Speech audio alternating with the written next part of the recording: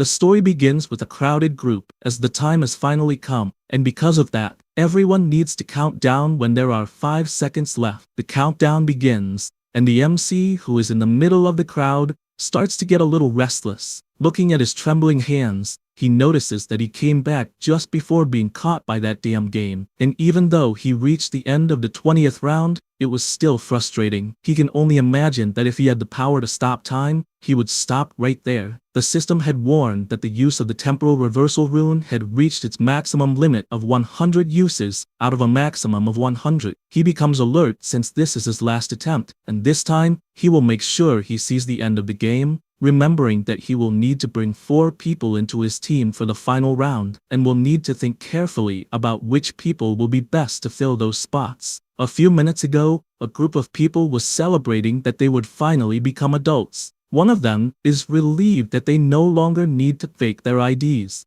Another asks what he could do after graduating, maybe becoming a delivery driver. While still unsure, he asks Young Min what he plans to do. He answers that, as he had already said, he will become a gangster. All his colleagues say that it's crazy since he could die soon with that kind of job, and they could swear it was a joke. However, he doesn't care because you only live once, and that's why he will live the way he wants. Everyone lets out a light, disguised laugh, but inside, they can't wait to cut ties with a crazy person who wants to join a gang. Peter takes the opportunity to ask what will happen to the task boy when he graduates. Referring to the MC, Youngmin answers that he can't just let him go free just because he's graduating. Everyone starts making fun of him since they knew this would be the outcome. He still makes it clear that he decides when he wants to stop playing with Ryu. At this moment, one of his friends looks to the side and asks if the person who was right in front of them isn't the task boy. Youngmin replies that yes. But as he looks at the MC, he notices a strange aura and becomes confused if he saw it right. At this moment, the MC takes off his hood and starts staring back, leaving the gangster confused as he's noticing something strange, and because of the stare, he asks if Ryu has a screw loose. All his friends make fun of him, telling him to take it easy since it's New Year's, and that there will be many more chances to bother him. He takes a deep breath and agrees, saying he will let it slide that day. At this moment, the new year arrives, and everyone celebrates since they are now adults. A voice is heard by all, saying that humans are really funny since they are celebrating the new year,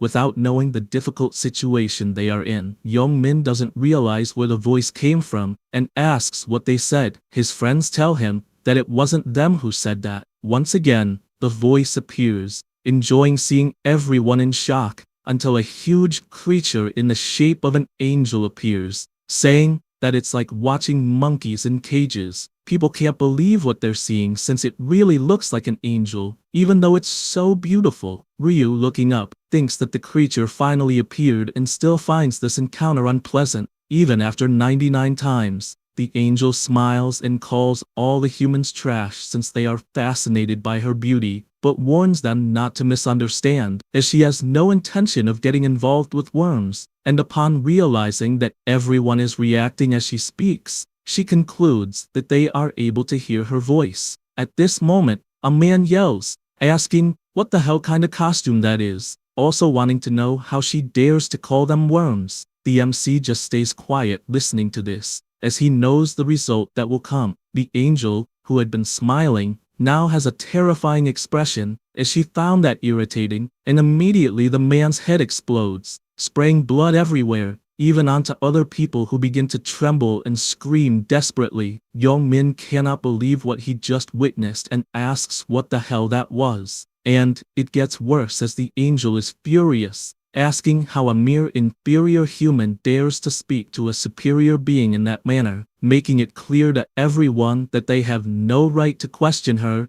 and should not act as if they are on the same level unless they want to die with their head exploded. She starts flying over everyone, knowing they are confused by the current situation, as mere humans cannot understand what is happening, and warns that she will explain it simply. The MC laments the situation, as he will have to listen to this explanation for the 100th time. She warns that a new game will start on the first day of each month, lasting for 20 rounds, and all humans will be spiritually transported to a new dimension to play this game, and she warns them that there will be things to do there. Everyone is in disbelief, as the angel says they need to complete the missions that will appear, and if they manage to do so, they can return to reality as a reward. A man whispers that he doesn't understand what the hell is going on, and another explains that from what he understood, that Angel will let them all live if they complete some missions. Burial continues, saying that everyone present must be thinking that they will live just by completing these missions, but she makes it clear that not everyone will live just because they completed the missions,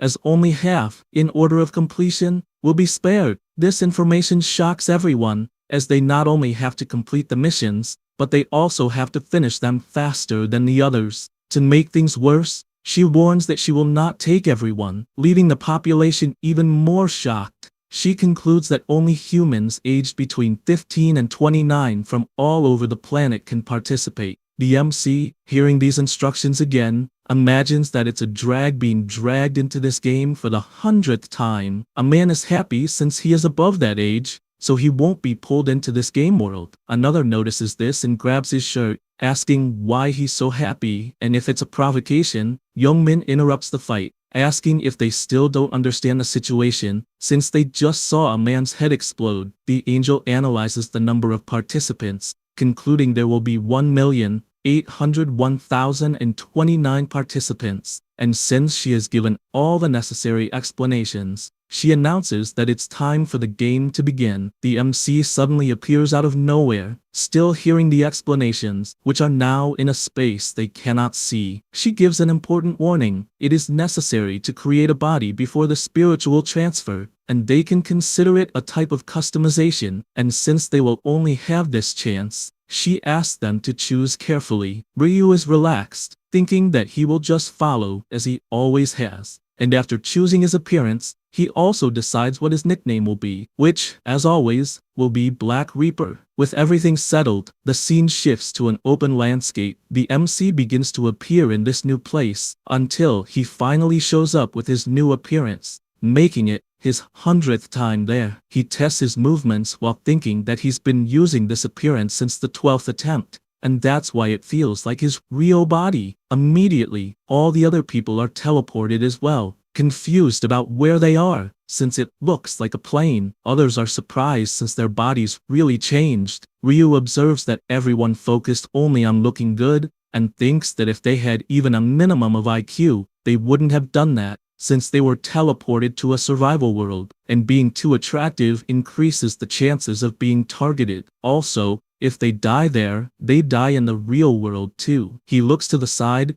and sees that Tongmin is also there, thinking it's pathetic, since this guy made a muscular body again. Suddenly, Burial appears, asking if everyone is happy with their new appearance, and notices that all 1.8 million participants are there, and are probably all from Seoul. A guy looking at her asks if there are really 1.8 million people, since it doesn't look like that many people are there. The angel laments, as humans are too dumb, and warns that obviously, this is not the only space that exists. That's why people are scattered across various planes with other angels, focused solely on the mission, as they should be. She informs that she will give a brief explanation about the attribute window, and the MC, already knowing how it works, summons his system, which displays his information such as name, nickname, rank, attributes, among others. Burial observes that everyone has already seen their own attribute windows, and, along with that, they noticed how terrible everyone is, then asking them to get stronger until they survive and complete round 20. Furthermore, they will also have one wish granted by her. They start gossiping about this wish, as it seems they can ask for anything. She then asks everyone to access the inventory option, as she left a present for each of them. Young Min thinks about the inventory and realizes there is a random rune fragment. She explains that this fragment is a one-time use item and can only be used while they are at level 1, and it's the only item given at the beginning. The gangster gives the command to use it,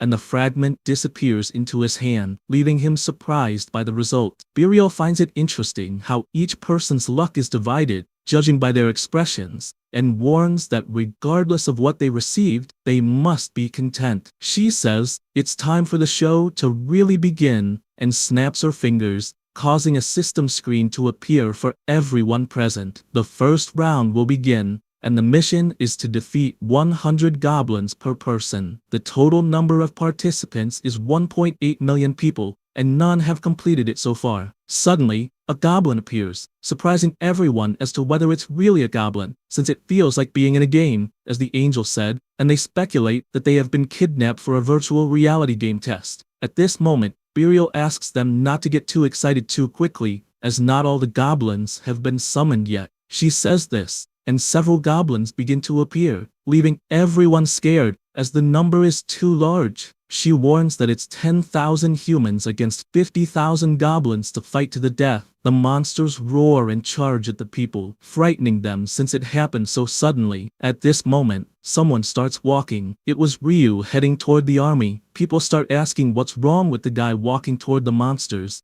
until the MC shifts his gaze and begins the battle by landing a solid kick on one of the goblins. Everyone is shocked to see this. And that was the real intention of the MC, as he knows first impressions are crucial, and that's why he needs to imprint this on everyone's minds. The kick lands directly, sending the goblin flying and dropping his knife. He picks up the dagger from the ground, as he needs to show his strength there so that the troublesome flies don't bother him, and after looking up, he sees Burial, since his goal is also to impress that angel. At this moment, two goblins charge to attack, but he finishes them off with a single blow each, once again leaving everyone surprised, as they don't know who the boy is, but already think he's amazing, and the name Black Reaper is also cool. The goblins approach the crowd, and they begin wondering if goblins aren't the weakest monsters in all games. Just as he says this, a monster leaps onto one of them, stabbing its dagger into his chest as it falls to the ground. Seeing this makes the people around them so scared that they start running and screaming. Ryu looks back and sees a complete massacre of goblins over the people. He knows that in this situation, people will misunderstand the game, as there's only one thing they will think about, which is their own survival. Like the terrified woman seeing someone being stabbed, the survival instincts will always speak louder, to the point where everyone starts running. He understands this well, as it was also his first choice in his first attempt. Watching the woman run, he comments that only after his second attempt did he realize that running in that open field is useless,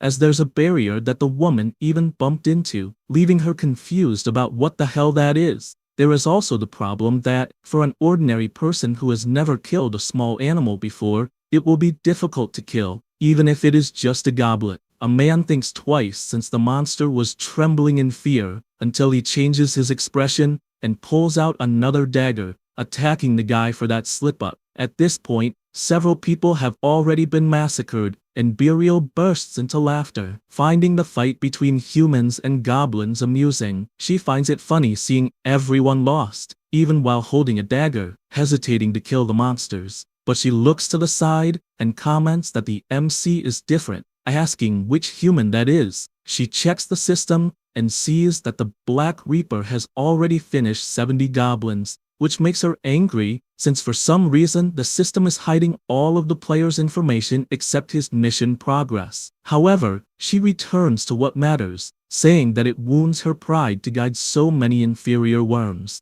But since there are some special humans, it's still worth watching them. The MC continued defeating the goblins, gaining experience and gold for each kill. Also leveling up, he has currently killed 75, with only 25 left to complete the mission. He dodges a thrown dagger and watches as several monsters attack at once. However, it doesn't matter, since with extreme speed, he begins slicing them one by one, spinning his dagger afterward, as now, there is only one left, who is also brutally finished with a precise blow to the head. With a frightening look, he asks if any more monsters will dare face him, but they are trembling in fear after witnessing the extermination of their species. Ryu notices their fear, and, because of this, invokes the attribute window to check how things are. He notices that he reached level 4 very quickly, and since he's aware that you gain 2 attribute points per level, he decides to allocate all of the points he's gained into dexterity, as he's aware of the increase in evasion chances,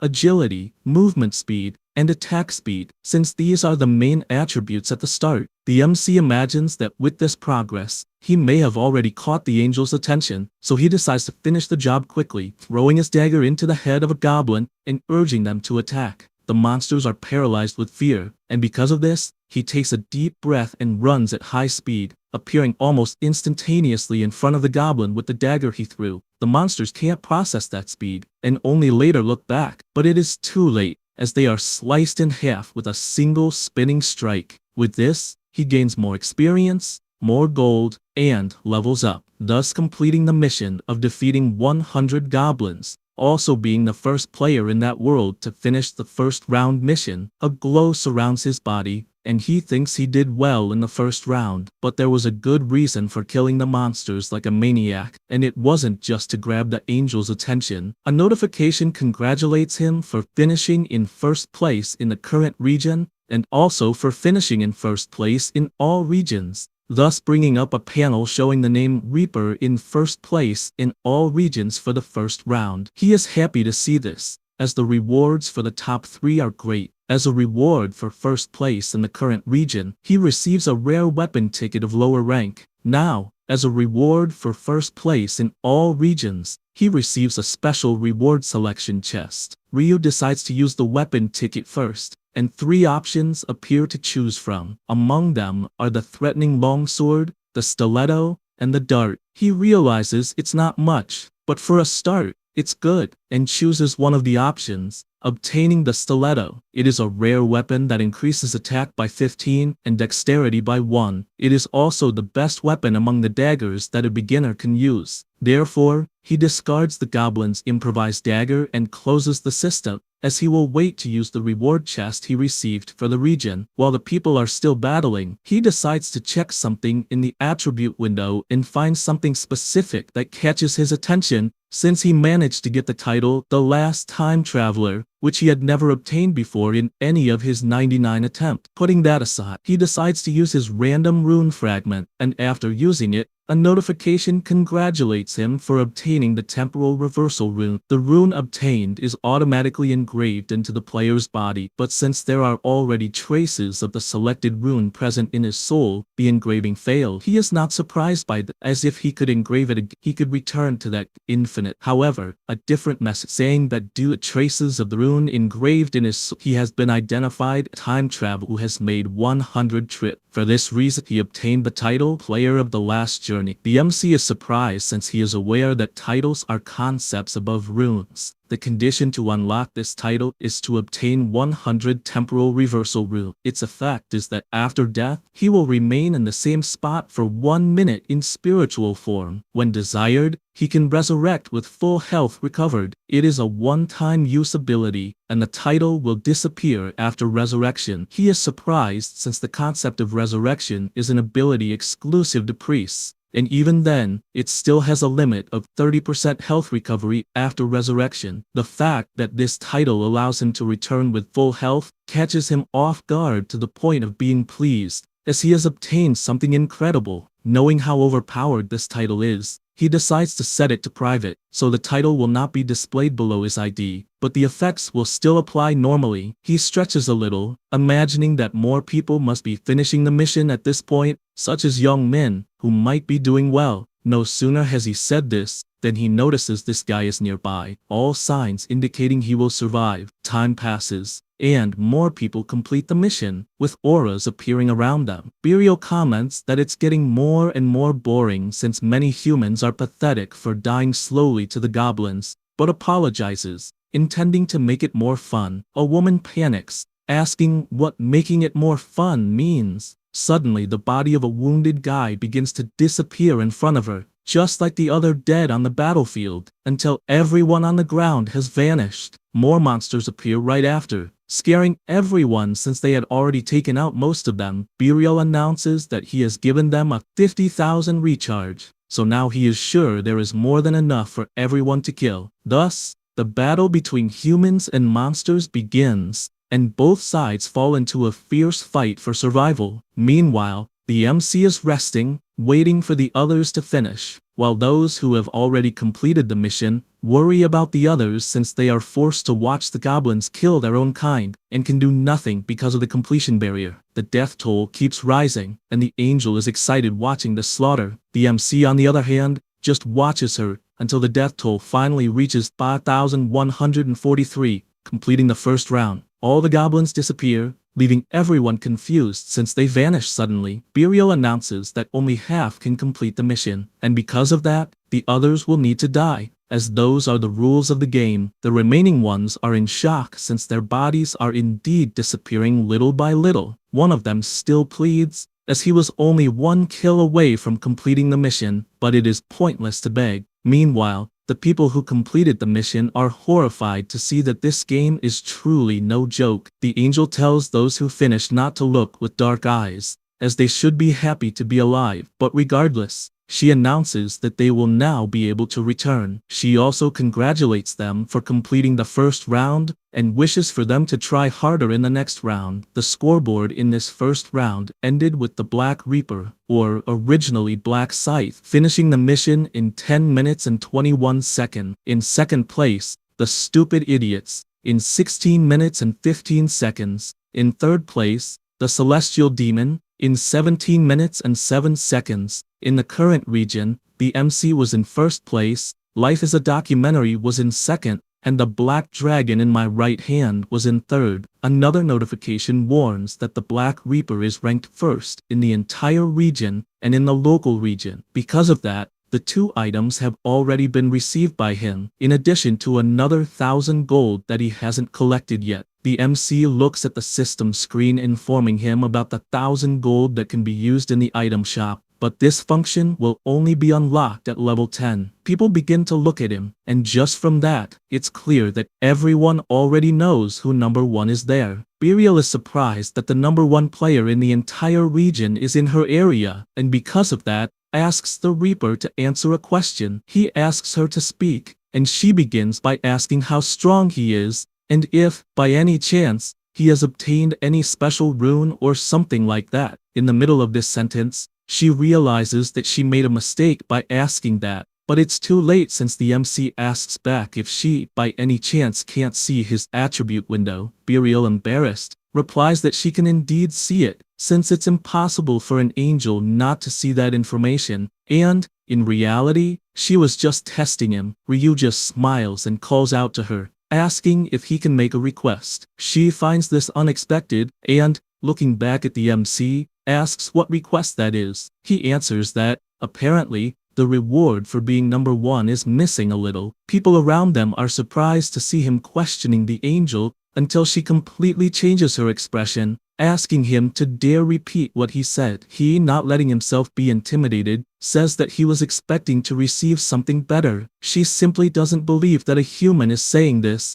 and asks him to say it again. The MC repeats, since he didn't like the rewards and wants something better. They both remain silent for a moment, and she, completely enraged, imagines how a piece of trash dares to ask for something, and that she had even planned to keep an eye on him because he had been interesting at first. But the guy is really treating her like this just because he killed a few goblins, and, for that reason, raises her hand, since someone so ridiculous deserves to have their head exploded. However, she hesitates, as she has already used her unique ability to kill someone and will have to wait for another opportunity to kill again. She thinks about it, and an idea forms in her mind. Since she knows exactly what she could give the MC, she looks at the MC and approaches, saying that she usually ignores this kind of request, but she will think about it, with them discussing it privately, and asks, please, for everyone else to wait a moment. Ryu steps out of his barrier, disbelieving that she is actually going to give another reward, and while passing between the people, he looks to the side toward Young Min, who becomes confused by being stared at out of nowhere. The MC just smiles and continues walking toward the forest with the angel. She asks why he is so distant, since she doesn't want to keep looking back every time she wants to talk. She says this angrily, since humans only seem to hear when she raises her voice,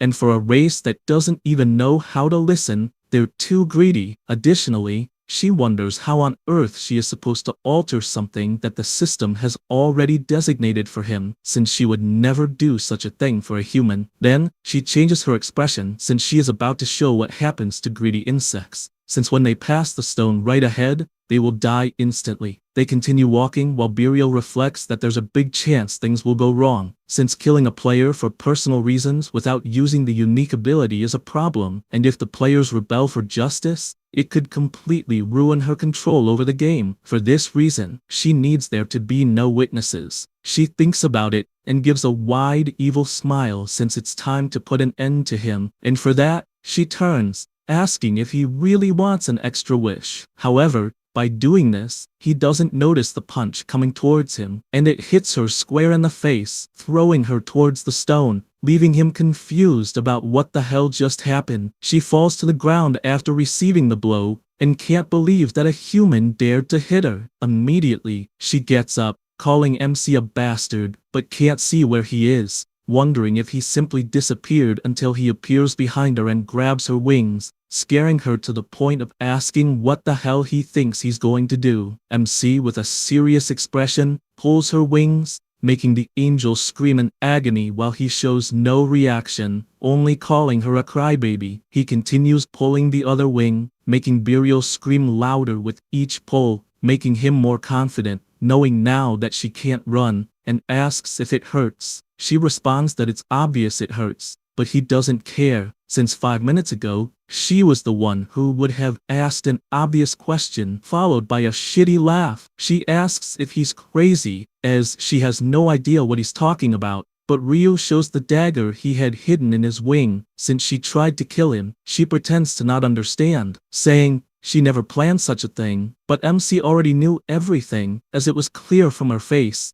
also calling her by name, Burial. She simply can't believe it, asking how the hell a mere human knows her name. He draws his sword from his inventory, making her scared, asking what he plans to do with that dagger, and points his finger, threatening to explode his head with just a snap of his fingers. Ryu simply smiles, saying she doesn't have the ability to do that. Burial gets worried, as she's getting more and more cornered, and asks if he truly believes he'll get away with it, as her friends won't just stand by if something happens. He mocks her, knowing that all angels are selfish, and don't care about others' problems, so whether she lives or dies makes no difference to them. She tries one last thing, saying he'll regret it if he kills her, as there's no benefit in doing so. MC tells her to shut up already, knowing he'll leave anyway once the system returns him automatically when the population finishes. Once again, she can't believe it, asking how he knows all of this, and begging for just one more chance,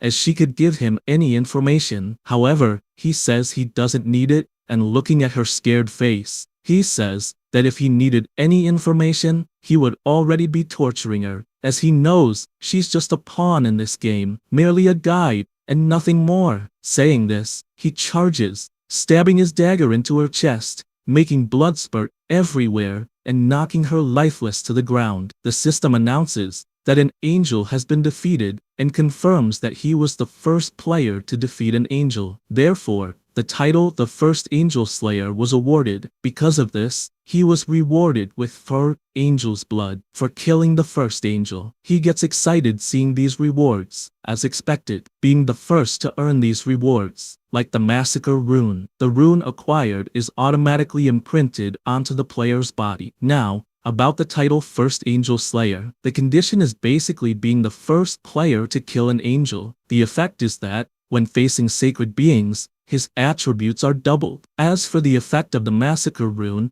every time an enemy is killed, all attributes increase by 1%, up to a maximum of 100%, maintained until the current round ends. MC is happy, as the rewards are amazing, and if the other angels find out he already has this rune, they'll be shocked. Then he looks at the real reason for killing an angel. This is the angel's blood. It's a consumable type, and its rarity is unique. It allows one to change their class to Reaper, and can only be used from level 10. Only the first player to kill an angel has the right to transfer their class to their natural enemy, a Reaper. All players can obtain a class starting at level 10, and there are a total of 30 different classes. Additionally, changing classes is something quite simple. It is only necessary to obtain a class change item, which is usually acquired through hunting or by meeting simple conditions. However, as always, there are exceptions, such as in the case of a change to a unique class granted only to one player,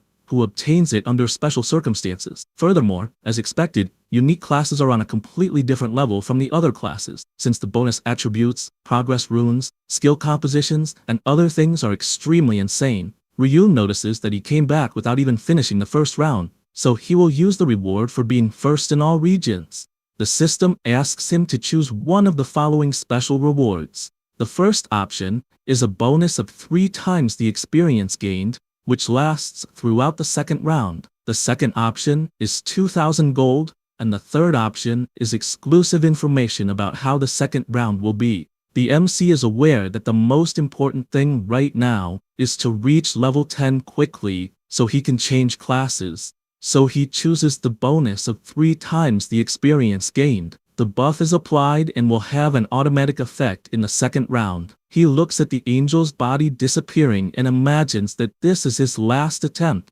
so there is nowhere else to go afterward, and, because of that, he needs to get stronger no matter the cost. Combining all the regions, there was a total of 900,000 survivors, and in the current server, there was an average of 5,000. Additionally, it is announced that he will soon be transferred to the body in the existing dimension. After that, Young Min wakes up, startled, trying to understand if the noise he hears is the New Year's bell. He starts sweating cold, not having any idea of what happened, as apparently everyone is on the ground, as if they had fallen with him, not to mention the strange dream he had. He picks up his phone and notices that it is 5:20 in the morning, which means that the time spent in his dream was the same as in real life. His friends begin to wake up too, with sore heads, in addition to their bodies. One of the boys asks Young Min if he passed out. He answers yes, and that everyone present also passed out. They can't believe such an absurd thing, since, in addition to everyone passing out at the same time, they also had the same bizarre dream in another world. The gangster replies that he also had this bizarre dream, but confesses that apparently it wasn't a dream, as everyone is celebrating for having gotten out of that hellish world. Also commenting on the goblins, Young Min comments that this must mean they will be sent to the next round every first day of the month, and notices that one of his friends is still lying down. He asks why the hell Taishik hasn't woken up yet, and they try to wake him up until they notice their friend with a purple face, becoming worried to the point of checking his body temperature and realizing it is completely cold. They panic, as Taishik, in addition to not breathing, also has no pulse. Young Min, worried, asks if this means he really died because of the game. James becomes terrified, asking if Taishik really died because he couldn't survive in the game. They come to the conclusion that all those still lying down must not be waking up, because they are dead. Young Min begins to tremble, wondering what the hell kind of madness is happening, since it doesn't matter whether they were born rich or poor, because everyone is being treated the same, so there's no longer any reason to cry over an unfair life. He thinks about it, and tells his friends not to worry, as now they just need to find a way to survive. James, terrified, says that life is unfair, because they will die without ever having enjoyed life. Young Min looks at his 2 friends and warns them that they are not the only ones in this situation, and because of that, he asks what is unfair, since everyone is in the same situation. Lu Yu finds this funny, as he always thought the gangster there had been a bully his whole life and doesn't feel like he will have any loss if he dies there, until he notices the handsome guy looking around and asking if he's by chance looking for the messenger boy. He replies that he can't find the bastard anywhere, and starts wondering where the MC went, since he's absolutely sure he saw where he was before they passed out, and wonders if perhaps he didn't manage to make it past the first round, coming to the conclusion that it makes sense, since he was a weakling. At this moment, he looks to the side, and sees a boy walking, which makes him question why the hell there's someone in strange clothes there, and starts to get worried, since this can only mean one thing. With this in mind, he tries to activate the attribute window, and immediately the system screen appears in front of him, showing his information from the other world such as his nickname, that he's level 5, and some of his stats. Seeing this shocks him, as the attribute window really appeared even here. His friends decide to test it, and are also shocked, as something like this shouldn't be possible. They wonder what they're doing, since apparently, the system screen is only visible to the person themselves, and wonder how the hell this became reality outside of the dream world, and ask if it's possible to use the attributes and items outside too. Young-min picks up a stone from the ground to test it, and when he squeezes it, it explodes in his hand. He realizes that his strength is the same as in the dream world, and gets excited about this, as it's fucking awesome. That night, a report airs on TV, informing that in front of a block in the city, a bell was heard right after the new year, which immediately caused 10,000 civilians to lose consciousness simultaneously. It also reports that an unidentified woman dressed as an angel appeared in the sky, talking to these civilians. Not long after, a mysterious explosion happened, after a civilian pointed at the woman and said something. Then, the civilian died instantly. After this woman extended her hand, all 10,000 civilians passed out. It's reported that according to the police, most of the civilians who collapsed were between 15 and 29 years old, and it was confirmed that similar events occurred in other countries around the world. The MC begins to watch on his phone as people try to understand what happened, and imagines that this is just the beginning. He observes that the articles about the deaths keep growing, while the real problem is somewhere else, as the fact that the player's abilities are transferred to reality is a mess. Although no one has a very high attribute yet, so nothing serious should happen, but he knows that as the levels increase, the story will be different. After all, these people have become transcendent entities, since no matter what modern weapons are used, or even the whole army, it won't be enough to suppress the players from the sheer power they will gain. Ryu starts to walk, imagining that he doesn't want to sit back and watch his world fall into chaos, and, if he leaves things as they are, the Earth will collapse before the 20th round. So there is only one solution, which is to control all the players with overwhelming power. He is aware that to open the boss room, he'll need at least 5 players, who fortunately, he already has a sense of which ones have this potential, and has even thought of a method to recruit them, although the time to act hasn't come yet, as there are more important things to do. After returning home, he opens the door and quickly looks to the side, noticing that his dear younger brother decided to eat ramen for dinner again. He goes to the room, and notices that Ryuwan is already asleep. Feeling happy that he has a brother who can fall asleep so quickly, he stops to think that his brother is already going into his 3rd year of high school, and that, in fact, his family was normal. But after his parents died in a car accident, everything changed. One of the most drastic changes was that he became the guardian of one. He thinks about this while seeing his brother's injury. At this moment, he turns on the light, waking up the boy, who gets up asking if it's his brother there. He looks at his phone after waking up, realizing it's already 6 in the morning, but gets startled when the MC pulls off his blanket, telling him he doesn't have time to sleep, and just asking him to get dressed since they'll need to leave. Juan asks where they're going, since if he says something like, they're going to see the sunrise, he prefers to sleep. He says this but changes his expression since he sees his older brother serious. The MC warns him that it's not the time to sleep or relax since the world is in chaos, and asks once again for him to get ready since he will explain what's going on the way. They start walking through the city, and one keeps looking at his brother since he's worried about what might have happened, because he's being very serious. Ryumin confirms if his brother has no idea what's going on in the world. The boy asks what the hell he's talking about, since he's scaring him, wondering if something happened while he was sleeping. The MC asks to see what the current topic is on his phone, and he immediately grabs it and asks what all of this means, since they're talking about an angel appearing and kidnapping civilians to another world. Ryumin explains that in fact, only the souls were taken, leaving the boy startled by this information, since it's clear his brother was one of those people, and asks if he's hurt or anything.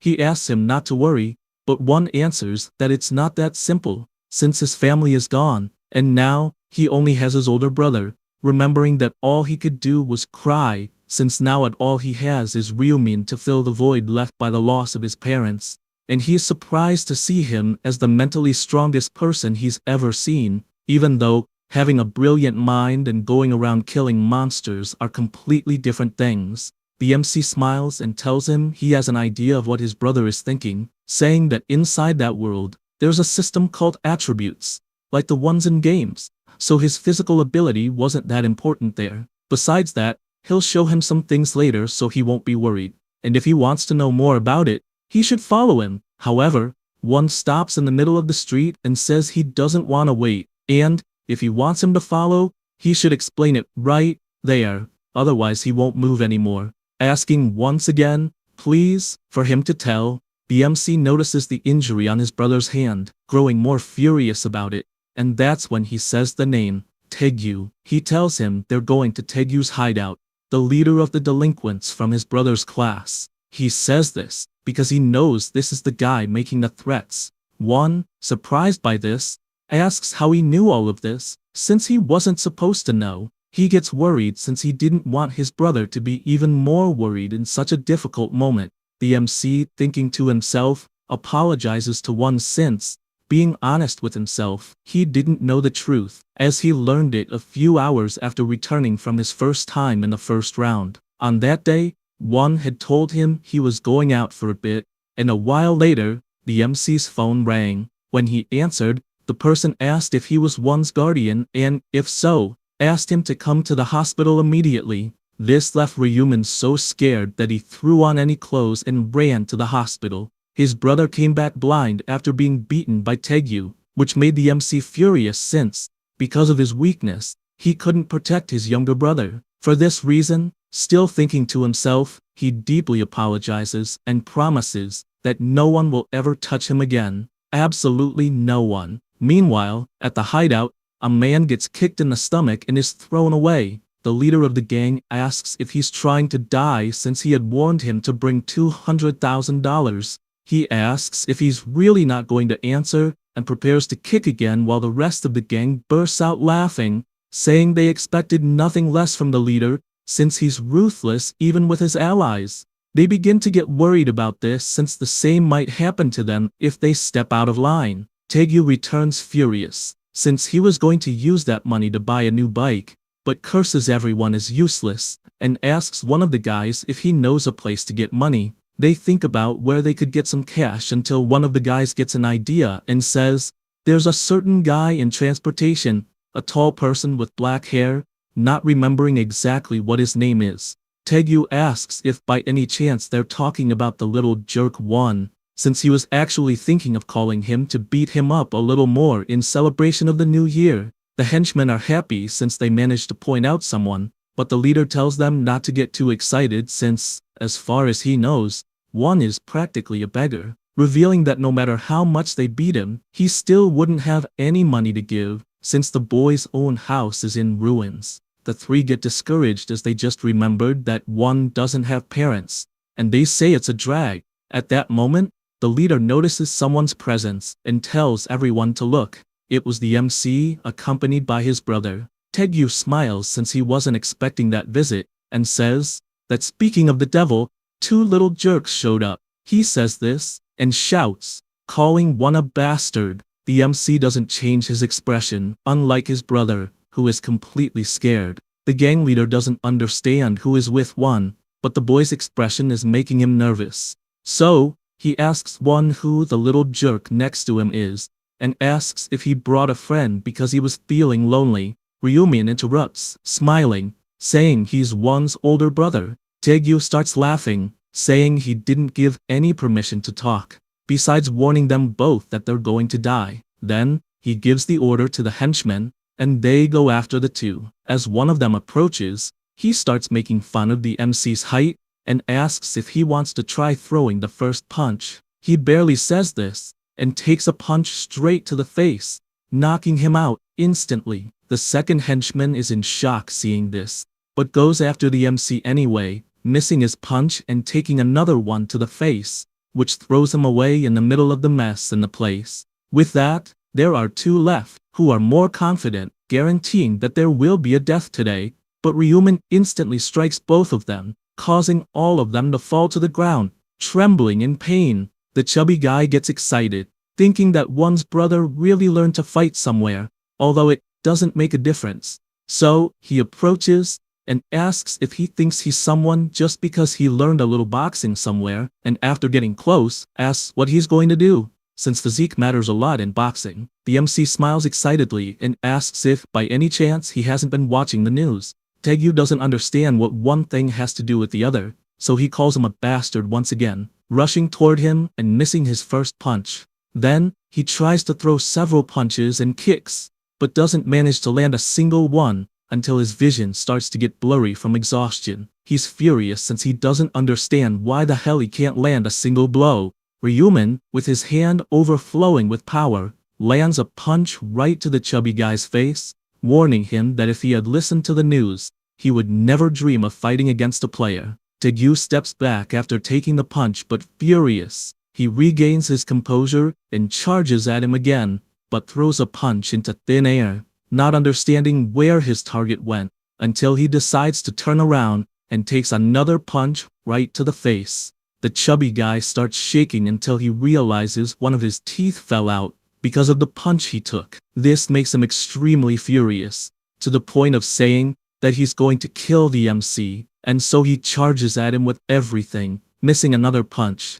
This time, Ryuman grabs his hand and lands several punches on his face. Meanwhile, the others inside the warehouse remain hidden, scared by the fight. The chubby guy starts to realize that the focus of the attacks is his face on purpose, and all he wants is to land a punch at least once. He charges forward and tries to land another hit, even pleading for the punch to land, but the MC, besides dodging, lands a solid kick to his stomach, sending him crashing into the wall, making the fat guy fall to his knees, trembling in pain. Ryuman asks if it's hurting, recalling the horrible feeling of seeing his brother in that state, and never forgetting that day. That's why he gets closer while the gang leader begs him not to come near. The MC crouches down, grabs his hand, and warns him that all of this is because he messed with his beloved younger brother. Taegyu can't believe it when he looks at his hand and starts screaming in desperation, as all of his fingers were broken. Then Ryuman grabs the other hand and does the same, while the fat guy desperately screams in pain. At that moment, the rest of the gang takes the chance to run, as they can't believe what they're seeing. One also can't look, as the screams are scaring him. The MC gives a final warning, asking if he now knows what will happen if he messes with one again. Taegyu, dying in pain and crying, says he already knows and will never touch the kid again. Ryuman smiles, as the fat guy understood, but then grabs his hand again, wanting to finish the job properly to make sure he won't change his mind. The gang leader starts begging him not to say that, but it's useless since, outside the warehouse, you could hear the deafening screams of pain he was giving. After that, the MC leaves with his brother, but one, curious, asks how he managed to do all that, and if, by any chance, he learned martial arts. He answers that it's not that, as he talked about the players earlier, and how it's possible to use those skills in real life. His brother is still confused by this, until the MC decides to show what he means, causing a glow in his hand, and a dagger appears shortly after. His brother is amazed since the dagger is beautiful, and doesn't understand how it appeared out of nowhere. The MC tries to explain a little about how he acquired the game's abilities, and things start to make more sense to one, as now, it makes sense why he was so fast to the point of dodging all of Taegyu's punches. Ryuman explains that he has 11 points in dexterity, which is one of the game's attributes, and that, for comparison, a normal human has 3 points, and a professional athlete has 10 points.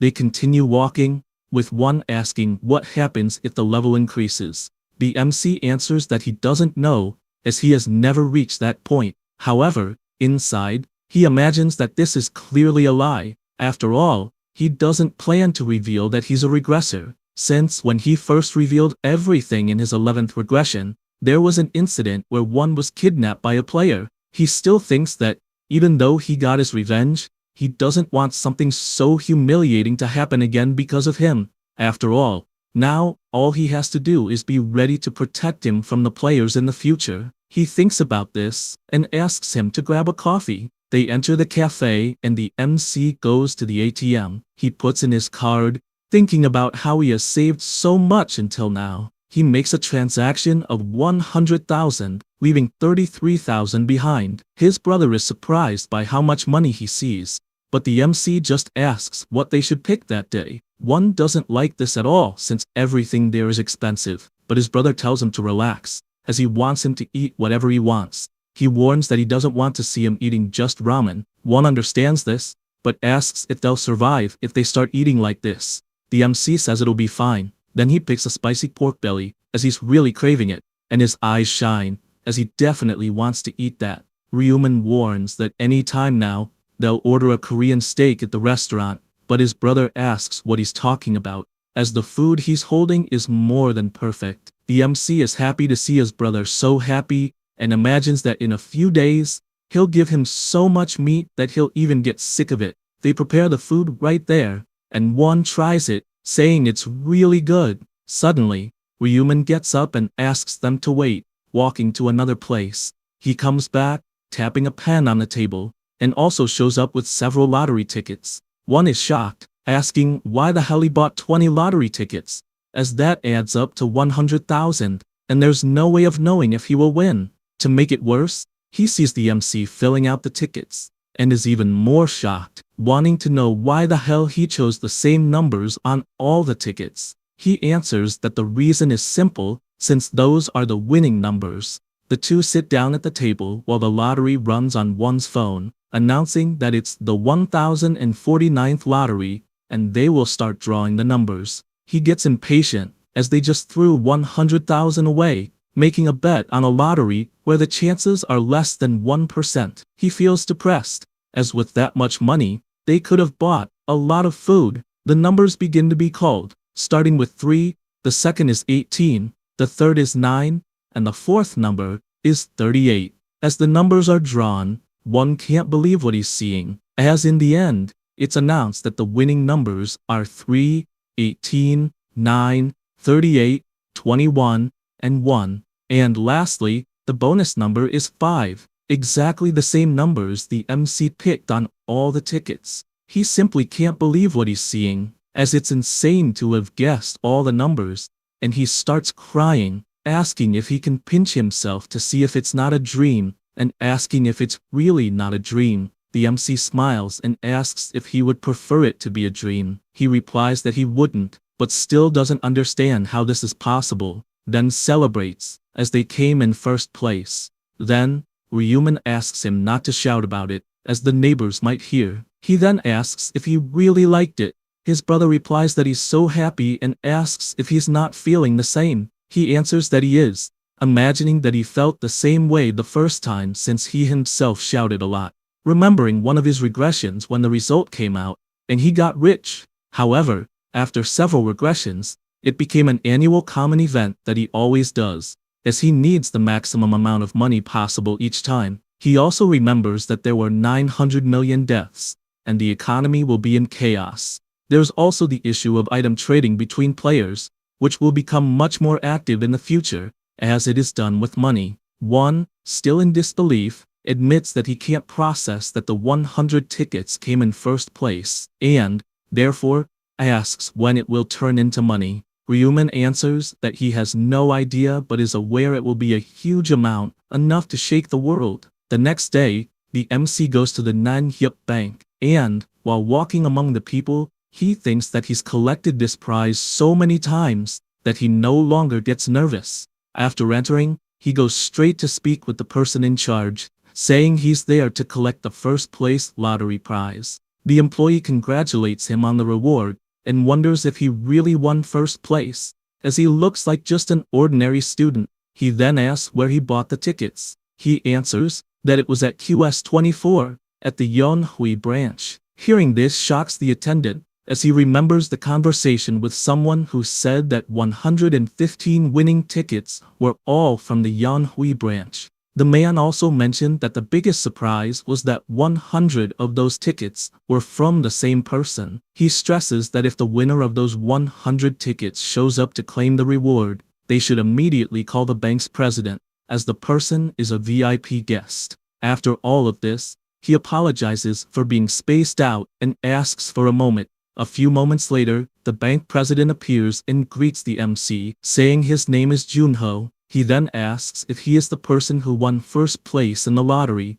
offering his sincerest congratulations for this achievement, and invites him to a more private place, as they're talking about a very large sum. After they arrive at the new location, they enter the room, and an employee immediately greets him, wondering if the person next to the president is his son or something like that. July then informs that this is a VIP client who is there to collect the prize, and for that reason, asks please to let him feel comfortable. Only then does she realize that perhaps the boy who is looking at her is the person who won with the 100 tickets, and, still nervous, tries to remain calm since he is such a valuable client. For that reason, she asks him to sit down, also welcoming him, and asking if he would like any drink, such as coffee, juice, or tea. He replies that he's fine, and that the most important thing at that moment is that he wants to receive the reward directly. She says that it's fine, that first, she just needs to confirm the tickets. He hands over the tickets,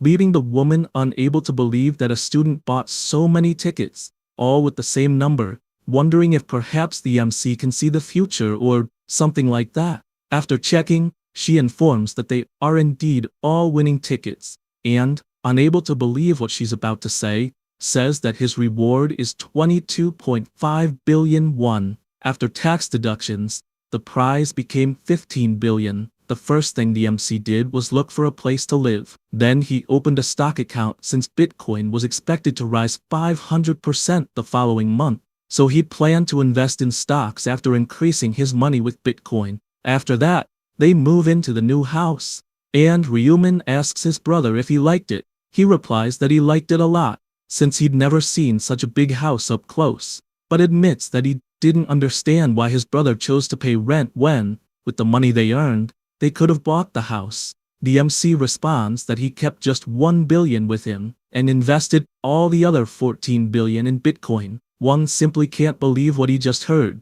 but the MC reassures him right away, as he can already imagine what he will say about this madness. But he informs that he can get more through the lottery at any moment since he saw the next 4 results in his dreams. His brother's eyes shine since he has never heard of people who dream about lottery numbers, and he immediately begs the MC not to forget any of these numbers under any circumstances. He imagines there's no way to forget, since he's done it countless times, and invites one to go eat something outside since they'll be moving again that day. In another place, someone punches the wall so hard that it breaks. It was Young Min testing his strength. He's excited since he was sure it was a good idea to put all his points into strength, and so he prepares another punch, throwing several punches at the wall, excited because he also gained the strength rune that doubles the player's strength. He stands admiring the impact of his punches on the wall since it's something even Mike Tyson would envy, and decides that now is the time to test it in a real fight. With this thought, he goes straight to Ryumin's house and starts knocking on the door, calling for him. He finds the lack of response strange but doesn't imagine that the boy might have died, even though he doesn't answer the calls either. Then, he starts remembering the look he received before the game started and gets furious since no one has ever looked at him so arrogantly, and that's why his will now is to kill him. He keeps knocking on the door frantically, aware that both are players with attributes, but a loser will always be a loser, until he decides to stop knocking on the door since it's clear that Ryumin is hiding inside. Because of this, he keeps his hands still and tries to listen for even a single breath from inside, saying that he's leaving since there's no one there. However, he says this trying to fool the MC, because if he hears anything from inside, he will destroy the door. At this moment, an old man appears, asking what he's doing in front of someone's door. Young Min is intrigued, and asks if that old man is the building manager or something like that.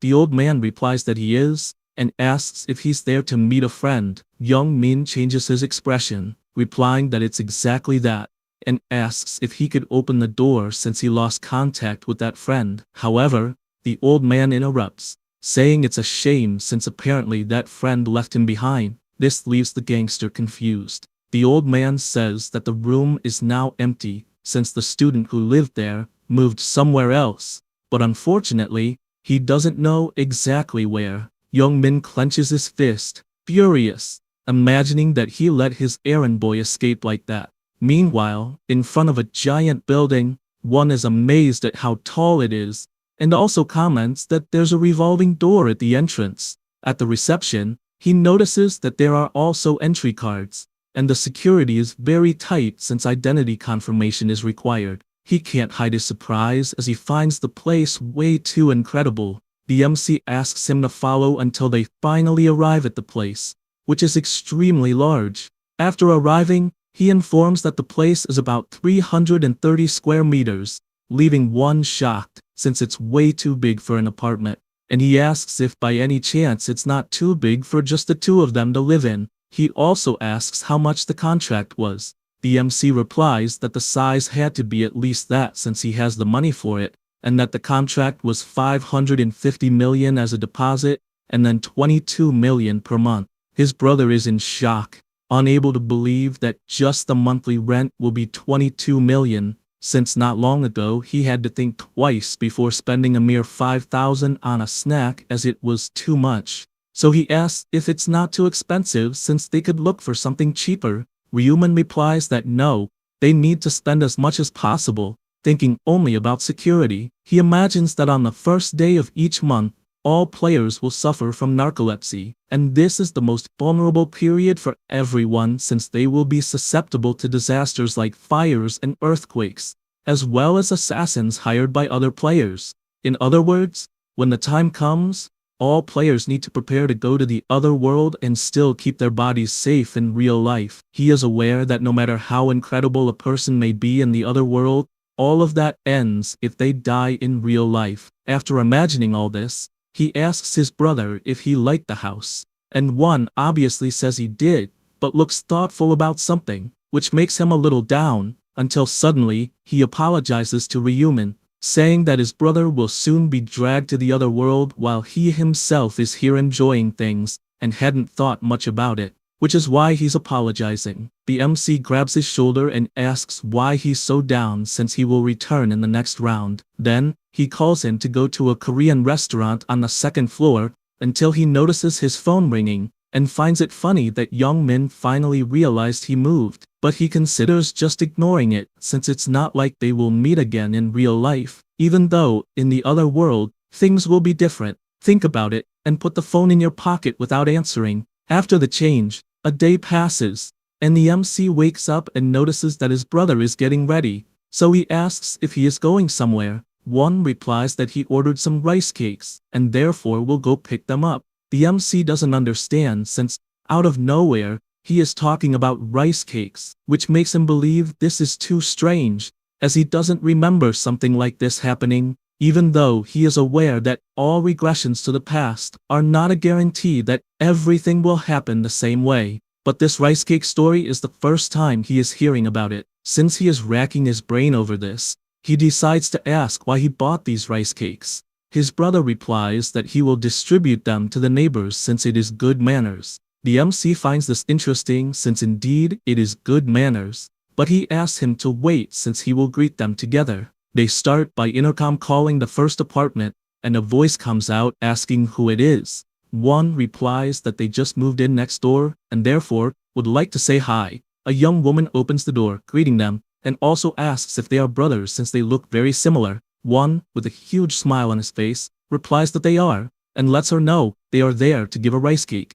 asking her to eat it while it's still warm. She is surprised by the beautiful cake, and thanks them since she can't wait to eat it. One thanks her, and they continue their journey, delivering to all the residents they encountered, and thus getting to know the people in the building. After that, they finally go to the last apartment, as it took them quite a while to attend to everyone. As they walk, the MC mentions that this floor is the penthouse, since floors 44 and 45 are used. One is surprised to hear this since the people who live there are probably super rich. The MC explains that he doesn't actually know the details, but it is probably a wealthy family or maybe a celebrity. They ring the doorbell, but no one answers. He rings it again, but no one appears. One assumes that no one is in the apartment, so maybe they will have to leave, until he turns around and is startled, as there was someone there after all. But he can't believe what he is seeing since it was the actress Erin Seo. One cannot hide his embarrassment, since she is so beautiful that she looks more like an angel. Suddenly, someone steps in front and asks if they are fans. The MC apologizes, since that is not the case, as they are just the neighbors from the floor below. One then shows the cake and asks if they want some. The man says he doesn't want any, and besides, Aaron doesn't eat that kind of thing. He goes to the elevator, calls for it, and asks the girl to follow him. She walks past, but before that, she looks back. The MC admits that he doesn't know who the guy is, but he was really rude and asks his brother not to pay too much attention to it. He replies that he is fine, and is amazed, asking if the MC saw it. Ryumin asks, saw what? He replies that he saw the actress. After all, they were right in front of them, and it was like seeing a mermaid. Meanwhile, several news reports are coming out about celebrities not waking up after the Great New Year's event. The one watching these reports is Erin, not understanding how the hell the world is still functioning, until she gets a notification on her phone, asking if she has seen the news, telling her that Solon died. She continues the conversation, but in her thoughts, she can only imagine that someone more famous than her ended up dying in the first round of the game, and she is scared since the same could have happened to her if she hadn't gotten a good rune, and she is glad she managed to grow at least a little. She also imagines that she wouldn't have made it this far without the company's sponsorship. At this moment, Hwan approaches and asks why she is lost in thought, then asks her to relax since she can speak honestly with him. She explains that she has no idea how the world ended up like that, and doesn't know if they will survive the next round. He tells her not to worry ahead of time since it makes no sense to torture herself for nothing, so she can just trust and relax. Erin just smiles since there is no one else to trust. She says that, but deep down, she knows he has become cautious because they assigned her a manager and a security guard. At first, she imagined it was just to observe her, but one thing she admits is that if it weren't for him, she definitely would have died right away in the first round. Hwan warns that he will protect her no matter what happens, and that's why she can't give up or get discouraged. She gets excited and thanks him for the support. Then, she comments about earlier since the neighbors apparently just moved in, and the cake looked delicious. He warns that she will gain weight if she eats that, but her point is that they took the trouble to come and greet them, and must have felt hurt. Hwan asks her not to think about it since they probably just wanted something from her, but Erin imagines she didn't get that impression because they seemed like two good people. Besides, she considers that they looked over 15 years old, so they probably killed the 100 goblins to survive, and finds it incredible, since she noticed that the two didn't seem scared or anything like that, even after going through all of that. The security guard finds it funny that she says that since only an idiot would fail that mission. She finds it funny too since the ability he gained is extremely useful in the other world, and yet it wasn't as incredible as the Black Reaper, whom she saw killing goblins as if they were nothing. He was so powerful that she almost felt sorry for the goblins. Besides trying to imagine what that boy's job would be in real life, as it would be amazing to work with someone like him in the second round. She gets more and more scared since she survived the first round purely by luck, but she is unsure how the second round will be. Time passes, and it is already January 31st at 11 o'clock in the morning. One is vacuuming, cleaning the house, until he notices that his brother has returned and asks if he made any profit. The MC replies that he did, although it wasn't much since it was around 15 billion, and he decides to tell how it went at the bank since the president of the place was shocked to see who was the lucky client this time, so he decided to ask what the secret was to winning so many times. The MC explains that he received a divine message in his dreams, but Junho just jokes that having a dream like that would be wonderful. One finds the story funny and asks if he will put everything into Bitcoin. He replies that he will, as it has now risen to 150 billion. However, His brother asks if they shouldn't start withdrawing since he is terrified of losing everything. The MC turns around and replies that it's not time yet, but asks him not to worry too much since everything is under control, also inviting him to lunch. They have lunch and walk around the city. After all that, he goes to bed, and Won stays by his side. While holding his hand tightly, the boy pleads for him to return safely. Ryuman, with a broad smile on his face, asks him not to worry, since what he did to Taegyu is a glimpse of the power he possesses, and tells his brother to go to sleep and not to worry too much about it, since he will wake up before he even realizes it. He says that, and the time arrives as his spirit starts being teleported, just like the spirits of all the other players who survived the first round. People can't believe they were teleported so quickly, and apparently, it's still the same place as before. A girl looks to the side and asks if that isn't the same person from before, the famous Black Reaper, who ranked first in the previous round. The MC notices that people are distancing themselves, probably because they recognized him, and he also notices Youngmin's presence. Suddenly, an angel appears, asking if everyone is already there. Everyone is surprised since this time, a different angel appeared. Estrid introduces herself, explaining that the angel responsible for the first round had an accident, and therefore won't be able to attend, but she asks everyone not to worry, since she will now be responsible for the second round. He says this with a wicked smile, in addition to spreading his wings in an imposing manner, as he is about to announce the objective of the second round. Immediately the system opens to everyone, announcing round 2. It also shows the number of final participants from all regions and their current region. Everyone is puzzled, as the panel isn't saying anything about killing monsters, even though there's a number of conclusions, and it might mean that everyone will survive this time. Estrid notes that she sees the confusion of everyone, and, because of that, decides to explain. She says that as everyone noticed, the current round has nothing to do with battles, and will end once they choose a representative from their region. This representative can use their authority to forcefully command other humans, and will crawl or even die if ordered. She warns that in 3 hours, everyone will receive voting tickets, and will be able to select the person they want to be the representative. One of the players asks if it will really end with just that. She replies that yes, as after the vote, the mission will end, and everyone will be able to return home, considering it a rest round if they prefer. Everyone gets excited, as, in addition to not needing to fight, they'll return home without doing anything more. The angel asks them to discuss among themselves for the next 3 hours to decide who will be the representative of the region. With that, the voting time begins. Everyone celebrates, as the mission seems very easy, unlike Youngmin, who is furious because he really wanted to fight. His friend asks him to relax, as coming back alive is a good thing. He responds that he put all his points into strength, and not being able to show all that power is frustrating. The MC just watches, as it seems that Youngmin got a strength rune once again, and everything is going as before. He starts walking toward the forest, as he knows that finding a representative is the least of the problems,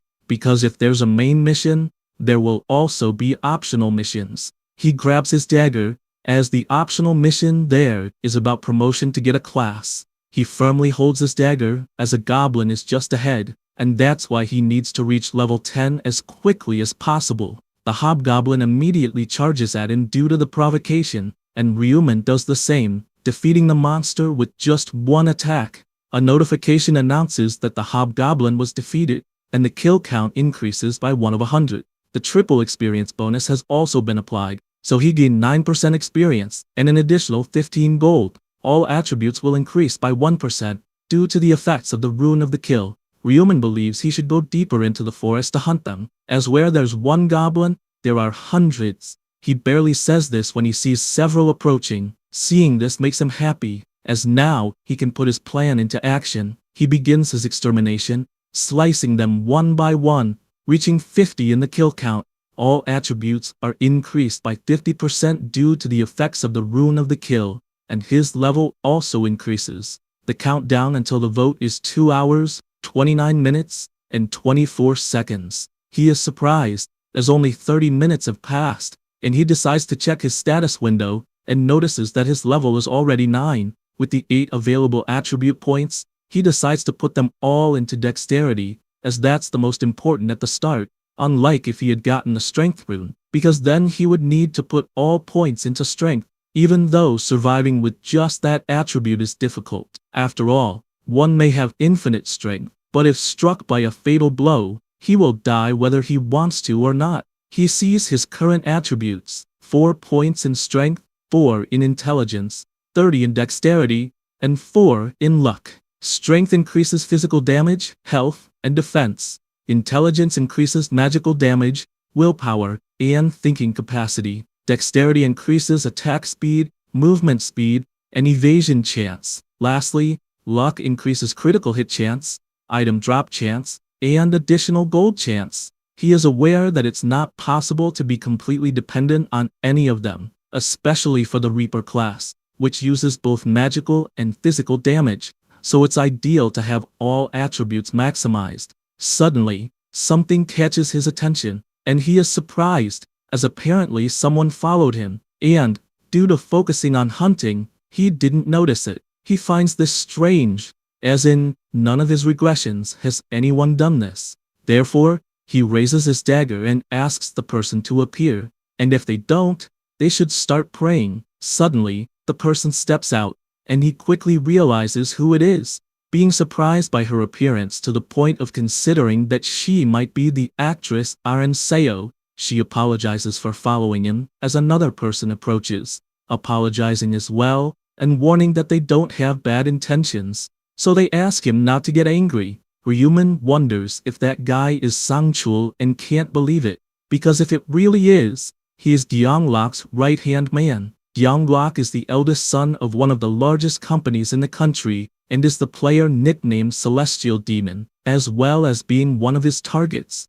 Having this player by his side would greatly improve his growth in many aspects, but the one who should recruit him is the priestess who was with this guy during the 20th round. He admits inwardly to being surprised to encounter this guy so soon, and doesn't understand why he is with Erin, until he remembers the head of security who is protecting her, and wonders if they are the same person. This makes him recall a story about Gyeonglok sponsoring a celebrity. However, after thinking about all this, he asks why they are following him, not liking any of it, as the future has changed once again. She, frightened, tells him she saw him leaving the others, and followed him as soon as he entered the forest, apologizing in case this made him angry, and explaining that they are only there to make an offer. He asks what this offer is. She is happy that he at least wants to listen, and tells him she's been thinking about them cooperating with each other.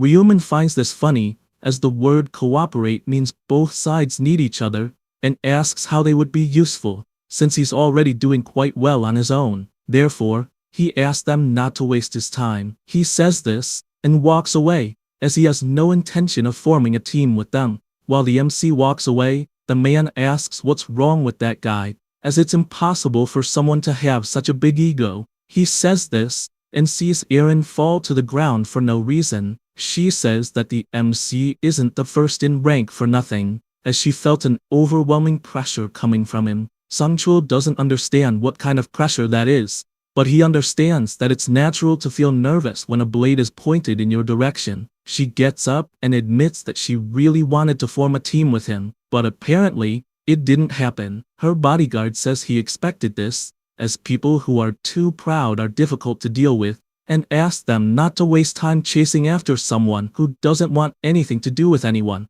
Aaron answers that it's fine and is surprised, as she never imagined there would be goblins in the forest, so she asks if they should hunt for a while. She says this, and the two leave to hunt. Meanwhile, in the forest, a goblin is rummaging through the area until the MC appears behind him and finishes him off with a single strike, as his focus is to level up as much as possible. His kill count is already at 60, and all his attributes had been increased by 60%. Suddenly, a different enemy approaches, exciting the MC, as the gnolls have decided to appear this time, thinking it's his lucky day. The wolf monsters immediately rush to attack and leap toward Ryuman, who just tightens his grip on his dagger, and, with one single strike, takes them all out at once, defeating a new enemy. His kill count rises to 65, and his level also increases, finally reaching level 10. With this, all the conditions for class advancement have been met.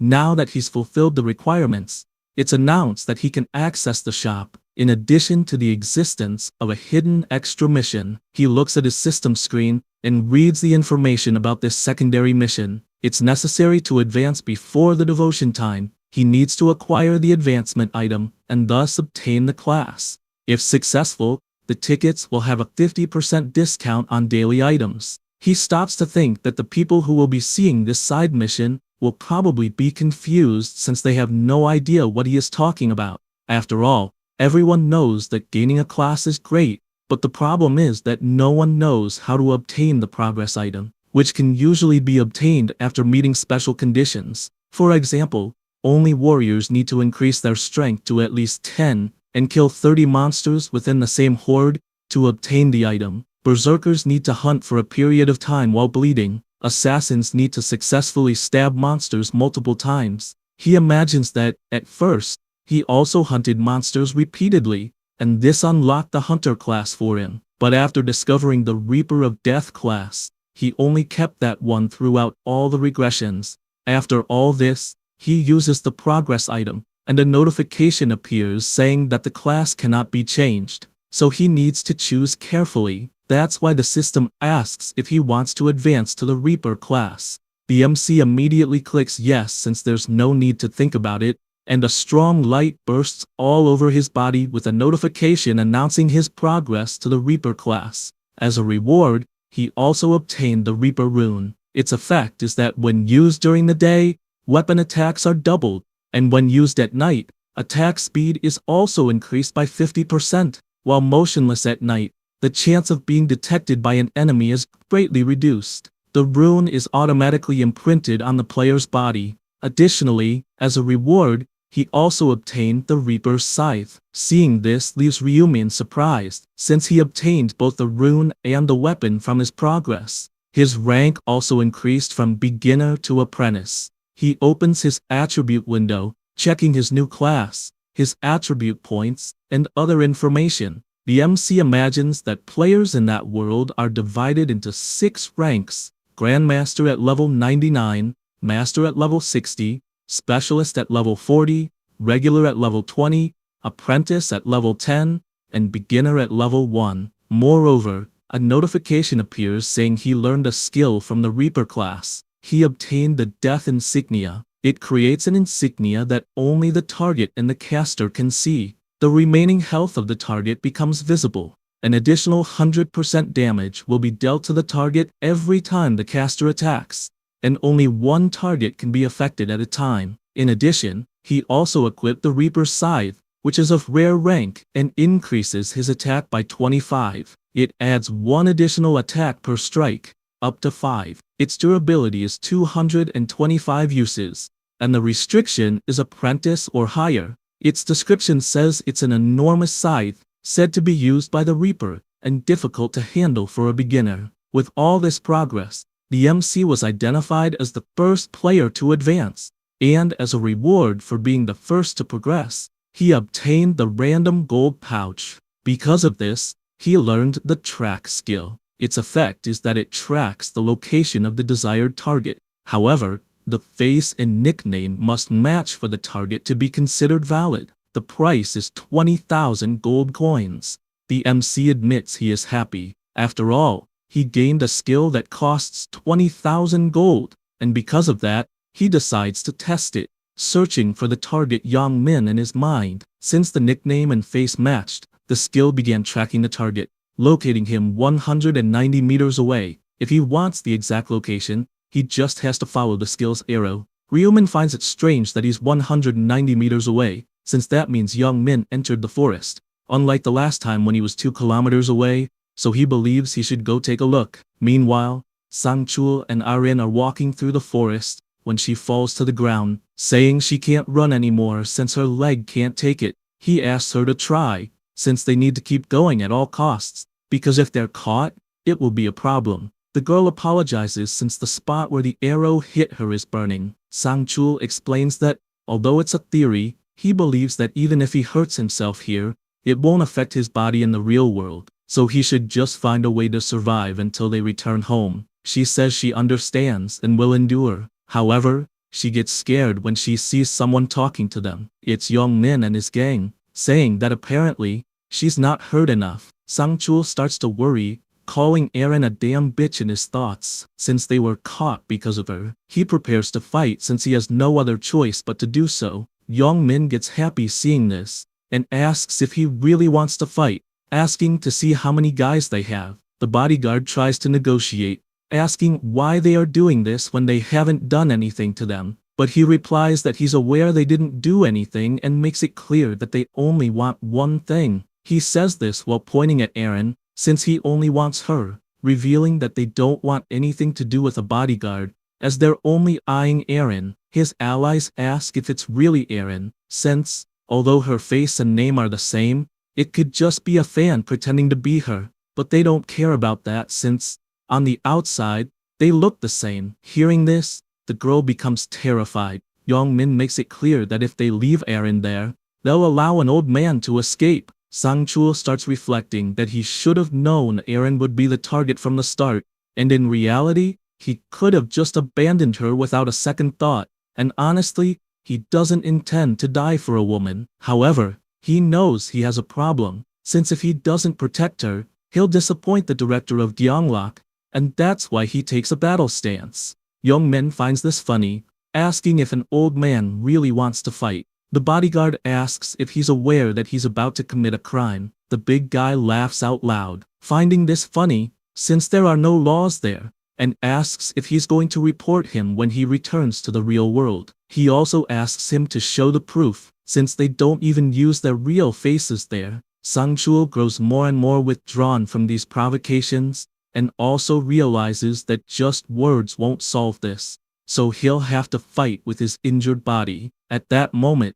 he notices someone beside him asking if it's really the Black Reaper there. Young-min becomes worried since he didn't see anyone approaching. The MC steps forward and asks what they're doing there. Young-min tries to tell him to go away, but Ryumin tells him to shut up, as he's not talking to him, but to Sang-chul. Wanting to know the situation, he yells, explaining that those guys are after Aaron and ambush them for that, and warns that if he helps, he'll be in debt to the famous Black Reaper. The MC then looks to the side and asks if that's true. Young-min answers that he doesn't care if it's true or not, telling the MC to go his way. However, he starts walking, radiating a terrifying aura, and warns that those two are known to him. The gang gets scared, asking what that means, but Ryumin just appears with his bloody scythe, warning that he won't ignore a wounded person.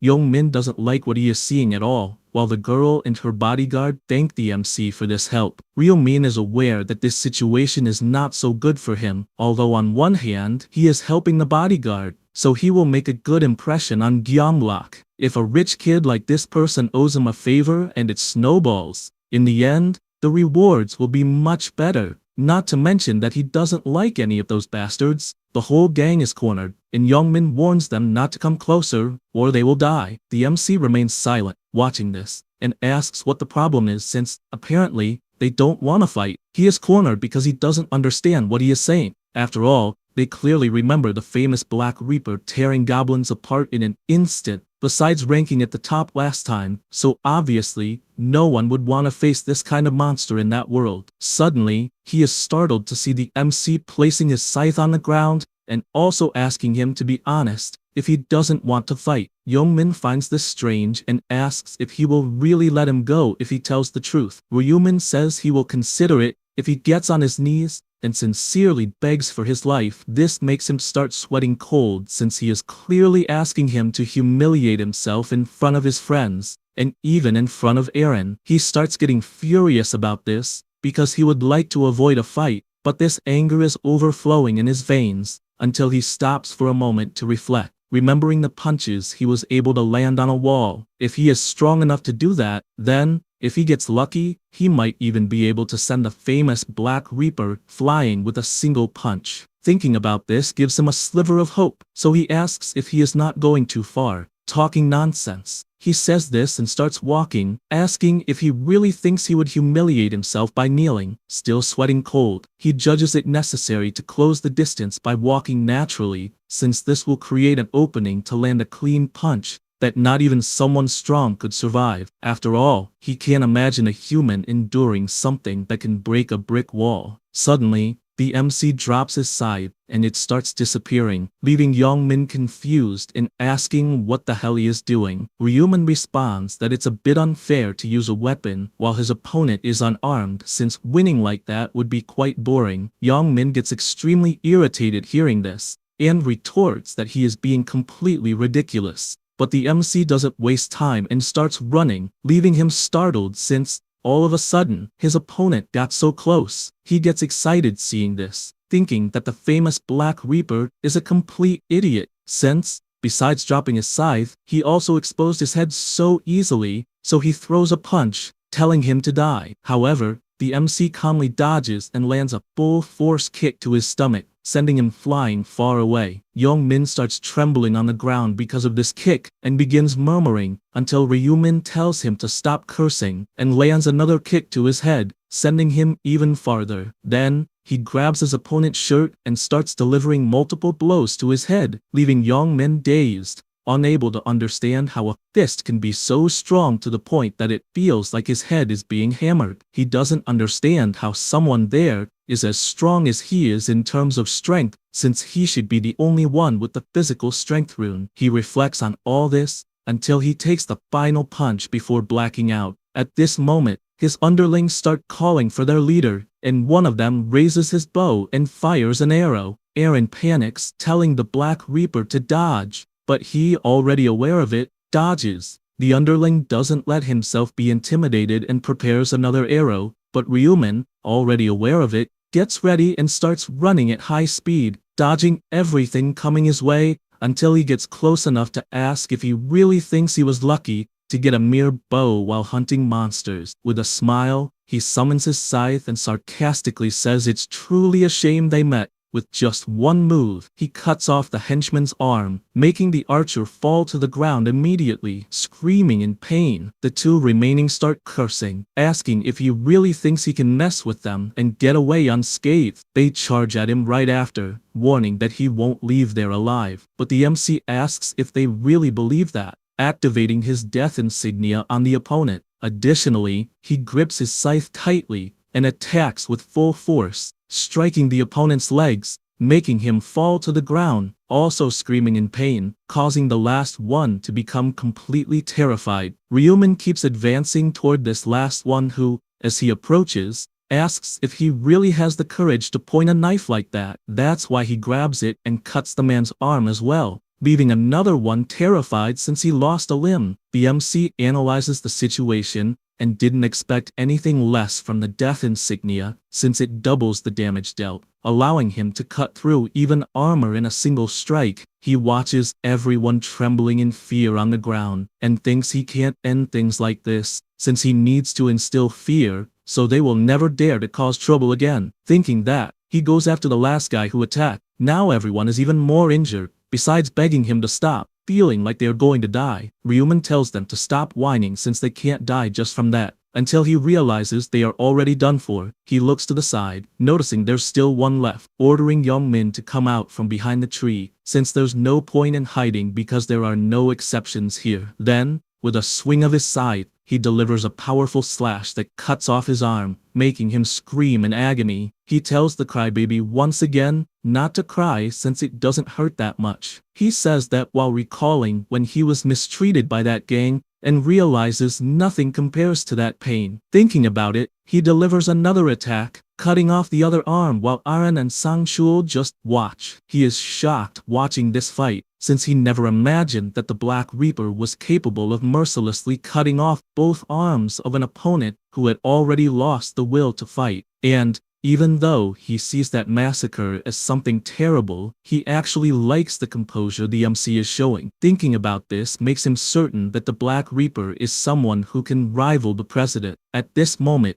Ryumin approaches, asking if the two are okay. Sang-chul replies that they are, thanks to that help. Then, the MC tells them not to worry about being attacked by those guys anymore, since they won't be able to move, and therefore, they can go ahead and do the voting. The two bow down, thanking him once again for his help, until Aaron asks if, at this rate, those guys won't end up dying. He asks what the problem would be if they died, since even animals are more civilized than them. He says that, and realizes the girl is really soft, since it makes no sense to care about the lives of scumbags as if she were some saint. He suspects she is only doing this to maintain a saintly image because she is a celebrity. At this moment, Sang-chul calls his attention, asking if he can say something. He asks why spare the lives of those guys, since there wouldn't be any problem in that world even if he killed them all. Hearing this makes Youngmin nervous. Ryumin smiles at that question, since he is increasingly realizing that this guy really acts as Genblock's right-hand man, so he responds that the reason is simple. He gains no benefit from killing them. Sang-chul worries about that answer, wanting to know if that gang couldn't cause trouble in the future or something like that. He looks once more at all of them injured on the ground, and asks if he really believes those guys could be a problem for him, also explaining that it's not good to have a decline in the population,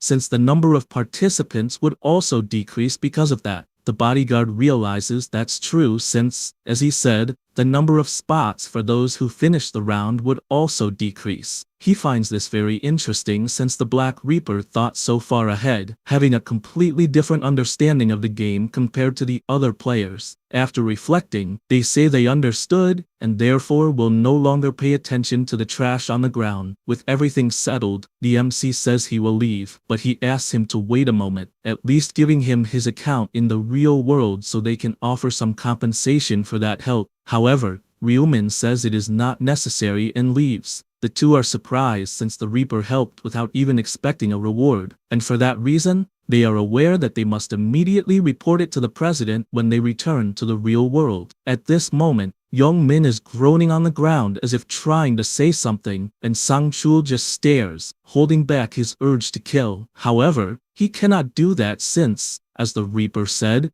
it would bring no benefit, so he simply calls Aaron to leave. Meanwhile, all the players are still deciding who to vote for, even getting into fights since many want to be the representative. The other players ask them to stay calm, because the key there is to unite forces and not fight if they want to move forward. For this reason, one person volunteers, saying they cannot have a representative who loses his head so easily. Another one then says that his father is a member of Congress, so for that reason, he would be more than ideal for the position of player's representative. However, the others do not believe that story and ask how he could prove it. At that moment, someone grabs their attention. It's a guy nicknamed Chocolate Mint Boy, saying there are only 2 hours left until the end of the vote, so they cannot waste time in such a foolish way. The others ask how they could solve this situation if that's the case. He replies that he has a good solution for that. Everyone falls silent since they want to hear what the boy has to say. This excites him because everyone is following his words, and he expected nothing less from his persuasive rune. He remembers when he got this rune and was pissed because the persuasion rune increases the chances of persuading the target, provided the target is capable of conversation. This effect does not apply to targets of a higher level than the caster. His frustration came immediately after, since there was no way for that rune to incapacitate monsters, as they cannot even talk. Until, at one point, he looked to the side and noticed some people fighting well, so he decided to test it, shouting to the group that a woman was in a dangerous situation,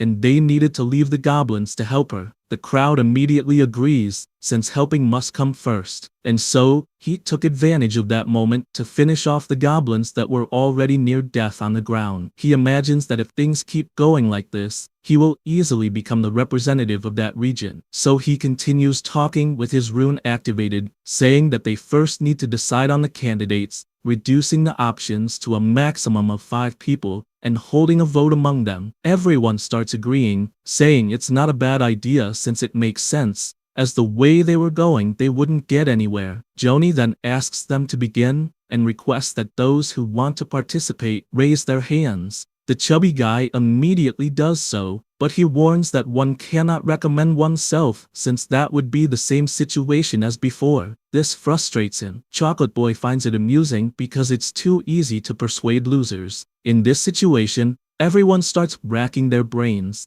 as they are unsure who they should recommend as a candidate, and Joni just waits contentedly since everyone is very quiet, and if it stays that way, they will vote for him. Then one of the players says he will recommend Chocolate Boy as the representative, stating that he is the best representative there, since he seems to have leadership skills and logical thinking. Joni asks if he is sure about that. The boy responds that he is since he handled the situation well. The blue-haired guy finds it amazing because the idiots are falling for his tricks, so he thanks him for the vote of confidence, and asks if anyone else would like to say something. At that moment, another person raises their hand, saying they would like to recommend the Black Reaper. He remains smiling, as it makes sense for the person who came in first place in the first round to be recommended. Then, two other people raise their hands, recommending the person who came in second place, and the person who came in third place. One has the nickname, Life is a Documentary, and the other is the Black Dragon. Joni speaks up,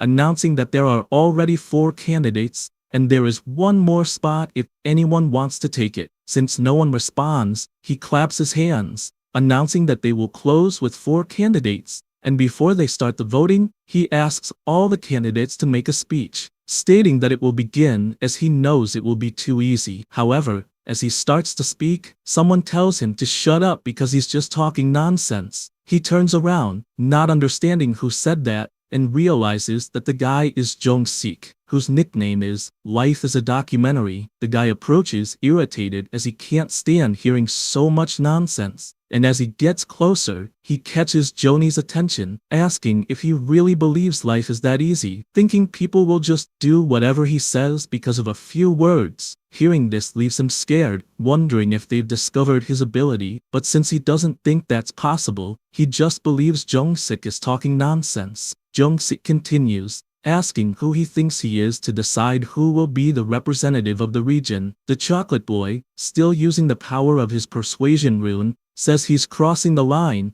as there's a saying that goes, a person's words are their face and personality, and asks if he really believes that hostile words will convince anyone. With those words, he thinks the rune should take effect. But that only makes Jong-sik angrier, wanting to know if he's trying to give a lecture, because if that's the case, he'll die right there. The Skyhair is scared, as his ability isn't working, which can only mean that the guy is on a higher level than him. The brute starts shouting at everyone, saying they should vote for him, and, if they don't, he'll start killing them all. At this point, Joni calls his attention, asking if he really thinks anyone will listen to him if he keeps yelling like that. Jong-sik stays silent for a moment, and then makes an attack with his dagger, striking the Chocolate Boy's neck, who starts desperately trying to speak but loses strength and falls lifeless to the ground. At this moment, the brute gives another warning, saying he will kill everyone just like he did with the idiot on the floor. The players panic, realizing a crazy killer is among them. With the dagger covered in blood, Jong-sik lifts it and tells them to come at him if they have a problem with it. The crowd simply starts shouting that there's a crazy killer there, but he just smiles, as if they're not going to fight against him. He'll fight against them all, and with extreme speed, he starts slicing through them one by one. With his maniac killer look, he finds it all amazing, as there's no police, no reporters, and no cameras, so he can kill as many people as he wants without any problem. Once again, he points his dagger and warns that if they don't vote for him, he'll kill everyone in the next round. The players freeze in fear, while Jong-sik continues with his killer stare, thinking that now, everyone will vote out of fear, and when he becomes the region's representative, he'll be able to eliminate the Black Reaper with just an order, as if he can kill him, he'll be number 1 on the ranking. Meanwhile, elsewhere, scythe strikes are dealt at every moment, and notifications of the Nal elimination keep coming in. The kill count is already at 265 out of 100, and all attributes have increased by 100%. Plus, the triple experience buff is active. He notices he's already level 16 but is puzzled, as he thought he would be at a higher level, and also notices that the frequency of level ups is slower as he progresses. as even though he killed more than 200 monsters in the last 2 hours, he only managed to level up 6 times. He also realizes the only good side is that hunting is getting easier, plus the obvious help from the Reaper's rune and the Killing rune, as one causes double damage and the other doubles the attributes. At this moment, he lets go of his scythe, which disappears shortly afterward since the time has reached 0 and the voting hour has come. With that, all the players are summoned to the starting point, appearing one by one. The players are frightened since there are numerous corpses of players in that location, and they don't understand what the hell happened there. Aaron asks if the player covered in blood really killed everyone there. The MC just watches since, apparently, Jung-sik came out on top this time, as he knows that this guy is the leader of the Jung-sik gang, and the second best fighter in his district. Even though, unfortunately, he has a shitty personality, he keeps observing how despicable this guy is, and knows it's better to remove a ticking bomb before it explodes, but he decides not to do it, since it's not the right time yet. At that moment, Jung-sik walks toward the MC, asking where he's been since he's been waiting there for a while, and says that he just wanted to give a suggestion, which, to get to the point, is that he wants the famous Black Reaper to become his servant. The MC asks what he means by servant. He, spinning his dagger, says it's exactly as he said, if he wants to have his life spared. Ryumin asks if he really wants to pick a fight right now, and therefore, orders him to kneel, making it clear that it's the only way to let him leave intact. The gangster, covered in blood, tries to intimidate, saying that apparently the fool didn't understand the situation, as things will be different if he becomes a regional representative. However, he raises his hand and summons his dark scythe, asking if he'll be satisfied dying right here at this exact moment. Jung-sik is horrified since he has no idea where such a powerful scythe came from, and he concludes that he messed with the wrong guy. Ryumin intimidates again, asking if, by any chance, the cat ate his tongue. He feels increasingly intimidated and warns that he's Jung-sik in real life as well, the famous leader of the gang with the same name, and for that reason, he would never kneel to a nobody. He then decides to provoke, telling him to attack first with his pretty little weapon. The MC finds all of this amusing since that guy still has such a short fuse as always,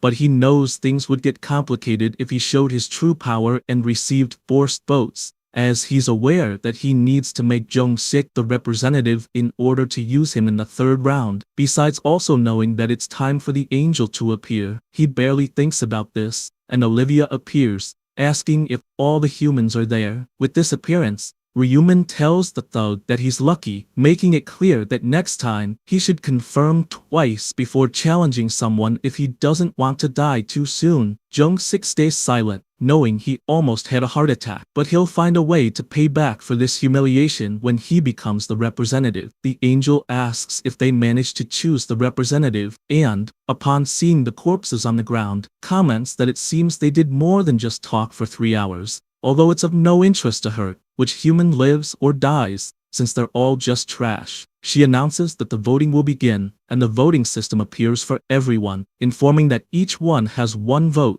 and the player with the most votes will be elected the representative. Then, they just need to look at who they want, think, and vote. In addition, the notification warns that those who fail to vote in the next 5 minutes will be eliminated from the round, and consequently, will die. That's why the voting time begins. Everyone starts looking at Jung-sik, since they're intimidated by the threat they receive, and that's also the way the voting works. At that moment, he notices something and shouts at a woman who isn't looking at him, ordering her to look if she doesn't want to die. He continues doing this in all directions, always warning that she can consider herself dead if she doesn't look at him as a sign of vote. Time passes until the voting time ends. Olivia announces that time is up, and that they were smart since no one left their vote blank, as they would have died. She claps her hands to start the vote count, and a huge system screen displays that in first place is the player with the nickname, Life is a Documentary, with 2,412 votes. In second place, the MC, with 2,077 votes. In third,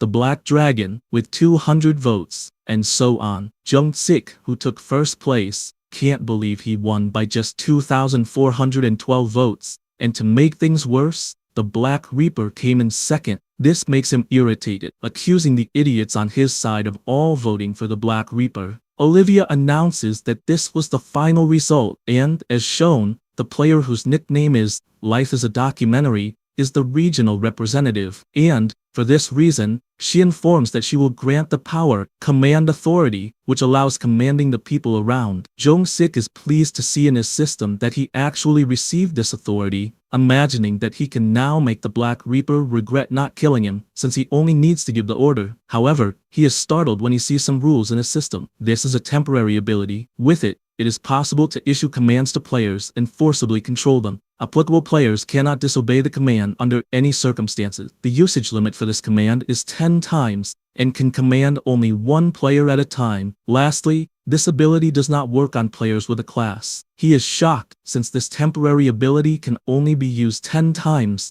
and does not work on players with a class, meaning that any player with a class can disobey him at will. The angel suddenly starts laughing, asking if everyone really thought it was over after the vote, and she informs them that there is still a hidden mission in that round, leaving everyone confused since they do not understand what that means. Then, information about the extra mission appears. It was necessary to advance in class before the vote by obtaining a class advancement item. Doing so would grant a 50% discount voucher for the item that succeeds. Oren is confused about this class advancement item. Olivia says that the mission window was set to appear as soon as they reached level 10, but apparently, the players did not achieve that. One of them asks how the hell they were supposed to reach level 10 if there are no monsters there. She asks what he means by that, since the forest is full of monsters. And she tells them not to feel bad, as there are only 80,000 people in the entire region who were able to advance to a class in that round. She also mentions that in their region, there was one person who accomplished this feat. They are surprised, asking who that person was. She snaps her fingers, telling them to look at the round's results to check for themselves. Among all regions, the Black Reaper ranked first at level 16, obtaining the class in 39 minutes. In second place, the Celestial Demon reached level 10 and obtained the class in 2 hours and 36 minutes. And in third place, Stupid Idiots reached level 10 and did it in 2 hours and 37 minutes. Everyone is surprised to see that the Black Reaper took first place, and they all look at him since he was the only one in the region who advanced, and above all, he also obtained the Reaper class. Just like his own nickname, all the players in the area wonder what kind of class the Reaper is, and based on the name, it must be a powerful class, which makes sense since they saw him with a giant scythe. Jung-sik thinks this is all bullshit since he was going to use the command authority to make the Black Reaper kill himself, but now, it is useless to try that. Olivia explains that in the second round, the ranks were earned in order of who completed the extra mission first, until she realizes that the person who changed class in their region was the Black Reaper. She turns around, surprised, telling the MC that not only did he secure first place in the current region, but also in all regions. And she further explains that this class is unique, in addition to matching very well with his nickname, and she asks him to please explain how he thought of such a nickname, also asking if he already knew in advance that he would obtain the Reaper class. Where Human responds that he did not know he would get the class that matched his nickname. She comments that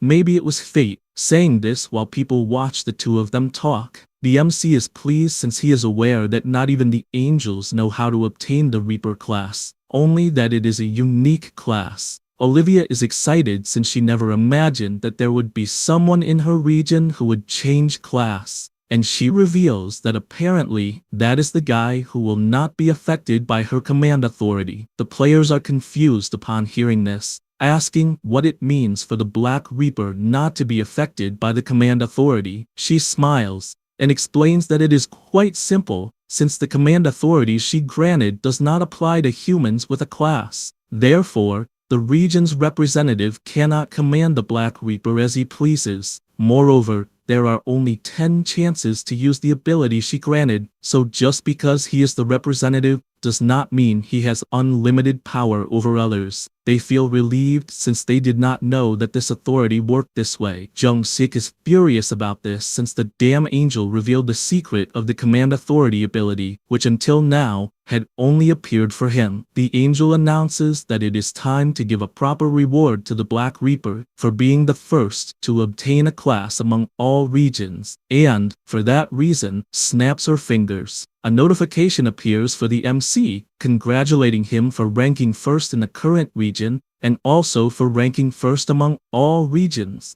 As a reward for reaching rank 1 in the current region, he received a low-level rare armor choice. And as a reward for ranking first among all regions, he received a special reward choice. Then she asks him to choose one of the following armors. The armor reward choices are metal armor of the medieval knight, leather armor of the expert hunter, and ventilated robe of the mage. The MC knows he does not even need to think much since the first option is heavy, and the third has almost no defense, so he chooses the second option, the leather armor of the expert hunter. Now, he needs to choose the special reward. The first option is a 3x experience buff that will only last in the third round. The second option is 3,000 gold, and the last one is information about the third round. He is aware that the third round has many monsters, so he obviously chooses the tripled experience buff. After choosing the rewards, the angel informs them that it is time to return, making them all enveloped in the glow of teleportation until they are asked to return safely for the third round. Regarding the results of the second round, there was a total of 873,000 survivors, and in the MC's region, there were almost 5,000. She also announces that the next round will begin on March 1st, congratulating everyone who survived. Suddenly, someone wakes up and raises his hands. It was Young Min, frightened, sweating cold. He looks at his hand and sees that it is intact and is surprised since apparently, as long as he does not die, it will be possible to return to the real world with his body whole. But the second round left him deep in thought, since he now never wants to mess with the Black Reaper again, as he never imagined that someone so powerful could be so ruthless. Elsewhere, Sang-chul congratulates Arin for working hard. She asks what he did since, in reality, he was the one who worked hard, and thanks him for protecting her in that round. He feels a bit embarrassed, and says that it was the least expected from him as her manager and bodyguard. She admits that she really wanted to thank the Black Reaper for what he did, and asks if there is a way to do so. Her bodyguard responds that unfortunately, they do not know his appearance, so it is impossible to track him, in addition to it seeming like this person does not want his identity revealed, mentioning that during the game, he asked for his account number to compensate him, and, by the way he refused, it is already clear that it is possible to track him using the account number, and thus end up discovering who this person is. Aaron is upset about all this, but he soon asks her to give him an item in the next round, since that is also a way to show gratitude. Hearing this makes her thoughtful since it is a good idea, and she will think a little about how she can reward him. The two then say their goodbyes, and the bodyguard goes to the elevator. Then his phone rings, and he realizes it is President Ma, so he asks if he has not gone to sleep yet. His superior responds that he was drinking whiskey as soon as he returned, and while descending the elevator, he congratulates the president on his evolution. Congratulating him for becoming a Black Knight, he replies that it was nothing, and asks how things went in his region. Sang-chul explains that he and Aaron were able to reach level 8, but along the way, due to their injuries, they couldn't hunt as well. The president interrupts him, asking what he means by injuries. He mentions that he was about to report this incident, and asks if it's a good time, revealing that it has to do with the Black Reaper. The president listens to this, and asks him to go to the hotel immediately, as he wants to hear the details in person. Because of this, the bodyguard gets into the car and heads to the hotel. Meanwhile, someone is observing secretly. It was the MC, imagining that he had expected Sang-chul to go to President Gyeonglok right away. This is because 10 minutes earlier, Ryumin had been checking his system and decided to use his tracking ability, needing only the person's name and face. Knowing both, the target is located, and the system informs that Sang-chul is 9 meters away. This makes him think that he is very close and probably in the penthouse with Aaron. However, shortly after, the distance begins to increase, going to 23 meters, then 56, and finally to 87, making the MC realize that, due to the speed, Sang-chul must have taken the elevator, and therefore, he speculates that he is going to visit Gyeonghwa. Because of this, the MC put on his jacket and went to the parking lot, feeling pleased that it was a good idea to use the tracking ability right when he returned from the second round. Meanwhile, at the hotel, Gyeonglak is looking at the moon from the penthouse, imagining that the night is perfect to follow someone, but he decides to just wait for the report first. He sits down, thinking about the name Black Reaper, as he can't imagine who would know something about this person, since he was a player who ranked first in both rounds. Thinking about it makes him uneasy, as he has a bad feeling about it, and he wonders if someone so powerful has picked a fight with his subordinate. He is determined that, if that is the case, he can't just sit and wait, as messing with his right-hand man is the same as challenging him, and therefore, no matter who it is, he can't ignore someone blocking his path, even if it's the rank one. At this moment, he hears something. Sang-chul announces that he is at the door and asks if anyone is there. The president asks him to enter and greets him, saying that it's good to see him again. The bodyguard reveals that it's all thanks to the president, but he says he did nothing, as they are not even in the same region. Sang-chul says he is motivated by the president's existence, but the president asks him not to flatter him like that, as it's unnecessary. He responds that it's not flattery, and quickly changes the subject, congratulating him on his survival. Gyeonglak asks what he means by survival, as the second round was quite easy. The bodyguard also congratulates him on the class advancement, but the president says it was pure luck. He says that luck is also a skill, as ranking second and third in all regions is not an easy task, and for that reason, he believes there is no greater honor for him than serving someone like the president. Gyeonglak is pleased to hear such words, but places his whiskey on the table, saying that apparently, something must be going on for him to be flattering so much, and therefore, he wants to know what he would like to ask. Sang-chul, embarrassed, gets straight to the point, and asks how he could obtain a class advancement item. He replies that it's nothing special, as this item just appeared while he was killing monsters. However, inside, he imagines that in reality, it was thanks to the Black Knight rune that he obtained this item, reminding him that during the match, the angel asked them to look inside the inventory at the gift she gave everyone, and upon activating his inventory, he saw that there was a Black Knight rune that boosts all attributes and envelops the weapon with a dark aura that deals damage to enemies. It can automatically advance to Black Knight, a unique class, as soon as he reaches level 10. At that moment, he was looking closely at his rune, also noticing that once he reached level 10, he could move to this class called Black Knight. He keeps thinking he was really lucky to get such a strong rune in the first round, and unfortunately, he's aware that he can't reveal all his information, not even to an employee he considers family, since a person can change at any moment, as that's human nature. So, he gets straight to the point and asks his subordinate who hurt them, and, with a dark look, asks if it was, by any chance, the Black Reaper. Immediately Sang-chul responds that it wasn't, since in fact, it was the person who saved their lives. Gyeonglak is surprised by this answer, and therefore, asks for more details. After telling everything, the president asks if it's true that he and Aaron almost died from some bullies who were after the actress. He responds that yes, and even emphasizes that if the Black Reaper hadn't appeared, they could have been dead right then. He also mentions that Aaron survived but suffered a psychological trauma so severe, it made her stop working in the entertainment industry. Gyeonglak reflects on this, as he almost lost his subordinate, and his work was almost wasted, and so, he asks if the bullies are dead now. Sang-chul answers no, since even though the Black Reaper caused them immense pain, he didn't kill them, and he explains that the MC's words were,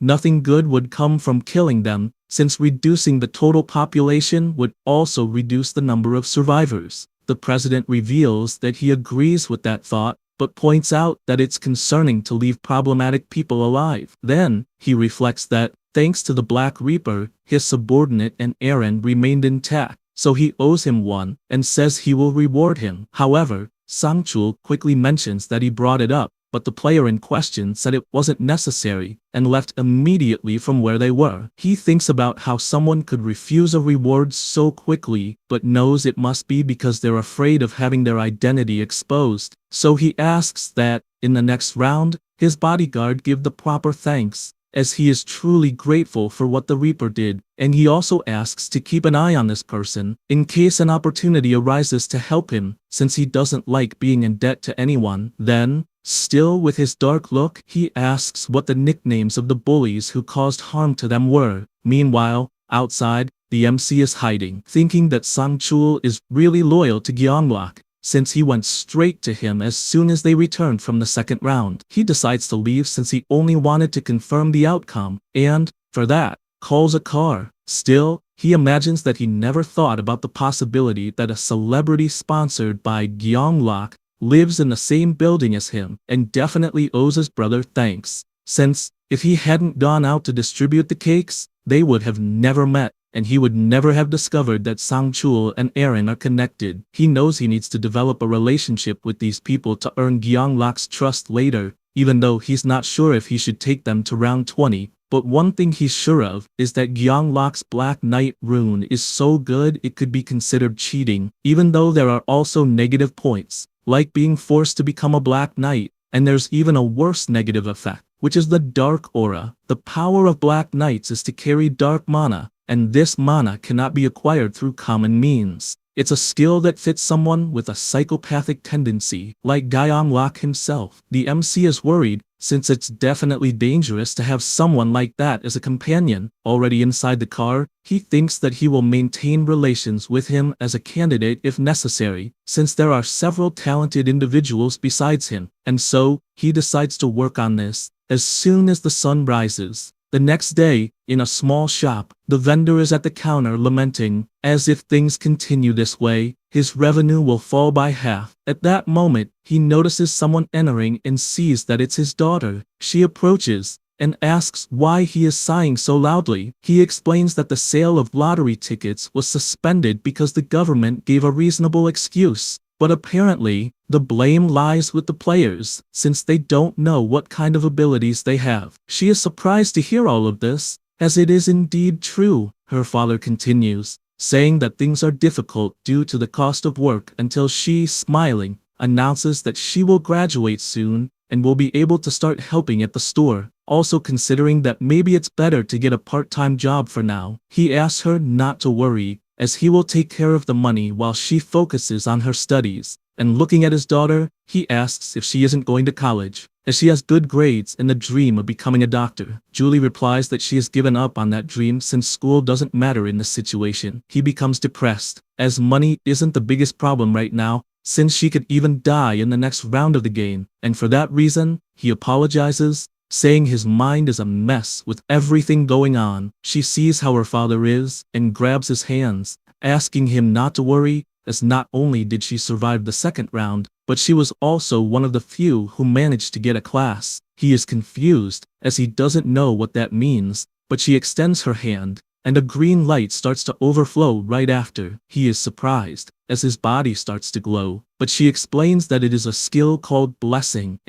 that she obtained after getting a class. It's an effect that applies a small improvement to attributes, as well as having a reviving effect on normal people. Her father is pleased, as he indeed feels his body much better, so it is truly an amazing skill. She warns him that she will apply this skill to him frequently, so she asks him to cheer up a bit. He laughs, as his daughter is always so caring, until someone enters the store, and he immediately turns around. He is surprised as he recognizes who it is. Julie whispers, asking if he knows that guy, and he responds that he is the lottery winner who got several prizes, coming in first place. The MC, approaching the counter, asks if he remembers him, telling him he spent 100,000 on lottery tickets. The vendor says that he remembers him, yes, and asks why he is there. Immediately Ryumin lowers himself, saying he would like to apologize. Jorge is surprised by this, and asks why he is apologizing out of the blue. He tells him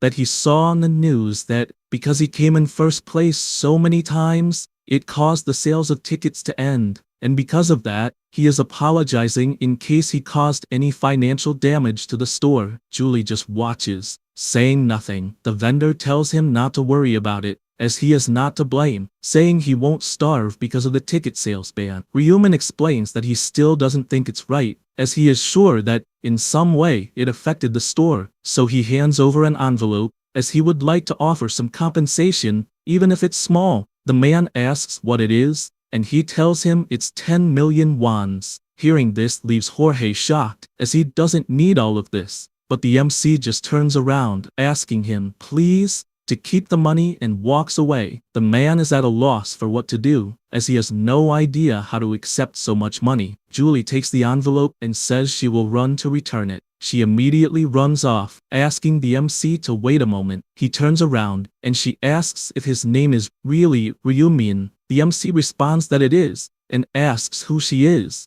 This makes Julie feel awkward, as she can't believe he doesn't know her since they are in the same class. He looks confused as he doesn't know what she's talking about, and she asks if he really doesn't know they're in the same class. Ryuman apologizes, saying he's not very good with faces. However, he knows exactly who she is, as the girl is Julie Min, the daughter of the convenience store owner, and she has the unique class buffer he discovered right after returning and seeing that they are in the same class, leaving him surprised, as this kind of destiny really exists, since the reason for meeting her with that pretext was mere coincidence to bring her to his side. She asks if they could talk somewhere else, and he replies that it's fine. After they go to a little square, Julie tries to return the envelope with money once again, warning that they couldn't accept so much money, and, therefore, is asking him, please, to take it back. Ryuman understands that 10 million won is indeed a large amount for most people, and he even gave this amount knowing they wouldn't accept it, since no matter the difficulty they are going through, she is not the type of person who likes to be in debt. Julie asks to take it back quickly, since her hand is starting to hurt from holding the envelope, but the MC refuses, explaining that, as he said in the store, the money is for the owner as an apology for the damage he caused, and it's the least he can do to not have a burden on his conscience. She gets worried, trying to say that the amount is too much, but he replies that it doesn't matter, as he truly wants them to accept it, since otherwise, he would feel bad. The girl keeps insisting that it's too much money, and he can only imagine that it's exactly because of this that he is giving it. He asks her to talk to the owner, since it's not much money for someone who won the lottery, so it's for him to accept without feeling guilty. Then, he stands up, as they finish the conversation, and he needs to leave. She is startled by him leaving suddenly, and says that she will only accept 1 million if it's not a problem for him. The MC asks if she can decide this, as she should ask the store owner. She says that her father would definitely not feel comfortable receiving this amount out of nowhere. The MC, pretending to be surprised, asks if the store owner is really her father, since, if that's the case, he will come there more often, as he didn't expect this. Julie says she was also surprised, since she never imagined that a classmate would win first place in the lottery, and, upset, asks if he really didn't know they were classmates, as she recognized him the moment he entered the store. The MC apologizes, saying that, unfortunately, he's bad at remembering faces, and asks if this is the first time they are talking. She replies that yes, considering that it may be the first time he's hearing her name. Once again, Ryuman apologizes, saying that, unfortunately, it is. She tries to hide her face, embarrassed, while the MC, in his thoughts, admits that he feels bad for pretending not to know her, but unfortunately, it's necessary for her to become interested in him. Julie stands up and once again says her name, and that they are in the same class, getting very close, asking him to remember her face well. He smiles, and says he will definitely remember. Only then does the girl realize she is too close and feels depressed, as she had a reality shock, since she is having to introduce herself to a classmate right before graduation. He says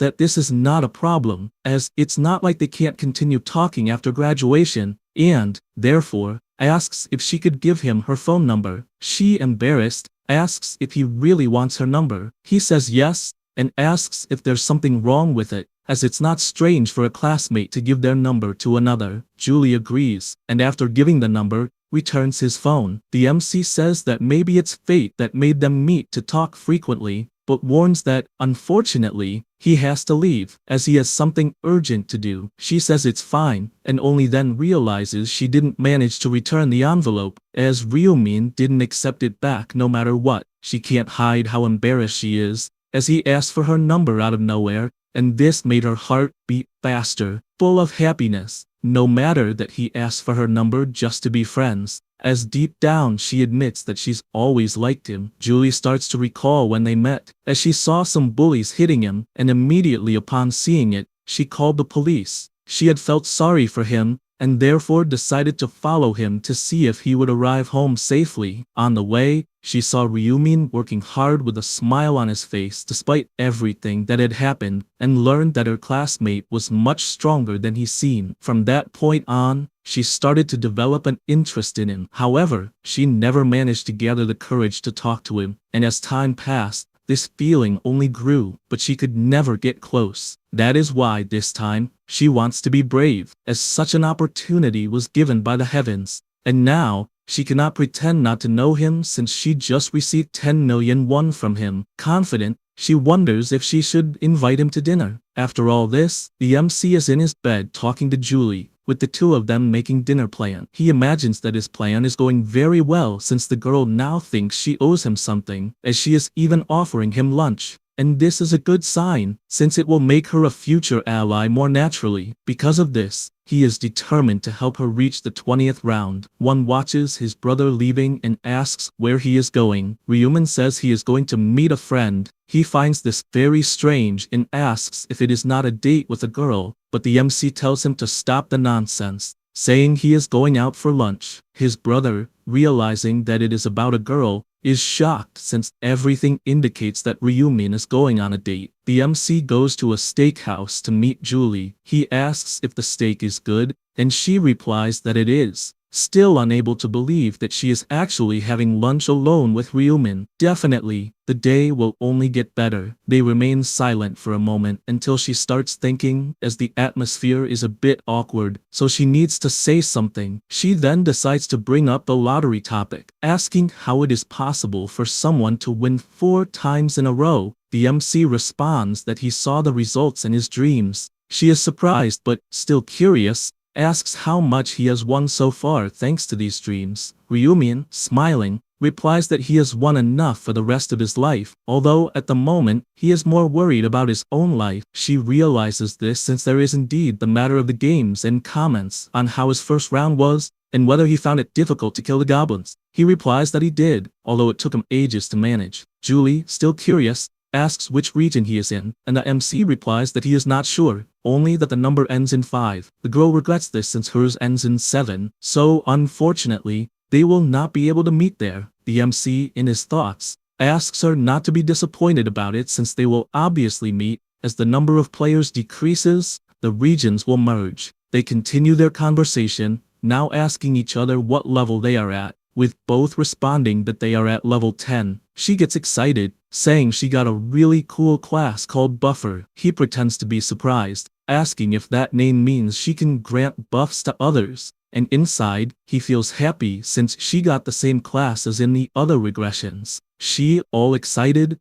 asks if he would like to see the power, and explains that it is called Blessing, which slightly increases the player's attribute. She says this, and uses her ability on the MC, who observes in the system that his attributes have increased by 50% for a duration of 3 hours. He feels pleased and says it is truly an amazing ability, while thinking that he expected nothing less from a unique class, as he is aware that the ability's effectiveness will still increase until it reaches 100%. Besides, he is glad to have been buffed since that was precisely what he wanted. After all, the reward he received from the class change was a random gold pouch, with the reward being based on the luck attribute. In short, the higher the luck attribute, the more gold he will earn. He makes her happy by saying that, indeed, it is an incredible ability. She, smiling, says that she will buff him whenever he needs. and he just has to ask. With that said, the MC asks if, by any chance, she wasn't trying to say something else. Julie gets embarrassed since it's true, and thanks him for the 10 million won he gave, mentioning that her father also asked her to thank him. She makes it clear that one day, she will pay him back, though she doesn't know how. Ryuman asks if that's what she meant, since she previously said he didn't need to worry about it. She, smiling, says that if he doesn't want money,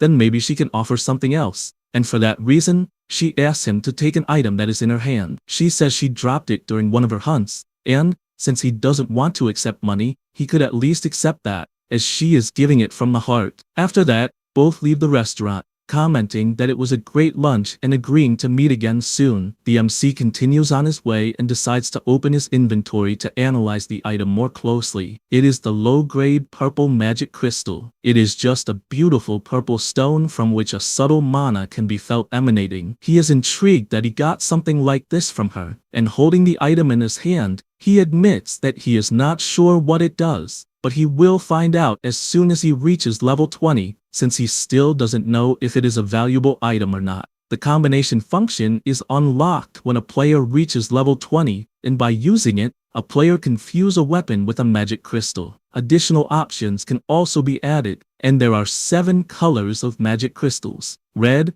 orange, yellow, green, blue, indigo, and violet. Red is for damage, orange for strength, yellow increases luck, green increases speed, blue increases intelligence, indigo reduces received damage, and finally, the purple crystal, which is the rarest of them all, as it has the lowest chance of appearing and increases all attributes. He still cannot believe that he got such a valuable item without doing anything, and wonders if his luck attribute in real life is really that high for something like this to happen. After thinking about all of this, he notices that the buff he received from Julie will soon expire, and therefore, he should open the gold pouch within this time. He takes something out of his pocket since he needs to start increasing his attributes with the slaughter rune, thinking that he needs the 100 small worms. He is aware that the slaughter rune increases his stats by 1% every time he kills a target, and this also counts for insects,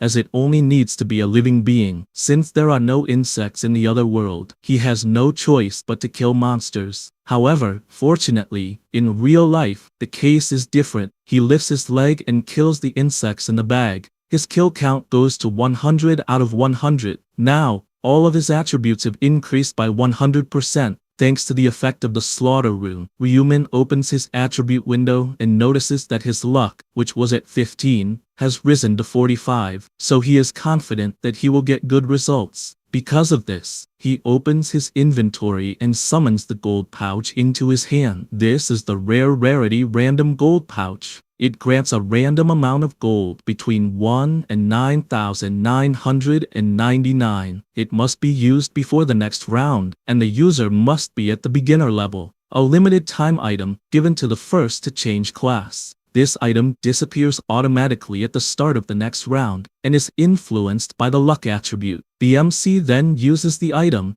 as his luck attribute is at the highest possible point it can be right now. Still curious, he is aware that the amount can vary significantly depending on how lucky he is. Based on his regressions, estimating it to be somewhere between 3,000 and 6,000 until the result arrives, leaving him confused by what he sees. His surprised expression is not without reason, as he received an incredible 9,999 gold from the random gold pouch. He simply cannot believe that he got the maximum possible amount, and realizes that it was worth receiving Julie's buff. Now, his gold stands at 16,249, and with that, he imagines that he should already be able to obtain an epic item. He closes his system, as he is aware that the item he needs will be released in 2 weeks, so he will just keep it stored. After returning to his building, Ryuman enters the apartment and tells his brother that he is back. One immediately runs up to him, asking how the meeting went, and if, by any chance, he was with his little girlfriend. He asks him to stop talking nonsense, and asks if he at least had lunch. One also sits down, and says he ordered black bean noodles, and, Even though it's nothing special, he had been wanting to eat that for a long time. The MC becomes thoughtful about this since in fact, it hasn't even been a month since they were in a difficult situation until everything changed. He is also aware that his Bitcoin investments have increased to 105 million, and just like in previous attempts, they might drop significantly within 2 weeks. So it will be interesting to cash out before that happens. Besides that, he also thinks that maybe he should get a driver's license. Because of that, he goes to take the written test for the license and gets lost in thought, as he has taken this test dozens of times in his regressions, and, for that reason, he will just do it casually and leave. The examiner notices the MC getting up so early and asks what's wrong for him to be leaving out of nowhere, until he gets startled when checking the system and seeing that this person scored 95 points despite spending so little time there. 4 days later, he already has his license in hand, boasting to his brother, lost in thought, since if he counts his regressions, he must be many years old. Then, he also buys a Lamborghini Aventador and has no trouble choosing it, since it was the same choice in his other regressions. Every time, he had to negotiate with the seller regarding the car's import, and in all cases, it would take at least a month for the car to arrive. Every time, the seller was also super happy. After all, he would get a great commission from this purchase. 2 weeks later, Ryuman decides it's time to cash out his bitcoins, and his brother, seeing the malicious look on his face, asks what happened. He replies that he just sold all his bitcoins, and, in total, made 300 million. His brother simply cannot believe it, saying that he had won 60 million in the lottery, and now it turned into 300 million. He also remembers that he had tried to stop Ryuman from investing so much in bitcoins, and never imagined it would have such a high return. The MC admits that he also didn't know he would make that much. After all, in his past regressions,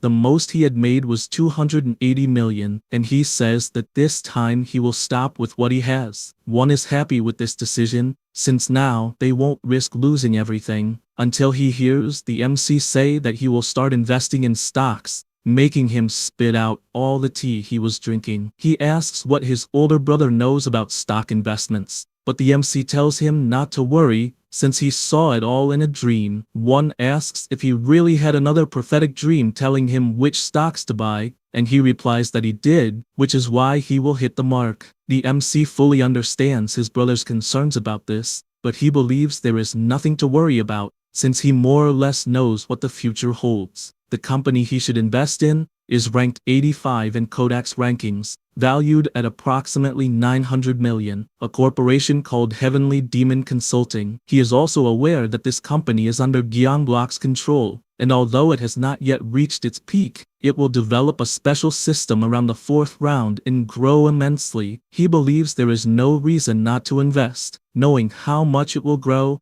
and if he manages to get significantly involved with Gyeongbok, he will gain a huge advantage by being one of the main investors. That's why he decides to invest 280 million, thus obtaining 31% ownership. Suddenly, he hears a whisper begging, "Please," and when he turns around, he sees his brother praying that this dream is correct, or else they will go back to square one. The MC finds it funny to see this, and after completing the investment, he thinks that this part of life is settled, and now he just needs to buy the items. Then, in the middle of the night on that same day, he opens the item shop, which has equipment, materials, consumables, and common skills. The MC, lying in his bed, thinks that he saved so much gold just for this day, so he starts by checking the equipment. He is also aware that they are all of common rank, but it's not like there's no possibility of buying rare and epic items, so he goes to the system's Item of the Day option. It's a feature where the player buys a random item that changes daily. Generally, it's hard to get the item he wants since he doesn't know which item will be available, but he is aware that,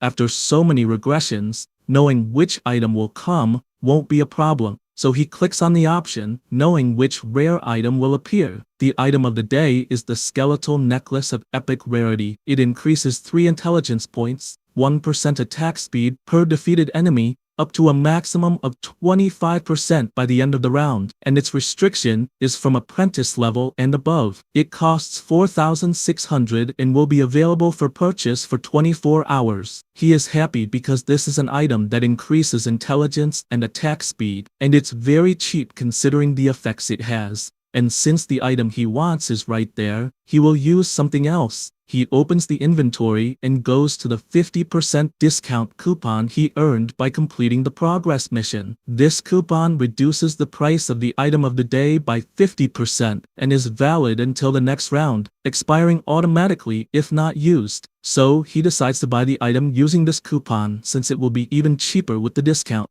And after the purchase, he notices that he still has 13,949 gold. Seeing this scares him since he didn't expect to have that much gold left, and he was planning to buy a set of normal items with the remaining gold at first. But if he can gather another 6,000 gold, he could buy another common skill, and those skills surpass even equipment. Ryuman decides he must get the 6,000 gold as soon as possible, and luckily, round 3 has many monsters. After that, the day passed, and the first day of March arrived, and all the players were teleported once again. Everyone begins to feel strange since this time they are not in a forest, and are not sure where they are. They start to notice that the place has destroyed houses, and it might be some sort of village or ruin, until they realize that this village is surrounded by walls, and in the middle, there is a glowing crystal. They become increasingly uncertain about what will happen in this third round. The MC continues observing from afar, everyone anxious,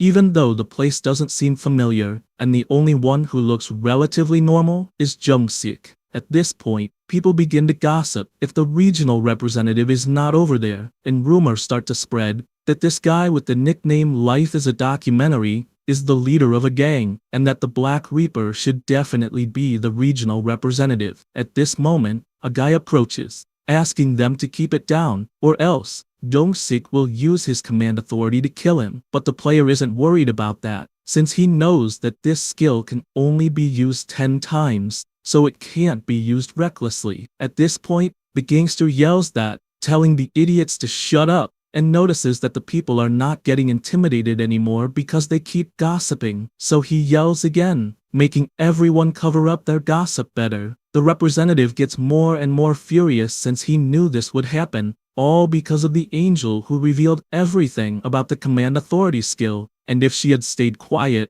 things would have been different. At this point, someone approaches and greets him. The players realize it's Tong Min, and so, they ask what he's doing. He lifts his head toward Jihyuk, since he is the leader of the gang of the same name, and that's why he's here to greet him. The representative asks if he's from the family or something like that, but he answers no, as he's just a 20-year-old guy who wants to become a gangster. Jihyuk asks if this is serious, wondering what kind of insane idiot wants to become a gangster on his own. Yongmin explains that the Jihyuk gang is the gang he has always wanted to join, and immediately lowers himself, saying he will serve him for the rest of his life, and for that reason, asks him to please accept him. Jihyuk thinks to himself that he has seen all kinds of lunatics in his life, but this type is a first, even though he liked the enthusiasm. So he ordered him to stand up, but then asked if he was perhaps not seeing correctly, since, as the representative, his reputation had been ruined, and for that reason, he wants to know if he still has the desire to serve him. He promptly answers that he doesn't care about that,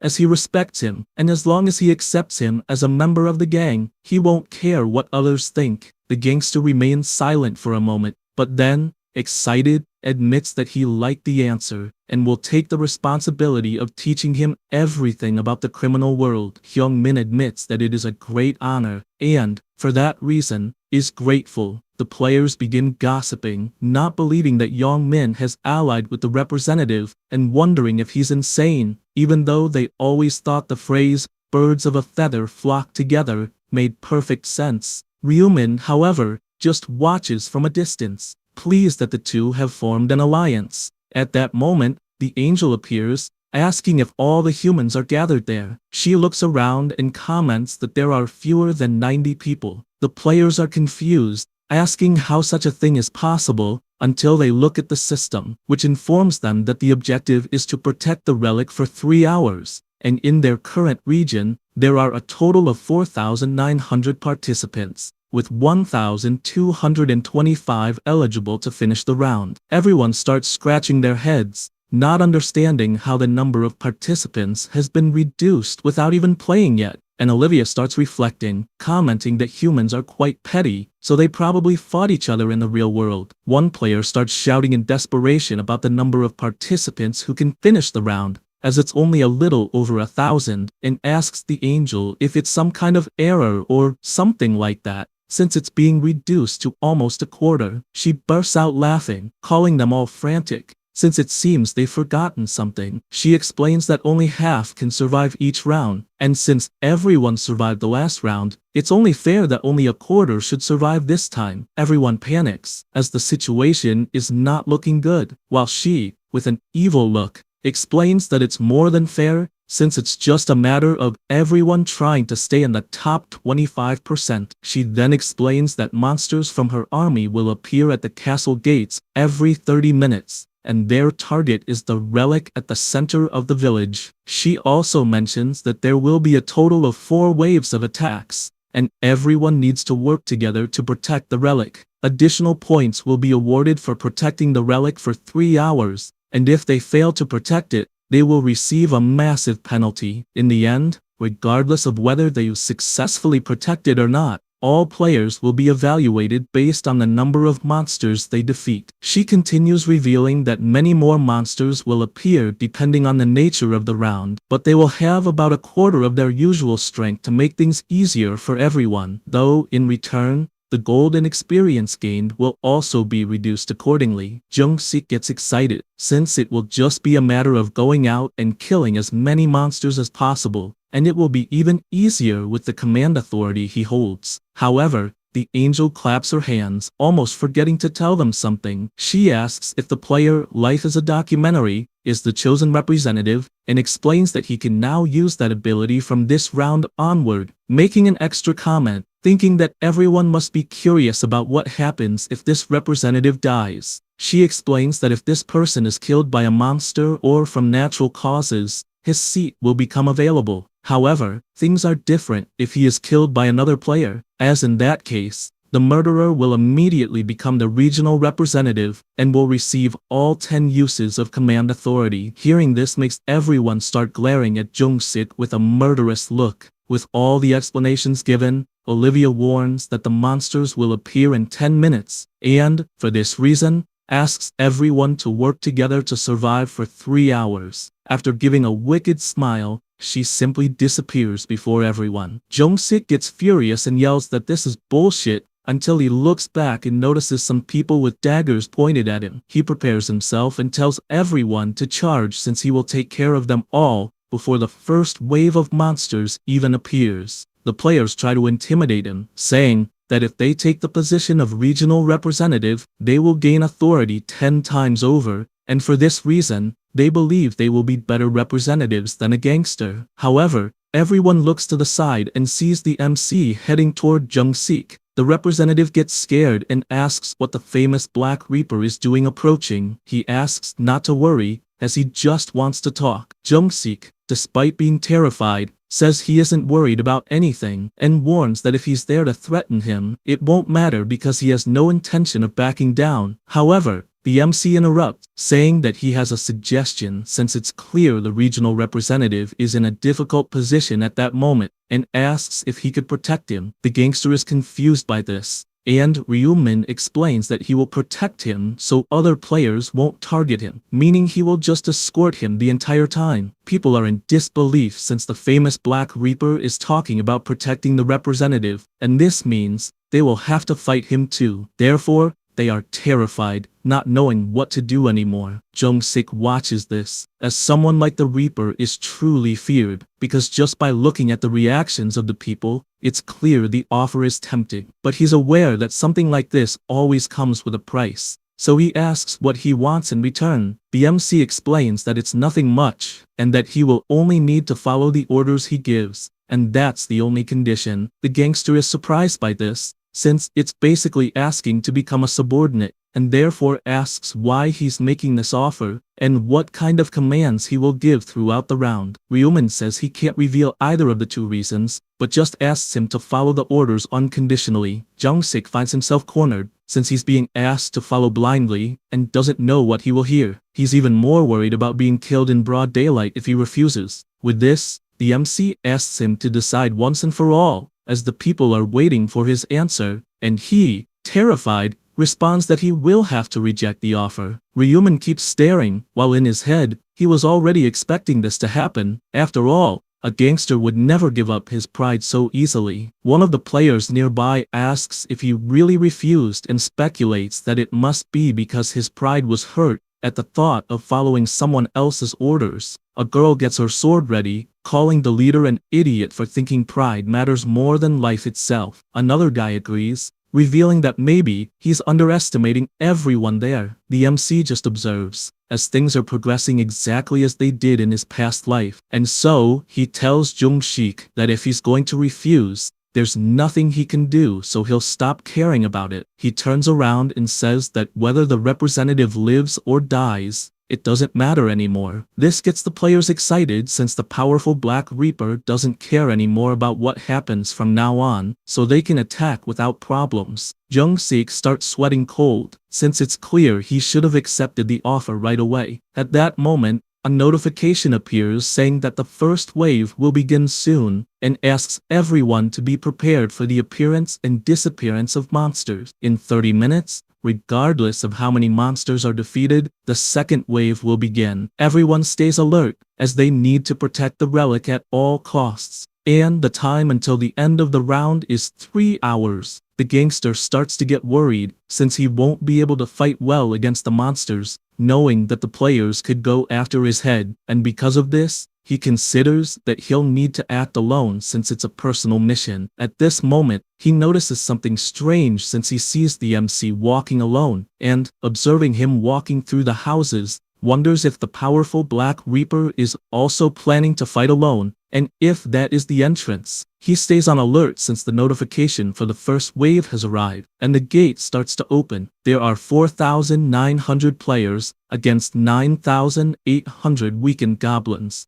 Jung-sik is horrified when he sees that there are almost 10,000 monsters at once. A notification appears, informing that due to the nature of the round, the goblins are at 1/3 of their original strength, and the system wishes for everyone's success. The representative starts to run, thinking this is all madness, and begins climbing the stairs, trying to understand why he saw the Black Reaper not moving, and if that means he's planning to fight all the goblins alone. From what he observed, the entrance is large enough for at least 10 people to pass, and when the door opens, he wonders if the MC is so confident to want to deal with everything alone. He watches from the top of the house, and is more than certain that it's just a bluff since he will fight a little and then run away. The goblins immediately charge into the attack, and the MC prepares his scythe, cutting them in half. Then, he looks up and sees several monsters trying to attack him from the air, but he also jumps, and with the swing of his scythe, slices them all at once with extreme ease. Jung-sik watches the fight, not understanding how the Death Reaper is so strong, and wonders if, when he reaches level 16, he'll become that strong too. Amidst all these thoughts, he decides that it's not the time to be thoughtful, since he needs to find a way to level up quickly, and when he looks to the side, he sees all the players protecting the relic the best way they can. He goes back to the ground since he also needs to secure some kills. At this moment, a goblin looks at him, but before it has time to do anything, it's attacked. Jung-sik, still on alert, knows there's an enemy behind him, and immediately turns, landing a blow. He's pleased since, thanks to his detection rune, he can see the path they'll take, and because of that, it's easy. Barely thinking about this, something passes by his head, grazing his ear to the point of tearing off a piece. He gets startled, looking around until he realizes it was an arrow, but he had never seen a goblin shoot arrows before, and starts to realize that it came from a player, so he needs to find the person's location quickly. Amidst all these thoughts, he doesn't notice a player approaching and takes a spear thrust to his stomach. This makes him furious to the point of gripping the spear tightly and preparing his dagger, aiming for the chest, hoping it dies once and for all. In the middle of his attacks, another arrow passes close to his head, but this time he's able to see who is responsible for the attack. Immediately he grabs the arrow and aims carefully at the archer, throwing it with all his strength at his head. Jung-sik starts to worry since it's a pain to deal with both monsters and players at the same time, and none of this would have happened if he hadn't become the representative of the region. In his mind, he would have passed that job to someone else immediately if it was possible,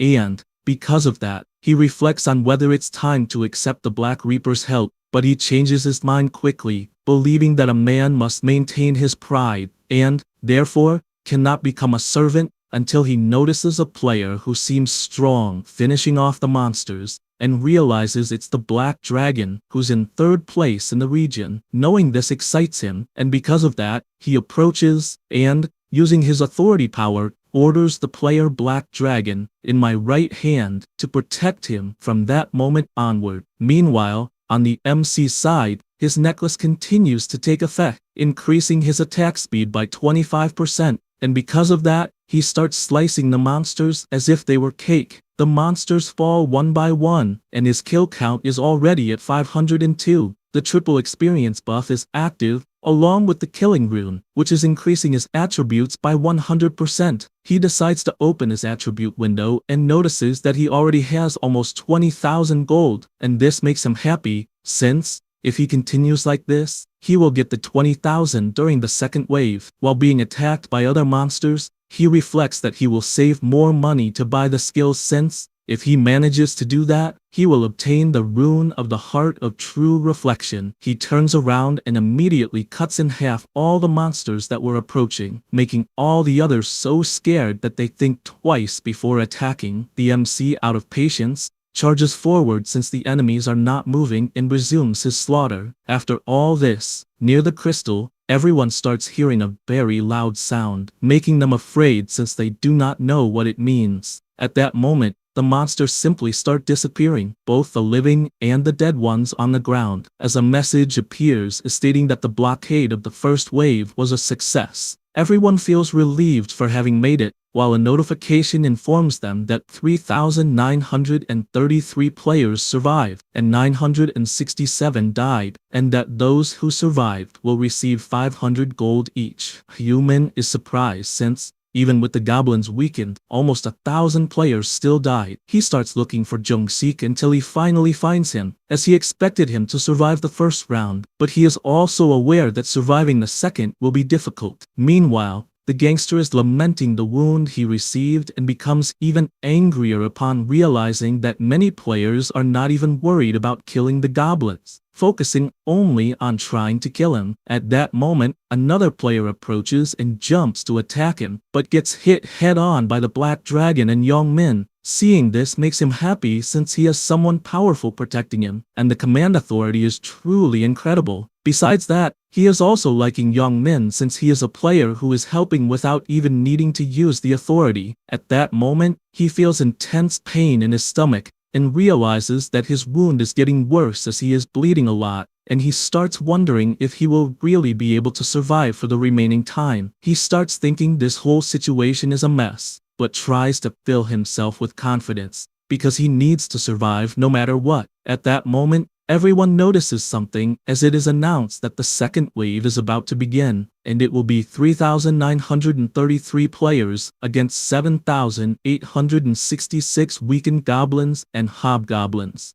The goblins once again go after the MC, but he continues finishing them off with his scythe, slicing back and forth, causing an extreme massacre against the monsters. Because of this, a notification pops up informing him that he reached level 20, and has now moved from the apprentice rank to regular, and the combine function has been unlocked. He is happy, as he finally reached level 20, and can now use the combination function to create unique items that can't be obtained in the shop. The system informs him that to celebrate the new rank, the death insignia has been strengthened. Its additional damage increased from 100% to 120%. Moreover, the exclusive Reaper skill, Knight of Death, has also been learned. This skill has a radius of 500 meters. Dark energy is released, creating an artificial night. The caster can remove the skill at will. Now, The next skill learned will only be available at level 40. He looks at his Reaper rune, which, when used during the day,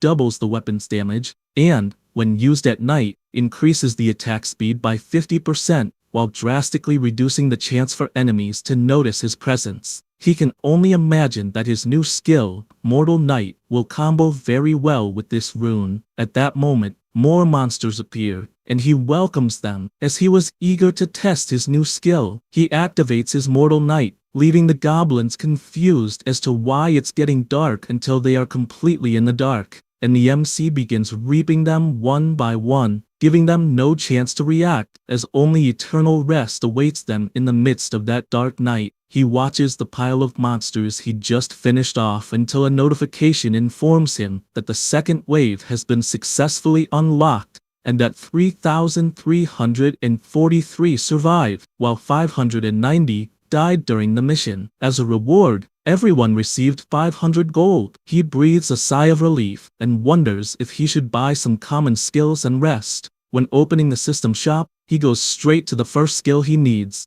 which is presence detection. Ryumin is aware that with this skill, he will be able to identify all targets within a 30-meter radius, and testing his new skill, he notices there are only goblin corpses around, so his new goal is to gather another 20,000 gold. The third wave begins with 3,343 players against 6,686 weakened hobgoblin. The battle begins and soon ends, starting the fourth wave with 3,000 survivors against 6,000 hobgoblins. After all the players successfully protect the crystal, it's announced that the fourth wave has been completed successfully. Jihyuk starts to imagine that he needs to hold out for another hour, and if he succeeds, he will survive. He is also aware that he has already used all 10 command authorities, but as long as these people protect him, everything will be fine. The fifth wave is announced, and this time it will be 2,700 players against 10,800 weakened gnolls. He panics at the absurd number of monsters he will face this time, especially since they are gnolls instead of goblins.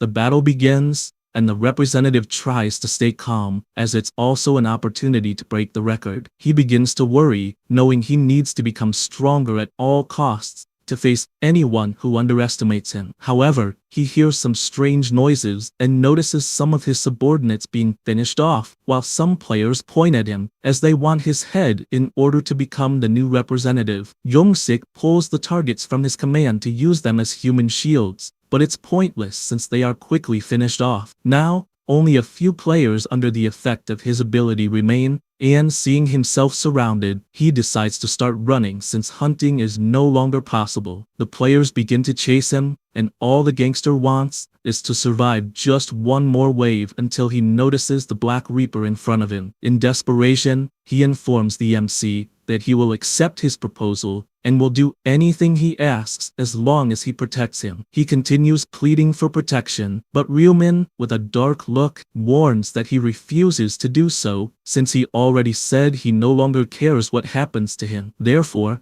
whether he lives or dies, it's none of his business. Jihyuk becomes desperate, as it was the Reaper himself who made this offer, and he doesn't understand why he's rejecting it. The MC explains that he doesn't need a servant who doesn't even have any command authority. The gangster panics, realizing that this means he is useless, and if he had known this, he would have accepted the offer earlier. At this moment, he hears a scream because the players have noticed that the Reaper rejected the offer. Everyone feels relieved since they didn't know what to do against the Reaper, but now they can satisfy the desires in their hearts because the gangster is injured. Jihyuk draws his dagger, warning that if he's going to die, at least he'll take as many down with him as possible. At this moment, Youngmin appears, asking if he's tired since he's here to help. The gangster feels relieved to see his partner there, and tells him that if they survive this, he'll take very good care of him. However, as soon as he finishes a sentence, he receives a punch square in the mouth from Youngmin, who throws him to the ground. The gangster groans in pain until Youngmin approaches and warns that he will kill him so he won't have to endure so much pain. For that reason, he grabs the representative's clothes and starts punching him, landing blow after blow. Jihyuk can't believe this,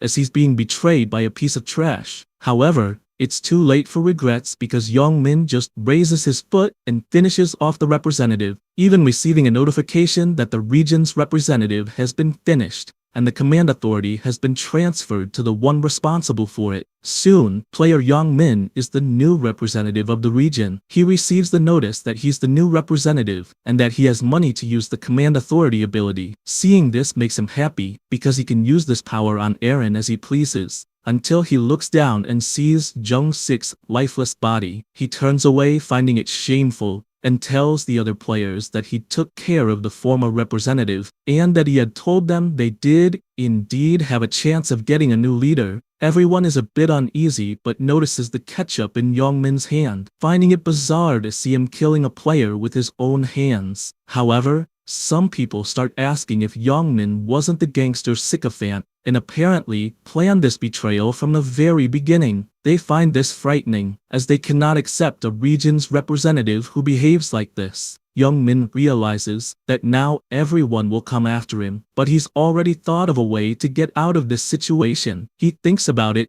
and runs off, shouting for the MC. He approaches and asks if he saw the message. Since he's become the new representative of the region and has the command authority, he then informs him that he will accept the offer he made to Jung-sik. In other words, he will do whatever he wants in exchange for his protection. He's excited because the reason the gangster was abandoned was because he had no command authority, so he believes the Reaper will accept him since he has all 10 commands. However, the MC warns that he did not like his attitude and orders him to kneel if he wants him to consider that possibility. The big guy asks if he didn't hear correctly, as he now has the 10 command authorities. Ryumin informs him that he doesn't care about that, since if anyone has something to lose here, it's him, and so he repeats that if he wants this protection, he will have to beg on his knees. Young-min sees himself with few options, as he is being cornered by the players, and so he kneels, saying that he will do whatever he wants, so he can use him as a servant. The MC stares at the ground, and thinks that he's seen this so many times that he's tired of it. Although, unlike Jung-sik, Young-min is useful, at least for now. For this reason, he says he will accept the offer, making the big guy extremely happy, thanking him for it.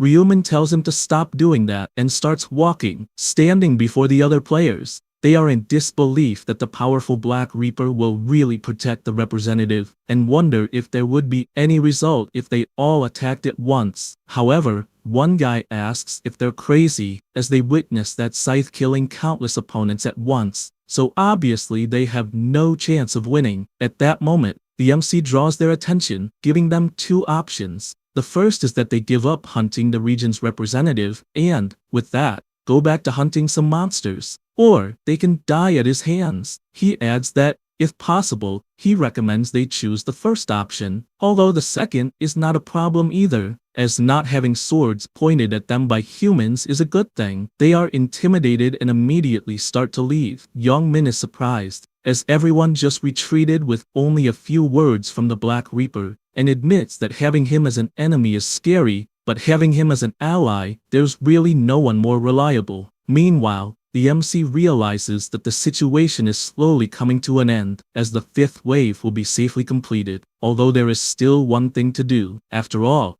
if things end like this, he won't find it pleasant. For this reason, he tells Young-min that, as promised, he must do everything he says. He replies that he will, and asks what he should do with the command authority. Ryumin orders him to use all 10 command authorities to break the relic they are protecting. The big guy apologizes, as he doesn't know if he heard correctly, remembering that the angel said that if they are unable to protect the relic, they will receive a massive penalty. He is frustrated, as the order was to use the 10 commands, and if he does that, there will be none left to make Eren his slave. For this reason, he asks why this, and if he could use only 9 instead of 10. The MC tells him to shut up, as he just needs to obey, and if he has to ask again, he will just kill him. Young-min apologizes and says he will do as he wishes, but before, Ryumin informs him that the people will be the targets of the command authority, thus informing the nicknames of the 10 players. He is surprised after hearing the 10 names, as all his friends are included, and wonders if this was intentional. For this reason, he apologizes to his friends,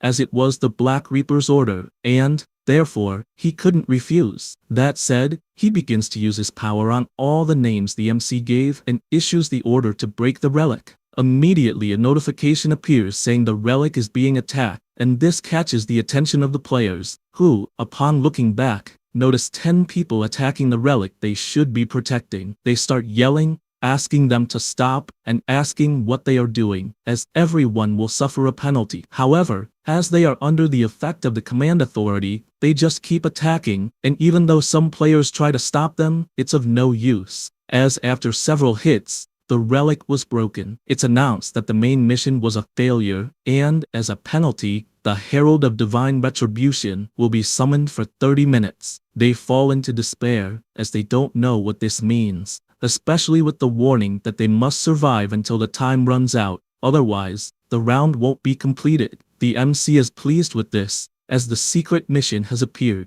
Round 3 begins, which is to survive against the Herald of Divine Retribution. The reward for success will be 3,000 gold, and the remaining time is 30 minutes. All the players are thoughtful, as they see they will win 3,000 gold if they survive, and the reward for protecting the relic was 2,000, so this scenario seems more profitable. The MC watches everyone, wondering if indeed the reward is greater than the 5th wave, and that's why he ordered Young Min to break the relic. And, obviously, there's a reason he didn't do it with his own hands. The system alerts that it has been confirmed that the relic was attacked by players, and the 10 players who did so will receive a penalty. This penalty is a permanent 50% reduction in attributes. They are outraged seeing this, as they just did what they were told, and thus, they become furious with the representative, who tries to defend himself by saying he couldn't have known that something like this would happen. However, a notification also arrives for the representative, notifying him that he failed to protect the crystal, and, therefore, he too will be penalized, with all his attributes being permanently reduced by 50%. This makes him so furious that he kicks the wall and curses everyone. Ryuman just watches, as he's aware that the permanent attribute drops are directly linked to survival and are fatal. So, he decides to prepare for the secret mission,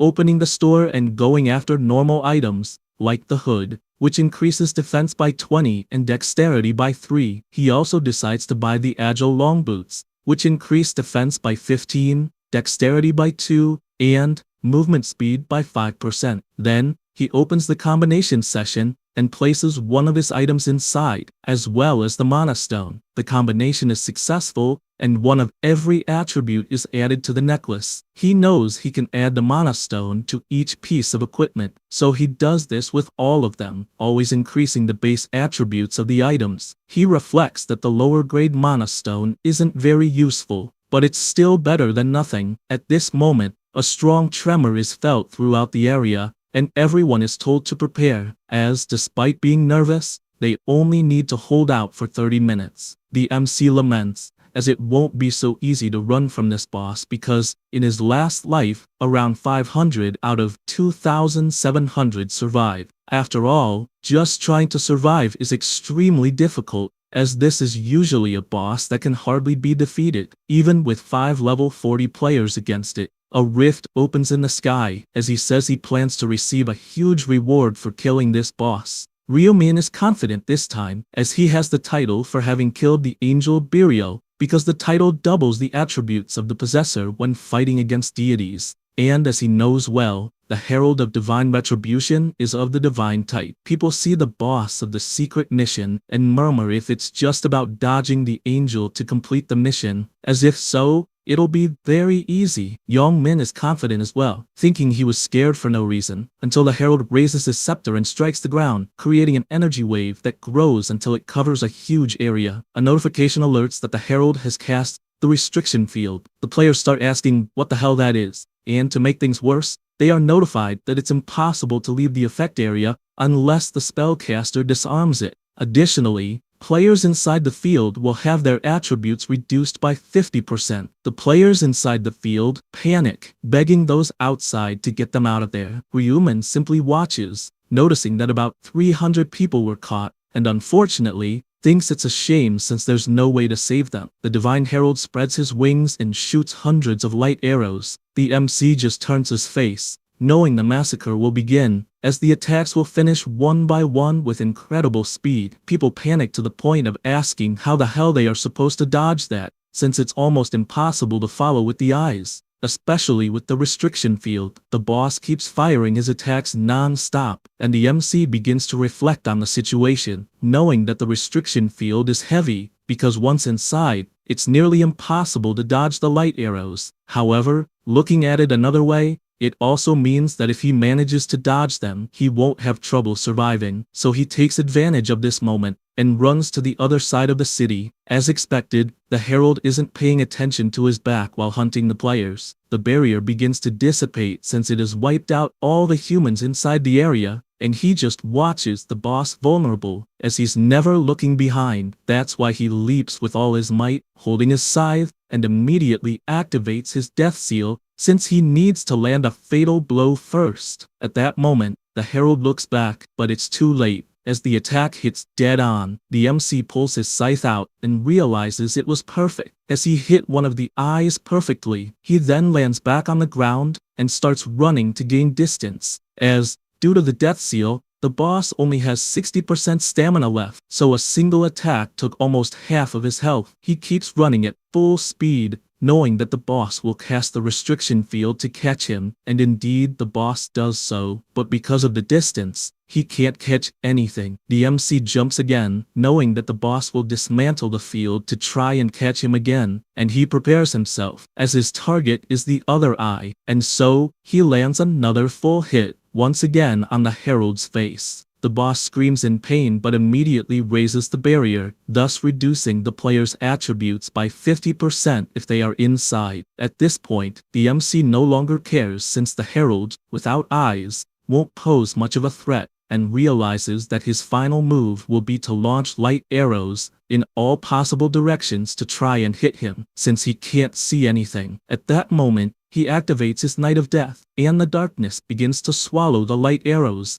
leaving the herald confused, as he doesn't understand what's happening. The MC takes advantage of this opening, knowing that light cannot overcome darkness, as the system of that world is designed this way, and with his scythe in hand, he says he will finish this once and for all, landing a full hit on one of his wings, causing it to fall to the ground. The boss turns and tries to strike him with his scepter, but the MC jumps and dodges with a somersault in the air, landing another hit dead on the remaining wing, making it fall to the ground as well. Ryuman starts running and notices that the herald's health has dropped to 10%, so he decides to distance himself, as he needs to avoid killing him. The boss positions himself with a notification stating that the conditions have been met and the passive Last Radiant Shine will be activated. Now, the herald is invincible. The MC simply watches from afar, as he was waiting for this 10% phase to arrive, because if he had decapitated the boss earlier, he wouldn't have been able to kill him later. The herald begins to create several black portals that fire multiple electric shocks at Ryuman. The attack lasts for 50 seconds, decreasing to 30 and then to 10, until finally ending, making the MC happy, since now the herald's invincibility is over, and he is vulnerable. Because of this, he charges forward, raises his scythe, and finishes the boss with his final strike, which makes the head fly off. A notification alerts that the boss has been defeated, and the MC has leveled up 3 times,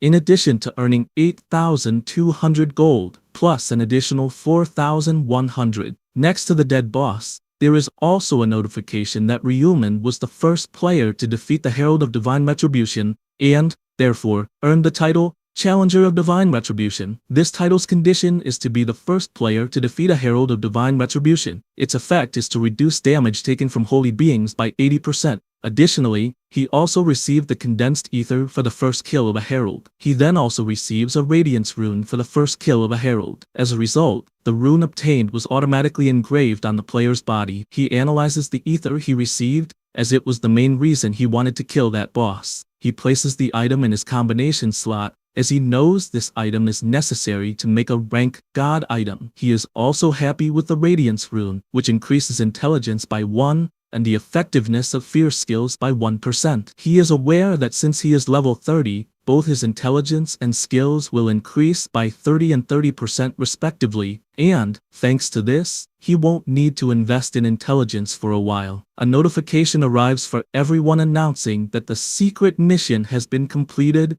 and 3,000 gold has been distributed to everyone. The players are forming a huge circle around the MC, shouting that they can't believe the powerful Divine Reaper managed to solo a boss. At this moment, a voice catches everyone's attention as they look up and witness Olivia, surprised, because it's the first time she's seen someone defeat the Herald of Divine Retribution alone, and therefore, she recognizes him. Even though he is human, she asks if she could quickly ask a few questions, wanting to know why the player Black Reaper wanted to kill this boss. The MC thinks these questions are a drag, but simply answers, just because. She approaches, thinking this is strange, since they would only receive rewards for surviving, but he risked everything just because of a just because. Ryumin says that he couldn't let that boss kill everyone present. People begin to admire him even more, since he faced the monster just to save them. Olivia comments that humans are strange creatures, as it's foolishness to risk one's life for strangers, and she admits it's hard to understand. Ryumin imagines that angels really are selfish, so they would never understand anyway. The angel turns to everyone and congratulates them for their performance, but warns them not to relax, as the overall performance will be based on kills, and therefore, she warns that she will show the results. From all regions, the first place was the Black Reaper, who is level 30 and defeated 3,631 monsters. In second place was the Stupid Idiots, a level 13 shaman with 982 kills. In third place was the Heavenly Demon, a level 13 knight with 963 kills. As for the MC's region, he came in first. Sangchul, a warrior, came in second with 680 kills, and RN and Summoner came in third with 500 kills. Everyone couldn't believe that the Black Reaper had single-handedly killed almost 4,000 monsters and was already level 30, as that was just too crazy. The MC, in his thoughts, admits that this was thanks to the experience bonuses. But it's a privilege only for those who place first in every region, so it's not something easy. The system congratulates him for ranking first in all regions, and also first in the current region. As a reward, he will receive a reward selection chest and a rare ring ticket. He decides to start with these rings, and the system asks him to choose between the Agile Winds ring, the Blue Magic ring, and the Resistance ring. He doesn't think twice and chooses the Resistance ring, knowing that the name suggests it's not a big deal, but it's an item that increases luck by 4% and resistance by 35%. Ryumin is aware that no matter how strong a player is, if they are affected by any debuff, it's practically a death sentence, and resistance is not something that can be increased with attributes, so it's better to keep something like this, even if it won't be used immediately. Then, he moves on to the next reward, where he must choose between 3 options: a 50% increase in attributes during the 4th round, 4,000 gold, or information about the 4th round. He isn't surprised that the triple experience bonus is no longer available, as the objective of the 4th round isn't to kill monsters, and, knowing that, he chooses the 4,000 gold. With everything settled, the angel announces that the cutoff will be made starting from rank 1,225. Players who killed few monsters begin to panic, but she warns that those who didn't even reach the mentioned rank will be eliminated. That said, all the players with few kills start disappearing, being finished off one by one. With that, the 3rd round ends, leaving 1,225 survivors in the current region. After returning to the real world, Erin wakes up and feels relieved, as she managed to survive 3 rounds. She gets out of bed happy for having obtained the Summoner class, and decides to test by summoning a fairy in the real world. She's excited because she managed to finish the 3rd round safely thanks to her fairy's barrier, and her bodyguard had attracted the attention of the enemies. She also realized that, in addition to all that, she ended up in the top 3 of the region, so she grabs an item from her inventory, wondering if the Black Reaper would like to receive the magic crystal she got as a reward. Meanwhile, elsewhere, a guy grabs a lamp and throws it against the wall. It was Yong Min. Furious with the MC, as due to the penalty he received, all his attributes were halved. He can't accept this because if he had known about the penalty, he would never have ordered people to attack the crystal. At that moment, something catches his attention as his phone is ringing, and when he picks it up, he realizes he's really screwed. He sees it's his friend Seung-han and decides to answer, but his friend immediately accuses him of being crazy, asking what the hell that was, since everyone's screwed because of him. As he used his command authority on his own friends, Young-min tries to justify himself, saying he had no other choice because the Black Reaper would have killed him if he hadn't done it.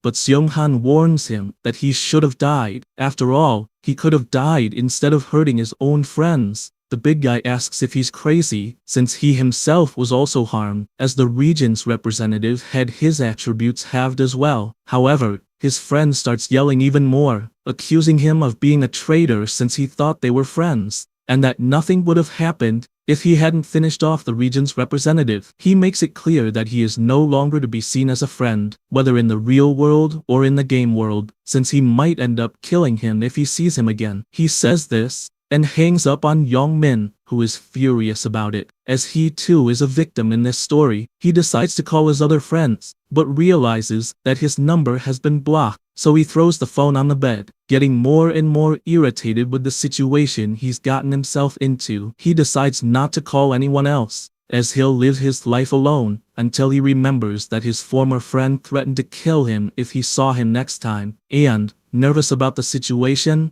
makes it clear that he will kill all of them. After that, in a hotel, Sang-chul goes to visit his boss, surprised that he survived once again by luck. Kyung-lak confesses that the third round was indeed much harder, and asks if he is really okay. He replies that yes, and that maybe it was because the monsters were weaker, so they didn't have many problems. The leader asks if he has already obtained a class and what level he is at. He replies that he is at level 11 and obtained the night class. He also mentions that Eren is at the same level but obtained the summoner class, which is different from his. Kyung-lak is surprised by this and admits he didn't expect such a class. Maybe it's not very common. Sang-chul agrees, since he was also surprised, and thanks to a fairy that she summoned, they were able to hunt peacefully with a protective shield. The leader thinks this is great and asks him to maintain a good relationship with her, and even says that if he likes her, he's free to start a relationship. He gets confused by this, but Kyung-lak explains that if he wants to have a relationship with her, it's fine, since that way he can discover people's weaknesses. His subordinate feels a little awkward about this,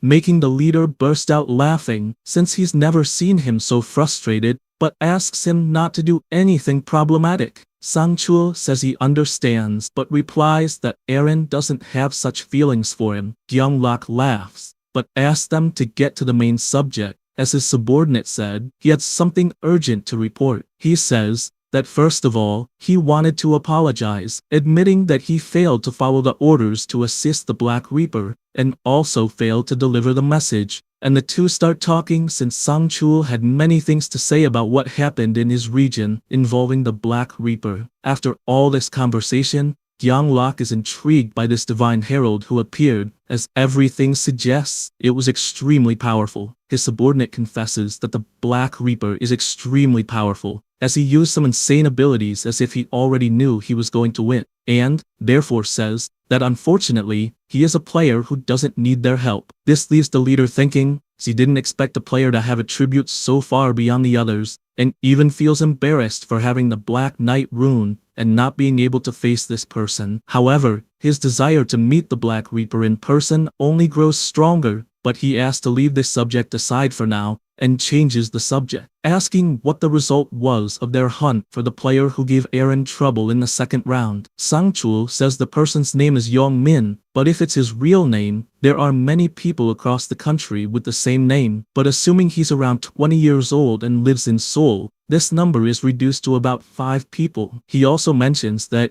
even though he's being searched by detectives, this person's location would take at least a month to be found. The leader laments, since if it really takes all this, they won't find him before the 4th round. Sang-chul fills his boss's glass, and says he agrees since they are not in a hurry, so they can relax a bit. Kyung-lak then asks how much gold he managed to obtain. He replies that 10,000, leaving his boss surprised since he is halfway there, mentioning that the shop has a skill called analysis, and asks him to learn it as soon as he gathers 20,000 gold. The bodyguard responds that he will do it until he remembers that he needed to mention that a shareholder bought several shares of his boss's company, further explaining that he is referring to the Celestial Demon Company, which recently opened. Gyeonglak finds this interesting, and then asks what percentage of shares this person bought. Sang-chul asks him not to be surprised, since it was 31%. He cannot hide his surprised expression, since 31% is too much, imagining that the Celestial Demon Consultations Company has a value of 900 billion, and if this person bought 31%, then he invested 280 billion, and does not know if a person really has that much money. He tries to remember if there really is someone that rich he knows, or maybe it was one of his brothers. With this thought, he picks up his phone and decides to dig deeper, since if someone invested 31%, it is because they want to take part in the management directly, and for that reason, he asks the department head for the shareholders' contact information. Elsewhere, the MC is holding his phone since he is aware that it is almost time for them to contact him, as it cannot be the other way around because he needs to maintain the dignity of a great investor. At that moment, his brother bursts through the door, making him so startled that he drops the phone on his head. One wants to know his level, but Ryumin asks why the hell he is asking that out of nowhere. He explains that some guy is acting too full of himself, saying that his older brother has a ridiculously high level, mentioning that they are mocking him because this person is already at level 11 and even has a class. The MC finds this funny and tells his brother not to worry, since he himself is at a higher level than that. One, still curious,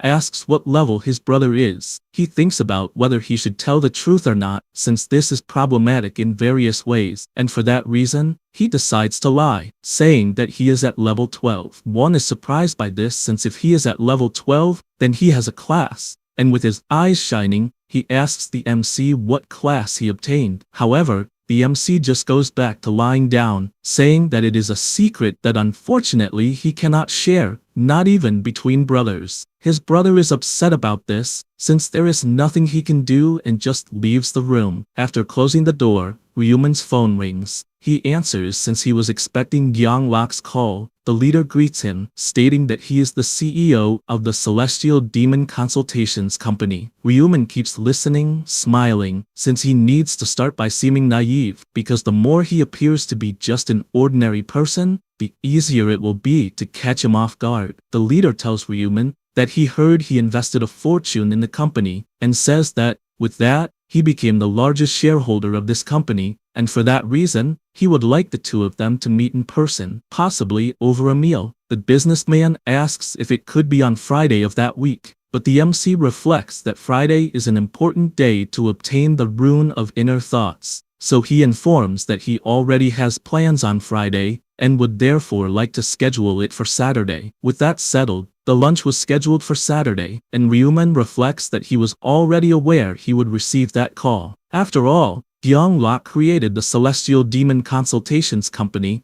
to gain his own father's approval, so there is no way he can treat such a major shareholder poorly. He decides that before meeting with the company's leader, he needs to obtain the runes he requires, since he is aware that there are various ways to obtain a rune. They can be found in certain locations in each round, or as special rewards, in addition to being obtained by defeating bosses, and, in extremely rare cases, from common monsters. Lastly, one thing he is aware of but few people know, is that they can also be obtained in real life. He begins to climb the stairs of a building, aware that the conditions for the rune to manifest are quite complicated, but soon, Seok-hyun will appear there. He stays hidden, thinking that this Seok-hyun is both the in-game nickname and the real name of the person, and he does not forget this name because it is a criminal who kidnapped his brother, even clearly remembering the voice of this person. At the time, Seok-hyun had won as a hostage, warning that to keep him alive, it was necessary to pay a price by revealing secret information that no one knew. The MC asks what the hell is going on, since there is no way he could know anything like that. The criminal bursts into laughter and immediately turns serious, ordering him not to lie, since he is aware that he is a regressor. Ryumin is shocked, not understanding how that person knows this. He sees the look of surprise on the MC's face and explains that he possesses the rune of inner thoughts and used it to probe one, and at that very moment, he also knows what the MC is thinking. After rescuing his brother, the MC reflects that since that incident, he has been seeking revenge against Seo-kyun from his 10th regression onward, and because of that, he no longer had emotions. Only the goal of being the first to obtain that rune of thoughts before this criminal. He barely finishes that thought when Seo-kyun appears carrying someone. It is a girl whom he throws to the ground. He warns that he will remove the tape from her mouth, but orders her not to scream. She begins to beg for mercy, but he tells her to shut up, asking her to try something different, since he does not care at all about talk of having children or anything like that. She starts apologizing, but the criminal asks why she is apologizing. The woman, with a trembling voice, asks if he is doing this because she stared at him the other day, and if so, she is very sorry. Seo-kyun responds that it is exactly because of that, and questions why do such a thing if she was going to regret it later, saying he felt like shit that day. 2 days ago, the criminal was walking through the city, wondering which woman he should try to get since he needed one to forget all his problems. He comes across a woman with a beautiful body and, seeing which direction she is going, decides to simply follow her as she ends up entering an alley. He keeps following until he jumps in front of her, emitting a bright glow with his player ability, which leaves the girl terrified since she cannot see anything. The criminal takes advantage of the situation to commit atrocities against the girl, and then simply leaves, leaving her terrified on the ground. He reflects that he loves situations where he can do whatever he wants, since his life was so boring that he would not even care if he died, until he obtained the rune of luminescence, which allows his body to shine and blind his opponent. He finds this rune extremely fun, until he enters the store and sees the receptionist, becoming enchanted by her since she is very beautiful. He states that he wants an iced Americano, and she replies that it will cost 5,000 won. Seo-kyun hands over the money and asks if she is new there, as he is a regular customer at the store and does not recall seeing her there. The woman apologizes, saying she did not know he was a loyal customer, and explains that all part-time employees quit since the world is going through recent changes, adding that she is the owner of that store. He is surprised to hear that and asks her age since she looks quite young. She replies that she is 32 years old. Hearing this excites him since, at that age, there is no way she could be a player, so he asks for her number since he likes her. The girl turns, confused by his advances, but the criminal does not like the expression she made, so he asks if she hated his face that much, feeling disgusted or something. She cannot even explain herself before Seo-kyun slams his fist on the table, furious, and demands that she return the money for the coffee. Trembling all over, she returns the money, and he snatches it from her hand, leaving the store irritated, thinking that the woman was judging his appearance just because she was beautiful. He already thinks about revenge. Back in the present, she continues apologizing while he says that she shouldn't judge people by their appearance, in addition to not believing that she's being sincere enough with those apologies. Because of this, the criminal throws her to the ground, and grabbing her arms, says he needs to find out if she's not just pretending to escape the situation. He, with a bizarre look on his face, asks if she really feels sorry, since, if that's the case, she needs to pay a price for it. At this moment, the MC approaches and tells the criminal to stay still, giving him a fright since he didn't know there was someone else there, and wonders if it's some kind of detective. So, he gets up, running, and asks who it is. Ryumin, holding a scythe, tells him to shut up, saying that he will scream soon when he's on the ground. Seo-kyun is confused seeing a guy holding a huge scythe and wearing a white mask, and that's why he asks if he's out of his mind, since that place is not for jokes. The MC then raises his scythe, asking if he really thinks that it's a toy, and strikes the air, making a sharp blade sound. The guy panics since the weapon is clearly real and asks if he's a player. Ryumin turns around and tells the girl to leave, but the criminal starts shouting, telling her not to do that. Because of this, the MC starts running at high speed and lands a blow to the guy's crotch, making him fall to his knees immediately. He tells him that he warned him not to scream, or he would end up on the ground, and asks once again for the woman to leave, since he will handle everything there. She thanks him for helping her, and runs off. Ryuman tells the criminal that now it's just the two of them, and the games are about to begin for real. Seok-hyun screams angrily, saying that he will kill him, and also kill his whole family. The MC says that this is better since it wouldn't be fun if he just beat him up there. Immediately the thug charges at him and starts attacking with his dagger but doesn't land a single blow. Seeing this leaves him confused, since his opponent is dodging with ease. Ryuman mocks him since he's seen a player using the goblin's daggers, and, with a surgical strike, hits a part of his arm, cutting it off and leaving the criminal in despair. Ryuman asks if it hurts a lot, but he answers that the fun hasn't even started yet, and that losing his hand is nothing. He barely finishes saying that when he starts seeing some shadows, as the MC is now running at high speed, calling him a baby. Seok-hyun starts panicking since if it continues like this, he'll end up dying and needs to get out alive at any cost. But he knows that to do that, he needs to find a way to blind his opponent first. Thinking that he has an opening, he activates his light ability, telling him to die at once, but he notices that his light has no effect at all. This leaves him desperate since he doesn't understand what happened or why it didn't work. Ryuman imagines that he could keep trying to use that ability as much as he wants, since light can't pass through the night of death, having used this ability from the start. Without wasting time, he charges at him with his scythe, and cuts the thug's legs,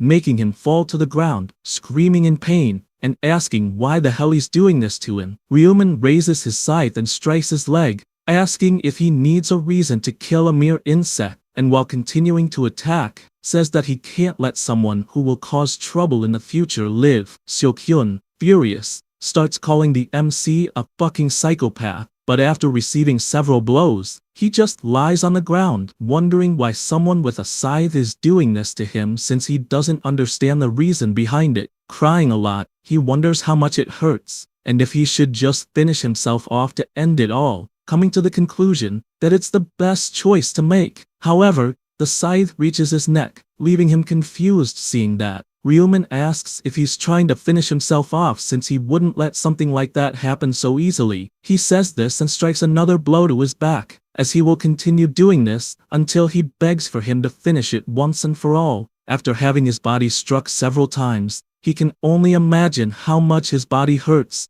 and begs for him to finish it once and for all. The MC asks if he is sure about this. Seeing the man terrified on the ground, he admits that he is aware that from the bandit's perspective, he doesn't know the reason for doing this, since it's their first encounter, but things change for him, because he can't say the same, revealing that they've met before and even knows his name. The man, terrified, asks if, by chance, he has any connection with the girl from earlier. He says that he honestly has no idea who that girl is, and, in fact, the bandit there kidnapped his younger brother, and used that to reveal some secrets he knows. Seok-hyun replies that he never did that, but he tries to explain that he hasn't yet, as it's something that will happen in the future, but for him, it's also something he did in the past, and if he hadn't gotten there, the little bandit would have likely obtained the rune of inner thoughts. Hearing this leaves the criminal confused about what rune this is.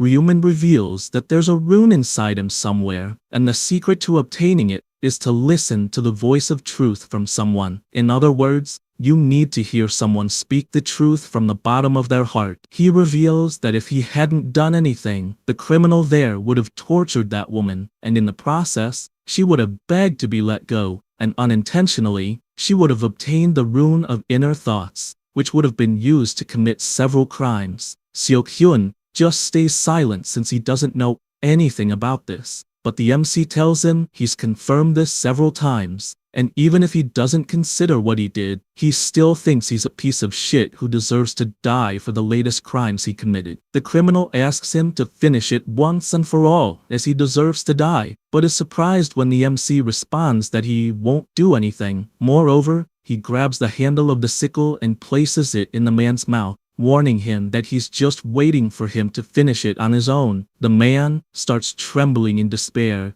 as his body hurts too much, and reflects that the MC wants the rune of inner thoughts, so he needs to make him speak something true from the bottom of his heart. But desperate, doesn't understand why he isn't letting him speak to finally obtain this rune. At this moment, Ryuman asks if he's trying to understand why he isn't letting him speak. That's because he's already testing the rune. The man, crying heavily, becomes confused by this. He says he's already obtained the rune, asking him to remember from earlier when he begged him to kill him, and by doing that, the rune reacted. A notification appeared warning that he extracted the voice of truth from someone, fulfilling a hidden condition. Because of this, he discovered the rune of true thoughts of the heart, a secret rune placed in a predetermined location. It stated that the rune has already been automatically recorded in his body. This is the rune of true thoughts of the heart. It reads the thoughts of a visible target in front of him. If he observes it carefully, he can see even deeper into their heart, and it has a range of 30 meters. Because of this, the MC says he just tested it and saw that it works very well, but makes it clear that he won't let him die so easily because it wouldn't be fair to the victims. Seok-hyun uses his last strength to imagine how much of a bastard the guy is, until his heart stops beating. The MC gets up and feels relieved, as there are no witnesses there, and all he needs to do is clean things up with the common skill he learned. This is the skill, Erase Traces, which erases traces like bodies, ketchup, fingerprints, and footprints from the area. A green flame starts appearing in the place and erases any evidence of what happened there. He thinks it's a very effective skill, since a good cleaning always does good. And with everything resolved, he decides to leave since he still has his meeting with Gyeonglak the next day. Back at his building on Saturday, the MC puts on his fancy suit, and his brother admires how well dressed he is, asking if he's, by any chance, going on a date. He asks why it would be a meeting since he only put on a suit, because it's an important occasion about business. His brother asks if he's really investing at this time, and feels awkward, as he first saw him invest in stocks, and now he's in parallel investments, worrying that he might fail and have his psychological state affected by it. Ryuman, being able to hear his brother's thoughts, since they come from the heart, is surprised as he's more worried about him than about becoming poor again. To try to reassure him, the MC tells him he'll explain the details later and asks him not to worry as he prepares to leave, telling him to wait there since the other players have started acting and the outside is dangerous. One confirms that he's really seen it since people are using their abilities for evil, and he even saw in some reports criminals escaping from prisons due to the powers they gained. Ryuman confirms it, as even criminals were given the chance to become players, as long as they meet the age requirement. He reflects that the players are getting stronger, and the population is getting smaller, and soon, even regular people will be hunted and treated as slaves. That will happen when the players reach their peaks. Because of that, he knows he needs to become as strong as possible, as well as further increase the reputation of the Black Reaper in the process. After thinking all this, he says he will leave, but his brother asks when he will know about this job, feeling frustrated right after, as the MC said it's a secret, but promises to reveal it soon, and asks him to stay there quietly, eating something more expensive than instant noodles. With that, he heads to the meeting place, already imagining where it would be since the logic is similar to the home team having an advantage in football. That is the place Gyeonglak chose for them to eat, and it's known as the Oshun Group's hotel, but in reality, it's one of Gyeonglak's own hotels. Although that's confidential information, he walks to the reception, aware that before appearing important, he needs to appear as naive as possible. With that in mind, he makes an insecure face and says he's there for a meeting, but doesn't know exactly where to go. The woman asks if, by any chance, it's a meeting with the president of Celestial Demon Consultations, and points to a sofa, saying the president will arrive soon, and asks him to wait there. He thanks her and sits down, thinking everything is perfect, since he's pretending to be insecure and makes a dumb face while looking at the beautiful place. At that moment, someone approaches, asking if he is Mr. Ryuman. The MC stands up and is surprised, just like Sang-chul, who asks if they haven't met before at another hotel. He replies that they have, commenting that it was when they were handing out rice cakes after they moved, and also mentions seeing him with the actress Erin. The bodyguard immediately bows, apologizing for the lack of courtesy that day. He starts to sweat coldly since he's seeing a kid who can't be even 20 years old, and yet is the largest shareholder in the company, investing 280 billion won. The MC quickly notices this distrust, but understands that it's a natural reaction, as it's unbelievable for someone so young to have so much money. He continues with his plan to appear naive and says that it's no problem, and that he never expected the president of the company he invested in to live right in front of them. Sang-chul asks him not to misunderstand, since he's not the president of the company, and, apologizing once again, formally introduces himself, saying that he's only the head of the department and that the president will arrive soon, asking them to go in while they wait. Sang-chul leads him to the meeting room and asks him to please wait for a moment. After stepping away a little and taking his phone in hand, he sends a message to the president saying that he met face-to-face with the person who invested and doesn't believe the kid invested alone, speculating that there's another person involved, and, because of that, asks him to be cautious. The MC is happy seeing this, as it was expected that Gyeonglak would send Sang-chul to analyze who the investor is, since it's impossible for the president to be accidentally late for such an important meeting. At this moment, he looks to the side and notices that they have already arrived. Gyeonglak introduces himself, says he is the president of the Celestial Demon Consultations Company, and extends his hand for them to shake. He then asks them to sit down again, saying the head of the department will accompany the meeting. Ryuman notices that the president is including Sang-chul in the meeting without even consulting him, implying that he is trying to take the initiative. Gyeonglak then informs them that they will eat before talking about business, and that's why he asks for Korean food to be prepared, hoping it will be to everyone's liking. The table fills with food, and the MC immediately starts eating, saying it's delicious. The president is happy with this, and reflects that the head of the department might be right, since the boy in front of him is too young to have invested 280 billion, and even if he had the money, he doesn't seem to have the mentality for it. For this reason, he also believes there's someone else working behind the scenes. This makes him even more thoughtful, as he isn't sure who sent him and wonders if it was one of his relatives,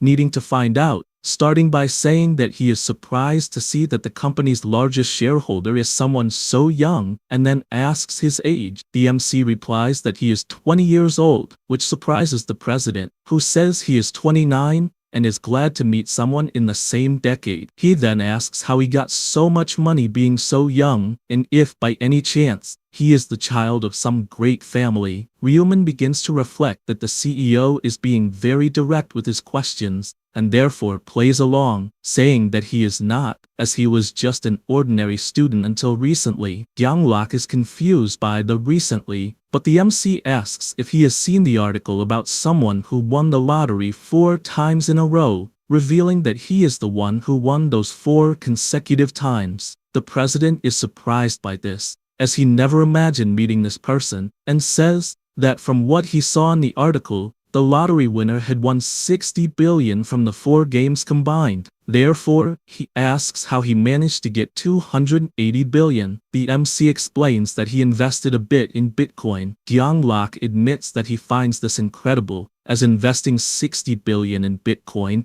is not something just anyone would have the courage to do. Sang-chul comments that Ryuman apparently had a lot of luck, and says that if he remembers correctly, the report mentioned that the lottery winner saw the winning numbers in a dream, but the MC interrupts, saying that it wasn't through a dream. He then looks at the president, as there is only one thing he can do to gain Gyeonglak's acceptance to become allies. So he starts by saying that this is the first time he will reveal this to anyone, telling them that he possesses the rune of future sight. Both listen attentively to this. He summarizes that, basically, he is a prophet able to see the future. They both remain silent for a moment, until the president starts to wonder if he really heard correctly about seeing the future. Sang-chul doesn't understand what kind of crazy thing the boy in front of them is talking about either. With these thoughts, Gyeonglak asks if he is really telling the truth, and if the reason for winning so much in the lottery was because of this rune of future sight. The MC replies that this is exactly it, in addition to the investment in Bitcoin, which ended up increasing his fortune. All of this was possible thanks to this rune. The president asks if he could prove it, if it's not a problem, by predicting something that will happen in a few moments. Ryuman starts to reflect that, since he can read their thoughts, predicting the next actions wouldn't be a problem, but just to be safe, he needs to make up a restriction for this ability to avoid any issues. Therefore, he apologizes, explaining that he can't use the ability freely since it only activates in unexpected moments without a specific trigger. Gyeonglak reflects that this is understandable, as a rune that sees the future without restrictions would be surreal. Only then does something come to his mind, and he asks if the reason he invested so much money in his company is what he's thinking. The MC says yes, since he saw the consultations of the celestial demon growing exponentially in the future, and, for that reason, invested so much money, revealing that it will be listed on Kospi in half a year without much difficulty. He feels happy hearing all this, and reflects on how great it will be if it really turns out to be true, since besides being recognized by his father, he will also secure the position of director. But he tries to stay calm, since he cannot smile at information that he does not even know is true. However, Ryuman comments that for the company to succeed, they will have to completely change the business model. Immediately, Sang-chul stands up, slamming the table and saying that it is an unreasonable request since, if that is the case, it would be easier to change the name altogether. He comments that, eventually, they will indeed have to change the name naturally, and makes it clear that he is not joking. After all, since everyone there is a player, they should already know this because revealing the rune to others is a huge loss. He also says that he took this into account when revealing the rune to them, and, as they are major investors and business partners who will work together in the future, he did it to see the company grow. Then, he questions why on earth he would have invested 280 billion in that company if it was not to see it succeed. Sang-chul asks the president not to trust these words so easily, but the MC takes a deep breath, since they are not trusting this ability. The department head responds that, honestly, he is not trusting it. He then asks Sang-chul if he has thought about the fact that they moved into the apartment in that penthouse where they were, and does not want to say it is just a coincidence. The bodyguard is surprised by this, as is the president, who asks what that means. He explains that about 2 months ago, Ryuman moved just below Aaron's penthouse. Gyeonglak asks why on earth he is only finding out now, but he responds that he had no idea it would be relevant until that moment. The CEO becomes thoughtful since the dates are matching because he moved to the neighborhood where the company was, and that would be impossible without the future vision rune. But he soon changes his mind since Ryuman might just know that he himself is a sponsor of Aaron. The MC realizes that it is not enough to convince them, and therefore reveals the truth, saying that the hotel they are in belongs to the president himself, besides revealing that Gyeonglak is the eldest son of the Osung group, and that the company, Consultation of the Celestial Demon, is also a secret business created to earn his father's validation. Immediately Sang-chul stands up, shouting, wanting to know who sent him there since it is impossible to have so much confidential information unless he is close to the president. But Gyeonglak just asks him to calm down. The department head apologizes for getting carried away. The president then clasps his fingers together and confesses that all of it is true. However, it is difficult to confirm that the discovery was through future vision since, as Sang-chul said, it is information that could be obtained through his acquaintances, and he honestly admits that he still has suspicions, since there could be someone behind the scenes trying to trap him, and that is why he cannot simply change his business completely. He confesses that he really wants this future vision story to be true, but he cannot simply believe it, thanking him for investing in his company, and saying that to make that proposal, he will have to hold a meeting with the other investors, besides convincing them why the proposal is good. Then, he stands up, apologizing for being unable to help with what he said, and announcing that he will leave first. At that moment, the MC asks him to please wait a moment, wondering if there really is no other way. He decides to make a proposal that he will provide information about the 4th round. Gyeonglak is surprised by this, asking if he really knows the information about the next round. He replies that yes, since he saw everything with the future vision rune, and even knows the tragedies that will happen, and asks if something like this would be enough to prove that he has this ability. After that, he leaves, and Sang-chul apologizes to the president for being overcome by emotions and ending up altering his voice during an important meeting. The CEO tells him not to worry about it, and remembers that his friend wanted to say something, so he asks him to speak. The department head confesses that he found Ryumin quite suspicious, since if someone really had such a powerful rune, they could have kept it to themselves. So he doesn't understand why he would want to help them. The president responds that apparently, the boy wants to grow with the company, since if this happens, he will make a lot more money. He wonders even more if that is really the case, since the MC had 280 billion, and such an incredible amount would be more than enough to never need to work again in life. Therefore, he admits that he still finds it dangerous, since the existence of this rune is still a mystery. Gyeonglok says he understands, but also thinks from another perspective, since if Ryumin is really able to see the future, they definitely need him on their side, and asks the president to think about it, since they would have information about all the rounds of the game, and would always be able to prepare beforehand, in addition to the company also growing exponentially in the process. The department head understands, but still says they don't know if the boy is really a prophet or not, but the CEO responds that this is the least of their problems, since they will soon find out when the 4th round begins. Meanwhile, the MC is walking down the street, reflecting that after the 4th round,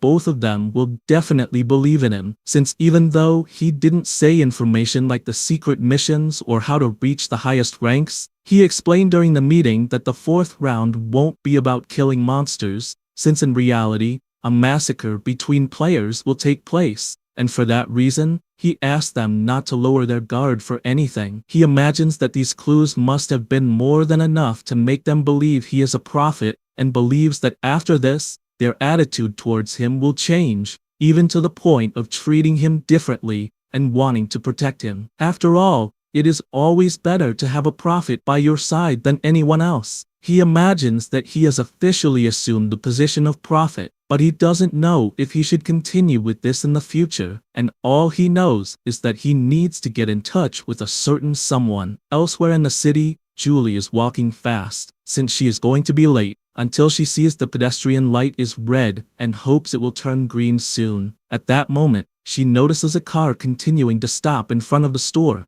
and wonders why some idiot is parked like a fool there. At that moment, the car window starts to roll down, and she notices that it's the MC. The light turns green, and she runs to cross the street, until she gets closer and asks if the car is his. Ryumin replies that yes, and apologizes for parking there in front, asking her to get in since he will take her for a ride. She, embarrassed, says it's fine, and the two of them drive off at high speed. Julie admits she is surprised, since it's her first time riding in such a car, and the MC says the same since it's his first time too, as he arrived recently. She then asks how much the car cost. He replies that it wasn't that expensive, around 900 million won. The girl is in disbelief at this absurdity, asking how he has the nerve to buy something so expensive, since with that amount, he could buy several convenience stores. He tells her that he understands her surprise, but reminds her that he won the lottery, so compared to that,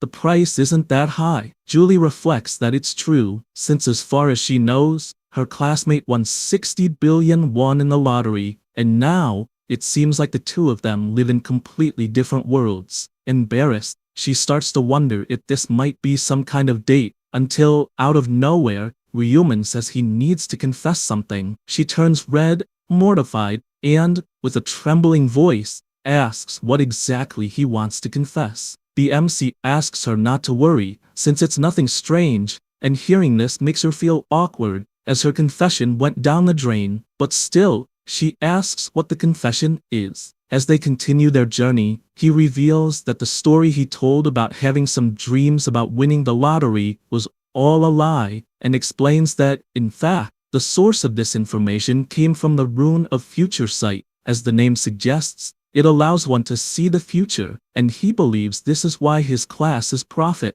Julie admits she's surprised, asking if this class is also a unique one, since it seems so powerful, and thanks him for being honest, adding that she thinks it must have been really hard to reveal this to others, even if they are friends. He tells her he thought it was only fair since she revealed the class she got. Julie isn't satisfied with that, as she also wants to talk about the rune she got, and begins explaining, saying that In the first round, she got the Rune of Protection, which creates a barrier around herself for every person within a 10-meter radius. So since there were 5 people, she created 5 layers of protection and admits she's happy to be able to share this with someone else. Then, she asks why he brought up the rune out of the blue. The MC says it would just be a burden to keep it to himself since he doesn't think she would believe what he's about to say if he hadn't said it first. She's confused by what that means. And, as they continue their journey, the MC reveals how the 4th round of the game will be. Julie panics, asking if it will really be like he said. He responds that it will, which is why he's asking her to be careful and stay alert with the other players around. The girl feels happy to know this information, especially since he contacted her first, and, embarrassed, begins to wonder if he might have a place for her in his heart. After all of this, Ryumin returns to his apartment and starts reflecting on Julie liking him since he heard it in her thoughts, and admits he never knew that. He even admits he had been thinking about why she treats him so well, and actually thinks this situation is better. After all, this way, he could get an ally much more easily. He arranges his bed and lies down, thinking about resting a bit since there isn't much more to think about this month. Time passes quickly, and it's already the 30th of April at 11:55 at night. The MC is making his final preparations in the system. He's keeping an eye on the Shadow of Darkness gloves, which are epic rank and increase strength by 5 and dexterity by 4, making the weapon translucent at night. He notices the attributes are excellent, and it's also a great combo with the skill Knight of Death. At that moment, someone knocks on the door and enters. It's his brother, letting him know that it's time, and asks if he's confident he'll manage to complete the 4th round too. He says he'll only know when he gets there. 1. Insecure, asks if it wasn't supposed to be easier, since he's a prophet and knows what will happen. But Ryumin explains that unfortunately, it's not quite like that, since knowing and doing are 2 different things. His brother gets scared and tells the MC to survive no matter what. He asks him not to worry and starts to fall asleep, remembering that the 4th round is the round where many will ascend to heaven. With that, everyone is teleported to the game world, just like Young Min, who is tense about it, especially since he sees his active penalty reducing all his attributes by half permanently. He starts to think this is all a mess, since this is what he got for betraying Jung-sik, who was a role model to him, and now, he no longer has any authority to command, so he doesn't know how he will finish the 4th round. He starts looking around,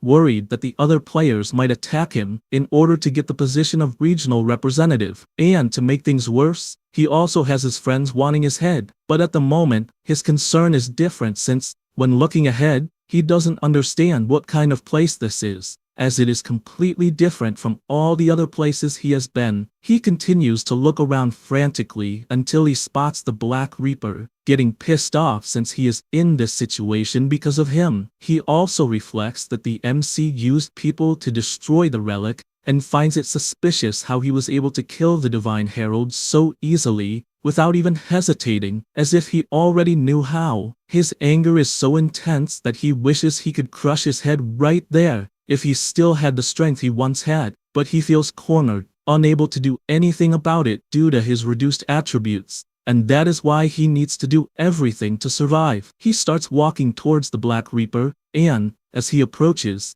asks if the contract from the previous round is still valid, where he made one of his servants in exchange for protecting him. Ryumin tells him that he no longer needs a subordinate like him, explaining that his supposed subordinate no longer has the authority to command, so it makes no sense to have a representative without this power, besides the fact that most players have already advanced to some class, while he hasn't even managed that, calling him useless, and finishing by saying that he is nothing more than a useless walking target. Youngmin is terrified by these words, especially by being a walking target. He keeps looking around in fear until the MC tells him to calm down, as even though he is a walking target, that's just in name, since not that many people are probably after him. Youngman asks if it's true that people won't come after him, and the MC answers that, at this point, he should understand the position of the regional representative, and definitely the others have also understood, as having this position isn't exactly a good thing. He also explains that, as people gain classes,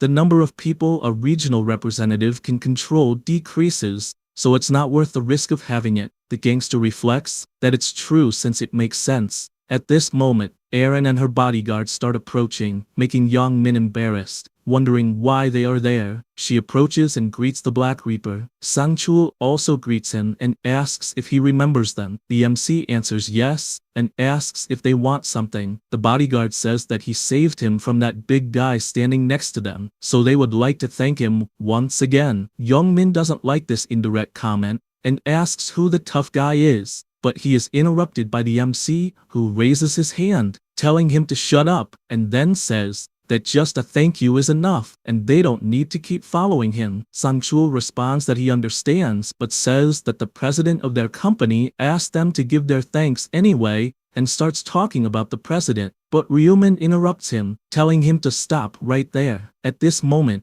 Erin pulls the conversation, embarrassed, asking the MC to accept the crystal in her hands as gratitude for saving them. He is surprised, seeing that it is a low-level purple magic crystal, and once again, this is unexpected. She starts to say that she doesn't have enough words to thank him, but he immediately takes the crystal, saying that he liked the gesture and is grateful for the gift. He says this thinking that there's no reason to refuse such a good item, since he will try to make good use of it another time. Erin wonders if the Black Reaper liked the gift, and worried, she wonders if she will anger him for giving him such a worthless stone. The MC, reading her thoughts, confirms that he was right, since the girl doesn't know how valuable the item is. Otherwise, she wouldn't have given it to him. At the same time, Young Min starts thinking that he also got something like that, and upon thinking more about it, he remembers that it was a black and gold strength stone. Ryumin can't believe it since he is also reading his thoughts, knowing that this black and gold strength stone is an item with an extremely low chance of being obtained by killing an enemy, and it's harder to get than a magic crystal, and definitely would have been impossible to obtain on purpose. He is pleased to know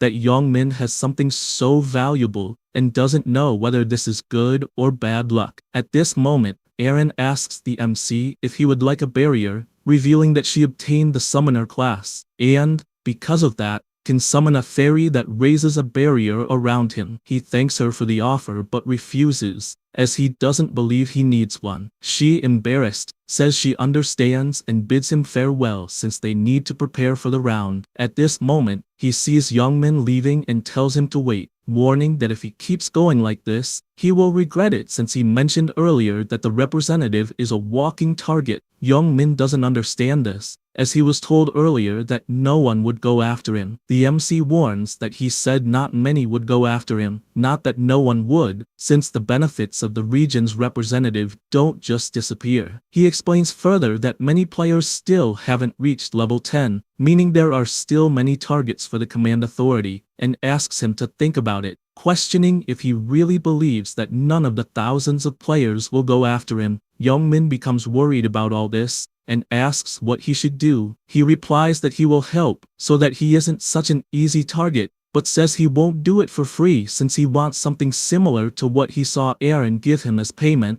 and if he has something like that, he will accept. The gangster becomes happy since he has something like that, and immediately opens the system and hands over the stone. This is the stone of black gold strength, a black resilient stone. It has a smooth surface with a shine. Ryumin stores the precious stone in his inventory and asks if there are any other items. He replies that there are not, since he gave the only thing he had, and asks, please not to take his equipment. The MC tells him not to worry, as he was just joking, since he wouldn't take it even if more items were offered, and walks away, warning that he will keep his promise to help protect him. Suddenly, the angel appears laughing, since several humans showed up without failing, and also comments that the number has dropped significantly. They are intrigued by this, and ask if, by any chance, more battles occurred in the real world. The MC isn't surprised by this anymore, since it's almost impossible for players not to get involved in trouble. Olivia asks if she should start announcing the mission for the 4th round, and a system screen appears for everyone, announcing that the goal is to kill each other within 3 hours.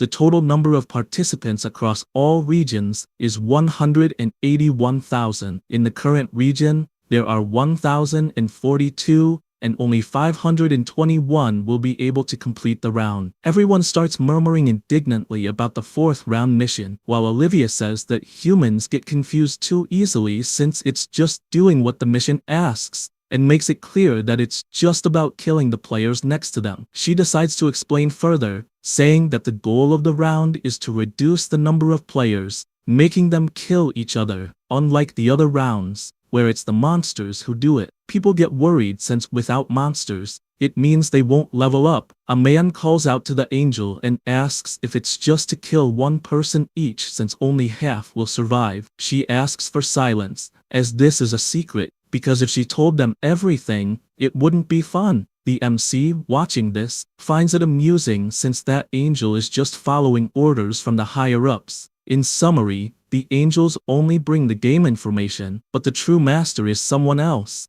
and the fact that she is hiding the rules means she is receiving that order from the master. She explains that the mission doesn't end just by killing players, but truly only 521 can survive, though it's a secret how the rank will be formed. Finally, she decides to give a hint, warning that the player won't come in first just because they're the first to kill someone, and tells them to start right away, since she won't be giving any more explanation. Therefore, they can begin killing each other. The round's time begins, lasting 3 hours. The players are left not knowing what to do since they need to kill people and don't understand what kind of sick round this is. Youngmin is happy since the mission is to kill other players, and he was even wanting to kill some assholes. Ryumin watches from a distance, since he knew that guy was going to start with thoughts of killing his friends. He stays excited since he is sure the players are hesitating to kill each other, until someone approaches his back, startling him when he sees it's the Black Reaper, and he didn't notice how close he was. Then, he asks if something is wrong. The MC explains that,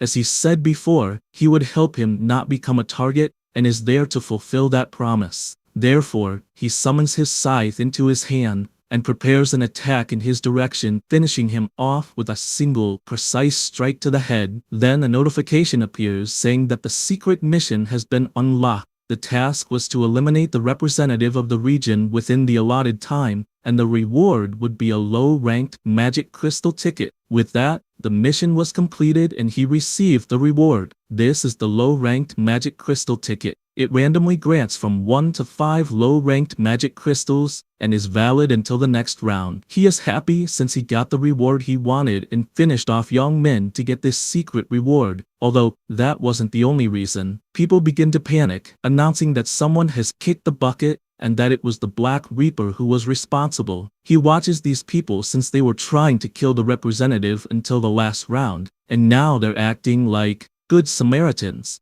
People start judging him, saying he can't just kill people as he pleases, and accuse him of being a murderer. He imagines that, in fact, the term doesn't sound bad to him. After all, he had already finished off Seok-hyun, and moreover, he will finish off many more people by round 20, but he's certain he never kills someone without a good reason, especially in the current round, where the goal is exactly to finish off each other. And even though people know this, they're criticizing him. People begin to think they might use this opportunity to try to kill the Black Reaper, or at least tarnish his image. He smiles, reading everyone's thoughts, finding it a big joke. The players get furious seeing him laugh and ask if he thinks this is a joke. At this moment, a notification appears saying that the Black Reaper has become the new representative of the region, and most of the players are intimidated since, in addition to being the strongest, now, he has the power of a representative. He finds this funny, wanting to understand why they're getting scared, and asks if they haven't leveled up yet and are afraid of being hit by the command authority. Suddenly someone screams,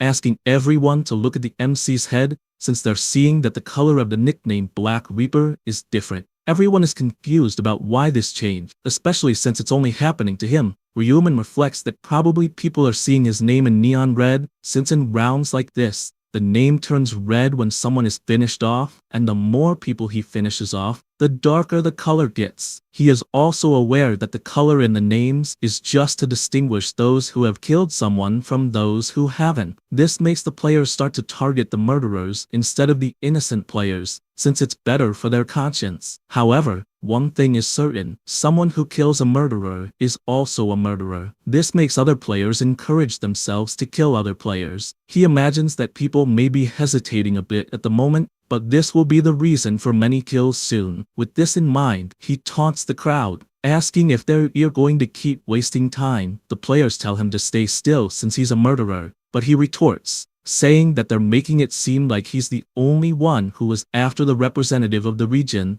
and then he asks where the people who were after Jung-sik in the last round are. In a serious voice, he says, "It's kill or be killed, since that's the basic rule of survival." He also tells them all to stop the hypocrisy and face reality, since if they were in his shoes and a knife was pointed at them, threatening their life, they would have to act. He still warns that it's not the time to stand still, since if it bothers them so much, they can have a debate like the last time they voted. He says this, but imagines that people won't stay still anyway, but by then, it will be too late for everyone. He also reflects that if he didn't say this, they would only waste time, and if that happens, it's possible that the number of people passing won't be 521, even if it means fighting each other. It's necessary to encourage them to do the mission. A player comments that they should do something, since, as the Black Reaper said, it's not interesting to stand still. A guy asks what she's suggesting, if it's just talking and everything will be solved. She doesn't like this sarcastic tone, since she's just trying to discuss it. He then suggests a duel between the two, but another player asks where the justice is in killing each other, and still doing a one-on-one duel, thinking it's a video game. The guy with the scar gets angry about this,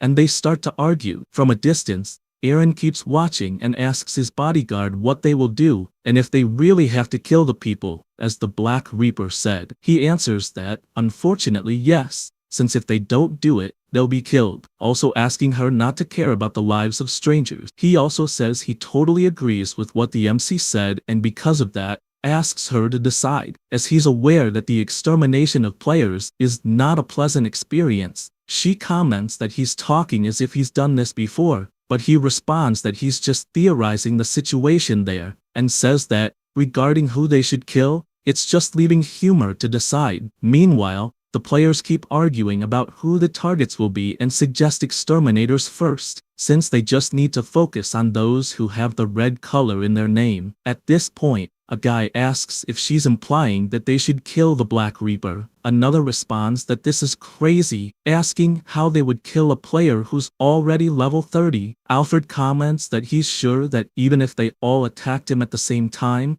they still wouldn't be able to do anything, until a scared player asks them to be quiet, or else the Black Reaper will hear them. The MC is bored since he's able to hear everyone with his rune of thoughts. Seung-han asks what the hell they're saying, since life is precious, and they shouldn't kill anyone, even assassins. Another responds that he's right, since killing someone would also make them an assassin. A guy, fed up, asks what they're suggesting, since, in this round, for one person to live, another has to die, and because of that, he asks them to stop arguing and agree to finish off the criminals already. At this point, a woman approaches, asking how they will identify the criminals, and if they'll go around asking for each one's records. A guy gets furious, asking who the hell that woman is since they didn't ask for her opinion, and she gets angry at this insult, saying she'll kill him. He responds that she should just go ahead and solve it. A guy watching tells them to stop the nonsense and just fight already. This makes both of them furious, since the people who instigate others to fight are the worst.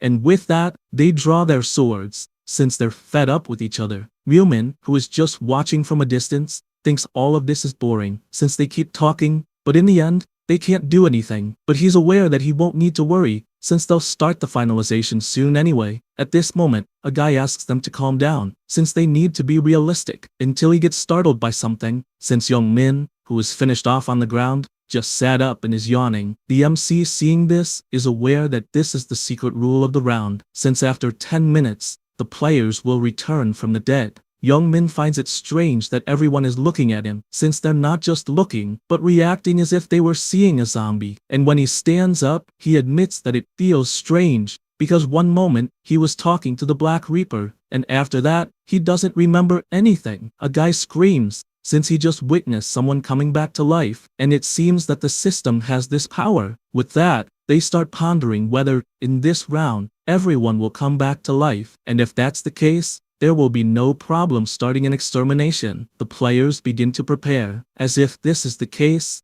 everything will be fine. At that moment, a girl approaches, asking them to calm down, commenting that she is still not sure if everyone will truly revive when they die. She says this, and takes an attack from behind, and the guy who dealt the attack tells her to die quickly so they can test it. The players are in shock, as they are looking at the lifeless body on the ground. They are worried, because she is not coming back to life, and wonder if they need to wait longer. A man suggests they wait more, as from what they saw, Young Min revived after 10 minutes, so everyone decides to wait. After 10 minutes, a light appears from the body on the ground, and the wounds slowly start healing until she begins to get up and stretch. At that moment, she realizes what happened and starts screaming, asking who the bastard was who attacked her from behind. She barely says that when the guy approaches once again, asking her to die, but this time, he is attacked by another player before he could finish her off. The guy who did this warns that it won't be a problem to start a massacre since the people will come back to life 10 minutes later. Everyone is horrified by this. Meanwhile, the MC watches from afar, thinking that even if the resurrection ability exists in this round, people still find murder to be a heinous act, and he notices that the players are being swept up by the atmosphere and revealing their true faces. After all, now, everyone starts massacring each other without caring whether there will be any penalties or not, since it is the goal of the round. Two guys begin to talk but quickly attack each other, with one asking the other not to resist and just die already. And thus, the massacre begins, with Ryumin just watching from a distance, seeing that hundreds of players are fighting each other like dogs, as it has essentially become a battlefield. He then summons his scythe and wonders if he should get involved. He approaches a few players and, with a single precise strike, finishes off several at once. At that moment, two guys notice that the Black Reaper has his back turned, and therefore, call a third guy to try to kill him. The three of them rush to attack, as it is their golden opportunity, but they are finished off before they could try anything, as there is no way to ambush the MC, who has presence detection. He notices there is a guy who is enjoying the massacre, and admits that it's no exaggeration to say that the fourth round is perfect for this player, as he possesses the absorption rune. So that scenario is practically a feast for him, and considering the tone of the player's color, he imagines that he must have already finished off around 10 players. This player bursts out laughing, not believing that his attributes are rising so much just by finishing off players, and seeing how the rune works. He admits that he didn't know that attributes also rose by finishing off players, and not just monsters. Then he goes back to attacking the players. He feels excited, demanding that everyone die at once. As time passes, his absorption rune keeps increasing, making him even more excited since he has gained many quick stacks. He assumes it's because of the players' levels, and is tempted to finish off the Black Reaper, as he has no idea how many stacks he would get from defeating someone of such a high level. However, he quickly changes his mind since he has no clue what could happen if he recklessly decided to face someone so powerful, so he decides to settle for the ants around him. He thinks about this, and immediately strikes his axe into a player's back, making him collapse to the ground while he imagines that finishing off players really does relieve stress. He also thinks that he wasn't able to hunt properly because of Young Min, but feeling excited, he admits that this round was made exclusively for him. While he's deep in thought, a player tries to sneak up on him and launches an attack but misses the target since the big guy is alert. With a single strike, he finishes off another one, further increasing his absorption rune's progress bar. People keep coming back to life one after another, making the Black Dragon excited, as he is unsure if there will ever be a better opportunity than this for him. That's why he continues with his executions. He pauses for a moment, trying to remember how many executions he has already achieved since he wants to stay on top at all costs. At this moment, he is startled to see someone approaching, and realizes it's the Black Reaper. The MC immediately activates his Death Knight, and the entire environment begins to darken, leaving Brock and the other players confused. trying to understand what is happening. The Black Dragon finds it strange that the Black Reaper's scythe has turned transparent, and the only thing he knows is that he must be careful. But it's useless as, with just one strike, Ryumin spins his scythe, and the brute's head flies off his body. While still in the air, he realizes that he should have been careful, at least avoiding the Black Reaper. Meanwhile, the battles continue to rage, with everyone killing each other since, according to the mission, they need to achieve as many kills as possible. Meanwhile,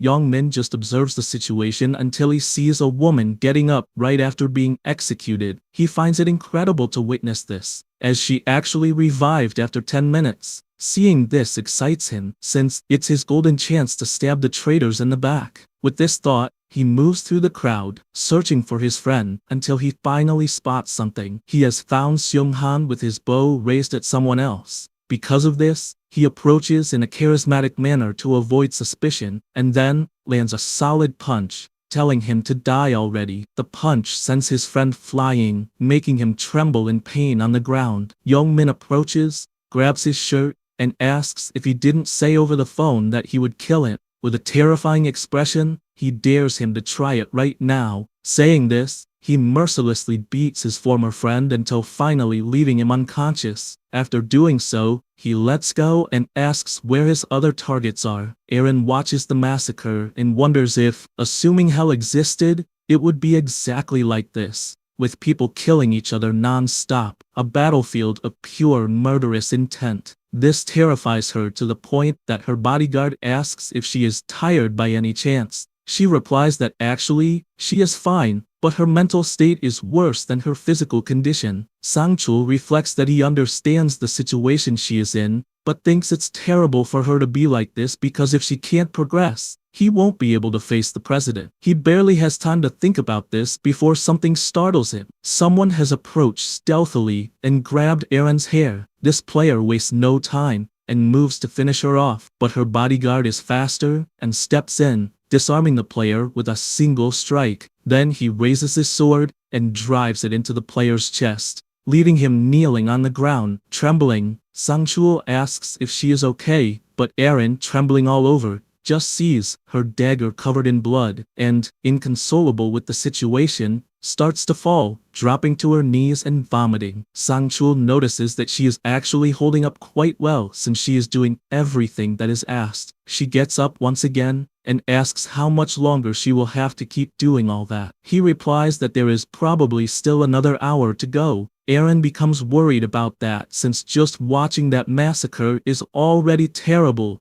and she confesses that she doesn't understand why people are so excited about doing it. Her bodyguard starts to feel concerned, seeing how weak she is, acting like a delicate flower in the middle of a war, and asks if she would like to rest since, if he is not mistaken, she has already finished about 50 times. He says this, and turns away, as that number should be more than enough to place her in the necessary rank to be approved. She thanks him for his words, but Sang-chul, in his thoughts, thanks her back since her staying quiet means he won't have to carry anyone else. That's why he goes off to the slaughter, as now he can focus on his own score. After that, the time until the end of the round is already down to 10 minutes, and Ryumin continues making his victims. He notices that the time is about to run out, and that this round is always exhausting. At that moment, a man tries to attack him from behind, but he immediately turns around, finishing off the poor player with a single attack, since he is focused on receiving absolutely all the first place rewards across all regions. Because of that, he starts running through the arena, analyzing that he needs to do everything he can to reach the 20th round in good shape, no matter what happens, since he has no idea how strong the final boss is. He chases two players, finishing the first one with ease, and moves on to his next target with a terrifying aura,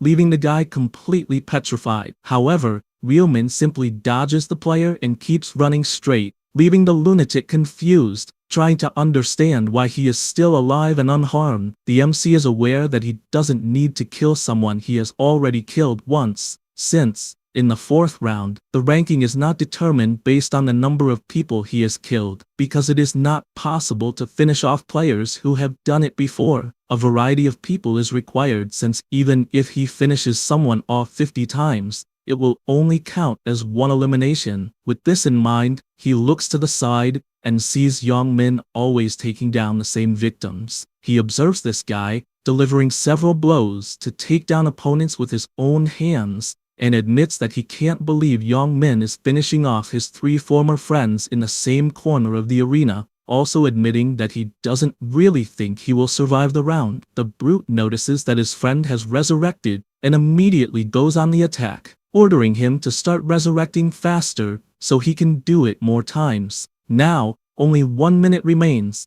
and the MC starts acting in this final stretch, since he needs to gather as many points as possible. He looks at one, and already knows he secured a kill there. The next one, hugging the girl, as well, until he sees a blonde guy, and can't remember whether he has already finished him off once or not, so just to be sure, he goes on the attack, securing another elimination with a single blow. Then a yellow aura begins to emerge around him, just as it does around all the players. At that moment, Olivia appears, asking if they had fun with the slaughter. They become furious upon hearing that, as there is nothing fun about doing this to their own kind. The angel is surprised by how red the ground has become, but praises everyone for their excellent work, and informs them that she will bring them all back so they can observe the ranking. The MC, seeing this, finds it amusing since the angel makes it seem like she is saving everyone when, in reality, the one responsible for it is the system. The bodies of those who lost a limb simply return to normal, just as the ones who were finished come back to life. Songhan is one of them, and as soon as he wakes up, he starts cursing Young Min, calling him a son of a bitch, and warning that he will finish him off no matter what it takes. He laughs, calling his former friends idiots, until the angel shouts, ordering them to shut up and warning that she will blow up the heads of those who keep talking. Immediately, everyone falls silent, making her pleased since she is eager to show the round's results. But before that, she warns that she will reveal what the secret mission for the round was, and, with a snap of her fingers, makes the system show that the submission was to eliminate the representative of the region within the designated time, and the reward would be the lowest class magical crystal ticket. They are surprised to see that the secret mission was precisely to eliminate the region's representative, and she informs them that the person who completed the mission was the Black Reaper. Everyone is in disbelief, even though they remember that the Reaper did indeed finish off the region's representative right when the round started. The Black Dragon is furious about this, as he had no idea about that secret mission, and imagines that if he had known, he would have completed that mission from the start. Meanwhile, Young Min is terrified, wondering if he really was killed by the Black Reaper, as he didn't know this, and notices in his system that the temporary ability Command Authority is no longer in his system. This makes him recall the MC's words, which were, "I'll help you avoid being shot," and only now he understands that, in fact, this action ensured that he would no longer be shot, as he took the representative title for himself. After this, with a malicious look, Olivia asks if they're curious to know how the rankings turned out, and reveals to everyone that they would be ranked according to the unique kills of each. So, if they killed the same person multiple times, it would count as only one. They ask if this means that it wasn't just about killing as many as possible. The angel asks if they're really that stupid, since they wouldn't do something so simple, and with a snap of her fingers, she shows the rankings to everyone. Among all the regions, the Black Reaper took first place with 722 kills. In second place were the Stupid Idiots, with 521 kills. In third place was the Celestial Demon, with 433 kills. In their own region, the Black Reaper came in first. The Cute Little Bird came second, with 211 kills, and Sangchul came third, with 209 kills. The angel is impressed, as she sees the Black Reaper in first place again. The players can't believe someone there killed 700 people, since there are about 1,000 players, meaning the Black Reaper alone killed 70% of the players. Olivia also admits she's surprised by the amount of kills, and says he deserves a good reward for it. Then, the system congratulates him for first place in his region, as well as for first place among all regions. For taking first place in his current region, his reward was a rare armor ticket of medium classification. For taking first place among all regions, The reward was a special reward selection chest. He notes that he will finally get a rare armor, as it's time to replace the one he currently has. The system asks him to choose between 3 rare armors. The first is the shining bronze armor, the second is the bloody assassin's outfit, the third is the cloak of darkness. Without hesitation, he chooses the second option. This is the bloody assassin's outfit,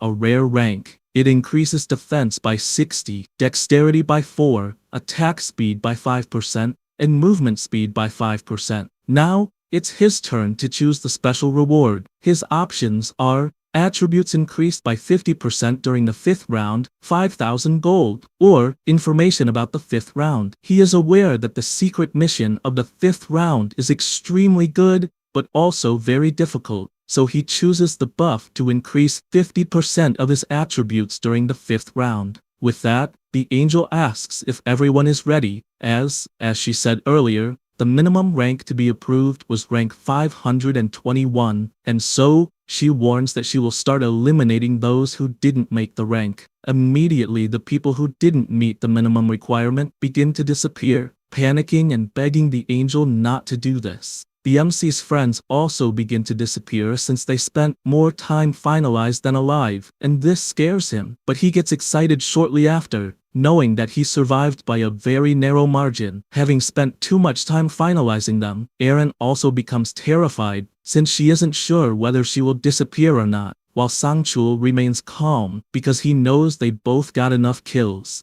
Ryumin takes a deep breath and looks ahead, seeing the announcement that there are now 521 survivors, and that the next round will begin on May 1st. When they return to the real world, at the Imperial Hotel, Sangchul runs at full speed and shouts, calling for his president. Gyeonglak grumbles, until he finally wakes up, asking why he is there since he doesn't remember calling. The sector chief apologizes, but since the president wasn't responding, he became worried that something might have happened. He laughs about this, asking how something could have happened when he placed 3rd in the round. Sangchul, embarrassed, admits that it's true and confesses that he thought round 4 was brutal. The president replies that this was the real reason he went straight to bed, because he was exhausted, saying that the kill count was 433, but he is aware that the number was much higher since repeated kills weren't counted, and asks what kind of monster the Reaper is,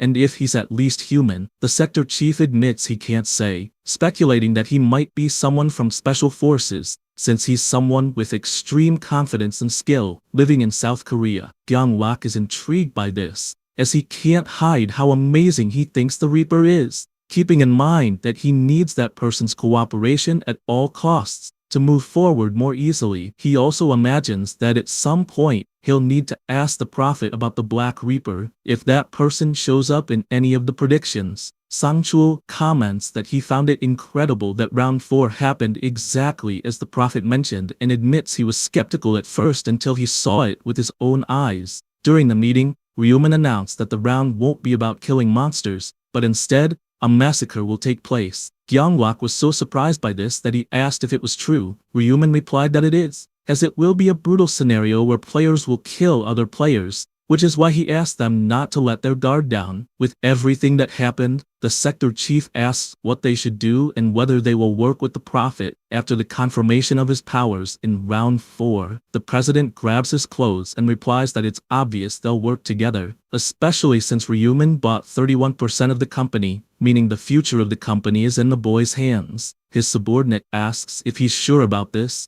and if he really intends to change the entire operation as the boy suggested. Gyeonglak says he has no choice, as the Prophet himself told him how the company will grow, and also warned that they need someone with that ability by their side, urging them not to underestimate the boy just because of his age. For this reason, he asks that even if Ryumin does something the sector chief dislikes, they should keep working with him, as they will be able to reap all the benefits from the Prophet's visions both inside and outside the game. Sangchul bends down and responds that he will pay more attention to how he treats Ryumin starting from that day. The president then asks him to do that immediately, asking him to call Ryumin so they can throw a celebration party to celebrate their survival, and also asks him to bring actress Erin. The sector chief is confused about wanting to call her too, but the president comments that having a celebrity at the party might be useful. Meanwhile, in another location, the MC is waiting next to the store until he raises his hand, saying that he is there. Julie greets him, asking if everything is fine and if something happened, as she called him early to eat. He asks her not to worry, as it's just a celebration for their survival. The two then continue their journey in the car, and she takes the opportunity to thank him, as she was only able to prepare for round 4, thanks to him. Ryuman questions if she thought it was a lie. Julie says she finds that impossible,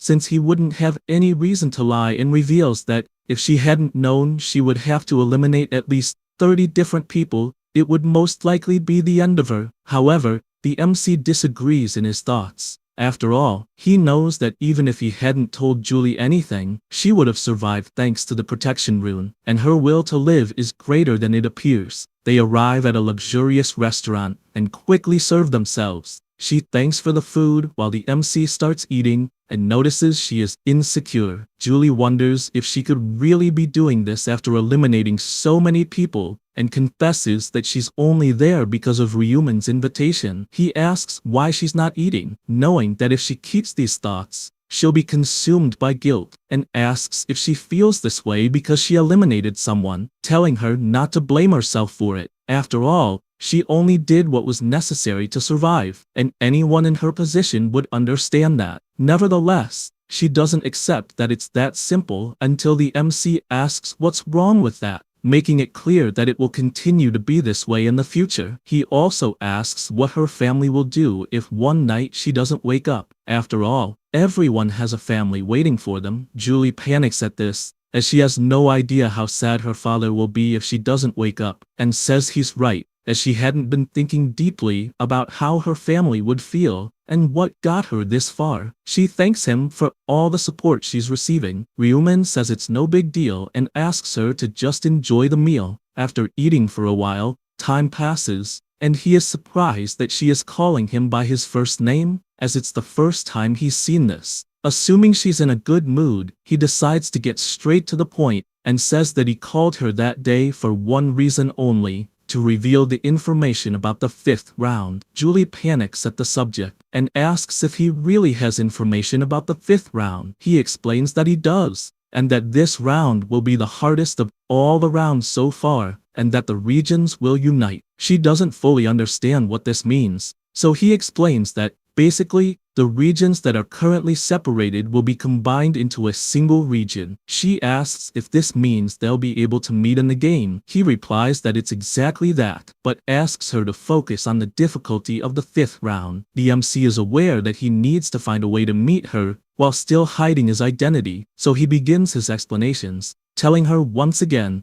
that the 5th round will be extremely difficult, and that it might even be possible that both of them won't escape this time, but there is a method they can use. Julie asks what method that is, and he explains that she needs to find the Black Reaper and ask for his help. She starts sweating cold, as she never imagined he would say something like that, and asks if the Black Reaper he's referring to is the one who came in first in all the regions in all the rounds, and if this means she has to go after such a powerful person to ask for help. The MC tells her that he had said they would receive help from the Black Reaper, but it's more like cooperating with this player by forming a temporary alliance with him, allowing them to survive the round. Julie understands the logic, but asks how someone already at level 30 would want to work with a player who isn't even halfway to that level. Ryuman says her buff ability is quite interesting, and even the Black Reaper will need it. She admits she's still worried, as she's not sure the Black Reaper will accept her as an ally just because of a small buff. The MC finds this funny, as her power is not just a small buff, but tells her not to worry,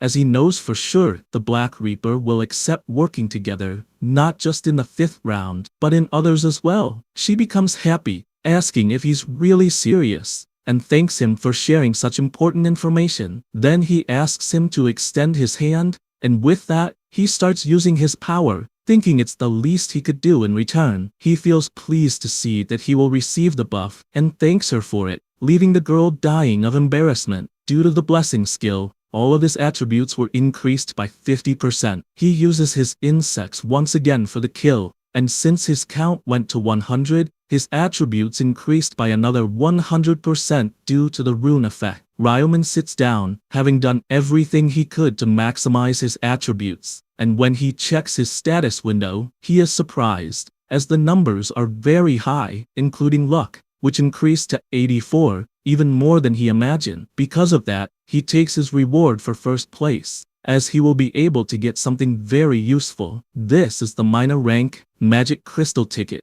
It randomly grants 1 to 5 minor rank magic crystals. Ryumin imagines that if he were an ordinary person, he would be praying for good results. But he knows he doesn't need to pray, as his luck is at its peak. He also remembers how everything started, with Burial warning that the games would start on the first day of each month for 20 rounds. The MC confesses that he's not sure, but there must be a god behind everything, as only some divinity could drag 1,800,000,000 people into a deadly game. In other words, it can only be the work of a god playing with humans. He is determined that if he reaches a point where he can finish the 20th round and get a wish afterward, without a doubt, he will annihilate this playful god. He thinks about that and uses his random selection token. A notification congratulates him for obtaining 5 minor level magic crystals. They were 2 red magic crystals, 1 yellow magic crystal, 1 green magic crystal, and 1 purple magic crystal, all of minor level. He is surprised, as he managed to get 5, and 5 is the maximum he could obtain. Seeing this makes him happy, thinking it was worth hating the god who created this game. With that, he begins his combinations, first placing the 2 red crystals, thus forming a low-level red magic crystal. He looks at the item he just fused, knowing that combining 2 crystals of the same color and rank would form a lower-ranked crystal. He does the same with the purple crystal since he had received one from Aaron, and thus also forms a low-level purple magic crystal. Ryuman moves on to the next step, which is combining the crystals with his items, starting with his hood combined with the red crystal, thus increasing his damage by 2%. He does the same with the gloves, gaining 2 more attribute points. He also gains 2 points in luck by combining a yellow crystal with the resistance ring. The combination of the boots with the green crystal gave him 2 points in dexterity. Finally, he placed the dark blue crystal on the armor, gaining a 1% damage reduction. He is pleased with the results he got after using all the magic crystals, and imagines that it was definitely worth it to gain the buff in exchange for some information. With everything settled, he says he will prepare for the meeting with Gyeonglak. Inside the apartment, Won is confused and thus asks if his brother really invested so much money in the company of the successor of the Osun group. Ryuman replies that yes, and that he was even invited to a party, as they will be working together in the future. Won is terrified, as they are all high-class people, and thus asks if it's really okay to be in a place like that. The MC tells him not to worry, as everyone in the family can attend, and thus asks to leave quickly since they are waiting. They go to the door, and Won is surprised, as he sees Aren's bodyguard greeting them. The MC explains that the person next to him is his brother, and then Sang-chul immediately apologizes for the late introduction, explaining that he is the head of the department, and apologizes once more for being rude again to them. He then informs them that the party will be an apology, so he asks them to proceed to the hotel, as the limousine is waiting. After they arrive at the location, they enter the huge building, until they are met by Gyeonglak, who admits he is happy to see that Ryuman is alive after the 4th round. The MC says the same, explaining that the person next to him is his brother. Gyeonglak greets him, stating that he is the president of the Celestial Demon Consultations Company. One, who was completely intimidated by so many important people, greets him back without even realizing that he was using his left hand instead of his right to shake hands. Gyeonglak takes the opportunity to ask if Won is also a player, but he replies that he is not since he is 14 years old. He says that the boy is really lucky because he escaped the deadly game for a year, and that he is jealous because of that. The MC laughs in his head, knowing that the president must be loving the extermination within the games. With the introductions done, Gyeonglak asks everyone to go to the Grand Hall, explaining that although it is simple, the party was prepared in the best way possible. Upon arrival, the entire banquet was already set on the table, with a huge variety of food, as well as chefs on standby in case anyone wanted anything else. One cannot hide his surprise as it is far too surreal in his eyes. The president invites them to enjoy, saying that although it is not much, he believes they will be satisfied. One can only imagine that this must be some kind of joke since there is no way this could not be too much. Gyeonglak smiles and invites them to eat freely but is interrupted by the hall door opening. The MC turns around and is surprised to see who it is. As it is Erin standing there, the president stands up, saying he is glad she has finally arrived. The girl apologizes for being late as she had to attend another actor's funeral. He tells her not to worry since he understands and mentions that the company's biggest investor is present. She turns, starts introducing herself as Erin and an actress, then suddenly realizes who they are and asks if they are the two boys who were handing out rice cakes after moving in. They answer yes, and this makes her happy to see that the biggest investors are her neighbors. However, in her mind, she does not believe it, since it is obvious that the two are far too young to have so much money, wondering if this is some kind of bad joke from the president. Meanwhile, Won could not hide his excitement, as he is a huge fan of hers, and asks if it is really Erin standing there. Only then does the MC realize that his brother truly does not know about Erin's connection to Gyeonglak's companies, which is why he was so surprised to see her suddenly, although he also knows that it is a normal reaction considering that the actress is also a very beautiful girl. For this reason, he decides that he will also appear interested in her to socialize. At this moment, the president notices this and feels pleased since, although Ryumin is young, he is a prophet. But first and foremost, he is a man, and for this reason, he thought it was a good idea to bring Erin there. He then asks everyone to sit down and enjoy the delicious meal. With that, the banquet begins, and one confesses that the meat is so good it melts in his mouth. Gyeonglak takes the opportunity to ask the MC if he likes the food since he asked the chefs to be as careful as possible. He replies that it is delicious. The president then asks Won if he is enjoying it. He, feeling shy, replies that he is, and that it is actually the first time he has ever seen food like this. Gyeonglak is pleased that both liked the meal, and that it was an excellent idea to have the chefs put in extra effort with the food. He then asks Ryumin why he did not invite other family members, as he ended up inviting only his brother. He replies that his family consists only of himself and his brother, because their parents have already passed away. Gyeonglak regrets hearing this, and starts feeling frustrated since he ended up asking a stupid question, ruining the great atmosphere that had been established. He looks at the two brothers, and thinks that now he needs to stay quiet until their mood improves somehow. The banquet continues until he decides that he needs to use someone to lift the mood of the hall, and looks at Erin, silently asking her to look at him, but she doesn't notice. Gyeonglak, losing his patience, places his cup on the table and stands up, calling the girl to have a quick talk outside. They go outside, away from everyone, and he asks what she thinks of the food. Erin answers that it was great. However, the mood changes, and with a dark aura, he asks if by any chance he called her out there to be fed. He makes it clear that he only called her there to create a good atmosphere, and, therefore, asks why she's being so quiet. Erin apologizes since she thought he called her because of the party. Gyeonglak finds this funny, since he would never call her for an event like this just because of the party, and asks if the sector head didn't explain who the boy is who's here today. She, not understanding what's going on, comments that, as far as she knows, it's the company's major investor. He answers that it's true, but beyond that, the boy is a prophet, revealing that the prophet is a unique class that can see the future, and that's why he wants to know if she understands why he wants to keep them in a good mood, as the boy's help is crucial for them to know how the upcoming rounds will play out,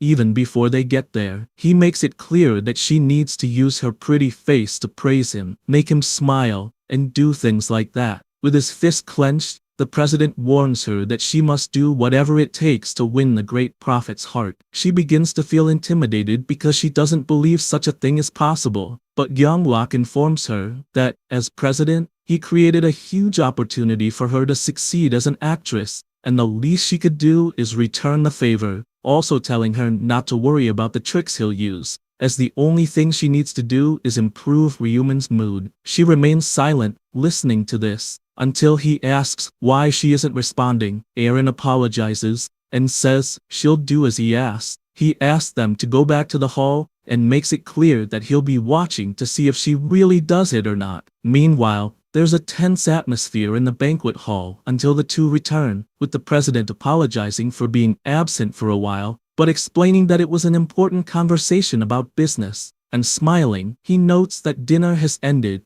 and asks if they should move to another location. The MC and his brother head outside, but Aaron hesitates to call him for a conversation, which leaves the president irritated about why she's hesitating so much, even after everything they've discussed. At that moment, Won stops, asking Aaron for permission, and then, embarrassed, tells her that he's a big fan of hers, and that she's even more beautiful in person. She thanks him for the compliment, and then he asks if it would be possible to take some photos together later, if she has time. Aaron responds that she can take the photos. Only then does the president realize that it's the brother who's interested in her, and he needs to change his plans, sending a message to the actress. She notices her phone ringing, and when she picks it up to see what it is, she realizes it was the president asking her to change her target, to first approach the prophet's brother. She feels upset about this, as she'll have to deceive a fan who approached her with no ulterior motives.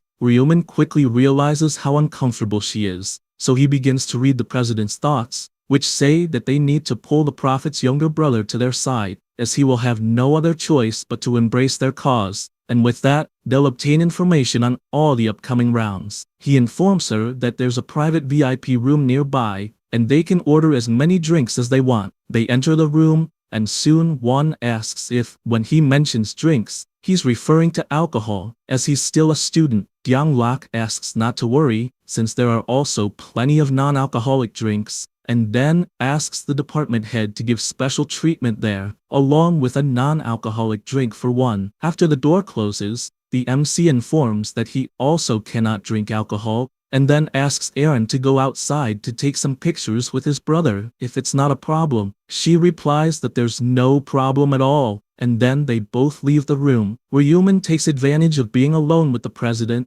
and, with a frightening look, asks if he thinks things will be that easy. He gets intimidated to the point of asking what he means by that. Ryuman tells him to remember that he is the prophet class. In other words, since he can see the future, he obviously also knows about the conversation he had with Aaron, and that's why he wants to know how they can keep working this way, warning him to never hide things from him again. The CEO feels cornered, as he hadn't imagined that Ryuman also knew about the conversation with Aaron, and that he could see this kind of future. The MC points out that he's aware he spoke with Aaron to try to win him over, but he apologizes if that seemed offensive, as he only wanted all the players to become friends. However, the MC retorts, saying he crossed the line when he tried to use his brother. This makes Gyeonglak even more cornered, as he knows this too, and immediately apologizes, saying he made a foolish decision, promising to correct it as soon as possible to please it. Ryuman senses that the apologies are sincere, so he says he will let it slide this time regarding Aaron. He thanks him for giving him a second chance until Sang-chul enters the room, finding the president's behavior strange,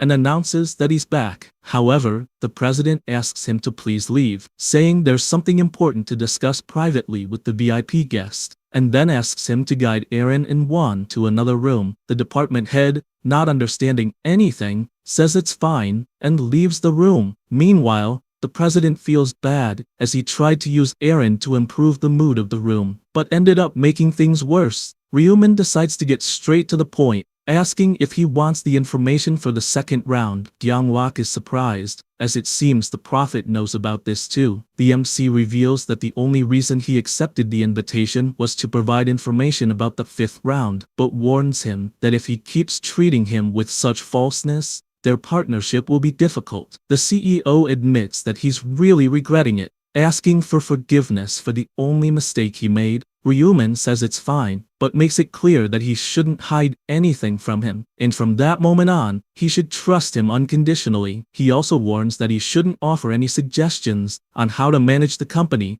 except for convincing the other shareholders during their meeting. Gyeonglok responds that he will do his best to keep everyone in line. With this conclusion, the MC says he will do his best for the company to grow, and will also provide the information he wanted. The president is pleased right away, but his expression changes when he hears that the 5th round will be by far the most difficult one yet. Ryuman tells him to stay calm, as it won't be much of a problem for the president, revealing that the mission will be to kill 300 orcs. But it won't be as easy as it sounds. He then explains that the regions will be combined. Gyeonglok is happy to hear this, as it means he could encounter the Black Reaper if they are indeed combining the regions. However, Ryumin shakes his head, saying that the Black Reaper will not be in the same region as him. The CEO laments hearing this, and, curious, asks if he knows the identity of the Reaper. Ryumin replies that he doesn't, but he saw that they will both meet soon. He also mentions that there's one more thing to say, asking if he's looking for someone named Youngmin. Gyeonglok is surprised once again,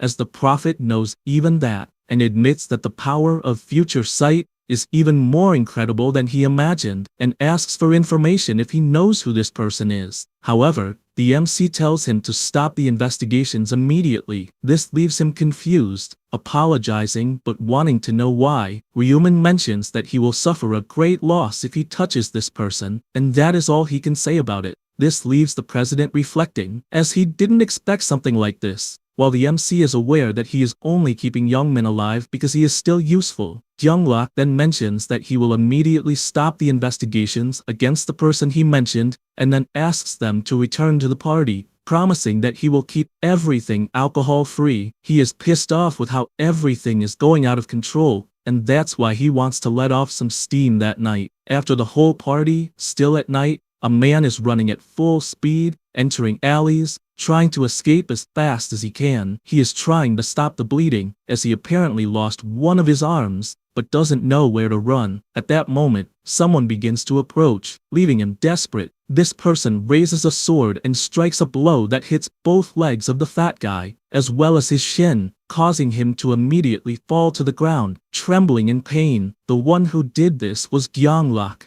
telling him to shut up if he doesn't want his tongue cut off. The man on the ground starts asking why he is doing this to him, and if he did something wrong. The president finds this funny coming from a pedophile. However, the fat man retorts, saying that this happened a long time ago, and that he even served his sentence, and is free now. However, it is of no use, as the CEO simply raises his sword and drives it deep into the fat man's back. He then warns him to shut up if he doesn't want to have a slow and painful death, and this will happen if he attracts witnesses. The man begins to cry in pain, trying to hold in his screams until Gyeonglok says that it's great to see that he isn't bleeding from his ears, and doesn't understand how trash like him is still alive. At this moment, a black aura begins to emanate from his body and transfers to the sword in the form of a snake. Then, a black flame engulfs the entire area, leaving the man scared, asking what is happening, but it's too late,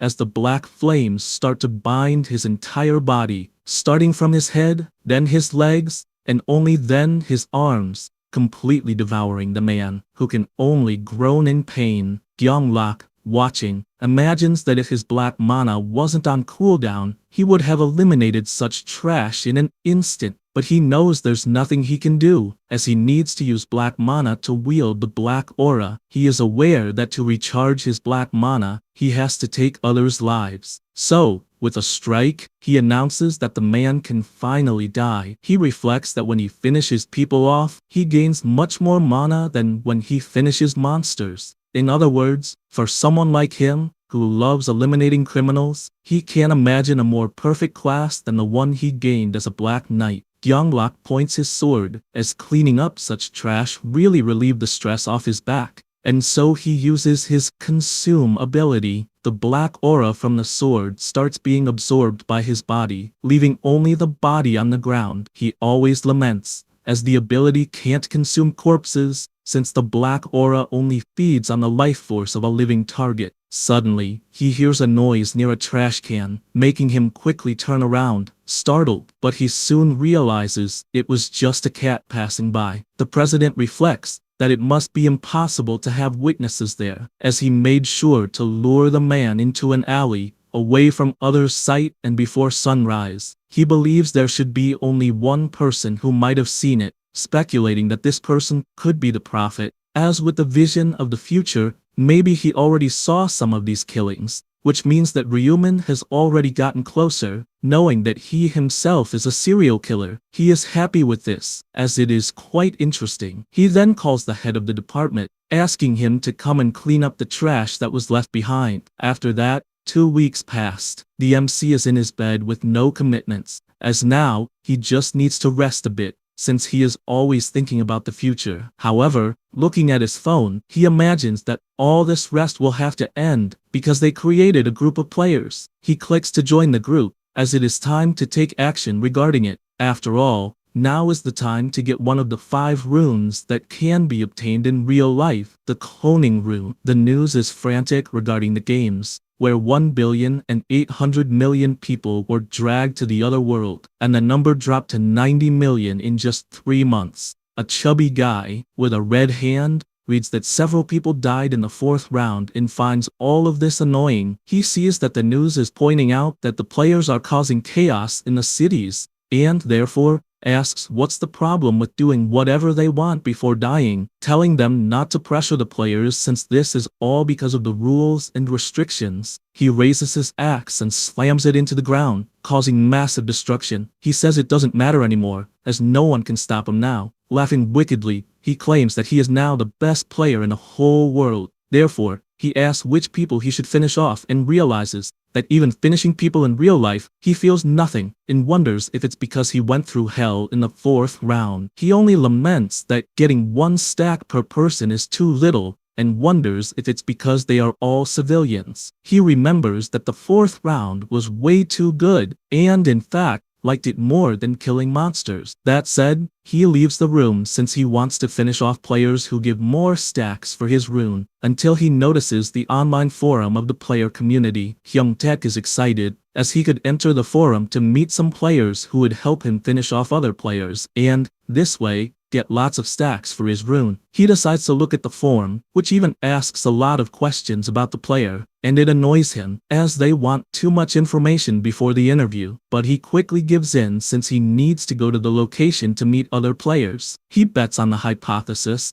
that people won't imagine there's a player entering with the intention of finishing off other players. After a while, he goes to the location, and the interviewer sends a message asking, please, to go to the cafe in Wabu, and that casual clothing is fine for the visit. He notices that the location is indeed correct, but gets annoyed as it's way too far in the middle of nowhere, and even the buses don't go there. Since he's already there, he decides to enter, thinking he'll kill everyone if they annoy him. Hyung-taek starts looking around, as the place is more modern than he expected, and notices there are only 2 customers there. One of these customers notices his entrance and quickly gets up, asking if he's the one here for the interview. He says this, and approaches, asking for his username. Hyung-taek replies that it's Black Dragon. The interviewer greets him, saying it's a pleasure to meet him, and also mentions that his in-game nickname is My Age is 30. The chubby guy doesn't hide his surprise and asks if he really is a player. He replies that yes, and although he doesn't look like it, he turned 30 years old that year. Then, he introduces the person in the shirt, saying that they are the tiny mollusk, and asks them to greet each other to become good friends. Hyung-taek approaches, asking if the damn guy with the fish face and pink shirt is really a player, as he seems incredibly weak. He then comments that maybe the business in that cafe isn't going too well since there are no customers and no one working. The interviewer explains that this place is far from the city, which is why they rented this spot for the interview. Hyung-taek says he understands, but asks if at least the owner shouldn't be there. The old man says that the owner is preparing the food since, besides coffee, they also sell meals there. Hyung-taek says he understands, and, looking around the cafe, realizes there are no cameras in the place. Because of this, He thinks about finishing off the two players there since it would be easy to do so and escape, but quickly changes his mind and because he can't waste this chance by finishing just two people. For that reason, he asks if they're not going to start the interview soon. The 30-year-old tells him they are waiting for one more person and will begin as soon as that person arrives. Hyung-taek asks if this means there will be 3 in total. He answers yes, and despite being a little past the scheduled time, he is seeing the person arrive. The last player enters the cafe, and immediately, the man in his 30s stands up, asking if he is there for the interview, and immediately asking what his nickname in the game is. The person responds that it is the Black Reaper, leaving the interviewer amazed, as the most popular player of all is there. A few days ago, a conference was held. A man welcomes everyone and informs them that everyone, except Honey, is there, so they can begin the meeting for the 3rd week of April. He then asks Yark how many people joined the forum that week. Yark replies that about 2,000 people joined, and although the number of players is dropping month by month, the number of people joining the forum keeps increasing every week. The president asks who hired the journalist, as the reason for so much focus is the articles that are being written about them. Jamie announces that it was her, revealing that it was possible thanks to the new connections she has. He finds this incredible, as he expected nothing less from a longtime member, and then asks Yark how many truly skilled people there are among the 2,000 players. The player counts that, if they exclude players still without a class, and those below level 10, there are about 1,200 people. The president finds this interesting, so he asks how many of them are truly useful. He prepares himself to speak about this, and mentions that there is a well-known player in Zone S, 45.5, a player named Black Dragon, who is an ordinary warrior of level 10, but ranked 3rd in his region. The president finds this interesting, speculating that this player might have a good rune. Yark adds that this player seems skilled enough to be given an executive position. He also mentions that the next player is Little Cockle, who is from region S122.7, always ranking between 4th and 10th place. He further adds that, besides the 2 players he mentioned, there are 50 more who always rank at the top in their respective regions. The president is pleased to hear this, as it seems they will be quite busy interviewing these people. He then calls the attention of the man in his 30s, asking if he had been dozing off and wants to know what he was doing last night to be sleeping in the middle of the meeting, and, as punishment, he announces that the man will be in charge of the 50 interviews. If he doesn't do that,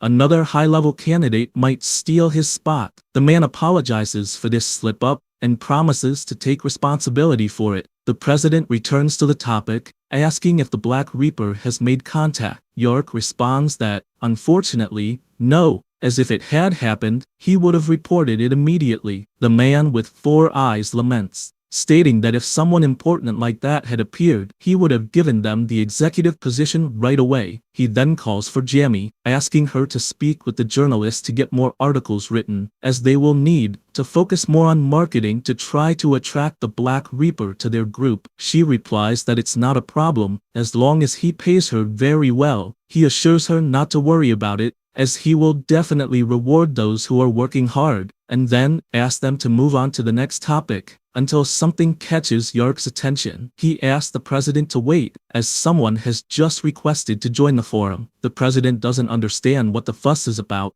and asks who this person is. Yark responds that the person is none other than the Black Reaper. Immediately everyone in the group is shocked by this news. Returning to the present, the man in his 30s announces that it's a pleasure to meet him, and asks if it was hard to get there. The Black Reaper responds that it was indeed difficult. The man feels awkward, apologizing for this, as they needed a place with privacy to get to know each other better. He then asks to sit down, and compliments the Black Reaper for being well-dressed and probably popular with women. The Black Reaper sits down, and the man in his 30s continues with the introductions, saying that the other 2 people present are also here for the interview. The fat guy is terrified since the man just said he is the powerful Black Reaper. someone from his own region. The player next to him also greets him. The man warns once again that he is the Black Reaper. Then, the MC decides to introduce himself as well, saying his name is Jihyuk. But in his head, he wonders who this fool thinks he is for using his in-game nickname. Hyung-taek remains intimidated because the person in front of him claimed to be the Black Reaper, the one who killed him 5 times in the 4th round. He thinks he should ask if they know each other in real life, so this person won't be so obsessed with killing him. The 30-year-old calls for the Black Dragon, asking if there's a problem since he's not introducing himself. The fat guy then introduces himself and notices that the Black Reaper didn't react at all. This frustrates him because the most powerful player should have recognized his username, and he worries if he's so weak that the Black Reaper doesn't even remember his name, even after killing him 5 times. Meanwhile, the MC continues eating his ice cream, impressed by the boldness of the guy in front of him, openly using his nickname, knowing that this person is Kukuruping Pong, a professional who does any kind of scam to make money. He's also aware that, at the moment, he's not a relevant player, but in the future, he will get the cloning rune, which will make him famous,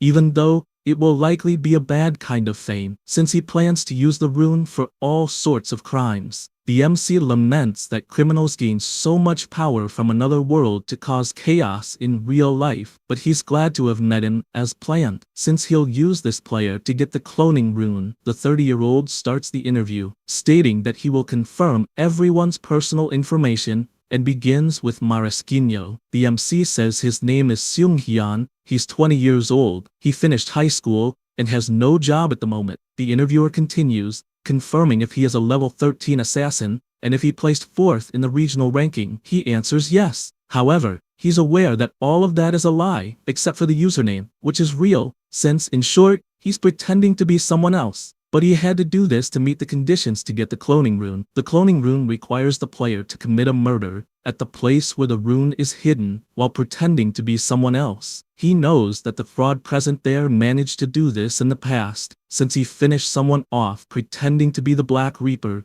and received the rune because of it. The interviewer then moves on to the Black Dragon, asking for more information. The fat guy says his name is Hyung-taek, he's 16 years old, and he's in high school. The interviewer is surprised by how young he is, but thinks to himself that this nonsense can't be serious since someone still in high school is pathetic, calling the Black Dragon worthless. Ryumin, reading these thoughts, finds it amusing, since despite the kid being 16, he's finished all his classmates, and you can't disregard someone with the guts to do that. The 30-year-old then asks the fat guy if he's really a level 10 warrior, and if he placed 3rd in the region. He gets angry, asking if he's being called a liar. The old man then turns to the next candidate, since he knows the nickname is Black Reaper, and asks for the name. He replies that his name is In Hong, he's 28 years old, and is a fund manager, also mentioning that he's never placed lower than 1st place, that he's level 30, and adding that everyone knows his class is Reaper, so he asks if there's anything else that needs to be verified. The 30-year-old gets intimidated, since he can't upset the powerful Black Reaper, and thanks him for the answers. The MC gets irritated by this, as that guy is nothing but a scammer who will try to use this nickname to borrow money from the players. With everything confirmed, the interviewer goes to the last question, wanting to know why everyone is interested in joining the group, and starts by asking Marasquinho. The MC responds that the world is dangerous these days, and it's scary to go out alone, so he thought it would be interesting to team up with other players. Then, the question goes to the fat guy, who becomes completely intimidated, as he can't simply say that his goal is to eliminate other players. So, he covers it up, and says his answer is the same as Marasquinho's, since he can't even go to school without worrying about the next rounds. Finally, he asks the Black Reaper the reason. He responds that he only decided to join because he saw the forum, and it sparked his interest. The 30-year-old laughs, finding this interesting, and says he found the answers quite satisfactory, and, because of that, he's going to ask just one more thing to finish the interview. He, with a completely different look on his face, says that it is necessary to eliminate someone to pass the interview. The MC, pretending not to understand, asks why they need to kill someone. The 30-year-old doesn't believe that anyone there didn't understand, and asks if they've read the articles, since the government has started turning its back on all the players, because they're scared since they are so powerful, and with his fist clenched, says that soon the players will rule the world, and that will only be possible if everyone works together. He is still excited by these words, says they don't need to limit themselves by the laws of the governments, because they only need to show that the players are the new law. The MC says he understands, and asks if that's the reason they need to eliminate someone. He explains that yes, since the only reason is to show the government the players' desire. The other two remain silent, as they didn't expect something like this. The 30-year-old then asks if the little guy understands and emphasizes that if any of them don't want to continue with the last part of the interview, they should leave. But he makes it clear that if they do, they won't receive help in the future, even if they change their mind. Ryumin finds this funny since the old man is warning that the players who refuse will enter some kind of blacklist. This is just to pressure them into committing crimes. The other two remain silent since it caught them by surprise. The interviewer is pleased to see that silence, and says he'll take it as if they've all agreed to proceed to the final stage. Hyungtaek asks what he means by that, as there aren't any people there to eliminate. He, with his macabre smile, tells them not to worry, as he prepared everything in advance. Time passes, and it starts to rain. The 30-year-old stands up and asks them to go. At this moment, the employee appears and asks if they're leaving already, because if they want to stay longer, there won't be any problems. He tells her that, unfortunately, he's in a hurry, and asks where the bathroom is. She points that it's at the end of the hall. He takes the opportunity to ask her a favor, handing her the key and asking her to get his car from the parking lot because he's running late and will be even more delayed in the bathroom. The woman, smiling, tells him not to worry, as she will do that immediately. She then runs to the car and opens the door. Then, she prepares to put away the umbrella, but at that moment, a hand appears on her back and grabs her neck, strangling her immediately. It was the 30-year-old, finding it easy to knock someone out using just his hands. The fat guy is surprised, asking why it had to be that woman. He tells them not to talk, as they need to go quickly. Saying that, he puts the woman in the car. Then, they get in the car and head to their destination. They all get out and head to a warehouse where they can proceed to the final stage of the interview. After entering, he throws her to the ground and asks who will be responsible for eliminating her. He then asks if the Black Reaper would like to do it. He replies that it's no problem until someone asks them to wait. It was the MC, asking if he could do it.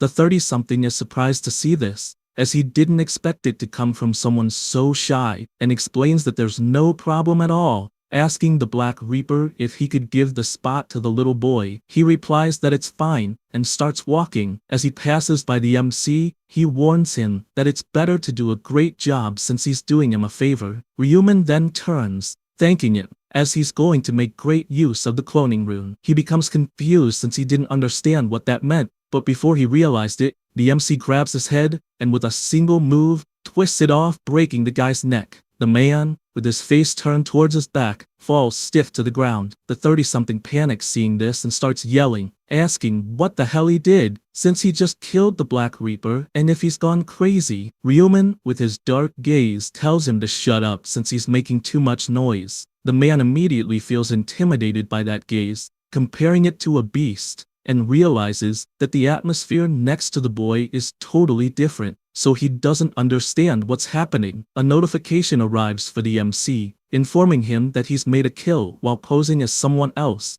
and has thus fulfilled a hidden condition. It announces that the clone rune has been discovered, a secret rune placed in a predetermined location. The rune acquired has been automatically imprinted on the player's body. His body starts to glow as he thinks this is great, since it was worth pretending to be someone else. The interviewer, still desperate, asks for answers. Since he just saw the Black Reaper die and doesn't know why, he puts on his mask and replies that the reason is simple, since an idiot was stealing his own identity, and that's why he finished him off. The old man still doesn't understand what this means, and says it was supposed to be the woman who was finished off, not the Black Reaper, and that's what he's furious about. Ryumin tells him that he already said why, as he only killed a loser, adding that the 30-something there is also a loser by the way. He then covers the girl's face again and stands up. The old man summons his sword, telling him to repeat what he said, if he dares. Ryumin immediately summons his imposing scythe and, holding it,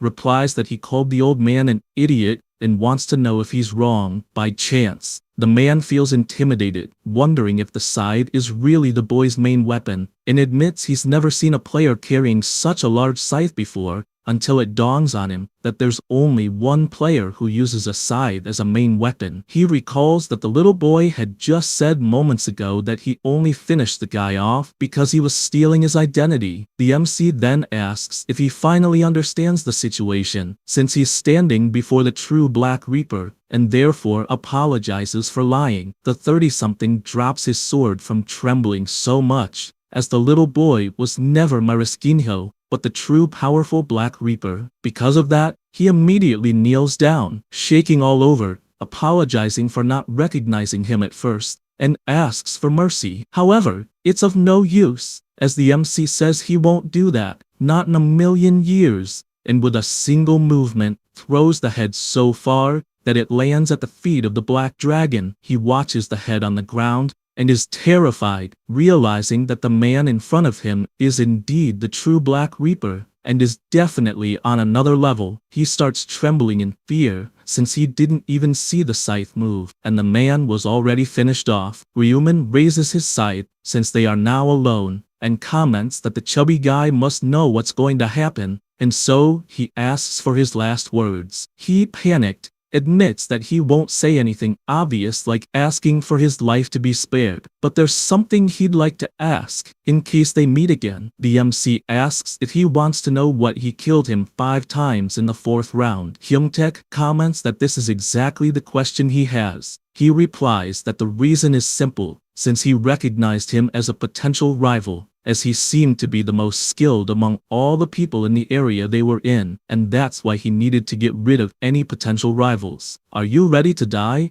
The Black Dragon, still trembling, asks to make another question, and wonders why someone so powerful would want to kill him there, just like that. Ryumin calls him shit, as he's there solely to finish off the woman from the cafeteria. He defends himself, saying he did nothing, as he was just a spectator the whole time. The MC decides to lower his scythe and, since that was all that had happened so far, comments that he will spare him. The chubby guy is happy, asking if it's serious. He touches the scythe to the ground and warns that, in exchange, he wants all the items and equipment he has. With this one order, the Black Dragon drops all the items he possesses, leaving the MC impressed, as there are many useful things, and if he sold everything, it could bring him around 2,000 gold. Hyungtaek, sweating cold, warns that from the bottom of his heart, it's all he has, and there are no more items in his inventory. Ryumin picks up the magic crystals, and comments that he's not doubting these words, and warns that he won't take anything but those stones, as the other items won't be useful. He says this, but inside, he is aware that those items can't even be sold in the shop. After the Black Dragon puts the items back into his inventory, he asks if he will really stay alive as promised. The MC answers yes, as a promise is a promise. The chubby guy dies of happiness, and starts thanking like crazy. Ryumin then tells him to stop it, and orders him to be kind from that moment on, also letting him decide what to do with the bodies on the ground. He then walks to the woman, telling her he will take her back to the cafe, and with that, he begins to leave the warehouse. Hyungtaek just watches and breathes a sigh of relief, as he is safe, and for a moment, he was sure he was going to die, as he didn't expect to be saved in exchange for some items that, obviously, are worth much less than his life. However, he still feels something strange, and questions if he really did something so bad that he had to lose some items just for watching. He gets furious, not thinking it's fair, until he looks back at the MC and realizes he's vulnerable. As he's turned around,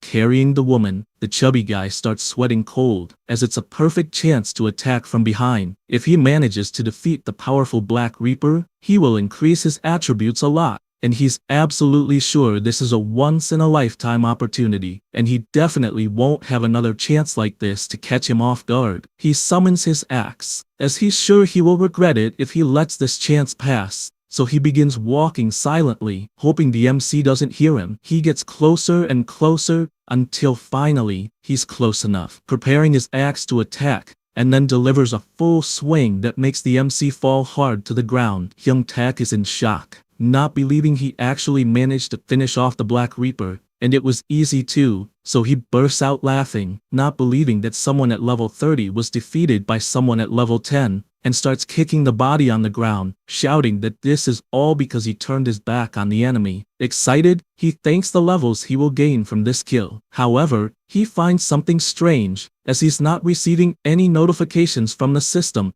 and also doesn't understand why the hell his stacks aren't increasing. He gets worried about what might be happening, until the MC appears behind him with a sinister aura, asking what the chubby guy thinks he's doing. He turns around completely terrified, and doesn't understand what the hell is happening, as he's absolutely sure he killed the Black Reaper, and wonders if this person has some resurrection ability or something like that. While he's frightened, he walks backward and bumps into the body. When he turns around, he realizes that the Black Reaper's body on the ground simply vanished, and there isn't a single drop of blood. Ryuman explains that the chubby guy actually killed a clone of him, as the clone ability allows him to create an identical clone of himself, though it cannot fight. This is the clone rune. It can create a single clone when chanting "Create Clone." The conjurer becomes intangible for 10 seconds and hides after the casting. The clone created is psychically connected to the conjurer and can be controlled according to his will. However, it can only perform actions that are not attacks. It also cannot use abilities or the inventory, having a 10-minute cooldown. He is pleased to see a player fall for this, as it shows that he can be useful even without being able to fight, and it was definitely a great test. Hyung-tak becomes furious, saying he was deceived, but Ryuman questions if he's gone crazy since the victim there is him, as he was almost killed, attacked from behind. He then summons his scythe and delivers a beautiful strike that leaves the fat guy confused about what is happening, as his body is not moving, but that is obvious, since his head rolled off right after. The MC doesn't waste time and uses his ability Erase Traces, causing the head and the entire body to be consumed by a black flame, completely clearing the crime scene, leaving not even a trace of blood. He is always surprised at how useful this common ability is, as there is no way anyone can claim that it was a crime scene, except one person. He thinks about this, and begins to call the woman, asking if she won't get up already, since he knows she's pretending to be unconscious, as there's no way to fool a player. He says this imagining that he is actually reading her thoughts. The woman lifts her head from the ground, lamenting this, and asks if he could remove the black sack from her head. He responds that not yet, as she should wait for him to leave, and comments that he will ask a few questions, requesting her cooperation. His first question is how many clients they had, and if she remembers the faces of all of them. She answers that there were 4, and that one was in his 40s, and she remembers his face because she spoke directly to that person, although she cannot say the same about the others. Ryuman notices that the woman is telling the truth since he is reading her thoughts, so he says he has no more questions. She, sweating cold, asks if it's really over, and if she is safe. The MC responds that it is, and that she can leave, but tells her not to report anything to the police, or things will end badly, then asks her to count for a minute before he removes the sack from her head. She says she will obey as requested, and starts counting to 60, then removes the sack. The woman looks around in confusion, as there is absolutely nothing inside the warehouse, and wonders if everything that happened was just a dream. Back at the hotel, Ryuman enters the apartment and announces that he's back. His brother is confused, asking why he is wearing his pink jacket. The MC, awkwardly, just walks past and says he's tired and wants to take a nap. One, still curious, asks where he's been and if he has already had dinner, then suggests ordering food for dinner. He takes off the jacket and says he can order whatever food he wants, then reflects that he hadn't really paid attention to the state of the shirt after so many completions, and even though it's clean, it wouldn't be nice to give it back to his brother to wear, so he just throws it away. One panics, not understanding why his shirt was thrown away just like that. Ryuman explains that it's a very old shirt, and that he will give him a brand new one. His brother, a little upset, responds that it's fine, but feels strange about the school being closed and not being able to go out because of it. The MC feels bad about this, since it must be really boring to just be locked at home since he can't go to school because of people like Hyung-taek. So he invites him to go to Everland the next day. Won becomes happy about this and asks if he is really serious. He replies yes, and asks them to have dinner quickly so they can sleep earlier. The next day, they go to the amusement park, and Won is extremely happy, as it had been a long time since he was there. Ryumin is happy to see him happy, as it had indeed been a while since they had been there due to how difficult life has been lately. He begins to observe the whole place, as he didn't know it would really be functioning, although hope is something important in moments like the one they are in. At this moment, Won sees a family leaving a store, and, looking at his brother, he pulls him, asking to go quickly to a store he spotted. After they enter and see the items in the store, he puts a panda ear on MC, which makes him emotional, as he thought it was way too cute, and, because of that, he wants to buy it. Besides that, he is outraged by how many cute things are there. Ryumin tells him to grab whatever he wants inside, and after they leave, he still asks what else he wants to do in the park. They go straight to the roller coaster, and then, to the water park. They end up seeing some panda bears playing. Won gets emotional seeing the twin pandas, and his brother is happy seeing this, as Won was depressed the previous night, and that's why it was a great idea to take him to the park. However, suddenly, the boy gets worried, asking if it's really a good idea for them to be there, as the next day will be May 1st, and the games will resume. Ryumin tells him not to worry, as the round won't take more than 10 hours, and because of that, he doesn't need to be scared, since he will have a long night of sleep. His brother doesn't like this at all, as it has never taken that long. MC raises his hand and places it on his brother's head, telling him not to worry, as he will never leave him alone, and therefore, tells him to keep having fun, maybe going on a safari. After all of that, night falls, and MC goes to lie down, as it's almost midnight on April 30th. Suddenly, his phone rings, and when he picks it up, he realizes it's a few messages from Julie, saying that, unfortunately, it's almost midnight again, but she wishes them well so they can live another day. He is happy because now, with the regions uniting, he will be able to protect her from that moment on. So he sets the phone aside because midnight is past, and all the players are immediately teleported to another world. A guy comments if everyone is really there, as there are few people, in addition to giving an enormous sense of scarcity. Ryumin can only imagine it's normal for people to feel like that, considering the first round had 10,000 people, but he's also aware that this feeling will disappear soon. Suddenly, the angel appears, saying she's happy to see everyone there. In addition to congratulating them for making it to the 5th round, the players don't show any reaction. This makes Olivia ask what's wrong with them, telling them to smile since she thought the last round was quite fun, as they worked hard to finish their own species. She finds everyone's reaction very boring, so she decides to stop the provocations, announcing that there were 442 survivors who were summoned there, and since there were 521 survivors, this means the world is in chaos, as 80 were defeated there. The players are no longer surprised by this, as it's normal for every round to start with fewer people. The angel reveals that she doesn't care about this, but finds it boring to start a game with so few people. So she announces that she prepared something really interesting for them. She tells them that, in summary, there will be an integration of the zones. A player gets confused by this, and asks for a more detailed explanation. This makes Olivia furious, telling them that the players there are too stupid, as they can't understand a single term, and she explains that it literally means there will be an integration of the zones. She reveals to everyone that there are hundreds of zones just in that country, 875 to be exact. Everyone is surprised, as it's a very large number of zones just in South Korea. The angel laughs, telling them not to be so surprised, as it's a very low number compared to other nations. They feel puzzled by this, as if there are 10,000 people per zone. In the end, there will be millions of people per nation. Meanwhile, Another guy gets curious about another question, as if there's an angel in each zone, that will mean there are thousands of that angel. Olivia tells them they guessed correctly, as there is indeed one angel per zone, and calls them idiots for only realizing this now. However, a player asks if this means she didn't create that game. Olivia stays silent for a moment and asks what makes him think that. The guy replies that he doesn't believe thousands of angels work together just to make a survival game. Immediately she descends toward the player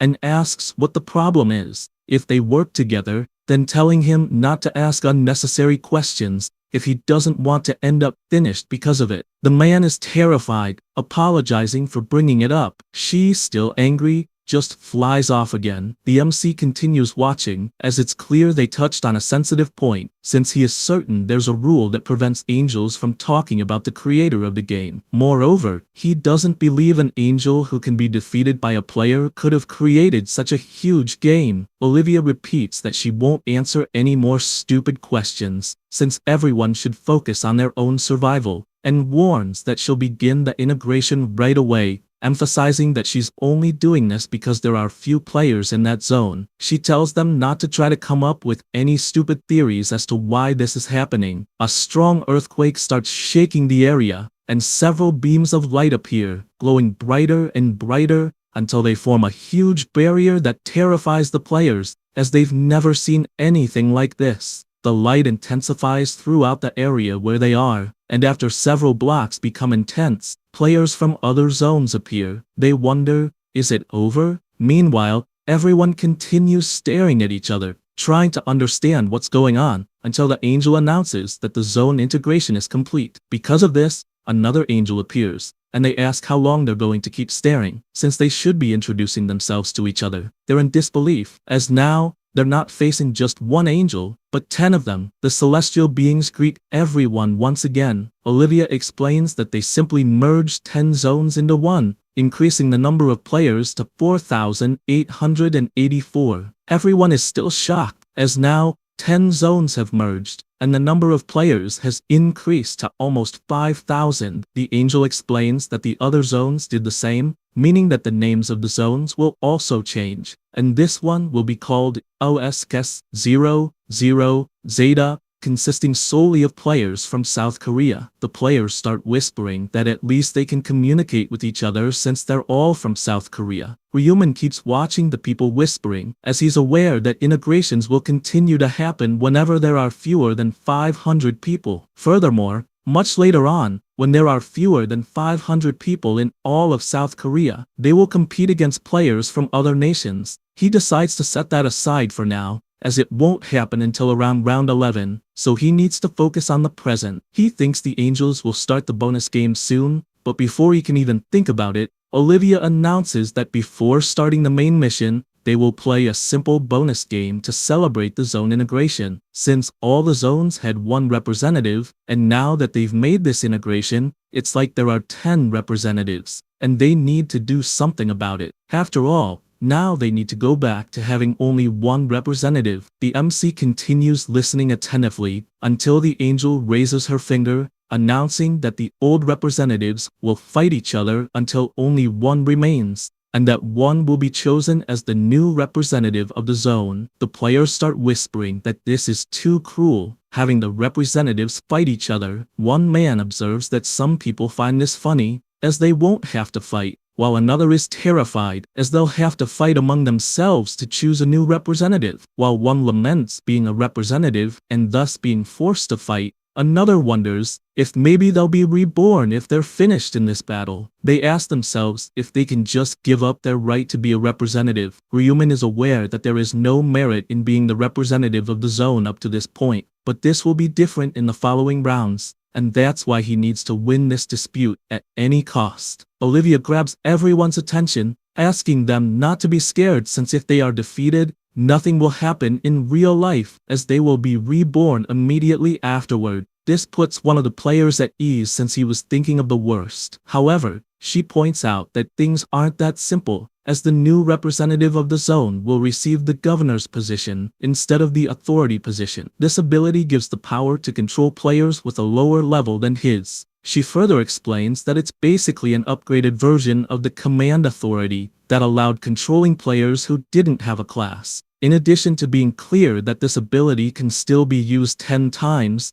and will be passed on if the current representative is defeated by another player or monster. That's why she asks if they don't find it tempting to have an ability that controls others. They become thoughtful about it, since they could control anyone as long as the level is higher, regardless of the class. She then notices that the players are more motivated now and asks them to prepare. After that, an angel comments to the others that after the integration, they also need to choose a representative among themselves. And so, she asks if anyone will volunteer for this position. Everyone falls silent at this question, and she comments that she really shouldn't have asked something like this, as an angel who volunteers to work could only be sick. Another angel asks what they will do since no one will want to volunteer. One angel asks if they could decide by rolling the dice, leaving it to chance, since although it's boring, it's not a bad thing. Another asks if each angel could take a shift, but they don't agree since maybe some angel won't work in the last rounds, since it's not known if they will even make it there. Olivia asks if there really won't be a way to decide this,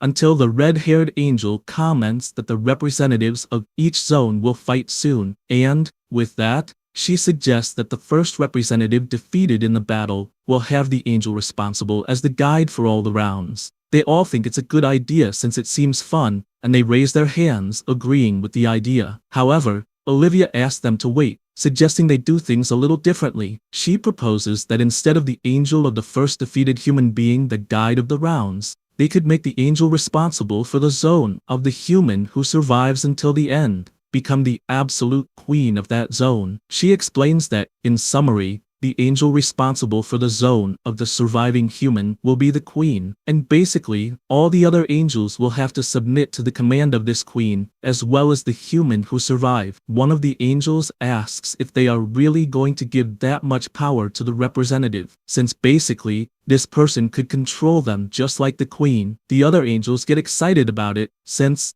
besides being fun, the word queen sounds really good. Priscilla finds it funny since to suggest something like that, she must be very confident, and asks her to be careful, since the representative from her region won't be easily defeated, as he has never left rank 1 in her region. Olivia asks if that's serious, laughing inside, as she wants to brag about an insect being in first place in her region, since in her own region, she has the Black Reaper as the representative. After thinking that, she asks if they are in or out. Priscilla responds that she has no reason to oppose, just like the other angels, who agree since they are quite confident, and so, they ask Olivia to give the announcement to everyone. She does so and announces to all the players that they will begin the bonus game to decide who will be the representative of the integrated region, and therefore asks each representative of the former zones to approach under her. They obey and begin to walk, just like the MC, until all 10 of them are looking up, waiting for further orders. Olivia then raises her hand, and a strong tremor starts happening, with a giant arena appearing around them until it is fully formed. The players become anxious since they don't know for sure how they will proceed, but Olivia explains that they will begin the bonus round, saying they will engage in combat until only one remains standing, emphasizing that they won't be eliminated if they lose,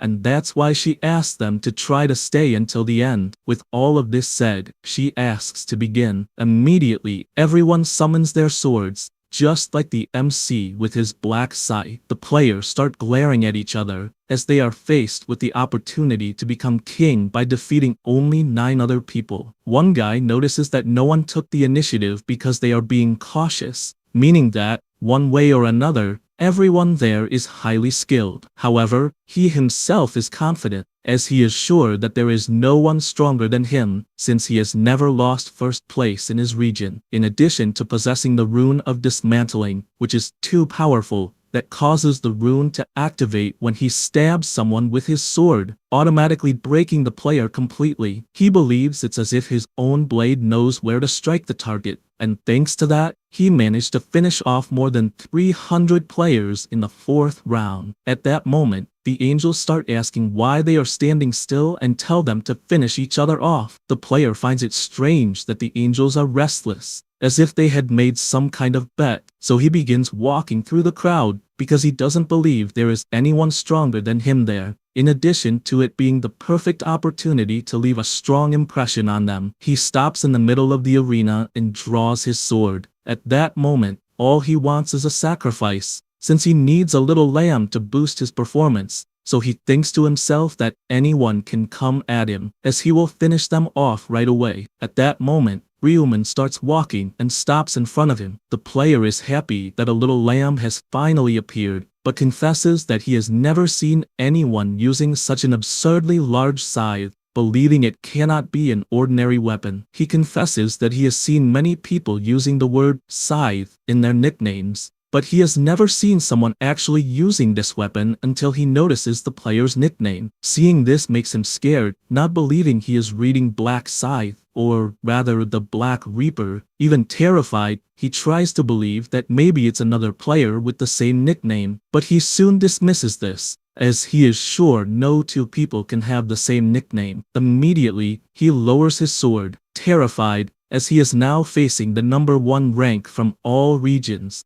the only level 30 player, the legendary Black Reaper. The angels, observing, ask what happened to the human, as he seemed confident and suddenly became terrified. They then ask Priscilla if that human is not the representative from her region. She gets anxious, not understanding why the idiot representing her region isn't doing anything, and, to make it worse, is standing still like a frightened dog. Olivia bursts into laughter seeing this, and Priscilla asks, "What's so funny?" She apologizes for finding it hilarious, and asks her to look at her little dog, who is so scared in front of a player. Priscilla asks if she's saying this because he's the representative of her region, and admits that the scythe is quite striking, but she doesn't see any aura that could cause fear to someone seeing it for the first time. She then asks if she's trying to say that Olivia's region representative is so powerful that he's scaring her player, and then immediately tells her to stop talking nonsense, as the representative of a region has always been rank 1 in his own zone. Olivia smiles with satisfaction, asking, what's so special about being rank 1 in the region, as her region's representative has never lost first place among all regions in every round. All the angels are surprised to hear this,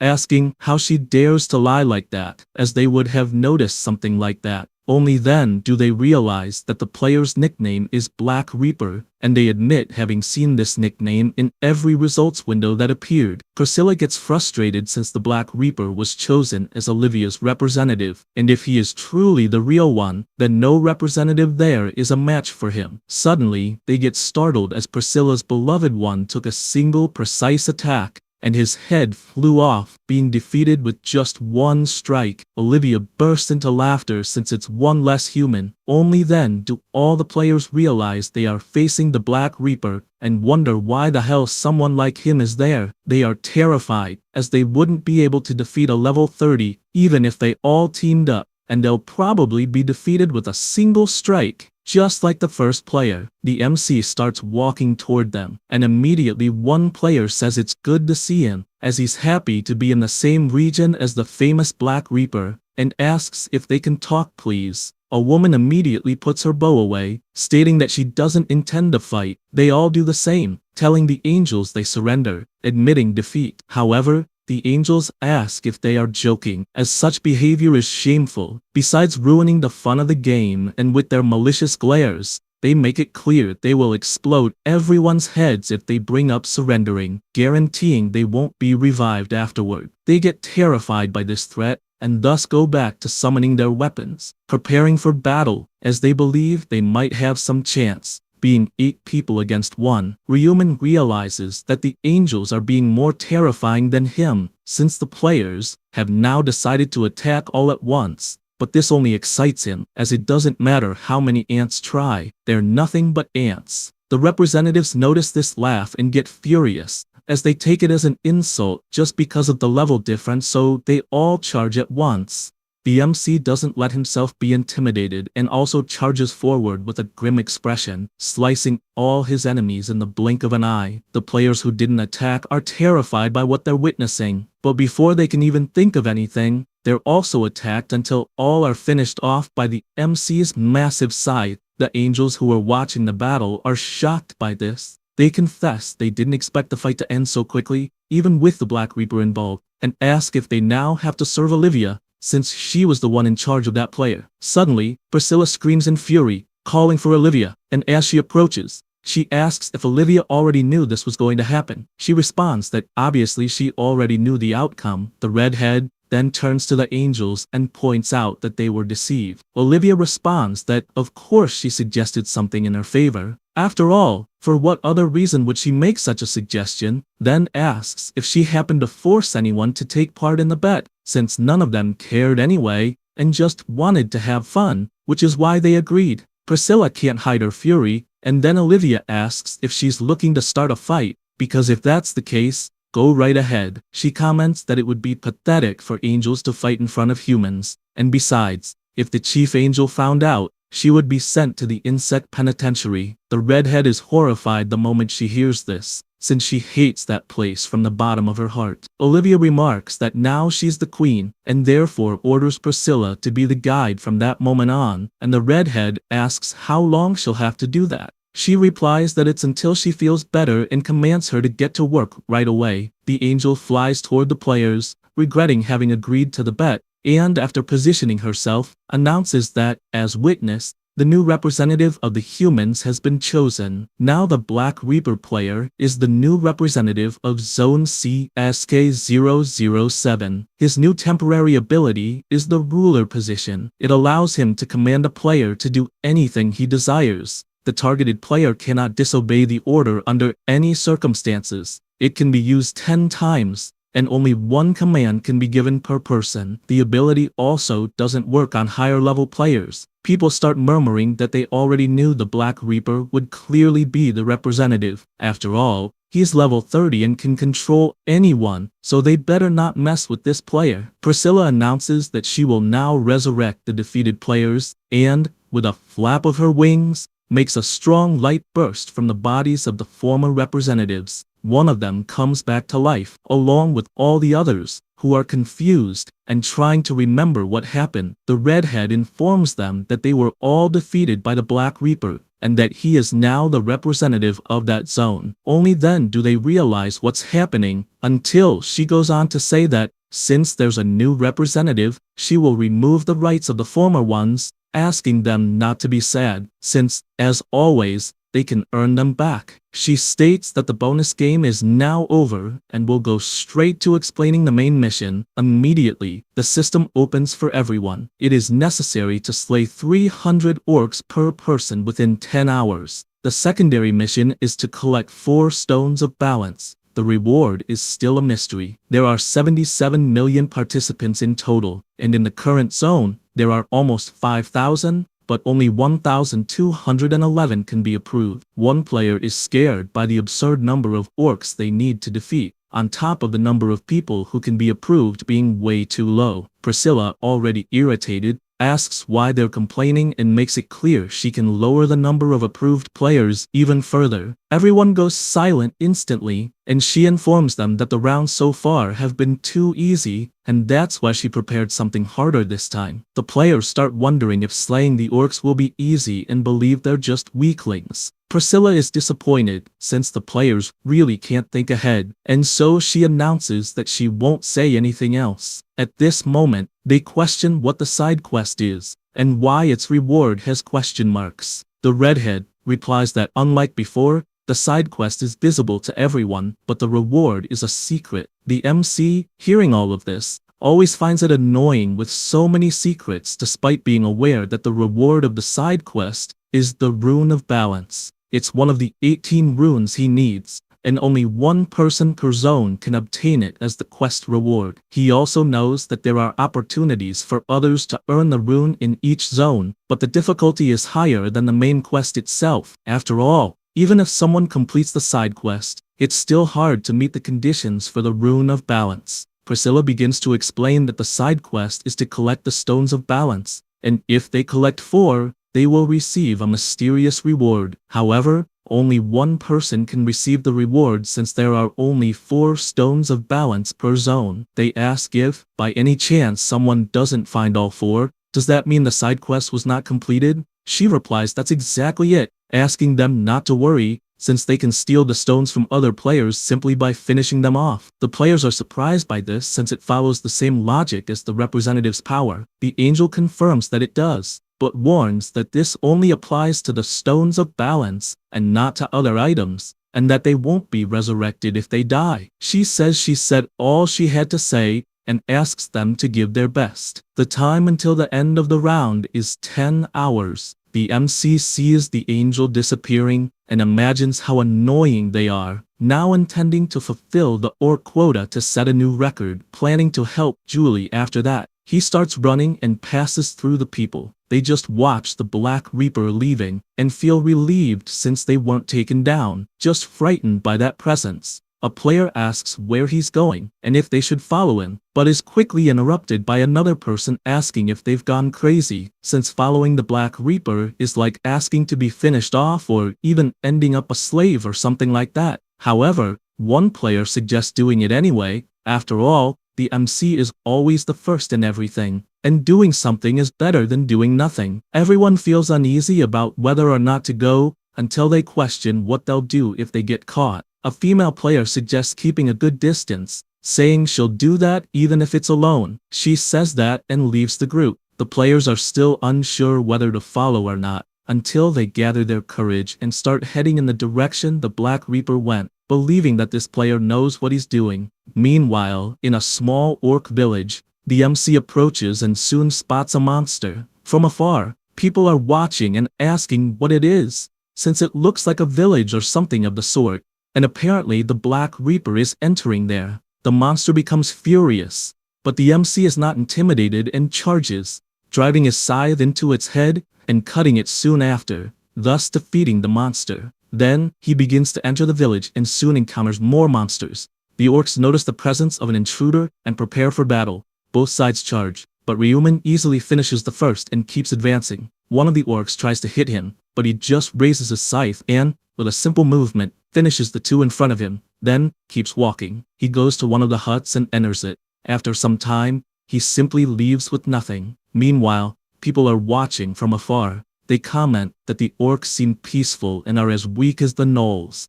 Another questions whether it was only easy because of the Black Reaper. One says, it's better not to let their guard down. Another agrees, saying it's better to prevent than to remedy, and they decide to attack the orcs as well. One imagines it's better to stick with those defeated for now. The others also decide to stay in the rear and, if it seems calm, just separate from the group. They then decide to go to the village and upon entering, realize it is somewhat bigger, even 3 times larger than the one they saw first. One of the monsters soon spots the people and begins to blow a trumpet. The sound grows louder and echoes throughout the village. They worry, wondering why on earth an orc is blowing the trumpet and if it just summoned the other monsters. At that moment, dozens of monsters begin to run toward the players, cornering them. They start to worry as they are now surrounded. One, holding a sword, says he really found the village a bit too large, although it exceeded his expectations.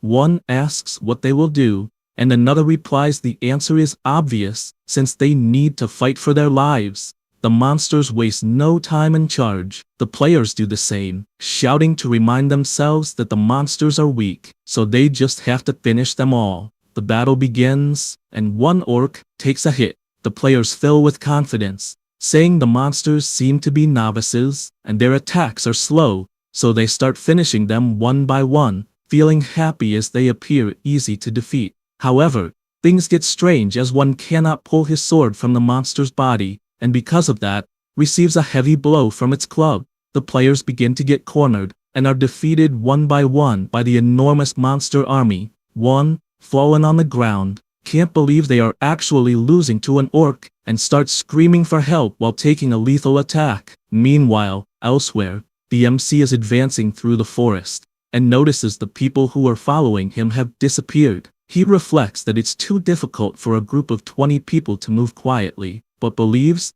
if they aren't foolish enough to attack a much larger orc village, they should manage without many problems. He knows the best thing is to stay away from villages with watchtowers. After all, when the orc guard blows the trumpet, more than 50 orcs appear immediately, and over 200 orcs live in large villages like that. He finally arrives at the orc village and ready to attack his opponents. Imagines their muscular structure is completely different from humans, so if he drives his sword into them, pulling it out will be very hard. He advances and cuts the neck of one of them, as that is the spot to focus on because it is the most vulnerable area for orcs. He continues cutting them all, hitting even their backs, but stabbing through their bodies. He does all this knowing he must be a skilled player to achieve such feats. After returning from his attacks, the MC pushes his scythe into the monster's back and knocks it down. Then, he activates his progress window, noticing there are still 8 hours, 59 minutes and 22 seconds left until the end of the round. His progress on the main mission has already been completed, which was to defeat 300 orcs. Ryuman reflects that it took him 1 hour to complete the main mission, and since he secured first place, he will help Jury at that moment, and therefore uses his tracking skill. Elsewhere, Monkey asks if his teammate is okay. Young-ho, who is the leader of the hikers group, answers yes, although he nearly lost his life, and, startled, asks how the monsters are so strong. The players comment that they do indeed look like bipedal pigs and, for that reason, it's better not to underestimate them. The man turns and asks how many have been finished so far. Mankey responds that it's probably around 50. Young-ho doesn't like that at all, since it's only 50 in 1 hour with 5 people, and that way they won't reach the 300 needed for the main mission. His group says they won't fall behind. After all, if they don't succeed, they will lose their lives this time. The leader sighs deeply and comments that they will probably have to attack a bigger orc village. They become worried and ask if that's too dangerous. Another member agrees, since fighting 3 at once was difficult, so how will they handle a bigger village? They agree that they should indeed focus on smaller villages for safety. The leader changes his mind, acknowledging their right and won't argue against it. He doesn't intend to force anyone, but stresses that at this pace they won't meet the goal, and despite knowing it will be difficult, they have no choice but to take the risk. With a serious look, he asks everyone to keep that in mind, since there's no future on a sinking ship. Meanwhile, near the forest, the group points to the orc village they saw earlier. The player whispers that apparently there is a guard post in that village. The leader then suggests they circle around to check it out, and they begin walking around the village. They observe the wooden fence, and suggest passing through the space between the planks.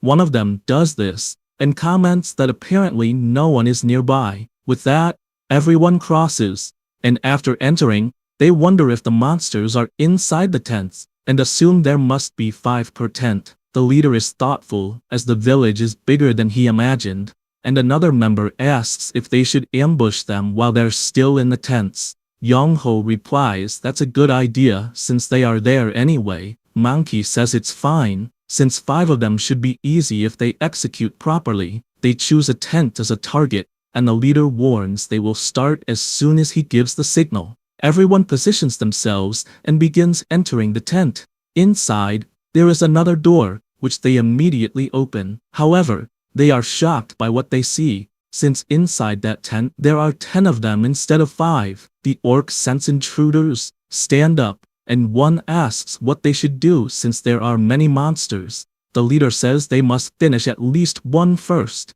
so everyone rushes to attack, telling them to take the one on the left. The warrior defends the attack while Young-ho moves in and strikes the orc's leg, making it fall to the ground. Then Monkey attacks with his sword, finishing it immediately. One of the monsters shouts furiously, and stands face to face with the players. After approaching, it radiates a sinister aura, and strikes Monkey with full force.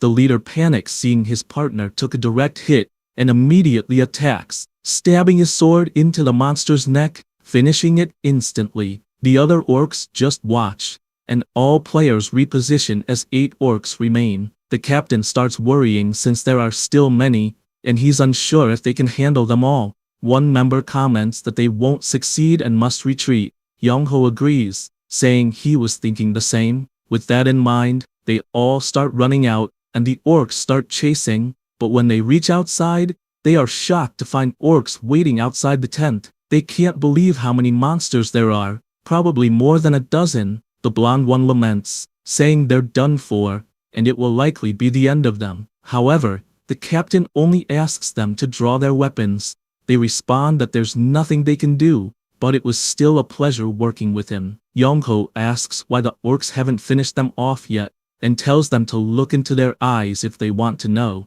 They reluctantly look at the orcs' faces, and see they are basically laughing at the situation. The captain points backward and says exactly this. The monsters are laughing at them, and he could say they are actually roaring with laughter. Then he asks if that doesn't make them angry to be despised by monsters and questions if they are perhaps monkeys in a zoo for them. Having said that, he urges them never to give up, since they must fight until the end, taking at least one of the monsters with them, and that is how one loses their life with honor. They respond that they understood and apologize for showing something embarrassing, since they will fight until the end under that leadership. The orcs begin to approach, and the leader warns that at his signal, they will go after the same orc. They respond that they understand. However, the orcs start looking around, listening to something. Then they begin to run in another direction, disappearing from near the players. They are left confused about what is happening because the orcs simply left. However, the leader calls their attention and points in another direction. After all, there are still orcs inside the tent. He smiles, since there are only 8 of them, and orders to go after them. Everyone agrees, so they launch the attack. After fighting for a while, they are pleased because they managed to defeat the 8. One of them turns and says they only succeeded thanks to the captain. Another agrees, saying that if he had not insisted, they would all have lost their lives. Young-ho asks them not to say that since everyone had the will to live and fight, and it was only because of that that they won. Otherwise, he himself would have lost his life. Then he calls for Mangji and asks how his arm is. He replies that it hurts a little but is bearable. The leader then tells him to rest since he cannot keep moving it, and asks the group to find a place to hide while he himself looks for a way out of there. A player asks if it won't be dangerous. He tells them not to worry, and to wait there until he returns. Then, he starts walking. After observing a bit, he begins to find it strange since everything is very quiet, and he hasn't seen any orcs since that time. He continues walking through the village until he notices something and is startled because before him lie numerous slain orcs. He approaches, trying to understand what happened there, and asks who the hell did that. Only then does he realize there is a player among the monsters, and wonders if it is the Black Reaper. The MC realizes there is someone there, since he didn't expect others in the village, and notices the player's nickname is Young-ho. He wonders if he really is the guy known as the Mercenary King. He knows that Mercenary is a short-range combat class that wields many weapons like warriors, and has similar abilities, though there is something that separates them. Mercenaries become stronger through contracts with others, and for this reason, most mercenaries form teams with people they know, or with the Mercenary King. So, Mercenary King is a solo class that allows the user to command mercenaries through contracts, and those who sign the contract receive additional effects. Despite that, the MC feels there is actually no reason for them to sign contracts with the Mercenary King. The MC concludes that definitely before him is Young-ho from the solo class Mercenary King, and confesses that he didn't expect him there.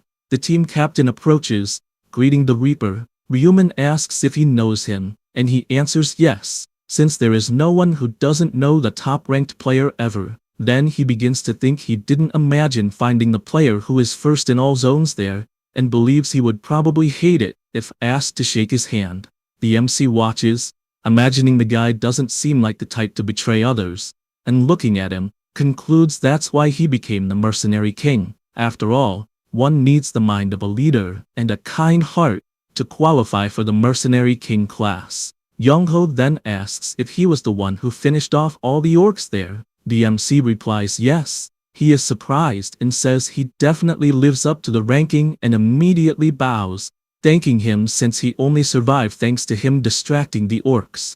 Ryuman replies he didn't even know they were there. The captain says he knew he didn't intend to, but the fact is, he ended up helping by finishing the monsters. Ryumin says that's fine, and asks him and his companions to leave if they are done, and emphasizes that he already finished all the orcs in that village, so they don't need to worry anymore. Young-ho, surprised, asks how he knew he was there with a team, but before receiving an answer, he looks back and asks why his team is there since he asked them to wait. The player responds that he was anxious, afraid of having left them behind. The captain is inconsolable, saying he would never do that. The MC concludes that apparently 4 mercenaries formed a contract with Young-ho. He assumes that the people appeared there because they were worried about the leader, and has definitely already created companions who genuinely care about him. Only then do the players realize it is the Black Reaper who is there, and are surprised,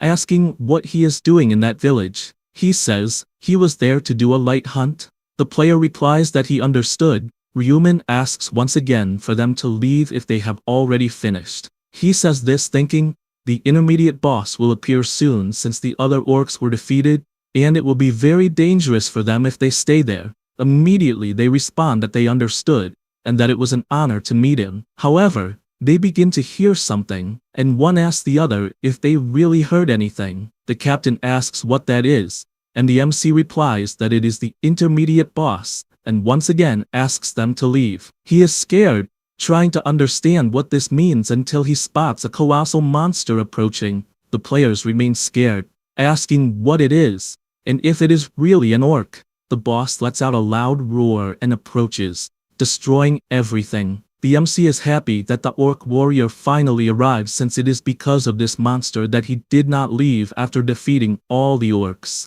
After all, he needs to finish it to obtain the balance stone from the side mission. He is aware that once he finishes it, along with the bosses of the other 3 tribes, he will complete the mission. The giant orc begins moving at high speed, and the group leader comments that the monster seems a little irritated and desperately asks them to run, since the orc's face looks sinister. To make matters worse, the boss approaches at high speed and strikes the ground with a powerful blow, destroying everything around. Young-ho realizes he was narrowly missed and is shocked by what happened, remembering the Black Reaper hitting him with the scythe handle and throwing him away from the boss's attack. The MC asks what the hell he is doing. Without thinking twice, he thanks him for saving his life, but Ryumin asks once again for them to leave if they don't want to lose their lives. The boss starts approaching with his colossal size and begins laughing with his scary appearance. The MC attacks, asking what is funny, and lands a solid blow on his foot, making the orc warrior angry enough to raise his sword and strike the ground heavily. However, the protagonist dodges. The monster prepares to attack again, using the other sword but misses again. He finds these attacks funny, asking what good are high damage attacks if they can simply be dodged. The boss looks to the side complaining, but the protagonist positions himself and jumps. While preparing his attack, he tells the monster to stop crying and lands a devastating hit, sending him to the ground immediately. Without wasting time, he jumps again and attacks once more. The hit lands squarely on the boss's neck, who, enraged, prepares to attack and hits the ground again, but it is useless since the MC simply dodges all the attacks. He begins to reflect that just 2 attacks won't be enough to cut off that head, since the boss's neck is too tough. Ryumin wastes no time and charges again, throwing his scythe behind the monster's head, hanging onto it. Then he jumps and gains momentum to spin his weapon. The cut, this time, is so deep it pierces the boss, making his head fly off his body, finishing him. He stands on the monster's body, looking imposing, and the system notifies that he defeated the orc warrior, and that the experience gained increased by 37%, also earning 4,000 gold with an increase of 2,000. The group is still near the defeated boss, and wonders if the Black Reaper really managed to finish that giant monster. The MC descends from the body, and a notification says he obtained the sword with the pommel ring. He also obtained an orc heart and a low-level dark blue mana stone, as well as the balance stone. With this, his progress in the side mission began at the balance stone. Owning a room, he sees all these notifications and realizes that it is much more advantageous to defeat a boss than a group of random monsters. Besides having obtained a great item, it is the Pommel Ring Sword. Its ranking is epic and increases attack speed by 5% for each successful hit, stacking up to 10 times. He realizes that, if considering only the attack power, it is even better than his own scythe, so it is better to sell it for a high price.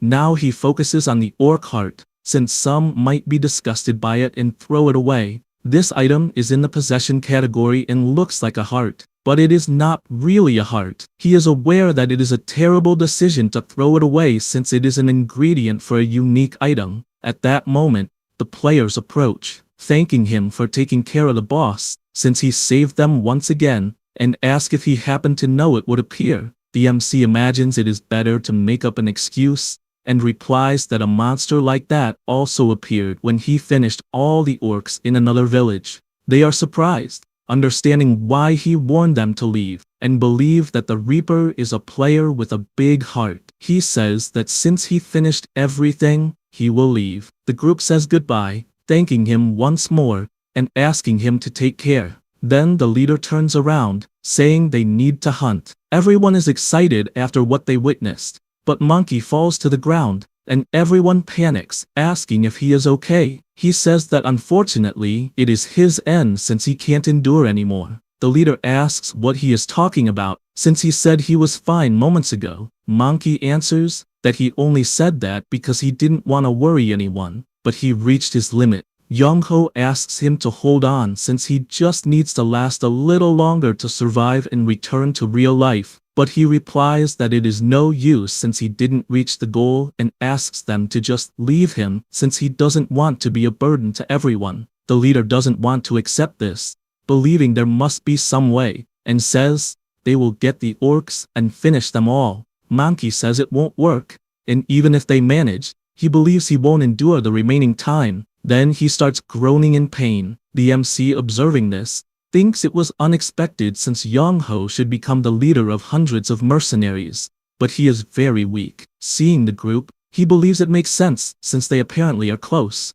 reminding him of his brother since they are very close. He stands still for a moment and starts walking toward the group, deciding he wants to help since he knows how that feeling is. He calls the group and says that apparently they need help and asks to take a look. The leader, without wasting time, asks if there is any way to save him, and he replies yes, but reveals that the injury is quite serious, although there is a cure. Having said that, he extends his hand overflowing with energy and focuses this power on the wound, healing it instantly. They are surprised to see the wound simply disappear, and ask how he did it. The MC responds that it is a skill called first aid, and anyone can buy it at the shop. One of the members says he has seen it before. Another player says he has also seen it, and that it costs 20,000 gold, but he didn't know it was so powerful. Ryumin, hearing this, imagines everyone misunderstood since it definitely is not such an amazing skill, because it can only be used on bleeding and simple wounds,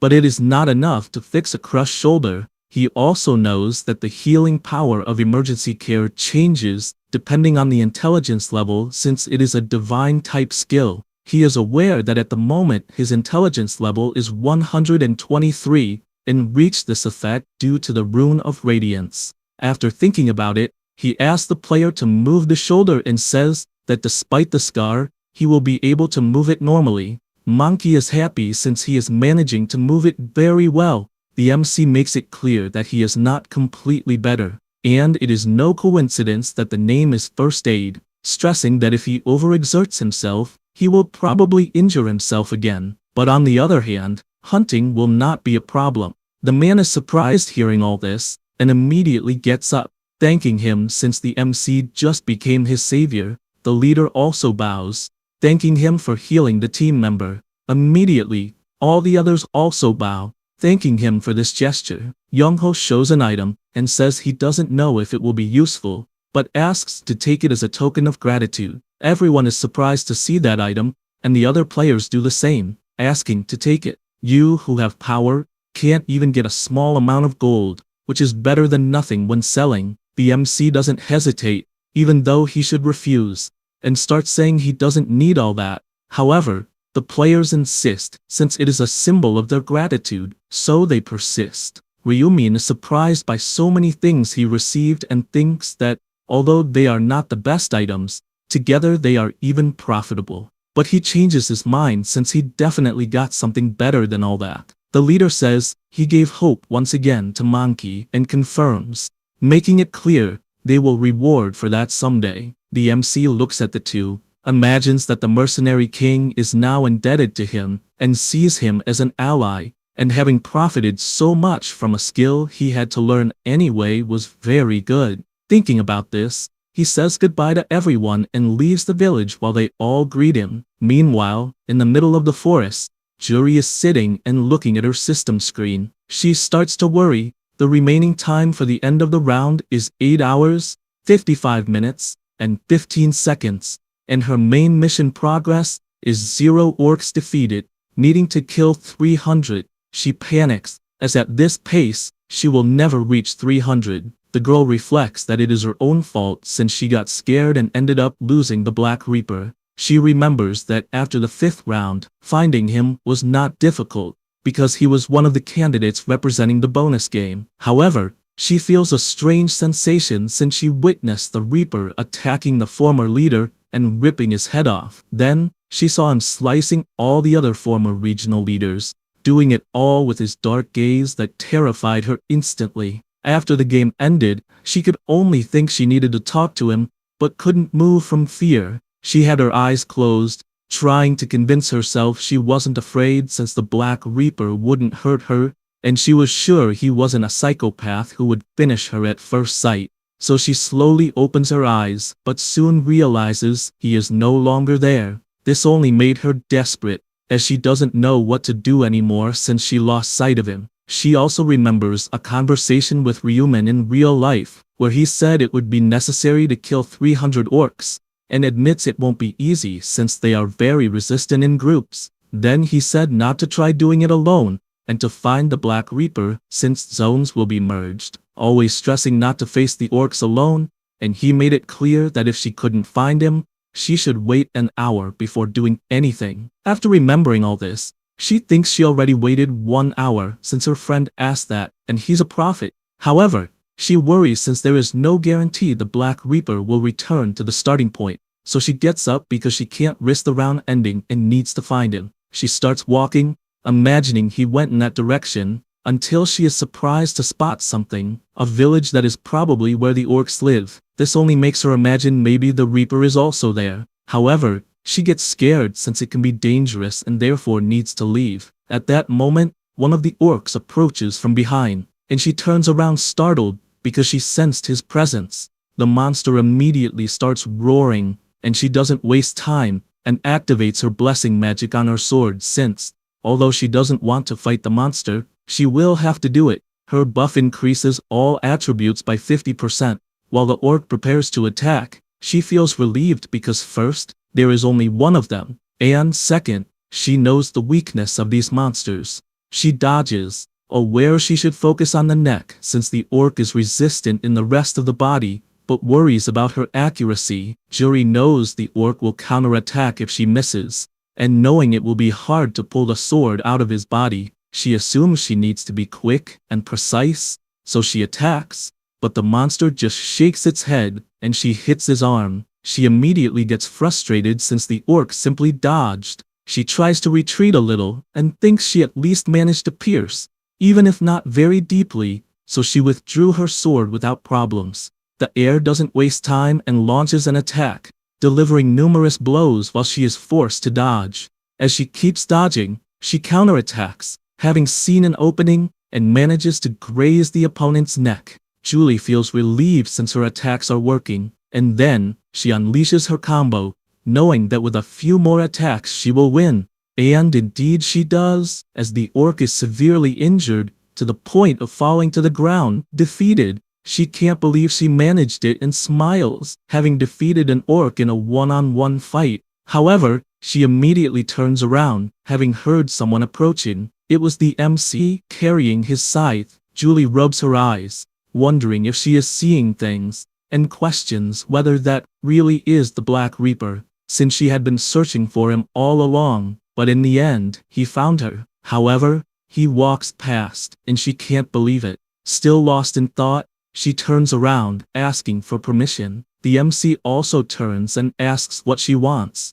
She awkwardly asks if she can join his group. He changes his expression and asks her to repeat herself. Once again, she asks if she could join the group, but he questions why he should accept her. She feels pressured, not knowing what to say, but approaches, saying she will show him why. Without thinking twice, she uses her blessing ability, which immediately increases his attributes, leaving him impressed even though he already knows this and is just pretending. She smiles and explains that the ability is called Blessing, lasts for 3 hours, and increases all attributes by 50% during that time. The MC pretends to be checking his system and says he understands. She then asks if that answers his question since that buff could help him in future hunts. He questions whether he should form a team with her just to get a buff. She says yes, and asks him to please help her hunt. Ryumin, still putting on his little act,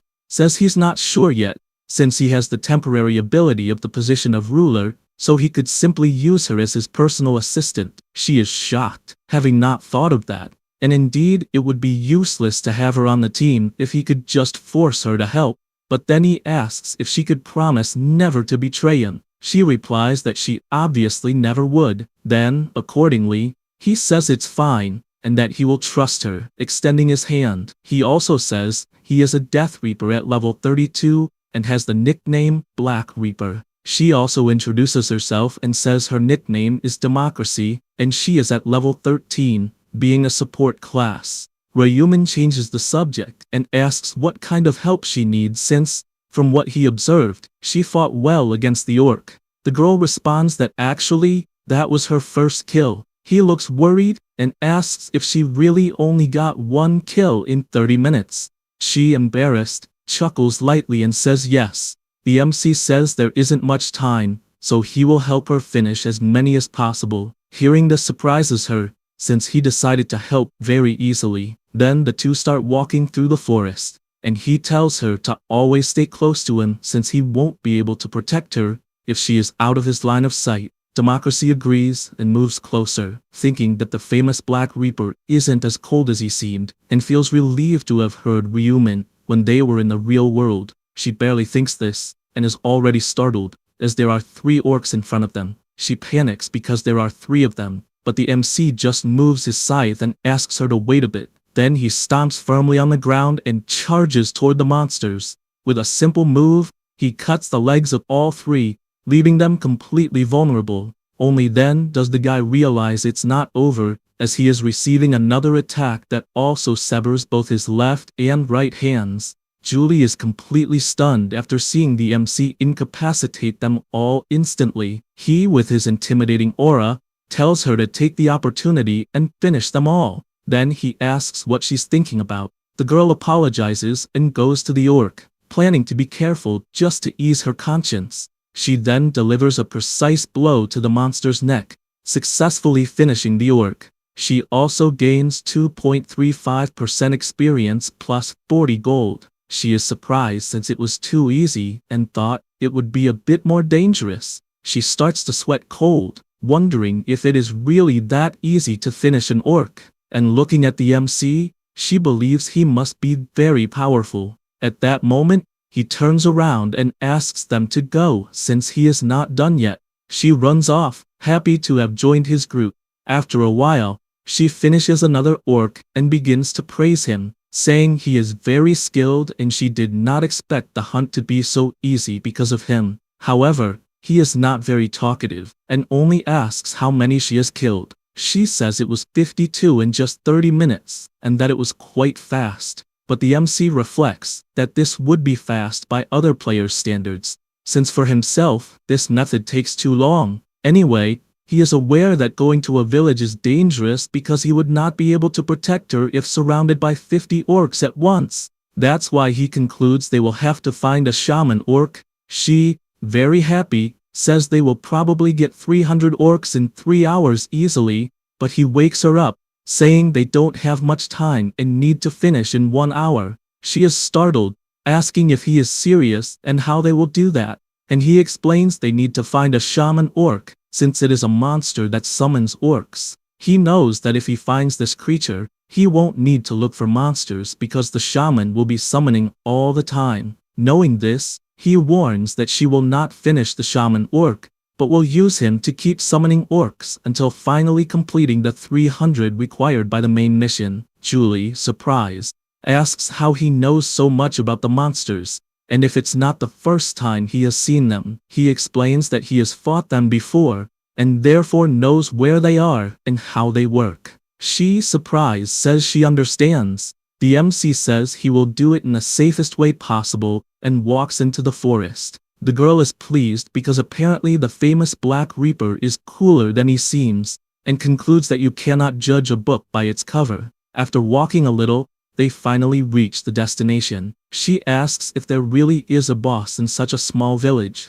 The MC replies yes, and that when they enter they will find him easily, reinforcing that he will end up fighting a bunch of orcs the shaman will summon. He knows that this is a trap, set to attract players. It was even like that in his past life, and if you go around behind the village, you will see a mountain of player corpses hidden by the shaman. This only shows how clever and diabolical a shaman orc is. He reflects that this also means this monster is cowardly, since it does not have the confidence to fight properly. Then, he calls her to move forward, but she says she does not see any orcs. He explains that the place is just a distraction for players, and that the shaman is the only one living in that village. He points his scythe and warns that the monster is in that house, and all of that is a trap set for people who approach. He explains in more detail that when players enter the house and step on the trap, the shaman will summon the orcs. The summoned orcs vary between 10 and 20, which is enough to break the fighting spirit of any player. Julie worries, asking what they will do since it seems very difficult to handle. Ryuman replies that it is true but says there is a way around it, and approaches her face to explain, making her embarrassed. After explaining, she asks if it is really serious and if the monster would fall for something like that. The MC asks her not to worry since he tested it before, and she gains confidence, saying she will do it. He then asks if she will really do it on her own. Democracy, her nickname in the game, though strange, says yes, and asks if they don't have to do everything together since she feels bad that he always has to do the hard work, so she can do some things her way. Ryuman is surprised to hear that, and says, that's fine, and that he will wait outside. She tries to gain confidence and starts walking toward the door. After opening it, she realizes there is a huge dark corridor. This does not intimidate her, and she keeps walking until something catches her attention. Since she reaches the place where there is a red carpet, she can only imagine that this is the trap the Black Reaper mentioned and therefore needs to act wisely from here on. Remembering that before entering, he had informed her that the shaman orc is hiding inside, and when she enters, she will see a red carpet, and the moment she steps on it, the shaman will summon the orcs, and the exit will be blocked. So when she is near this carpet, she should return to the entrance, and the shaman will send some scouts to check it out. She reflects that in a way, it is quite simple, since she already knows what she needs to do. She then approaches, as she only needs to show that she is there, and then will run away. At that moment, she feels an overwhelming aura coming from inside the hall, and realizes it is from the orc shaman. Knowing she has caught the monster's attention, she immediately runs outside and after closing the door, breathes a sigh of relief, her heart almost bursting out of her chest. The MC asks if she is okay, and she replies that she is, since she approached the rug and ran back as asked. Then she asks if that shaman will really send scouts. The Reaper says they will find out soon. Shortly after, the door begins to open, and some orcs come out looking around. Suddenly, one of them looks back, but they get startled as the protagonist is already attacking, slicing all of them. After all are immobilized on the ground from losing their limbs, he calls his colleague and tells her to leave. She obeys, and after a while Julie confirms she finally finished them all. The MC says she did a good job and will only need to repeat the process again as before. She worries, asking if the monster will really fall for the same trick twice. He admits the shaman is smart, but his memory is like that of a goldfish, and smiling asks her not to worry. Julie gains confidence and replies that it's okay. After some time finishing the monsters, Julie says that with that last one, the total reached 300. He is pleased with this, and that it also took only an hour. She cannot contain her emotion, and thanks him again, since thanks to him, she was able to hunt comfortably and quickly. He then asks what level she has reached, and she replies she is already level 19. The MC thinks this is great, and reveals the rank will increase when she levels up just one more time, since she needs to be level 20, knowing that she will gain new abilities when the rank rises,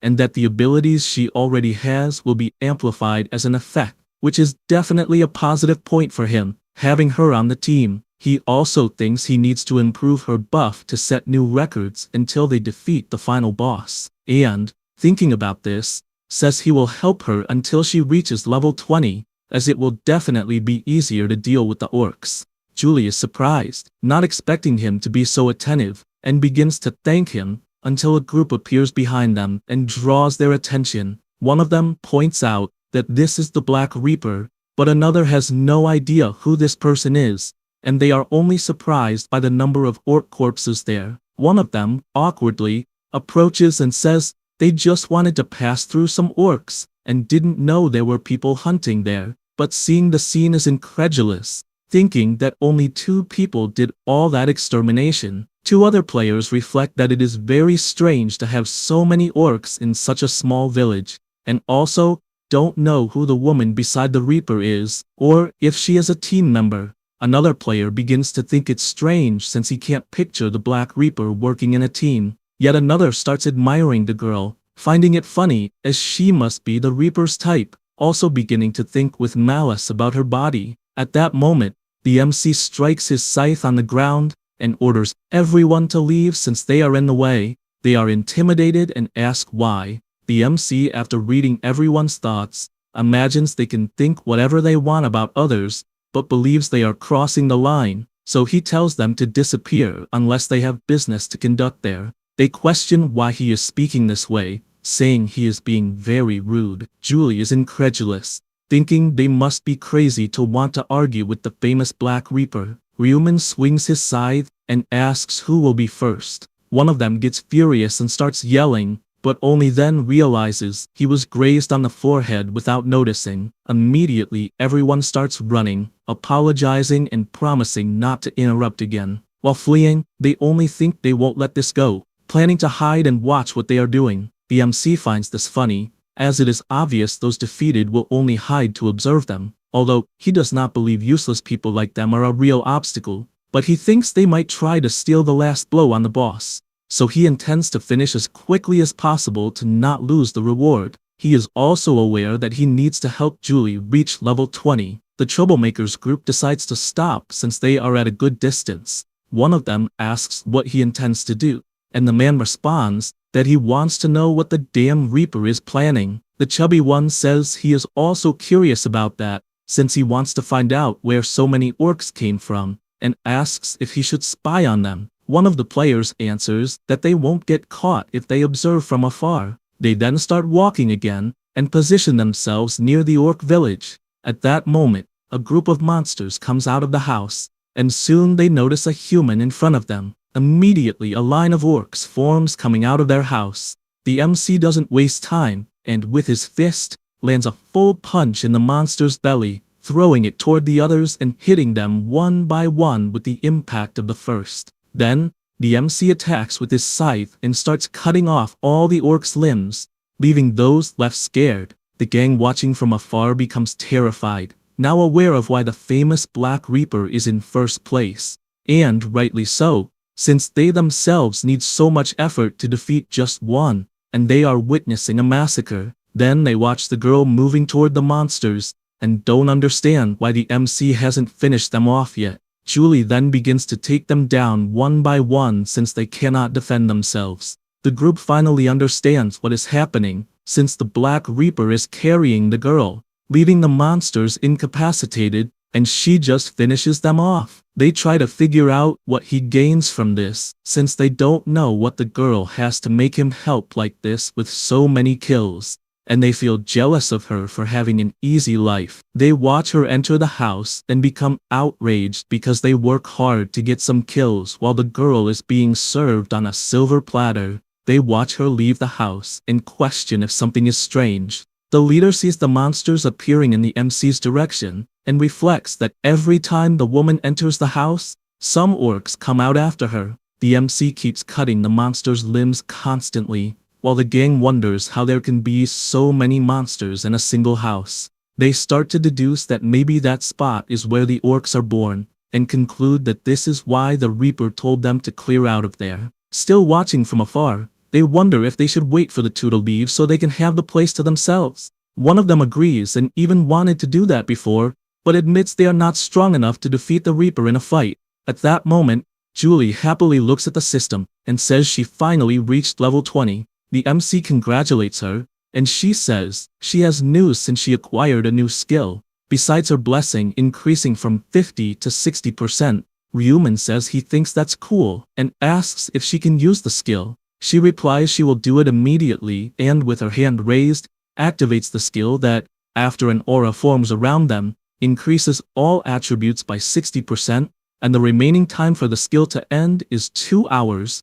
59 minutes, and 59 seconds. She explains that the blessing skill was improved and will show the new buff she learned. An aura begins to float toward the MC's side and also over his body until it covers his entire body. His attack speed and movement speed are increased by 60% due to the agile skill effects, and its duration is 29 minutes and 59 seconds. Ryumin says the skill is really good, and she says she can use it every half hour. He thanks her, but she says she is actually the one grateful for the help. He starts walking, and says he will defeat the shaman since they no longer need to defeat orcs, and she asks if she can help with anything. Ryumin answers to just stay out of the way. He says this, and notices something beside him, since he sees the bastards hiding and probably talking crap about the two. He gets annoyed imagining that, and decides to test something. The place is silent,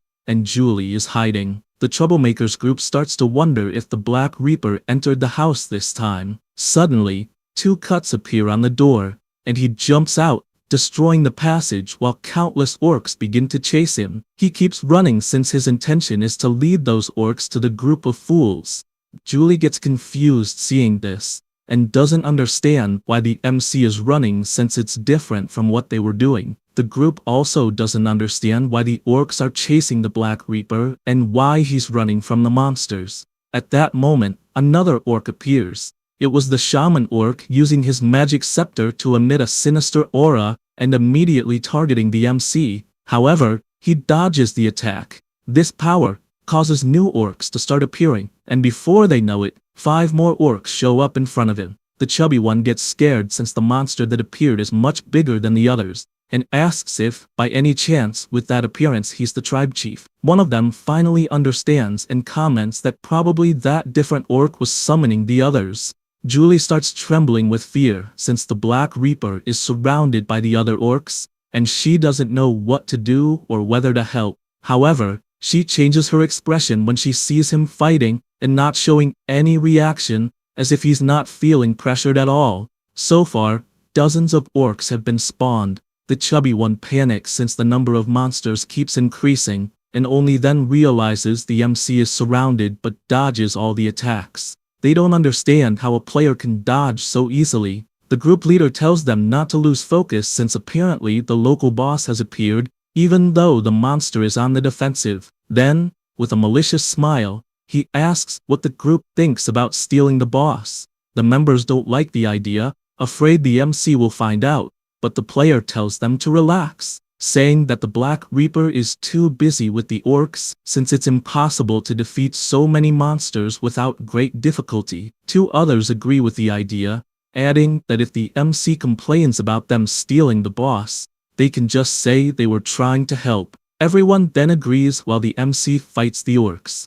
At that moment, they sneak into the camp and Julie notices it to the point of questioning what they are doing. She panics when she realizes the group is trying to steal the shaman, and doesn't know if the MC can see this. This situation reminds her of when they were in the forest. Julie thanks him for all the help, and confesses that she truly hopes she's not being a burden. He replies that it's no problem since he finished the main quest. She gets confused by what that means, and he explains that he's focusing on the side quest since he has enough fragments. Then, since he managed to defeat a boss called Warrior Orc, he believes he'll get the rest from another boss, and asks her not to worry since that's all he needs. She watches the group getting closer, and gets worried since, as far as she knows, the Black Reaper needs that shaman for the quest, and if this continues, the group will steal him. She gets into position to help just as the group gets into position to attack. At that moment, the Night of the Dead ability is activated and a curtain of black smoke appears in the area, leaving both her and the group scared since they don't know what it is. They all start looking up, not understanding what that is, until one of them starts talking, but has his mouth covered by another, since they're too close to the boss. But it's too late since both are terrified, because the shaman noticed their presence, and does so with his terrifying gaze. The group immediately realizes they were seen, and shouts to run, but the shaman wastes no time and casts his spell, summoning several orcs surrounding the whole group. The monsters waste no time and prepare to attack, hitting one of them hard and attacking all the others, causing a complete massacre. One of them is trembling on the ground until he looks ahead and realizes he's about to be trampled and is finished instantly. Then the Black Reaper finishes off the monster as well as all the others present. He takes a deep breath and looks to the side, and seeing the orcs slaughtering the group, he thinks he lured the orc shaman out of the cabin just to see what the group would do, and admits he doesn't believe they really tried to steal his boss. He sees the bodies on the ground, and says the outcome was already obvious. On the other hand, he doesn't feel guilty since everyone was busy spying instead of focusing on their main mission. The monsters notice him approaching and charge with everything, but they are sliced like butter, until all are slaughtered by the powerful scythe of the MC. He is excited since he noticed his attack speed increased, and believes it was because of Julie's blessing, plus his own 50% bonus from the rune. The effect of this rune doubles the scythe's damage, and at night, the attack speed increases by more than 50%. Standing still at night significantly reduces the chance of being noticed by enemies. He then jumps and goes all out against the orc shaman. The boss tries to hit him, but he dodges and grabs the monster's head with his scythe. The shaman still tries to look to the side, but the MC, with his serious look, makes a single move and cuts off his target's head with extreme ease. With that, the boss is finally defeated and a notification appears saying he defeated the orc shaman, gaining 33.73% experience, 4,000 gold, and leveled up. He also obtained the Orb of Eternal Rest, a mysterious wooden totem, a low-quality blue monostone, and finally the Stone of Balance, now possessing 2 out of 4 in the progress of the side mission. The MC is pleased since he reached level 33 and also got some items. This is the Orb of Eternal Rest, a necklace type. It has epic quality and its effect is, gains 1 stack per monster defeated, loses 1 durability, every 100 stacks convert into 1 attribute point. He reflects on the item granting attribute points every 100 stacks, since it is similar to the absorption rune used by the Black Flame Dragon. However, he knows there is a small problem, since as it accumulates points, the necklace gradually breaks until durability reaches 0, but he knows he can get a durability rune around the 8th round and restore the necklace's power with a blacksmith's skill, and thus gain many attribute points again. At that moment, Julie passes nearby calling his name. The MC is surprised not to see her, but knows it is because of the death aura that practically makes him invisible when standing still at night. He looks at the bodies on the ground, and decides to erase them all before her Night of the Dead power fades. Only then does he deactivate his ability, and the girl is startled as it suddenly became dark, and then the darkness suddenly vanished, not understanding why until she looks to the side and goes to the MC, saying she was looking for him. Then she asks if he got what he wanted, and questions if he saw anyone else in the camp. saying there were some people trying to finish the boss and hiding. He replies no and asks where she saw that. She gets confused, explaining she could swear she saw and heard people screaming, and is puzzled by it since it's scary to see ghosts. At that moment, he calls her as they need to go after another boss. After some time, they arrive at another orc camp, and soon the archers are defeated, and this time, the boss is an orc archer who keeps shooting constantly at the Black Reaper, who approaches at high speed, and with a precise move cuts off one of his arms and immediately slices the monster in half, which dies without understanding what happened, collapsing in 2 pieces on the ground. A notification says the orc archer was defeated and gained 37.73% experience plus 4,000 gold. The items dropped this time were agile archer's boots, a rusty arrowhead, a low-quality green mana stone, and a stone of balance. Now his progress in the side mission is 3 out of 4 completed. He decides to check the description of the items he got, starting with the agile archer's boots, which are epic quality. They grant 60 defense and increase agility by 10. It has 1000 durability. He realizes that the boots are better than the ones he is using,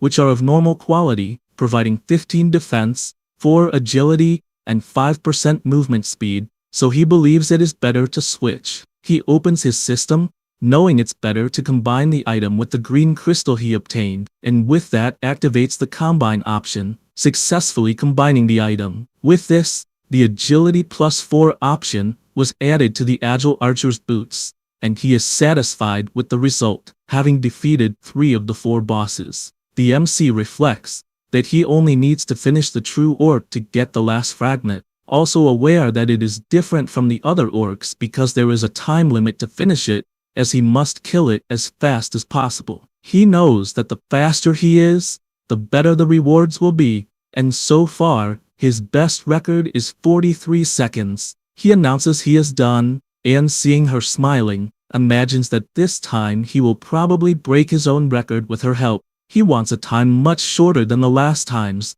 but knows he needs to level up first, besides using the Eternal Rest Pearl to increase his attributes. After that, he finishes more monsters, and the remaining time until the end of the round is 30 minutes and 41 seconds. He finishes as many orcs as possible, and puts away his scythe, believing it should be enough, and even though he is very close to reaching level 40, he knows there is no time for that, but feels relieved since he got what he wanted, earning 9 attribute points, and the durability increased by 1 on his item. At that moment, Julie approaches and asks if he will stop hunting to go after the last boss. He answers yes, and says they will need to split up there, since she is probably tired from following him. She greets him and asks if that is the end. Inside, she feels sad, and wonders if she should ask to go to the end with him, but changes her mind, believing it would just get in the way, so it's better to separate. The MC, who can read thoughts, realizes she became attached but still thinks it is not wise to go together since the true orc is dangerous and he doesn't want her to get hurt. Julie says goodbye once more and says she will use her buff on him one last time. While using her ability, she thanks him for all the help, saying if she had done everything alone it would have been difficult. Then she opens her inventory and shows an item she got earlier and, even not knowing if it's useful, wants him to keep it. The MC says it's not necessary, but she insists, since the amount of experience she gained was more than enough. She thinks she got 2 of that item, and wanted to give at least 1 to Ryumin. The MC feels happy after reading her thought, since she doesn't know, but is taking care of him without knowing that Ryumin and Black Reaper are the same person, and he doesn't want her to feel she owes him anything as Black Reaper, so he takes the item and says she helped a lot with the buffs, and therefore they are even. At that moment, he starts walking, saying he will keep the item and that next time they will meet again. She just stays silent, watching, not knowing what to say. After that, using the direction ability, Ryumin speeds up until a notification appears confirming the location of the superior orc, which is 1,121 meters away from him. He feels relieved since apparently no other player has finished the boss, and reflects that the same applies to the other bosses, since no one has managed to defeat them either. However, he is aware that of the 4 bosses that appeared that round, The superior orc is infinitely stronger to the point that the other three seem like ants. He believes that maybe if about 100 level 20 players joined at the same time, they might have some chance, even if minimal, but he knows this is impossible. He also reflects that in all his previous attempts, he died 4 times trying to finish this boss, and his last record was 43 seconds to defeat it. He is 321 meters from the target, and therefore accelerates even more, confident that he will achieve an even better time. After getting close enough to the superior orc, he becomes scared since the boss was already holding a player in his hand, and several players were fighting him in that place. The orc was finishing them off one by one, and one of the players was trembling with fear on the ground, trying to understand what colossal monster that was. Minutes before, his whole group was gathered, and he said there were many orcs gathered, so it would be wise for everyone to stay together. He introduces himself as a level 12 warrior. The blonde also introduces himself, saying his nickname is Brady Pitt, and that he is a level 12 archer. Another introduces himself with the nickname Booby Big, and is a level 12 martial artist. They knew it was beneficial for all since it was a group that had just met and had surprisingly good synergy. They prepared themselves, and the warrior attracted the orc's attention. He knew that with the group's synchronization, destroying an entire orc village would not be a problem. The girl immobilized some monsters while the rest of the team coordinated the direction from which the orcs appeared. After hunting for 6 long hours, everyone said they had defeated their 300 orcs from the main mission. Jihyuk, seeing they were doing well, asks if they would like to hunt more. The blonde agrees, wanting to reach level 20, so they kept hunting in the group, leveling up and reaching level 20. Besides that, their rank also rose to regular, activating the combine function in the system. They were happy since, besides reaching level 20, they also learned new skills. Brady Pitt is surprised at how easy it was to finish the orcs, and asks if it had always been this easy. The girl replies that she really can't believe they used to have a hard time against the monsters. At that moment, the warrior draws their attention forward, and they spot an orc dozens of times bigger than any other they had seen. They are surprised since they had never seen one that size, and ask if it might be a boss. The woman asks if they are excited to defeat that monster since probably 5 of them could handle it. The whole group gets excited, and suggests dividing the reward equally after defeating the monster. At that moment, the superior orc, who had been walking calmly, turns toward them, letting out a terrifying roar that paralyzes all the players instantly. Immediately the boss starts running and leaps toward the group, crashing to the ground. He raises his hand and cuts the girl with a single attack, leaving no chance. Then he looks back and heads for another player who is crushed instantly, powerless to react. All the archer could do was tremble until the superior orc grabbed his hand and squeezed, breaking all his bones. The warrior watches this scene completely terrified, only able to think that death was right in front of him. The boss attacks with his tail and captures the martial artist who, with little he can do, just screams for help until he is smashed to the ground. Then the superior orc looks at the warrior, who is utterly horrified,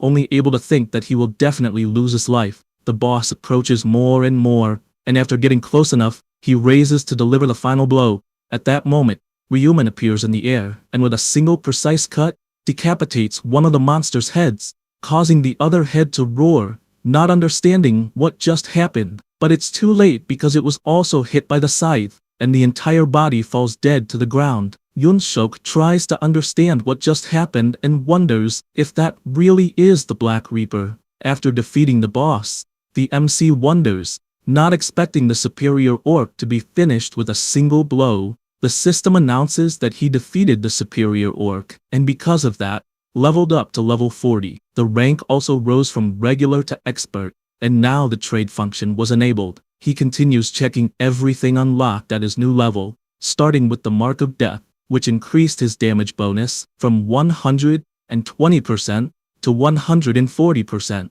The range of the Death Knight skill also increased from 500 meters to 1000 meters. He also learned the exclusive Reaper skill, the Moonlight Slash. The next skill will be unlocked at level 60. He is happy to have finally obtained the skill that is, in fact, the only ranged attack of the Reapers. This is the Moonlight Slash skill. It charges for 1 second, and then deals 1200% area damage in a cone shape. The damage is hybrid, half physical and half magical, and is multiplied by 1.5 when used at night. It has a cooldown time of 10 minutes, and can only be used while wielding a scythe. He is aware that it is different from offensive skills, since with those he ends up taking more risks. However, with the Moonlight Slash, it is different, as it has a wide area, which makes it easier to hit, being almost impossible to miss. He also finds it interesting that it is a skill that adapts to physical and magical damage. So if he encounters a target immune to physical damage, he can still finish it off with magical damage. The MC smiles, since although he knows there will only be low-level monsters at the moment, he will eventually need the skill, as soon they will face beings far worse than that superior orc. But he shifts his focus as he wants to see the rewards. Notifications begin to arrive saying that he obtained the superior orc's gauntlets, the superior orc's fang, a low-quality purple mana stone, and finally the balance stone, thus completing the 4 stones required for the side quest. With this, he received a balance rune as a reward. He imagines that the goal of that round was the balance rune from the start. The rune was automatically engraved on the MC's body. This is the balance rune. If the difference between the lowest and highest pure attribute is 10 or less, all attributes are doubled. Only attributes increased by attribute points are recognized as pure attributes. He reflects that this rune focuses on 4 attributes: strength, intelligence, agility, and luck. He remembers that his attributes were distributed as follows: 27 in strength, 18 in intelligence, 26 in agility, and 28 in luck. He had already evenly distributed his pure attributes, anticipating the acquisition of the rune, so he is eager to see how much his attributes have increased because of the rune. After checking his status window, he realizes that his strength went to 374, intelligence to 614, agility to 518, and luck to 374. He is simply shocked, trying to understand if it worked since all his attributes went over 300. He just can't understand, although he knows it was because of the rune, but it went far beyond what he expected. He concludes that there is nothing better than the balance rune to get stronger, but decides to see what else he gained. The system notifies that he defeated the superior orc of the 5th round in 1 second. This boss is eligible for the time attack rules, and he will receive extra gold. The notification says he will receive the maximum possible amount, which is 100,000 gold for defeating the boss in under 10 seconds. He is happy about that, since he remembers last time he received 23,000 for finishing in 43 seconds. And with this new amount, he can get all the basic skills he hasn't obtained yet. The system also announces that he set the world record, and the achievements will be registered in the Akashic records. Moreover, he will also receive a unique item selection ticket as a reward. He is surprised since he doesn't quite understand what is happening, and wonders if he will really get a reward just for reaching a new record. He starts to sweat nervously since the information said it is a unique item selection ticket, and he imagines if he will be able to choose from all possible things. Immediately, he activates the ticket in his inventory, and the system shows a list of options he can choose from. The categories include weapon, shield, helmet, armor, boots, gloves, necklace, and ring. He realizes that he can indeed choose anything, and immediately discards the weapon since he already has the scythe, and will get a new one when he returns. With that in mind, he selects the helmet. Meanwhile, the warrior is watching the MC from afar, and he is simply in shock, having witnessed the player defeat the colossal monster with a single blow. He tries to imagine if the Black Reaper is really that powerful, since he managed alone something that not even 5 people at level 20 could achieve. Then he thinks he shouldn't think like that, since he should actually be thankful for having his skin saved. At that moment, Ryuman looks to the side and notices the player's presence, but quickly turns to leave because time is up. Yoon-sok stands without saying a word, just thinking that time has run out, and he didn't even manage to greet properly. After that, everyone returns, and the angel Priscilla asks if everyone finished, and, seeing the number drastically reduced, wonders how so many people lost their lives in 10 hours. She considers whether the players lost their lives to simple orcs, or if they ended up killing each other. Then she says she will check the results, and in first place is the Black Reaper at level 40, finishing the main mission in 1 hour. In second place is Idiotas Estupidos at level 20, finishing in 2.5 hours. In third place is the Celestial Demon, who finished at level 24 and completed the mission in 2 hours and 47 minutes. The players simply can't believe there is already someone at level 40. They wonder if it's really possible for someone to defeat 300 orcs in just 1 hour. The MC, hearing all this, takes a deep breath, thinking he just wants to get his reward so he can leave. The system congratulates him for finishing first in the mission in his zone, as well as finishing first in all zones. Because of this, he received an intermediate epic necklace for being first in his zone, and a special reward box for being first among all zones. He also sees it confirmed that he was first place in all 5 rounds, and for that, earned an incredible achievement. He received the title, the one ahead of everyone else. He thinks that's great since he also got the title. The condition for the title is to be first in all zones in the first 5 rounds, and its effect is that all experience gained is increased by 1.5 times. He reflects that the reason he worked so hard to get first place in all rounds was exactly because of this title, since he can't miss the chance to get stronger 1.5 times faster than normal. He is satisfied with the title and decides to check the other rewards. The system informs him he can choose one of the following epic necklaces: the Skeleton Knight necklace, the Java necklace, and the Strength necklace. He knows any ordinary player would pick the necklace that stands out more, but he has already used all of them, and so knows he only needs the Java necklace. This necklace is epic category and increases all attributes by 3 and resistance by 35%. It has 1000 durability. He knows the necklace doesn't increase strength or the other attributes, but what's interesting is its high resistance.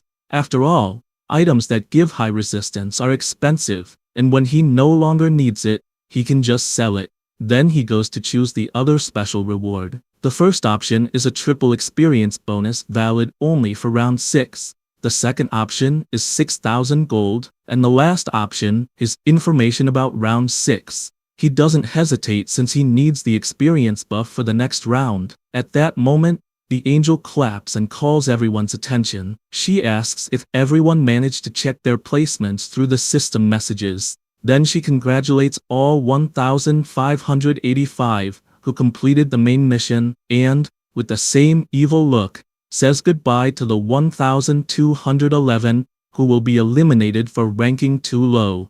The players begin to beg for mercy as they disappear, but it's useless since only the end awaits them. Priscilla watches this happily, thinking humans are a bunch of worms for begging for their lives. The MC finds this funny, since he thinks that Angel is like any other worm. She observes the statistics of the round and is surprised, since she did not imagine anyone would complete the side mission, until she looks in the direction of who completed it and realizes that once again, it was the MC. Without thinking much, she says goodbye to everyone, asking to rest until the next round. Finally, the 5th round ends, and among all the zones, there is a total of 19 million survivors. In the MC's zone, there are 1,211. After the game ends, the MC is already in his apartment with his brother. He decides it is time to start what he was thinking and opens his fusion window. He equips the Reaper's scythe, besides the Orc's heart, the mystical wooden totem, and the arrowhead he obtained from another boss. He reflects that if he combines all those items, he might even get an epic weapon suitable for his level. He also remembers that he has the diamond he got from Young Min, and decides that, if he uses this item, he might get a unique rank weapon. He presses to make the fusion, and a notification appears saying the combination was successful. He obtained the Scythe of Death. This weapon is of unique rarity, increases damage by 300, all attributes by 10, and skill damage by 10%. It has 3,000 durability. He does not hide his joy, since he finally changed weapons. His smile was so bizarre that his brother didn't understand anything. He starts browsing through the skills, wondering if he should learn a few more. He decides to start with the skill Search Around, which allows him to see the area around like a minimap. He also picks the Dynamic Visual Acuity boost to improve his vision. Next, Basic Resistance, which increases his resistance against status abnormalities by 15%. Lastly, Hand-eye coordination to increase his skill accuracy by 20%. Ryuman reflects that he took all the general skills and still has 140,000 gold left, believing he should save it to buy some epic items that will appear in a few days. He knows that for now, that is all he can do, and decides to open the status window to see how his attributes are. He is at level 40 and has 4 hidden titles. His current attributes are 106 strength, 150 intelligence, 136 agility, and 106 luck. He has 8 general skills and 3 class exclusive skills. Additionally, he has 6 runes and already has 3 additional skills unlocked, with the next to be unlocked at level 60 and the last at level 99. He realizes that those are his current states with the balance rune, and if he applies the effect of the death rune, it will double his attributes. He thinks this is all good, since being stronger, he can pass through the abyss, and only after that will he use Yongmin for his plan. However, when thinking about it, he reflects that he did not see him in round 5, and does not know if he even survived, since he had forgotten about him. Because of this, he activates his tracking since he knows the player's name and face. He notices he can track him, meaning the person is alive, and feels somewhat relieved since he can still make good use of him. Then, he says, this will be the last time he uses that guy in real life, only after which he will discard him. The next day, Julie was in a cafe, and all she could think about was why Ryuman wanted to see her. In her head, she even imagines him confessing, saying he died of missing her, and she gets embarrassed thinking about it since her imagination is very fertile, so she tries to calm down. At that moment, he walks through the door and notices she already arrived, so he asks if she took long. Julie answers no, and that she herself arrived just a short while ago. Still embarrassed, she says she will order something and asks what he wants, making it clear that this time she will pay the bill. The MC asks if she is serious, and says he will only want an iced Americano with a double shot of coffee. After that, the two keep talking, and she can only think about how embarrassed she is, and wonders if the reason is the imagination she had moments ago. The MC reads this from her mind, but awkwardly, only asks what she thought about the 5th round, and if by any chance, she encountered the Black Reaper. She, enthusiastic, says that she did meet him, and that they even hunted together. She admits that at first she did not believe the top one would agree to ally with her, and says he accepted as soon as she showed her buff skill. Ryuman says he already knew this would happen, saying that even someone like the Black Reaper would find that skill interesting. Julie thanks him since it was his idea, because with the Black Reaper's help, she managed to complete the main mission, and also shares a curiosity that it is the first time she finished a round in 2nd place. The MC, smiling, says that is amazing, and asks what reward she got. She, excited, summons the item, and says she got an intermediate necklace that increases her speed and hands it to the MC, who is confused by it. She tells him to just accept the gift since she only passed the round thanks to his idea. Ryuman replies that he doesn't need all that since she worked hard on her own, but she retorts that she didn't even try hard since she passed easily thanks to the Black Reaper. He suggests that if that's the case, it's better to give it to the player who helped her pass. But Julie replies that no one in the top 1 of that game would accept such a small necklace. The MC says he appreciates the offer, but the problem is he barely reached her level. She is surprised hearing that and asks what level he is. He answers, he's still level 19, and that he took almost 10 hours to finish the orcs. Julie returns her item to the inventory and feels sad, imagining that being a prophet must be hard in the game since it's not a combat class, and tries to change the subject by asking how a prophet fights. He says he has some spells, and is just shy about showing them. She reflects on that, since that speed necklace really wouldn't fit him, as someone with magic needs to increase intelligence. So she summons another item, asking him to take that instead of the necklace. She explains she got it while hunting orcs, and, although she doesn't know what it's for, she believes it will help him somehow. The MC sees it and takes it,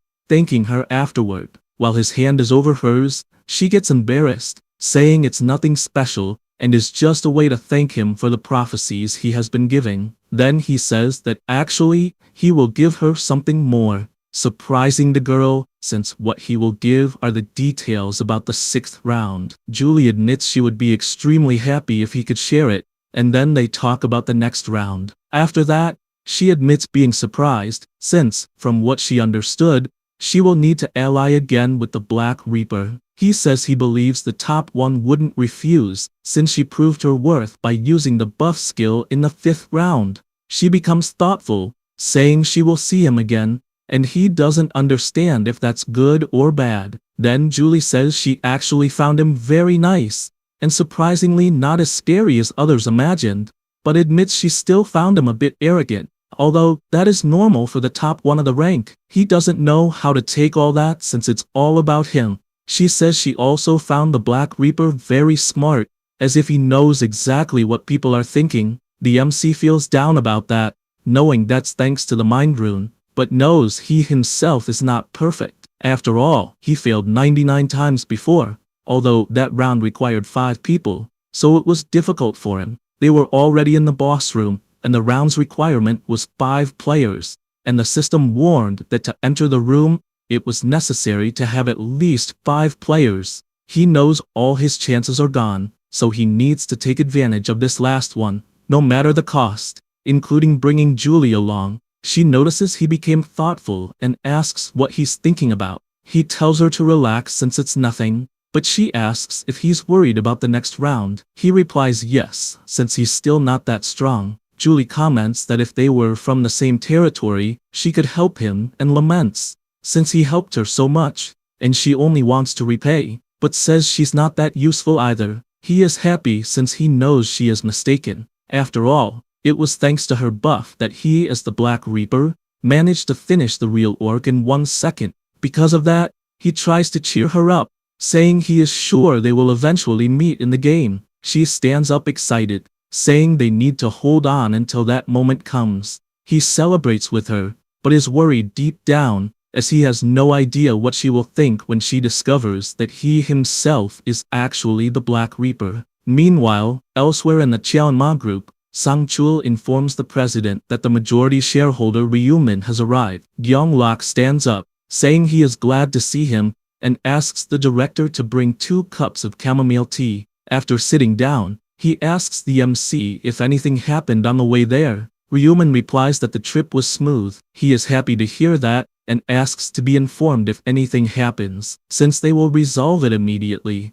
The MC thinks this is funny, as the president executes people every week as if it were nothing, although he thinks it's better to stay quiet. At that moment, the director enters with the 2 cups of tea, and Gyeonglok immediately asks if by any chance he could provide information about the next round. Ryumin finds it interesting to see him get straight to the point, and, taking his cup of tea, replies that there is no problem since he is there precisely for that. The president is pleased to see him willing to share this, but warns that, in exchange, he would like to call a general assembly, as it is time to discuss business as well, since it will be necessary to change the company's name and some of its activities.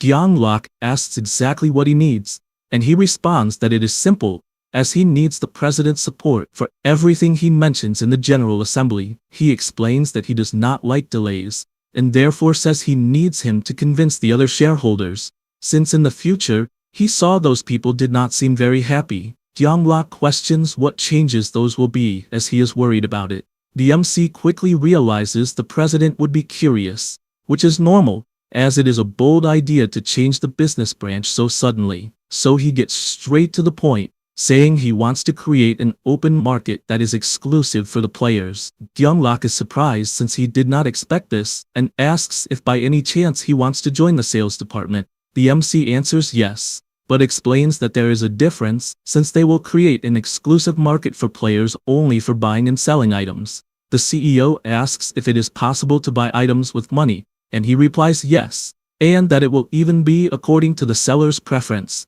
Younglok admits that it makes sense and asks if players need money. He replies that they do since they are still people, and says there is no other way at the moment. The company leader asks what he meant by at the moment, wanting to know if they will really be able to use coins in the future. Ryuman is surprised since the CEO is being very clever and answers yes, since he had a small vision about it, and reveals that players who reach level 40 will be able to use the coins. He explains that a trading system will be unlocked after level 40, and this feature will allow players to spend their coins in exchange for items. And it is because of this that he wants to create a system where they can do this safely, and finishes by saying that this way they will be able to get a fee in money or coins.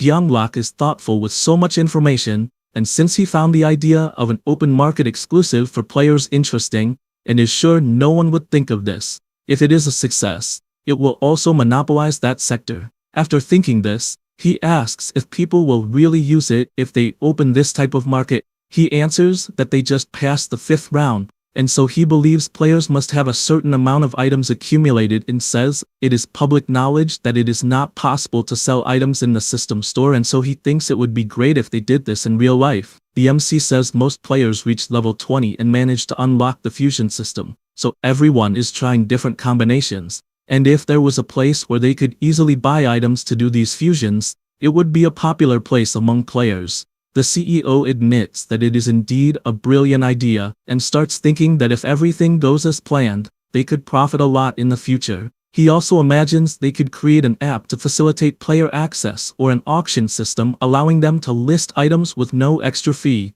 The MC listens to all these thoughts, and realizes his new partner is very interested in the proposal, and even though he is not a true prophet, he believes it will work out very well, since it will benefit both of them. He thinks the combination of items is currently unknown, and so they could monopolize this, and besides making various items, they could get unique or legendary items, possibly even making divine items. Younglok agrees with the conversation, and asks to make an open market, and asks if he has an idea for a name change. The MC answers not exactly, and asks the CEO if he has something in mind. He replies that his own opinion does not matter much, and says everything the MC said should be taken into account, since he is also a major shareholder.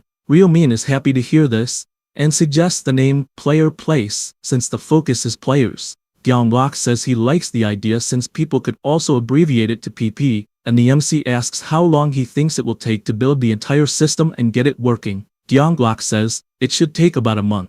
Ryomin says the 6th round will start soon, and since they brought up the subject, he will also share information about the 6th round. This immediately catches both their attention. After giving all the details, Younglok is thoughtful since from what he understood, cooperation between players will be important in the 6th round. With that said, he thanks him for everything he shared, and thinks it was a great choice to keep a good relationship with the prophet, since thanks to him things have become easier both in the game and in real life. Then he changes the subject to continue talking about business since they will need to schedule a meeting with the other shareholders and directors. With everything settled, the two say goodbye, and Younglok asks his security director to take the MC to his house, as well as to pass the information to Aaron. A few days later, Ryomin is in his bed imagining that it is the day the epic items will appear. He decides to check what the item of the day is, and is happy because the Torn Wanderer's tunic finally appeared. This is an armor type equipment of epic rarity. It increases defense by 1,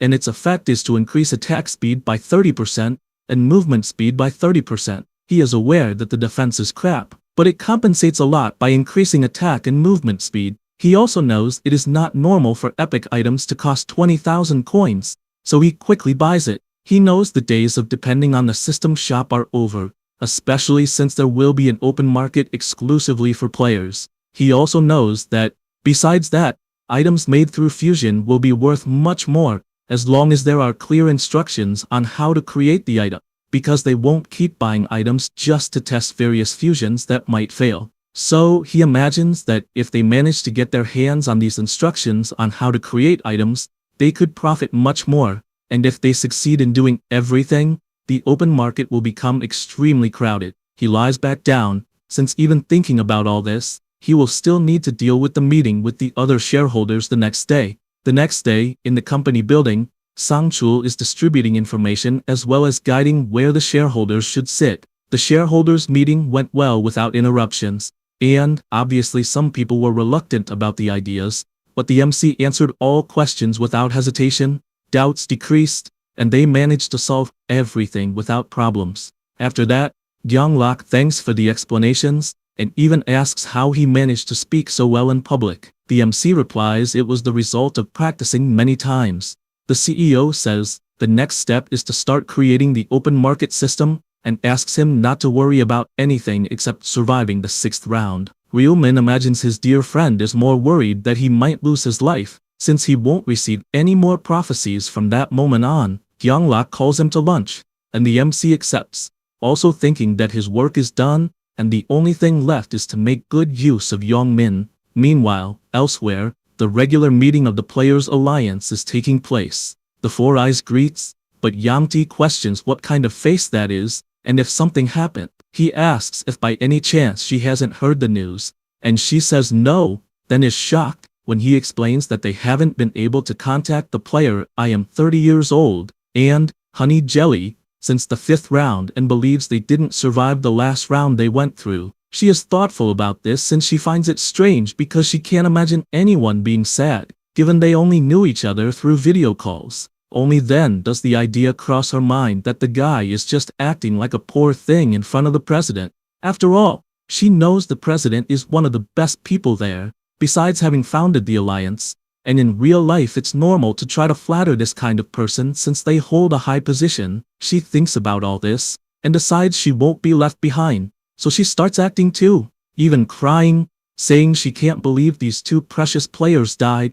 Everyone on the call starts doing the same, asking not to cry, and since they also feel like crying, Yamti thinks it's ridiculous to see everyone pretending and believes people really are incomprehensible creatures. At that moment, the president enters the video call and immediately asks what is going on and why everyone is sad. Lostiak explains everything that happened, and he can't believe how this was possible, though he is happy everyone else survived and deeply laments since only 6 remain. At that moment, a member draws attention and asks if they couldn't include more people in the group. He answers that he even thought about it, but doesn't know how to find good enough people, and they haven't even had news from the last candidates who tried to join the alliance.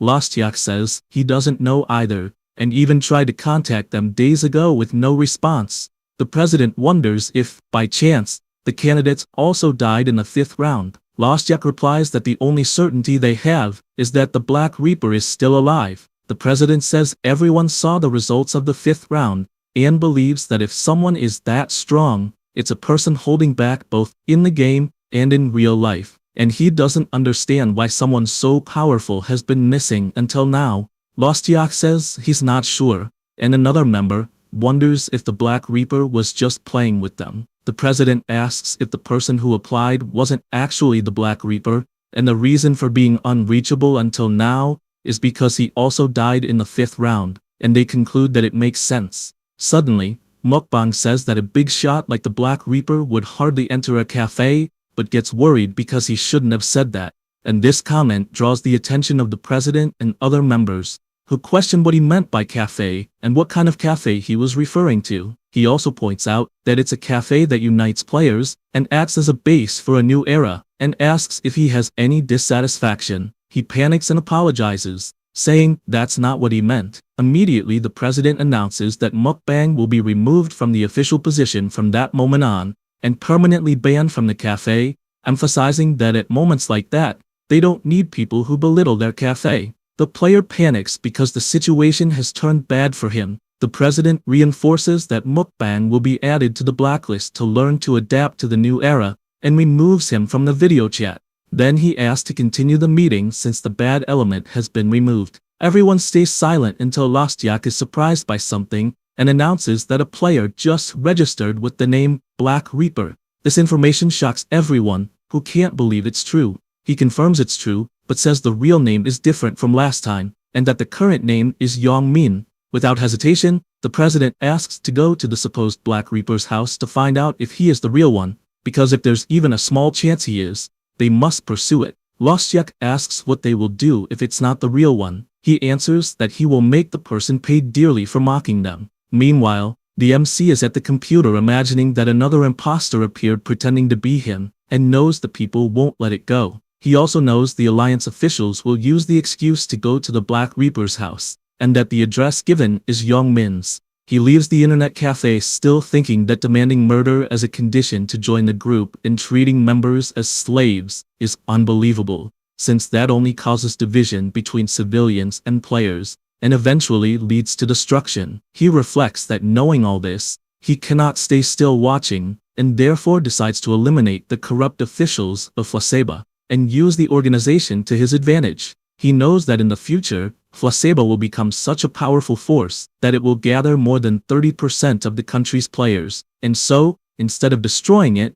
he thinks it's more advantageous to use it to control countless players, and that's why he asked to join the famous Flaseba. He decides that after using Yang Min to overthrow the officials, he will assume the position of president. Elsewhere, a door opens and someone enters the shop. The vendor welcomes him, but the man, who is a robber, orders him to put all the money he has if he doesn't want to die. The old man panics, asking if he is a player, and the man, impatient, punches the table, destroying it with just one blow, asking if he thinks this is a joke. Immediately the old man starts grabbing his money and puts everything into his backpack. The robber asks if that's all he has and he answers yes. Since the lottery ticket sales were suspended, so business wasn't going so well. He approaches warning that's not what he asked, and says he knows about a safe, so he hands over the backpack to go get that money. The seller immediately runs off and returns with more cash. The robber notices there are 10 million won in the backpack and believes it's enough, so he leaves,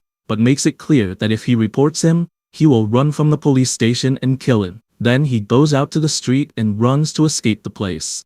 After a while, he takes off his hood, showing that the robber is actually Young Min. He thinks the day went very well, since with what he stole he can get through the month peacefully. He starts trembling furiously, because in real life he will manage to get by with that money, but doesn't know how it will be in the other world, and blames the Black Reaper for making him lose all his friends and stats. Furious, he starts shouting but gets startled by a cat making noise behind him. Then, he resumes walking, imagining that if he met the Black Reaper in real life, he would put an end to him. After arriving at his building, he starts climbing the stairs and notices someone in front of his door. It was Lostyuk, who turns around and asks if by any chance it's Young Min there. The brute is scared because he doesn't know who is knocking on his apartment, until Lostyuk says he guessed the name by his reaction. Young Min asks if he's from the police, and Lostyuk finds it funny, and asks if he committed a crime to be so scared, but then introduces himself as the person responsible for interviews for the Flaseba group, and asks if he wasn't there that morning. Young Min doesn't understand what's happening, and asks what the hell is going on, and if he's trying to sell drugs. Lostyuk is confused and asks if he's not the Black Reaper, and Young Min gets even more irritated asking what the hell is the Black Reaper, and what the hell is Flaseba. He gets confused and apologizes for the inconvenience, but Young Min, still stressed, asks what's going on because he doesn't understand anything. Lostyuk says apparently someone knows him, and decided to play a prank since the name and address matched. Young Min gets furious wanting to know who the son of a bitch was. At that moment, the MC appears saying it was himself who did it and greets Young Min. Young Min doesn't recognize who it is because of the mask, and asks who the bastard pretending to be him is, and if he knows him. The MC answers that he obviously knows him, and immediately starts summoning his scythe until it appears with all its imposing aura. With that, he asks if that's enough to answer the question. Lostyuk can't believe he's seeing a player with a scythe that big, and wonders if he really is the true Black Reaper. However, he finds the appearance strange because he's very short and has a frail body. He imagines it's totally different from the image he had of the Black Reaper, and so he can't believe it. Meanwhile, Young Min panics because he's sure the true Black Reaper is in front of him. Even though the physique is different, he noticed the way he talks and the aura are identical. And most importantly, the terrifying look he saw countless times. He starts trembling because he doesn't understand why, and begins to imagine why the Black Reaper went after him in the real world, including why he used his name since, as far as he knows, they had no pending matters.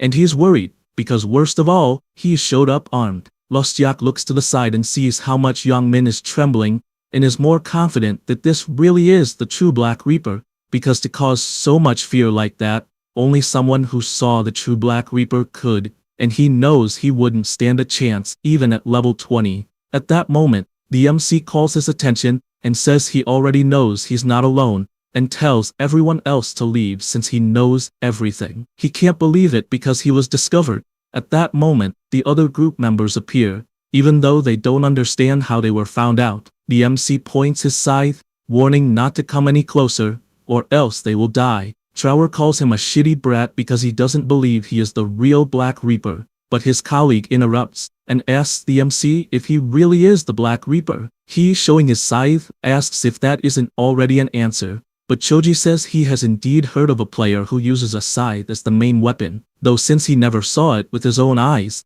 he can't believe it based on that alone. Ryumin then says he is the real Black Reaper, and with that, the truth rune activates, and Choji gets the official confirmation that he is indeed the Black Reaper. Trower asks what the truth rune said, and he answers that it confirmed he is the real Black Reaper. Lostiak starts sweating cold because he thought it was impossible for it to be the real one, but the one who really panics is Trower, who disrespected the MC as soon as he arrived and believes he's screwed because he talks shit and doesn't know if an apology will work.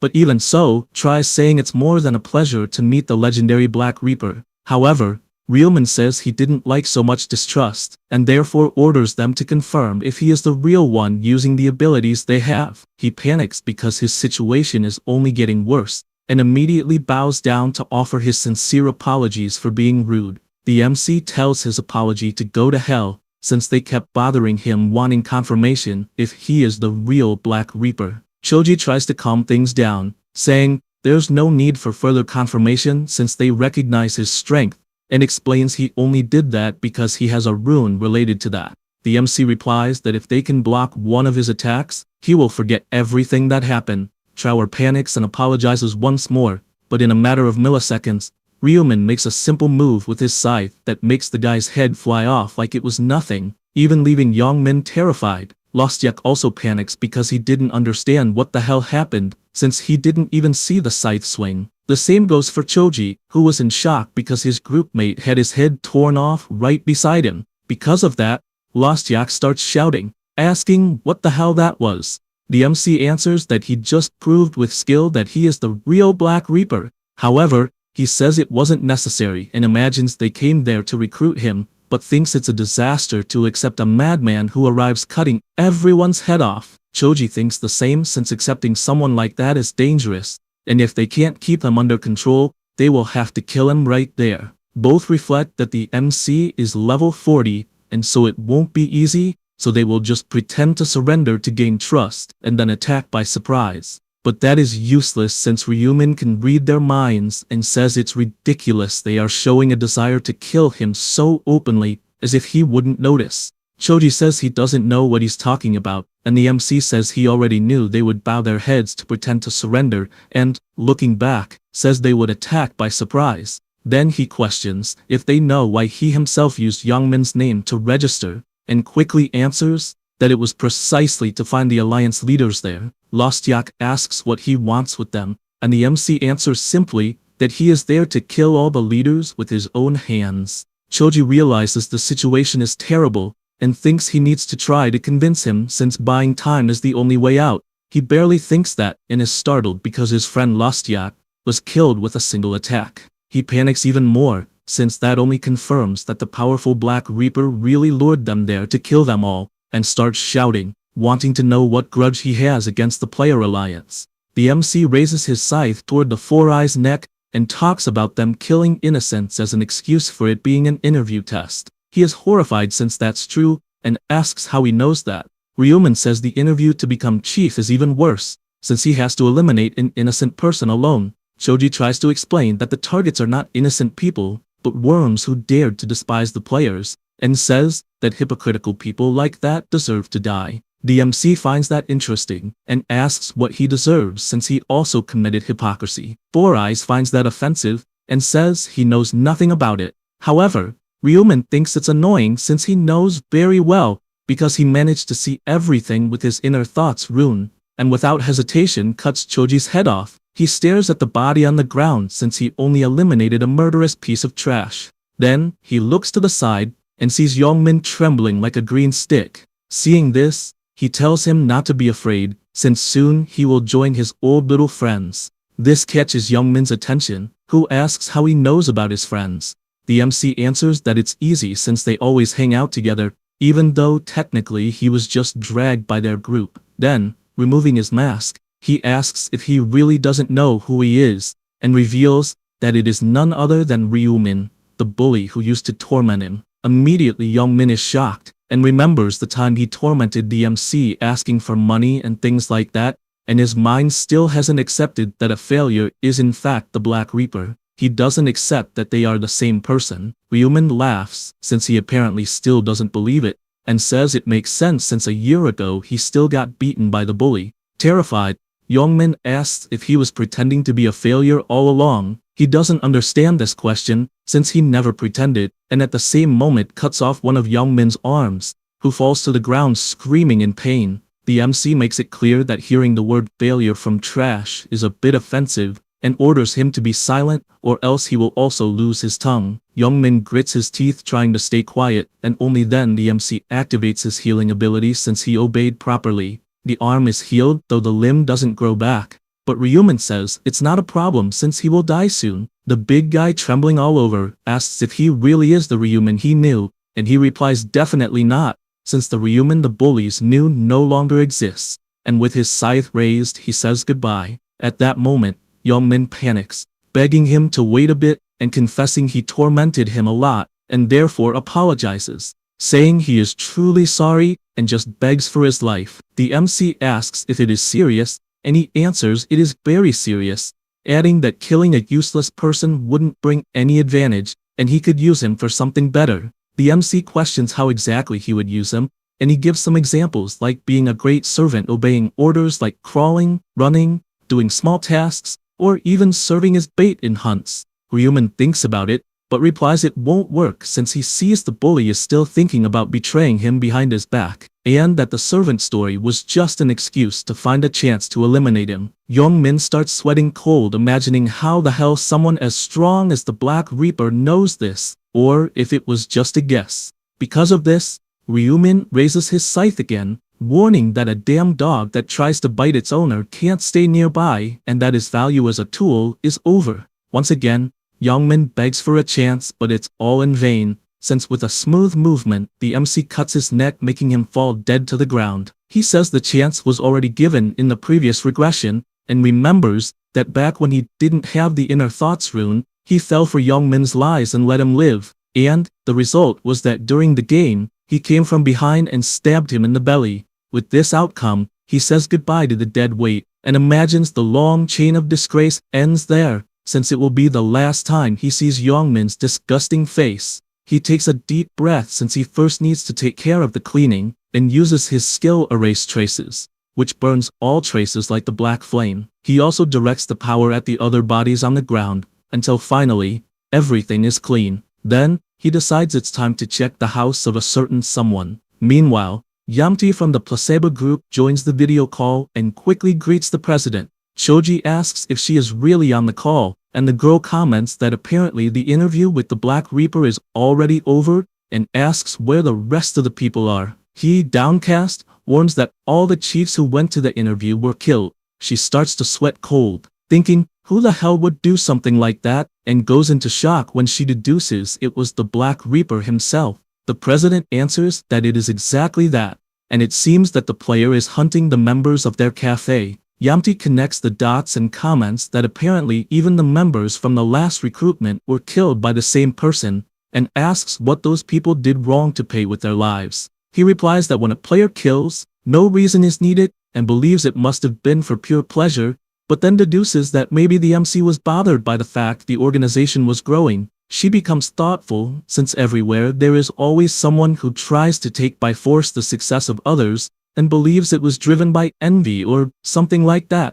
She concludes that if that's the case, they will need to find a way to kill the Black Reaper. With that thought, Yamti asks if by any chance he only signed up to lure the cafe chiefs. The president responds apparently yes, She starts to get nervous since she was quite anxious to meet the Reaper in person, and says she didn't imagine he was a psychopath who sees them as enemies.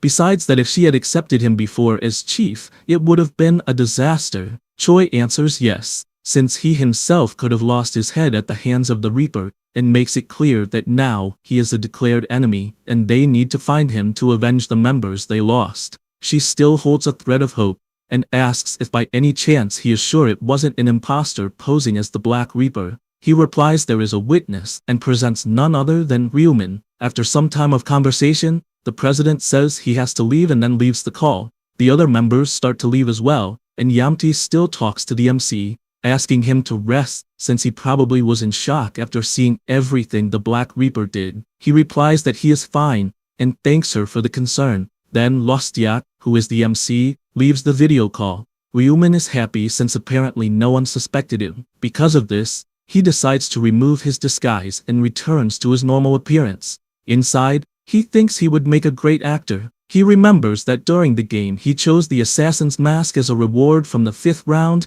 since he needed a unique item and ended up choosing it. This is the assassin's mask.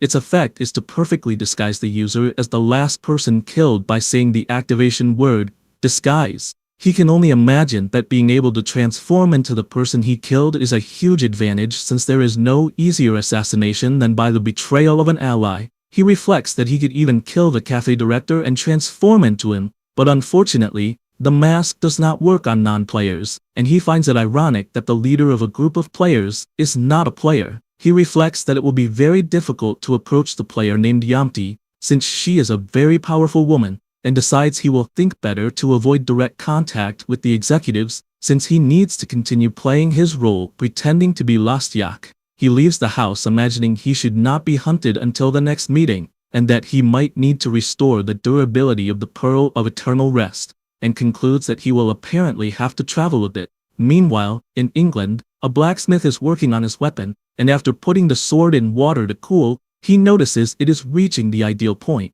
After continuing the sharpening process, he feels happy since he finally finished. However, he becomes downcast and puts the dagger back on the table, thinking that there is no point in getting excited since he won't sell anything because ever since the angels appeared, the number of customers has decreased significantly. He sighs, having endured for a long time, but he is at his limit as he is running out of money and believes it is better to look for another job, although he still wants to stay in that place for the rest of his life and tries to find a solution for this. Then, an idea suddenly comes to his mind because from what he heard, if he survives until the 20th round of the game, he will have a wish granted. Thinking about this excites him, as he can't give up on his dreams since he only needs to hold on until the wish is fulfilled, and even though that isn't his world, his destiny is to be a blacksmith. He remembers when he used to defeat monsters and the weapon polishing skill he gained upon reaching level 20, which increases weapon damage by 150%.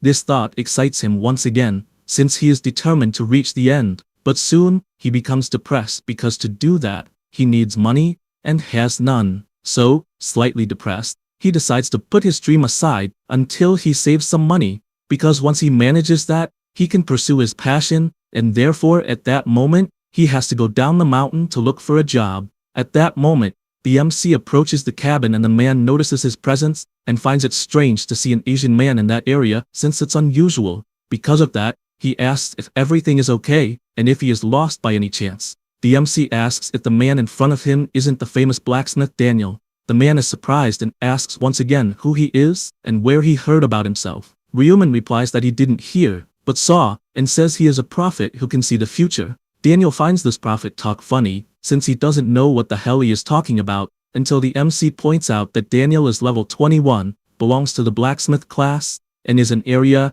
C008. This shocks the boy since guessing his class and level by luck might happen, but knowing even his area is too much, and he asks if he can really see the future, since it is the first time he hears something like that. Ryumin explains it is a rare class, and therefore not well known, and tells about unique classes since only one person can be the prophet. He still finds it strange, and asks why someone so incredible would come to that cabin. The MC asks him to calm down since he is there only on business, and explains that he just wants him to fix an item using the blacksmith skill. and if he does so, he will give valuable information such as details about the 6th round. He is shocked to hear that, and thinks about the possibility of really knowing what will happen in the 6th round in advance, since he could come up with a strategy, but knows that fixing an item in exchange for such valuable information is too good to be true. He asks if he will really give information about the 6th round just for fixing an item, and if he won't want anything else besides that. The MC realizes the blacksmith really hasn't changed, and even imagines that if he had accepted so easily, he would have been disappointed, and so says that actually, he wants to get to know him better. Daniel begins to worry about how things are going, and Ryuman says he saw a future where he became the best blacksmith of all, surviving until the 15th round without anyone's help. However, he says he could only see the future up to that point, and finds that a shame. Having said that, he says he wants to help, and if he agrees to be an ally, he guarantees he will grow easily, even passing the 15th round, and will have the dream of becoming the best blacksmith in the world guaranteed. This information fills his head until he asks what he really wants.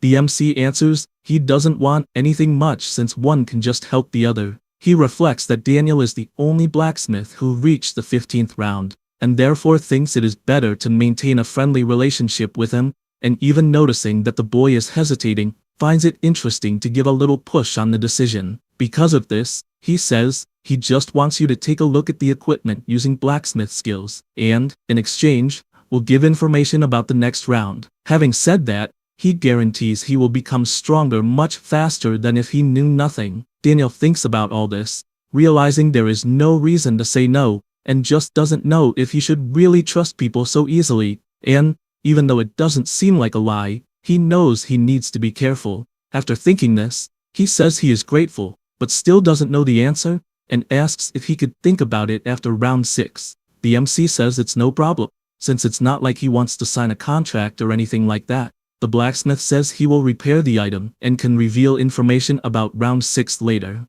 With that decided, Ryuman takes the item he wants to restore durability to. The item in question is the Marble of Eternal Sleep. It accumulates once per monster killed. In exchange for 1 durability point, 100 accumulations are converted into 1 attribute point. Currently, the durability is at 1, because it was used the other 999 times. He hands the item to the blacksmith, who immediately starts concentrating his power on the item to repair it, and, a minute later, returns the repaired item. The MC takes it in his hand, and is happy, since he can accumulate again. Daniel watches the MC's expression, and imagines that, although he doesn't know what kind of necklace it is, he at least knows it's beautiful enough for a player to be willing to restore its durability to keep using it. Ryuman notices the blacksmith doesn't know about the item, and also thought it would be an invasion of privacy to ask about it. Anyway, he thanks him since the durability returned to maximum, and the blacksmith asks if he will tell him about round 6.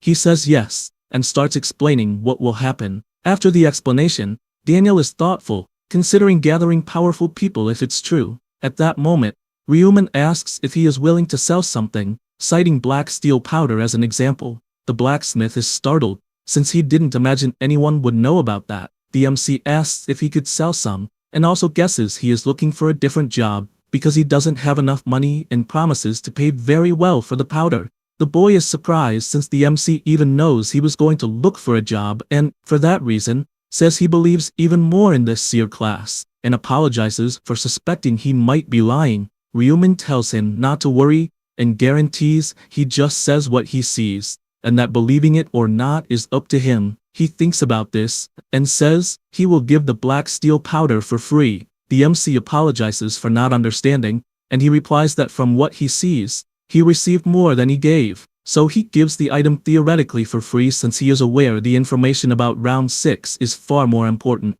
This is black steel powder. Its description only says it emits a slight mana. Ryuman can't believe he will receive the item for free, and reflects that black steel powder is very valuable and extremely hard to find until round 11. Apparently, Daniel doesn't know this, and is aware he himself should be grateful, and for that reason asks if he's sure. He says yes since he doesn't know what it's for, and even guesses the MC is the only one who knows the item's value since he is a seer. He says this, and imagines that the black steel powder is probably very important, and since a seer specifically requested this item, he doesn't want to interrogate to learn more, since he got a big help by knowing the information about round 6, and asking for anything more would be greedy. The MC is happy reading these thoughts, since Daniel is clearly a good person, so he gives him a huge backpack and asks him to open it. He does, and sees a pile of money inside, and is shocked seeing all that. The MC says there is a total of $30,000, since he doesn't want to take the item for free,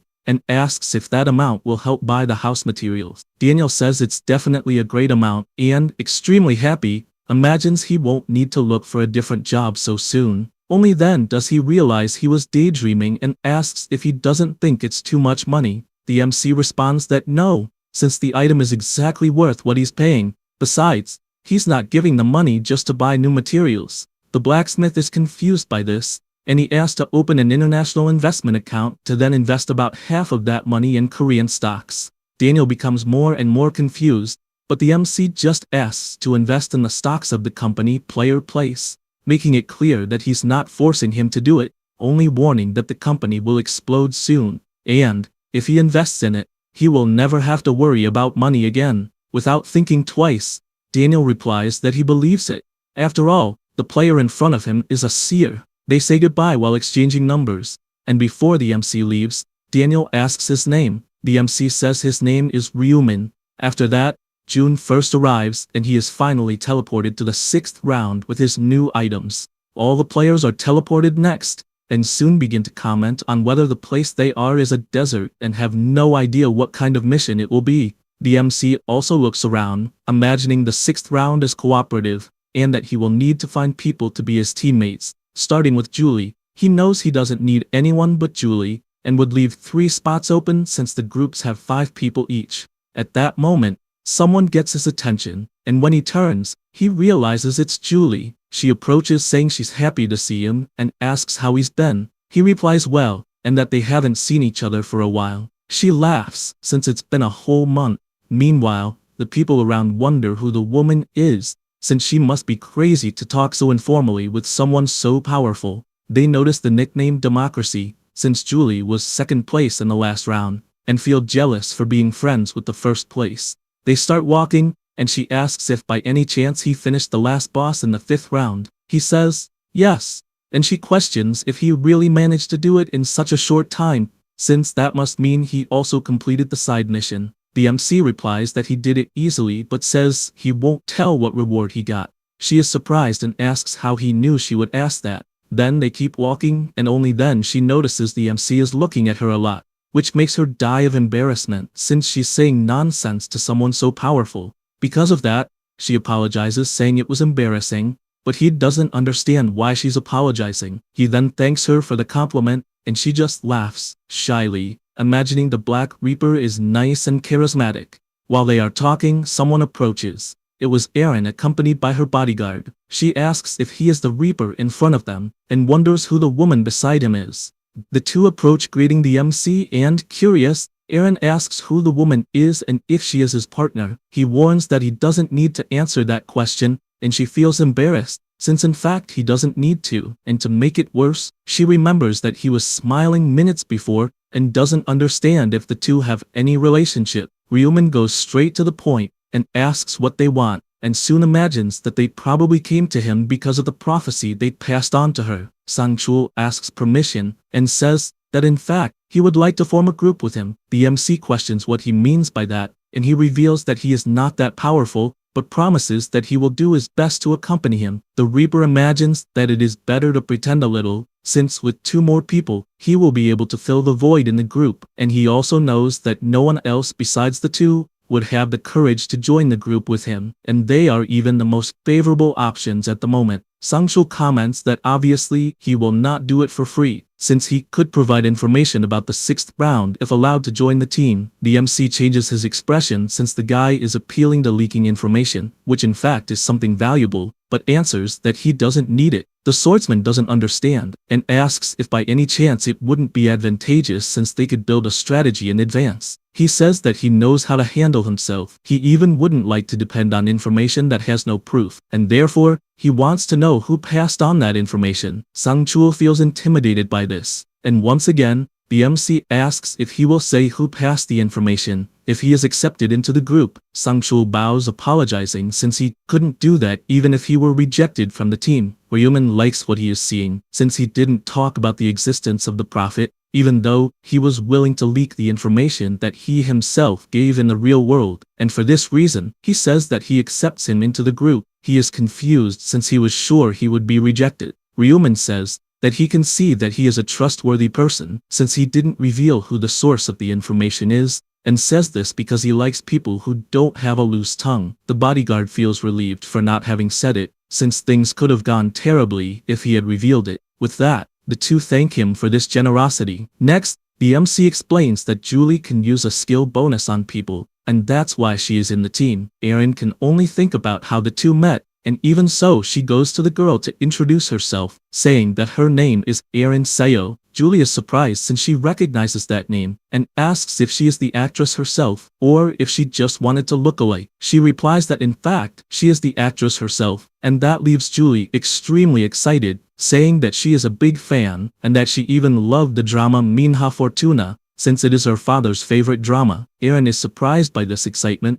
and says that she is happy to hear that. Sangchul asks once again if he really doesn't want information about the 6th round, and the MC replies that no, and makes it clear that it is not to be told since he doesn't want to hear that he received help from someone. He feels upset about this, since he thought about paying his debt by revealing that information, but he knows that if he ends up running away from the strategy, he will have to tell for the good of everyone. Next, he goes to Julie and asks about her so-called bonus ability. She smiles, and says that it is easier to show later. Erin, on the other hand, says that she can summon a fairy that grants a protective shield, and this leaves her amazed since it is a fairy. After this conversation, Sangchul introduces himself once again, and she asks if by any chance he already knew the MC before. He replies that yes, since they were saved a few times by the Black Scythe. Julie turns surprised since she was sure he was a good person. Suddenly, Priscilla appears flying and greets all the humans. She informs that for that round, there is a perfect number of 1,010 participants, and, going straight to the point, makes the system window activate in front of everyone, informing that in round 6, it will be necessary to defeat the boss within 6 hours. The angel makes it clear that obviously they would never be able to do it alone. The players question what they will do in this case, and she warns that obviously they will need to join with other people, and announces that the group system will be implemented, which is a system that allows them to create groups to cooperate with other players. A group can be formed when 5 people are together, and after the group is formed, they will be recognized as allies and will not receive damage from each other. A player asks if in this situation, he will not need to worry about someone stabbing him in the back. Priscilla responds that obviously he will still take damage from other groups and monsters, but not from his own group. In addition, she informs that while they are in a group, all experience and gold will be distributed equally when killing the monster, and it does not matter who delivered the final blow. However, this distribution will not work if someone is 100 meters away from the team. They are intrigued by this system and ask how the items will work. She responds that they will be distributed according to the contribution rate. She gives as an example, a player who contributed 70%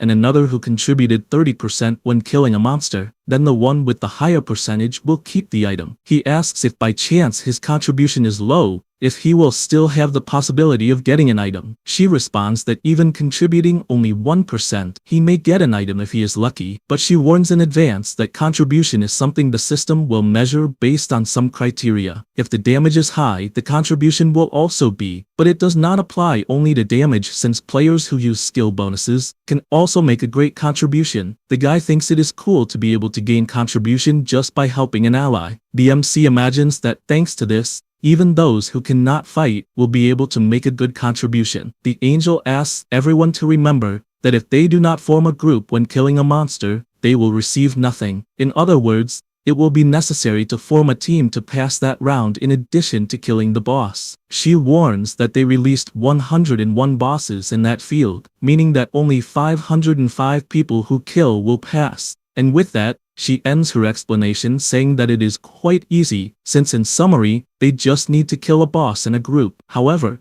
Ryuman knows that it is easy to say since reality is different. Priscilla wishes good luck to everyone, and announces that there will be no side mission in that round. The players begin to find it strange if the mission is not too easy, or since they will need to kill only one boss, and still in a team. The system appears informing that to form a group, 5 people must hold hands and chant the phrase, group formation together, and if they are not in a group, the mission progress will not count. The remaining time to finish is 6 hours. Sang-chul is surprised since it was exactly as the prophet said, because the 6th round really is a group mission of 5 people, and he concludes that it was definitely a good idea to talk to the Reaper from the beginning. He approaches to form the group, but the MC tells him to wait since they will need one more person because 5 people are required. Julie questions who they could call, and the swordsman asks to leave that to the MC since he is the strongest of the group. He thinks about it since he knows someone who would be very good to have nearby. He knows that everyone is forcing a non-existent intimacy while forming groups, and in fact, people are still unsure of what to do. A girl goes to a guy asking if he wants to form a group,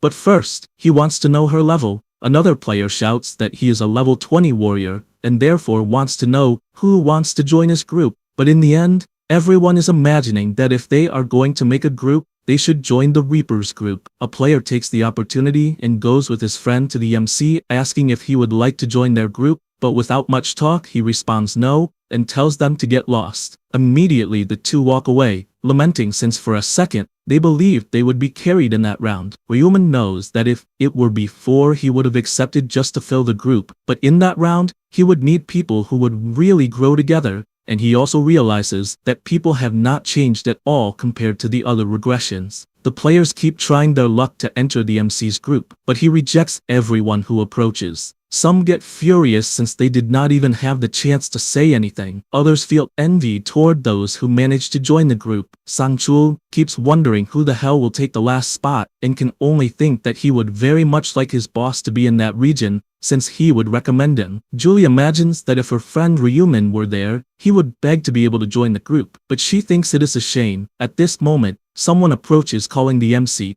and the swordsman turns around wanting to see who is going to annoy him this time. However, it is Youngho saying that it is a pleasure to see him again. Ryuman says that he is happy to see him well since he imagined he had been eliminated in the 5th round. He laughs and says he is not that weak, and with shining eyes, says he was inspired after seeing him, and because of that, managed to finish the hunt in the 5th round. Then he goes straight to the point since he actually wanted to thank him, because thanks to the help he had, his friends also managed to survive, and so he asked them to come closer. Immediately Monkey approaches, thanking him from the bottom of his heart for having healed his arm in the other round, since thanks to that they managed to pass. He says he is happy to see him well. At this moment, Youngho asks the Reaper if by any chance he is looking for a group. The MC changes his expression, but he asks him not to worry, since he did not show up there to bother him calling him to the group, or anything like that, since he even has a group formed. Ryumin imagines that he was already aware of this since everyone who forms a group obtains a golden bracelet on their arm, and so he asks why he is there. The captain of the group replies that besides thanking him, he also wanted to make a suggestion. He explains that they cannot form a group together,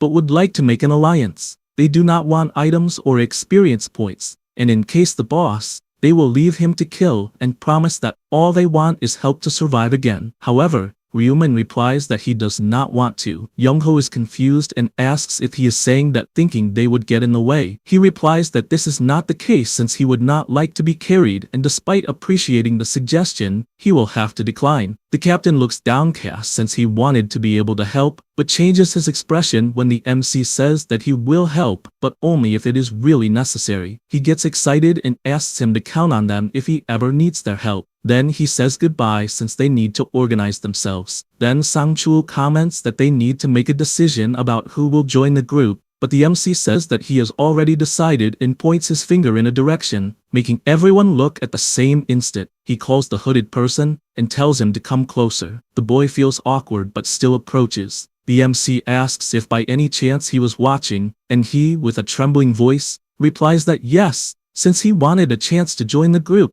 The Reaper asks what his level is besides the class, and the boy replies that he is level 23 and a dark mage. With only this information, the MC says that it is enough and announces that this person will take the last spot. The boy is surprised as well as everyone on the team since the decision was very quick. The most intrigued is Sang-chul, since the MC rejected all the other players immediately, but accepted the shyest of all. Ryuman imagines that he already knows that the boy has a nickname of No Pain, No Gain, and that in the future, he will be the leader of the religious organization that worships the Dark Reaper as a god. In other words, himself. He knows that he is someone he can trust, and if things move forward, he can be very useful in the future. With this decided, he asks everyone to hold hands since they will form the group, and when they do, the magic bracelet begins to appear until it shows up on everyone's hand. The Dark Mage, seeing that, still cannot believe it, since he managed to form a group with the Dark Reaper. He remembers the past, since from his first year, he was everyone's punching bag. The bullies kept asking why he was sad, and saying that his face was disgusting. In addition, they demanded money every day, and all he could do was tremble, apologizing since he lived with his grandmother and didn't have much money. But they didn't care, saying he should steal from someone, or find a way to get money, since if they ran out of cash, it would be his fault, and they even asked if he wanted them to bury his granny once and for all. This made Jihyuk extremely furious to the point of rushing in to fight, but that only made him get beaten until he collapsed on the ground. All he could think about was that it would be better if he died. However, if that happened, his grandmother would be left without care, and would suffer because of him. That's why he started crying since he needed to endure a little longer, and went on with the goal of giving his grandmother a better life, until finally finishing high school. That was when the angels appeared on Earth, and everything turned into chaos. It became even harder to get a job and live a good life. As time passed, after the second round, he arrived at his house and the thugs were with his grandmother on the floor, asking where her grandson was. He saw this scene and became extremely furious to the point of overflowing all his power, which at that instant fired his black arrow, hitting two of them directly. One who took the arrow to the face couldn't understand where the hell that arrow had come from. The third tried to summon his sword since he had no idea that Jihyuk had awakened, but it didn't matter because they were all killed. He was with his grandmother on the bed, imagining that this was why he distanced himself from everyone, and crying a lot. He decided that he would reach the final round to save his grandmother and achieve his goal. And he was happy seeing the scoreboard since he managed to pass through another round, and even though he never lost first place in the rounds, there was a place even higher than his. This was the Black Reaper, relentless against his opponents. All the Black Mage could do was watch from afar, not believing that a player had managed to kill all the representatives from all the areas in the blink of an eye, and this only made him reflect that having that power could save his grandmother, and he really wanted to know how to become that strong, that fast. Back to the present, the MC calls his attention and asks everyone to introduce themselves. Jihyuk says he is at level 23 and is a black mage who possesses the skills Black Arrow and Black Chain. When he says this, he feels strange since normally he would be nervous, but for some reason he was calm, and wondered if the reason was being in front of the Black Reaper, or if he just wanted to make a good impression. Ryuman asks to start the hunt, but before that,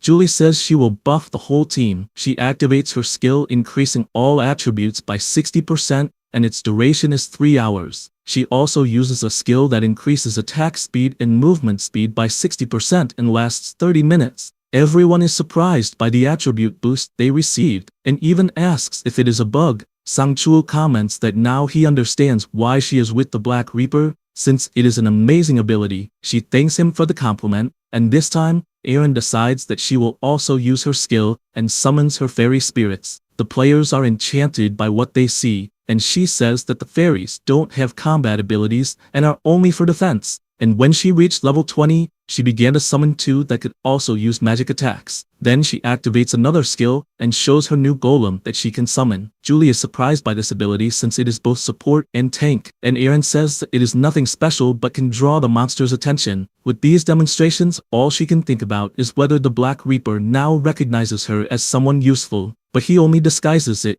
and tells everyone to move on. Jihyuk, however, can only think that the group has two people with amazing abilities, and he himself also wanted to help. Anyway, they continue their journey until they hear something. The Black Mage goes behind the rock and sees some players fighting a monster. The unknown group thinks it was very easy to find the boss and therefore decides to attack with everything they have. However, the boss disarms one of them with ease and forces the two to retreat. Since they discovered the monster is no small matter, the rest of the group asks what they should do, and the swordsman Rosa, decides to attack from behind. Meanwhile, the MC watching this scene knows it will be a disaster. No sooner does he think that than the player takes a blow that sends him flying across the desert until he falls dozens of meters away. Ryuman thinks it is a disaster that they are aiming at the horse, and the group continues attacking with all they have, driving countless weapons into the boss's body until the monster collapses hard on the ground. The group celebrates since they managed to kill the boss, and,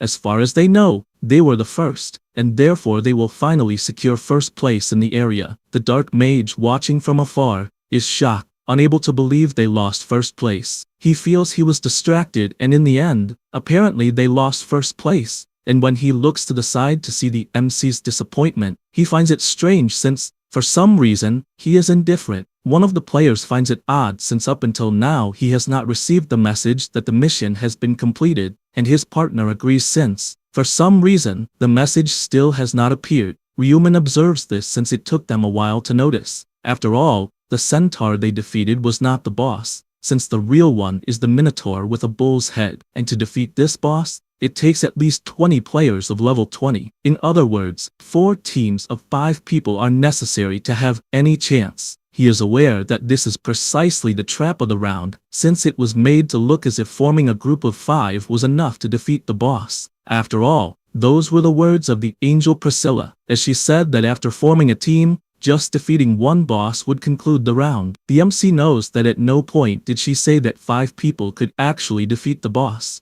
On the other hand, he also knows he cannot go around spreading this information since, at the moment, all he can do is observe. Furthermore, he also noticed that Jihyuk is quite upset, unlike the other 3 who know about the prophecy and are therefore calm. Because of this, he finds it interesting to start acting a bit and comments that, judging by the other team's reaction, that monster was not the boss, and the real one must be elsewhere. He explains his plan, asking to leave the boss for later, since they should hunt centaurs to level up until the time limit ends. They are shocked by this, and the Dark Mage asks why. He replies that 5 level 20 players barely managed to kill a centaur, which, considering it is a common monster of the round, means that to defeat the boss it will take at least 3 or 4 teams. Moreover, they do not know how strong it is, so it is not wise to face it right away since there may be other traps. He also emphasizes that there is a chance of defeating the boss too early, in getting stuck inside the Pillar of Light, which would leave them trapped without being able to do anything, so it is more sensible to observe the situation while hunting common monsters. Sangchul is shocked hearing this since, from what he realized, the Dark Reaper figured out the right strategy without even hearing the prophecy and never imagined he had such sharpness. The Dark Mage says he understands but asks if it will be okay to leave it for later, since they might lose first place. He replies that it does not matter, since even without the reward of first place, they will gain a huge amount of experience by hunting for 6 hours, and even points out that the criteria for first place might not even be who defeats first. Once again, Sangchul is surprised to hear this,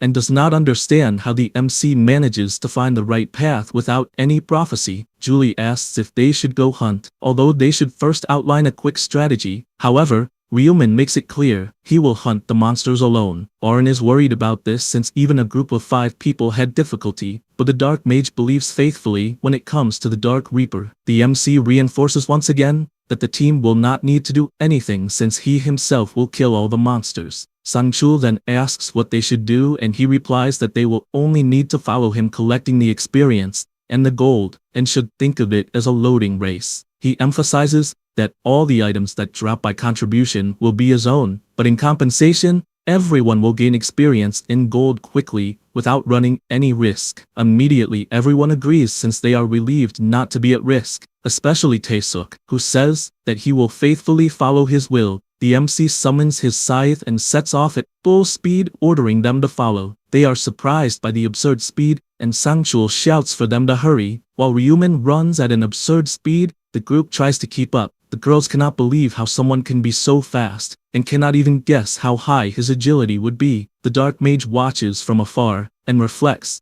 that he even thought he was fast, but compared to the MC, he is nothing more than a cat before a cheetah. At this moment, he spots something and points in one direction since a centaur was in front of Ryuman. However, in the blink of an eye, the MC cuts the monster's head off, finishing it the same second it appeared. The group cannot believe what they witnessed since they have no idea what just happened. More centaurs appear in the desert, and the MC, without being intimidated, approaches them and neutralizes their legs one by one until finally aiming at their heads and finishing them with a blow. He wastes no time and moves on to kill the next. Then, lightly stepping on the monster's leg, he jumps and cuts off the head of another. The system indicates that the centaur was killed, and his triple XP buff is active. In addition, the title increases experience by 1.5 times. He also gains 0.89% experience and 60 gold. The kill count alone is already at 172, and the effect of the massacre rune increases attributes by 100%. He realizes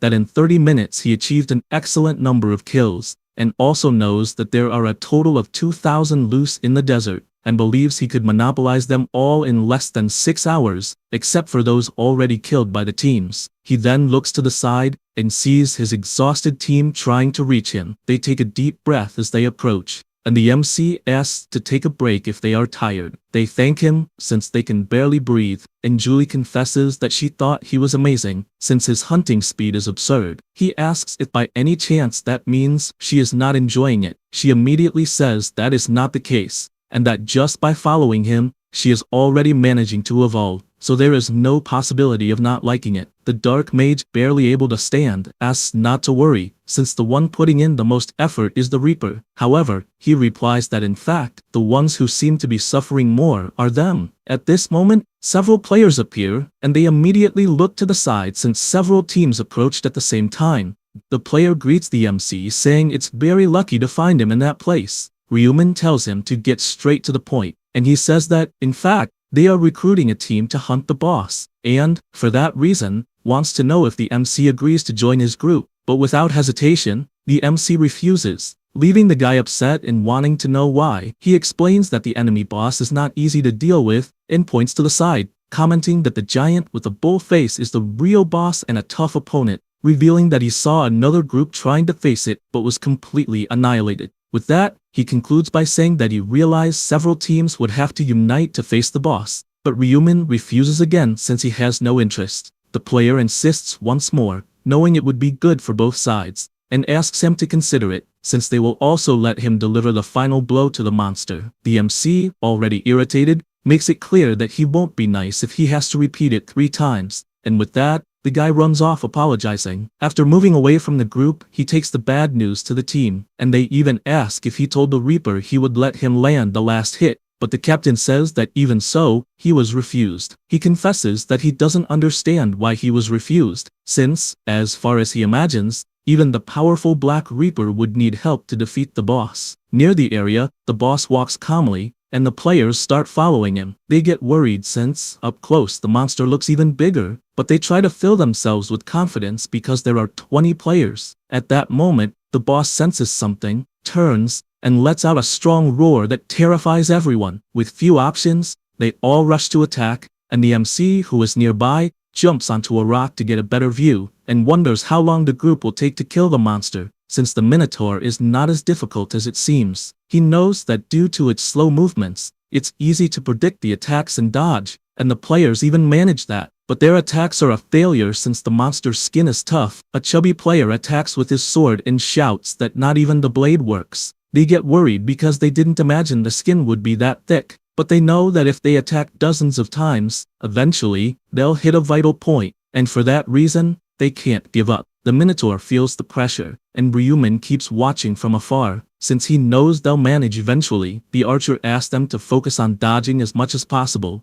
and his teammate, after charging energy, goes for the attack and throws his axe with all his strength, hitting the monster directly and managing to wound it. The whole team, realizing that, attacks without hesitation, and one by one, they strike exactly at the open wound. Even under pressure, the Minotaur manages to grab a player in its hand and crush him with a squeeze. The mages, even shaken, manage to fire their fireballs, which make the boss scream in pain until it falls to the ground. Everyone celebrates since they finally managed to kill the boss. At that moment, some lights fall on a few players, and they celebrate having survived, with the mission window even appearing saying it was a success. However, Yunki realizes they didn't advance and gets irritated since he knows they'll have to kill another boss. His partner agrees since they didn't receive a light pillar. The players inside the light pillars wonder if they'll have to stay there until time runs out, and one of them replies that probably yes, although they can rest well. The captain calls his team to go again, until he notices the Black Reaper was watching. He even thinks of asking for help again, but just walks away frustrated because he knows it would only be a waste of time. Ryuman goes back to the ground, saying that, as he thought, if they had defeated the boss at the beginning, they would have wasted the remaining time, and Julie is surprised since it was just as he predicted. The MC says they have rested enough and therefore must follow him, and with that, he runs off using his tracking skill on the centaurs. After some time, several players manage to clear the mission by defeating the boss, and one of them becomes intrigued, wanting to know what position he ranked in, but he can't see it in the system. A player doesn't care about that since she's just happy to have survived. At that moment, one of them spots something and realizes it's the Black Reaper fighting a centaur, and even managing to finish it off with a single blow. They admit they're surprised to see him kill the monster with one hit, but don't understand why he doesn't face the boss right away. The woman agrees, since, for her, it would be better to kill the boss and rest, and that's why she doesn't understand why he's wasting energy for nothing. A guy replies that it wouldn't make sense since, even if he killed the boss now, he'd still be below the top 50, and since he's already lost his chance to rank, he's just hunting. He concludes by saying that even though he's the powerful Black Reaper, it's impossible to always be first place, but he admits that he still thinks the player has good judgment since just leveling up shows that. After some time, Ryuman's system says it was not possible to locate more centaurs, and that he currently has 1,920 kills, with 20 minutes and 43 seconds remaining until the end of the round. He realizes his hunt is finally over, and his team asks to rest for a bit since they can barely stand. He tells them not to worry, since the hunt is over, and they will defeat the boss. They ask if the hunt is really over, and he explains that he used the tracking skill, and there are no more centaurs on the field. At this moment, Sang-chul decides to check his system and gets shocked, asking everyone to check each other's level. They decide to look, and are surprised by how much they've leveled up. The MC asks how much they've leveled, and Sang-chul replies that he was at level 20, and went to level 34. Aren says she also went to level 34. Julie went to 35. Taehyuk says he was at level 23, and went to level 36. Ryuman reflects that everyone has leveled up around 13 to 14 levels, including himself, since he went from level 40 to 54. He also notices that he obtained 19 magic stones, 9 normal pieces of equipment, several various items, and even materials necessary for divine level combinations. One of the items was the shining horsetail. It's literally a horsetail that shines, and a faint mana can be felt coming from it. Julie is surprised since the gold has accumulated too much, as are all the team members who have never seen so much gold in their lives. Sang-chul admits that earning so much even left him confused, not knowing what to do with it. The MC suggests they buy general skills in the shop, such as presence detection, enhanced kinetic vision, and basic resistance. He also gives them the tip to buy the items that appear in the Items of the Day section since they're useful. But first, he tells them to move quickly, since it's time to defeat the final boss. He uses his tracking on the Minotaur, and runs at full speed until he senses something and stops midway. Some players near the boss notice his presence, and immediately approach, asking him to form a party with them. But Ryuman refuses since he doesn't intend to share the contribution with them, saying he'll defeat the boss alone. They're surprised to hear that, and can't believe it's possible, even for the famous Black Reaper. One of the players imagines that to defeat the boss,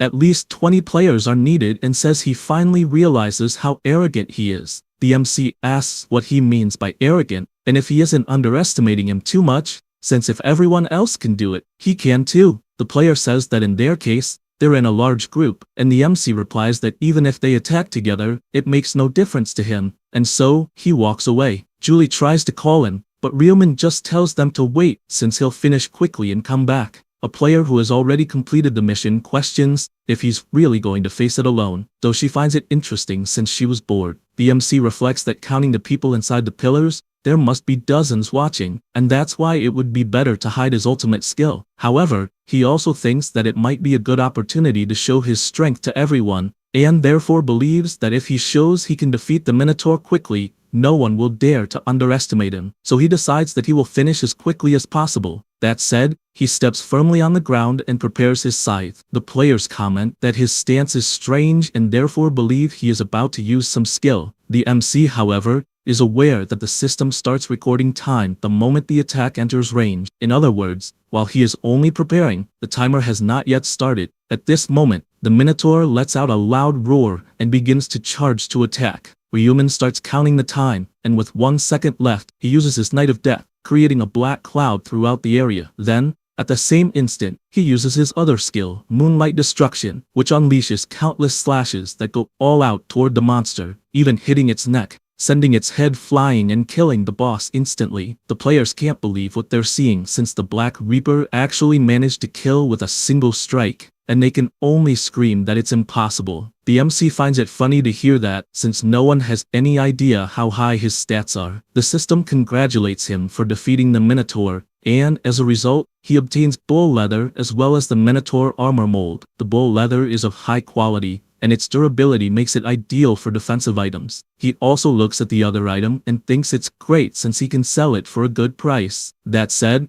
the MC asks if everyone is okay, and they reply that they are. Jihyuk, however, can't hide how thrilled he is to be part of the powerful Black Reaper's team, and Ryuman finds his expression bizarre and even understands that he was a follower, but thinks it's better to keep some distance. Soon after, a beam of light descends on his team as well, and Priscilla appears, announcing that 101 bosses have been defeated, and that the teams that failed to kill even once will be eliminated without mercy, and with a macabre smile, she orders the trash to disappear. The players panic as they are slowly erased. After that, the angel announces that she will show the ranking. In first place is the MC's team, defeating in 1 second. Second place goes to the Celestial Demon, defeating in 3 minutes and 21 seconds. And in third place, the Stupid Idiots, defeating in 4 minutes and 9 seconds. One player can't believe his team isn't in first place, since they definitely killed first, and doesn't understand how the Black Reaper's team is first, when they were the last to kill. Priscilla says that the ranking isn't based on who killed first, since, as shown in the system, it's determined by the time it took to kill the boss. They feel frustrated since they had no idea it would be like that. The angel agrees, noting that the last place took 11 minutes and 30 seconds, and doesn't understand how the hell it could take that long to kill a mere Minotaur, saying that on the other hand, the shortest time was 1 minute, which was the Black Reaper's team, and she praises the team for being reasonably good. However, a player catches her attention and asks if she saw it wrong since it wasn't 1 minute. She doesn't understand what the guy meant, and upon looking again at the system, realizes that it was indeed 1 second and not 1 minute, realizing she made a mistake in front of the humans. Because of that, she plays it off and says that apparently, it's possible to have a 1 second record, showing how weak the boss was, and announces that rewards will be given up to third place. With that, the system congratulates the MC for completing the mission in first place in that zone, and also in all other zones. He receives an epic helmet ticket for ranking first in his zone, and a special reward box for ranking first in all zones. He feels happy since it's time to replace his helmet, and his options are the Angel's Ring, the Minotaur's Bull Mask, and finally, the Hermes Feather Adornment. He chooses the last option since it has a great bonus. This is the Hermes Feather Adornment, an epic rank helmet. It increases armor by 180, and its effects are a 10-point increase in agility, and the ability to grant invisibility. After equipping it, he is shown information about the temporary skill Invisibility. It allows him to completely hide from others. It does not conceal sounds. It cancels when attacked or when attacking. It lasts 30 minutes, and has a cooldown of 30 minutes. He likes the idea of being able to become invisible, even though it is a pity that it does not hide sounds, but after he gets the stealth rune to conceal his presence, he will be at ease. Now it will be necessary to choose the special reward. His options are an ingredient item, 14,000 gold, or information about the 7th round. Since he doesn't need gold or information, he decides to choose the first option. The items available to choose from are Broken Branch of the Iron Tree, Boiling Solution, Resistant Mama Shell, and lastly, Angel's Golden Powder. He knows exactly what each item is for and therefore doesn't need to think much. Choosing the Angel's Golden Powder. With everything finalized, the angel says goodbye, saying they will meet in the next round. There are now more than 8 million survivors, and in Zone C, there are 505. Gyeonglak wakes up after returning to the real world, and, upon getting up, goes to the door, since his security director says he urgently needs to talk to him. After going to the room, Gyeonglak says that obviously his friend's level would rise absurdly since he hunted for 6 hours in the Reaper's team, and that's why he wants to know how many levels he gained to have come running to tell him. Sang-chul replies that he went from level 20 to 34. The CEO, holding his glass, asks if he is sure, and if it's worth the excitement since the one who hunted was probably the Reaper. He answers yes since the Reaper killed everything alone, and the team just followed without doing anything. Gyeonglak deduces that the Reaper probably monopolized the items, and he confirms it, though he assures that he's not regretful, since he never imagined he would level up so much at once. Gyeonglak shows no satisfaction since he didn't imagine he would be surpassed in level, and says he's at level 29. The director is surprised to hear this, and the boss comments that Aaron is probably at the same level as him, and confesses he can't believe he's below her, so he needs to work harder. Then, while filling his glass with whiskey, he asks if the Reaper killed that fast. Sang-chul replies yes since the centaur died with a single blow. The CEO admits that not even a team of 5 people could do that, and also asks if it's true that the Minotaur died in 1 second since he saw it on the final scoreboard. He said yes, and that he saw a brilliant skill that cut the boss's neck instantly, and had never seen such a skill before. Gyeonglak becomes worried since the gap with the first place is absurd, as it's surreal to imagine the Minotaur dying with a single blow in 1 second. He knows that the Dark Knight class is strong, but not as much as the Reaper, and he just wants to know if, when he reaches level 40, he'll become even stronger. He's aware that he'll need to focus on leveling up, and just says he'll work harder. Then, he puts his glass on the table, saying that he wanted to thank the Reaper because he had been lazy and now feels motivated, besides the fact that his director and Aaron grew a lot, and that's why he wanted to meet him to reward him. Sang-chul asks if by any chance the prophet survived, since it would be interesting to call, and so, he puts his hand in his pocket apologizing since he should have done that without even asking. Gyeonglak says there's no need to apologize and asks what skills he learned. He replies that he learned tracking and erasing tracks. His boss then calls him to help with cleaning as well as to test the skills, since he'll be taking out the trash after a long time. He asks if things are already clearing up, but Gyeonglak tells him not to worry, since they won't need to kill anyone, and keeps looking at the cloudy weather, thinking it's perfect to relieve stress. Meanwhile, somewhere else, Taesuk is lying down, emotional, since his idol accepted him as a team member, and even after returning to real life, he still feels the overwhelming presence of the MC. He is aware that he's someone he can't reach and can't even look directly at, since he's literally a god. He tries to imagine how he could repay the help he received, but thinks of himself as useless compared to Julie, who was always sighing at him. All he wanted was to have a useful profession to help, and no matter how much he thinks, he can't imagine anything. Then, excited, he tries to think of something in real life that could be amazing to the Black Reaper, coming from his faithful devotee. After that, Ryumin woke up imagining that it had suddenly gotten cold and believed he was tired. He looked at his phone and noticed he was receiving an international call. Then he answered, and realized it was Daniel. The blacksmith first thanked him since he managed to survive thanks to the MC, and said he had some things to tell him when he arrived. Ryumin asked what he meant by arrived, and if by any chance he was going to Korea. He replied yes, and that he had already booked a flight. The MC remained silent, a bit worried, since this event had never happened in his regions, and he didn't understand what was going on. Because of that silence, the blacksmith asked if by any chance he had offended him somehow, and said that if that were the case, he would cancel the flight. Ryumin asked him not to worry since he wanted to meet him anyway, and that made Daniel happy. The next day the two met, and Daniel said he was happy to meet him in person. The MC said the same, in addition to welcoming him to Korea. Then he said he would guide him. After walking a bit, they went to a restaurant, and the blacksmith was amazed since he had never seen such a full table in his life. Ryumin told him to eat as much as he wanted. He apologized since he didn't want to owe anything and asked please to at least let him pay for that meal. The MC refused since he wanted to pay the bill, but in exchange, he only asked him to fix the durability of his item as last time. He replied that it wouldn't be a problem, and immediately used his skill to repair the item. Once again, the necklace was reset, and Ryumin thanked him for that, assuring him he would pay for the meal, but changed the subject, wanting to know what had happened since Daniel said he almost died. He explained that he had hunted for almost 6 hours, as Ryumin himself had advised, but found the Minotaur extremely strong since he almost died fighting it, and if he hadn't leveled up before, everything would have been lost. The MC said he was happy to have helped and asked if he had gained many levels. He revealed that he had reached level 29 but still felt embarrassed about what he was going to ask, questioning if he would really become the best blacksmith as he had said, since it was hard to believe. Ryumin explained that if he kept working hard and with the prophet class tips, he would indeed become the best. He felt more relieved since,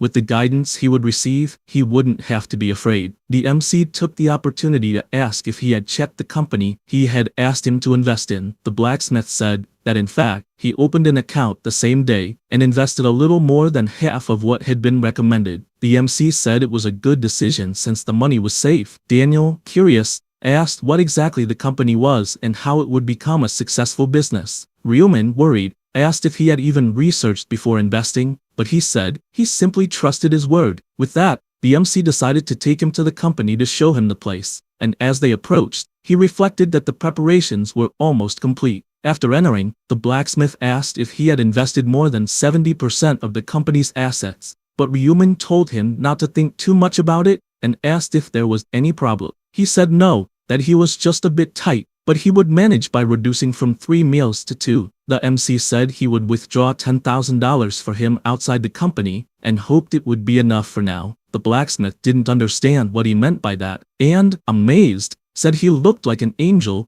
but soon changed his mind since he wasn't the angel from the games. Ryumin just laughed at that, and they took the elevator, but Daniel got worried about entering the company without even notifying anyone. The MC told him not to worry, since, although he wasn't the CEO, that company was practically his, and explained that they had recently changed the company's name and completely restructured the business, but that he would explain it later. He said he didn't even need to explain since Daniel fully trusted the words of a prophet. They arrived at their destination, and the MC asked him to follow. As they began to walk, Ryumin found the number of people in the place strange. Besides that, he doesn't understand why they are blocking the door, and if by any chance there is a guest inside. At that moment, Sang-chul gets startled when he sees him, and asks what he is doing at the company. The MC apologizes for showing up unannounced, and explains that he just wanted to introduce the company to a foreign investor, and, therefore, would like to see the CEO. The director explains that indeed, Gyeonglak is inside but is already with a visitor, and that leaves Ryumin confused, since he realizes the general boss ordered no one to enter, and everyone follows those orders, as if their lives depended on it. So he can't understand who the hell showed up to visit him. He takes the opportunity to read Sang-chul's thoughts, and the guy is embarrassed since an important shareholder showed up right when the CEO's fiancée is visiting him. Only then does the MC realize what's going on, and finds it interesting since he knows which woman that is. After that, Gyeonglak, sweating cold, asks what the MC is doing at the company without prior notice. He asks if, by any chance, he needs to schedule a time to come since he didn't know that, and the CEO apologizes, saying he misspoke. However, the MC realizes there is no misunderstanding, as the CEO simply thinks prophets aren't exactly powerful, and that seeing the future is the only thing they can do, and because of that, he is secretly despising him. Gyeonglak once again apologizes, and says that an important shareholder can show up whenever he wants. The MC laughs and looks to the side, seeing the woman. He knows that's Christine Craig, the only unique class priestess, and a woman who survived until round 15. Like buffers, priests are considered a support class, especially with the resurrection ability, which is learned at level 60, and is an extremely powerful skill that can bring the dead back to life, but there is a restriction that only players who have been dead for less than 10 minutes can be revived. Even so, having an extra life is a huge advantage. He concludes in his thoughts that the only reason he got close to Gyeonglak was precisely to get close to Christine, and he didn't expect to meet her so soon since, no matter what happens, he needs to make her an ally at least until round 20. After thinking all that, the CEO introduces Christine, saying she is his friend. The MC gets irritated inside since he called that woman his friend, even though she is his fiancée, and as far as they had talked, there shouldn't be any secrets between them. Anyway, he greets the woman, saying he is a partner in that company. She also greets him, saying she didn't know the CEO had a partner, and he replies that he didn't expect the owner's fiancée to be so beautiful. Gyeonglak is shocked since he didn't imagine his fiancée spoke English, and even less that the MC already knew they were engaged. The MC stares at him, and Gyeonglak apologizes, saying he didn't mean to deceive him. He says it's fine, but confesses to being a bit disappointed since he wanted him to trust him a little. The CEO feels devastated by this mistake while his fiancée just stands there staring, not understanding what is happening. The MC says that his fiancée will also receive information about the next round and asks Russell to wait in that room. After moving to another room, Gyeonglak says that he will properly introduce Ryumin since he is his business partner, and, above all, also a prophet who can see the future. She is surprised by this information, even though she does not know what it really means. The MC explains that he has a class that can see the future and gives the 7th round as an example, since he has information about it. Christine asks if this is really serious, and the CEO says that the prophet's words never lie, and, moreover, have never missed a prediction. The MC warns that he will give her information about the 7th round for no price at all, and the woman, even without understanding, simply replies that she will listen attentively. He realizes that she indeed reacted like someone desperate, since she still does not fully trust it, and then, as his tip, he only asks her not to let herself be seduced. Gyeonglak, confused, asks if that will be the only tip. He replies that unfortunately, he cannot say more, because if he reveals too much, everyone could end up harmed. Then, once again, he asks her not to let herself be seduced, and says to repeat it as if it were a chant, memorizing it very well. In addition, he calls Christine to talk in private, since that meeting was also meant to convey something else, and explains that in the 11th round, her life will be in great danger. She becomes worried about this prediction, and he asks her not to worry, since there will be a lifeline that will save her. After all of this, inside a flight, Christine is looking out the window and wonders whether her life could really be at risk. Moreover, if her father had been at the meeting, it probably would have been a disaster, since his explosive temper would have made him lose control. Then she remembers the meeting she had, where she asked what that so-called lifeline would be. The MC says that basically someone will save her, but he cannot reveal more information. She becomes worried about all of this, since she does not know if he can really see the future, because the predictions are vague,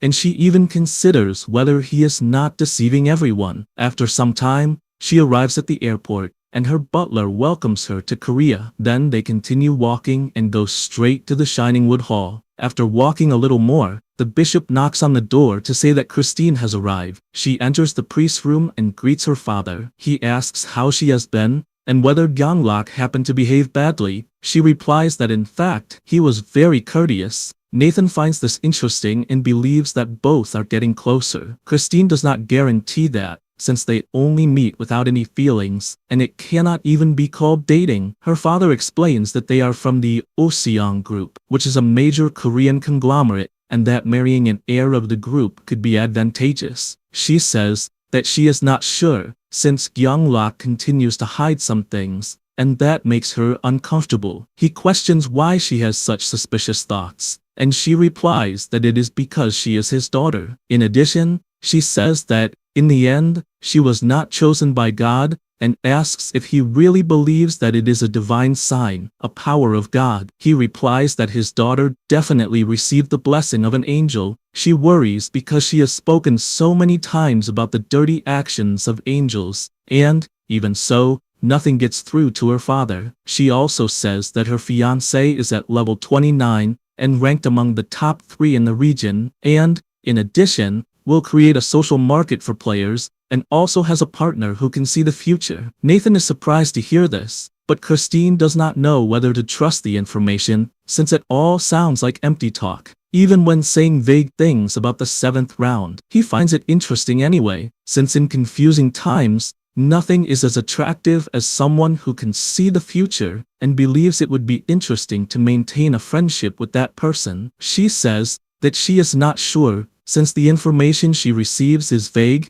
such as that she will die or that she will be in danger, and believes this is charlatanism. Her father becomes furious and orders her not to lower her guard, since among all those who follow her, there may be a traitor. She asks him not to worry, since she is a representative of her area, and there are more people trying to protect her than betray her. so she will remain safe. Her father says that it is fine, but still tells her to prepare for the unexpected. After that, Christine leaves the room and goes away. With this, the priest calls for Jeffrey, since he did not like what he heard from the prophet, as he is prophesying that his daughter will die or face great danger, and because of that, he imagines that if the prediction is a lie, he will give a heavy punishment to the MC. Having said that, he orders the bishop to investigate him thoroughly, and the boy warns that, in the name of God, he will take the necessary measures. The next day, a voice call from the PLSBA group was opened and people started joining. Jihyuk welcomes Yamti and says that he woke up early. At this moment, the president also entered the chat and soon gave his greetings to everyone and says that he will get straight to the point, since in the last meeting they agreed that they would choose the official positions, and starting with Jihyuk, asks whether he managed to filter the candidates. He replies that yes, and that he even carried out a screening of 30 people based on level and ranking. Choji asks whether the Black Reaper is included among these people. He replies that no, because if he were, he would have reported it immediately. The president agrees, and then asks Yamti to conduct the test and select 5 people from among those approved. Jihyuk takes the opportunity to comment that there is a deputy named Sung Yoon who is slandering the players. Choji says that he heard about it, and that after choosing the officials, they will discuss what to do about this deputy, since the biggest enemy at the moment is the legal system, which tries to arrest players using human laws. Jihyuk hears this and finds it funny, since the president is saying our players, even though he is not a player. After all this, in the building where the MC lives, he receives the notification that the official Player Place website has been successfully launched, and, as expected, tens of thousands of players accessed it and began registering items. He reflects that people are quite desperate for money, since there is everything listed. He evaluates some items whose value he knows, and realizes that he will already be able to manufacture 3 unique items. He puts all the items into the cart and decides that it is time to go after magic stones, and the known formulas for magic stones are costing over 2 million each. In any case, he buys everything, even if it is of inferior grade. 2 days later, his brother arrives at the apartment and does not understand the amount of boxes in the place, and shouts, wanting to know what all that is. Ryoman notices that his brother has arrived and explains that it is nothing serious, since they are just items used by players. Ryoman realizes what it is about, since he heard about the new exclusive market that opened for players. The MC begins opening the boxes and realizes that everything is in order. Because of that, he goes to the combination system, starting with the magic stones. Since there are many of them, with 16 inferior grade magic stones, he created one of supreme grade. The supreme red magic stone was created, as well as the supreme orange magic stone, and the supreme yellow magic stone. In the end, he was left with several combined supreme magic stones. Because of this, he decides that now is the time to fuse the equipment, and the Scythe of Death had its damage increased by 16%. The Helm of Hermes Diplomas had an increase of 32 in strength, and the Mantle of the Wanderer had its luck increased by 32, as well as the Ring of Resistance, which increased attribute points by 16. He equips all the equipment and decides to check his status. His strength is at 206, intelligence at 284, agility at 244, and luck at 202. He finds it interesting that all his attributes exceed 200 even without the Massacre rune or the Blessing buff, and probably with buffs, his attributes will fluctuate between 600 and 900. There is also another detail, since he combines 7 supreme magic stones of different colors, and the rainbow buff was activated. With this buff, resistance to negative effects increases by 50%. He knows that 50% is a lot, and adding it to all the other items plus the cumulative multiplications, he will probably have around 82% total resistance. Ryoman also believes that at that point, no one else should have equipment fully fused with supreme stones, since all available magic stones are limited. However, he knows that eventually the market will be replenished, but until then, the price will skyrocket, potentially exceeding 20 million. He decides to keep the unique materials, since it is more worthwhile to enhance high-grade equipment, and when he reaches level 60, he will make these combinations. At that moment, something startles him, as the market is announcing the Immortal Skin Fragment, which is a material required to create a legendary item. Regardless of the player's level, there are 6 classes of items, namely common, normal, rare, epic, unique, legendary, and god. Only up to epic can be obtained in shops, and above that, it must be forged through combinations, and the higher the level, the rarer the required material. He knows it is not impossible, just extremely difficult, and that immortal skin fragment can only be obtained in one place, from the boss of the 5th round, the High Orc. He knows the chance of the item dropping is minuscule, and if someone truly defeated that boss and still obtained the material, he can only think of one person. This catches his attention, since the person he has in mind is strong enough to defeat an orc and also possesses the drop rune. The MC concludes that if it really is that person, it is probably a trap and a dangerous one,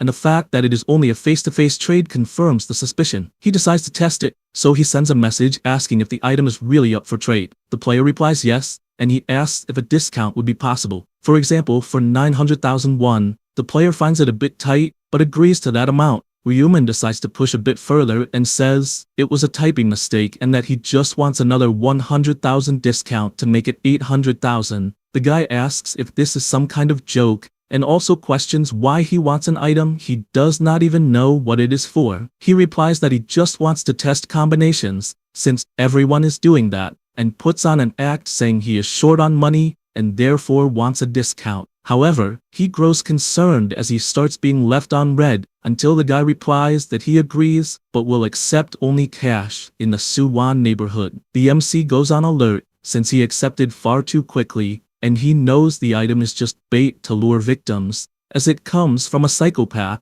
so it makes sense. He goes to his closet and gets ready, since he will pay a little visit, and as a bonus, obtain a legendary item. Seung-tak, with his phone in hand, starts laughing, since he listed an item for sale for 1 million, and has a guy trying to bring it down to 800,000. This makes him furious, since it was necessary to defeat the boss of the 5th round, and weaken it enough to achieve that. He even believed he would truly die at that moment. Because of that, he cannot accept someone offering a mere 800,000 for something that was so hard to obtain. He grips his dagger tightly, assuring that he will slowly kill the MC. At that moment, the man on the ground, completely injured, begs to be saved. The player finds this amusing, and even asks why he does not just die already. The man continues insisting, but that only serves for him to be finished off with a single blow. Seung-tak finds all of this irritating and starts cleaning his dagger, since the MC is on the way and he thinks it will be fun. He imagines that in life there are moments when boredom simply appears, moments when everything becomes so monotonous that you want to give up on everything. Nothing is fun, nothing entertains,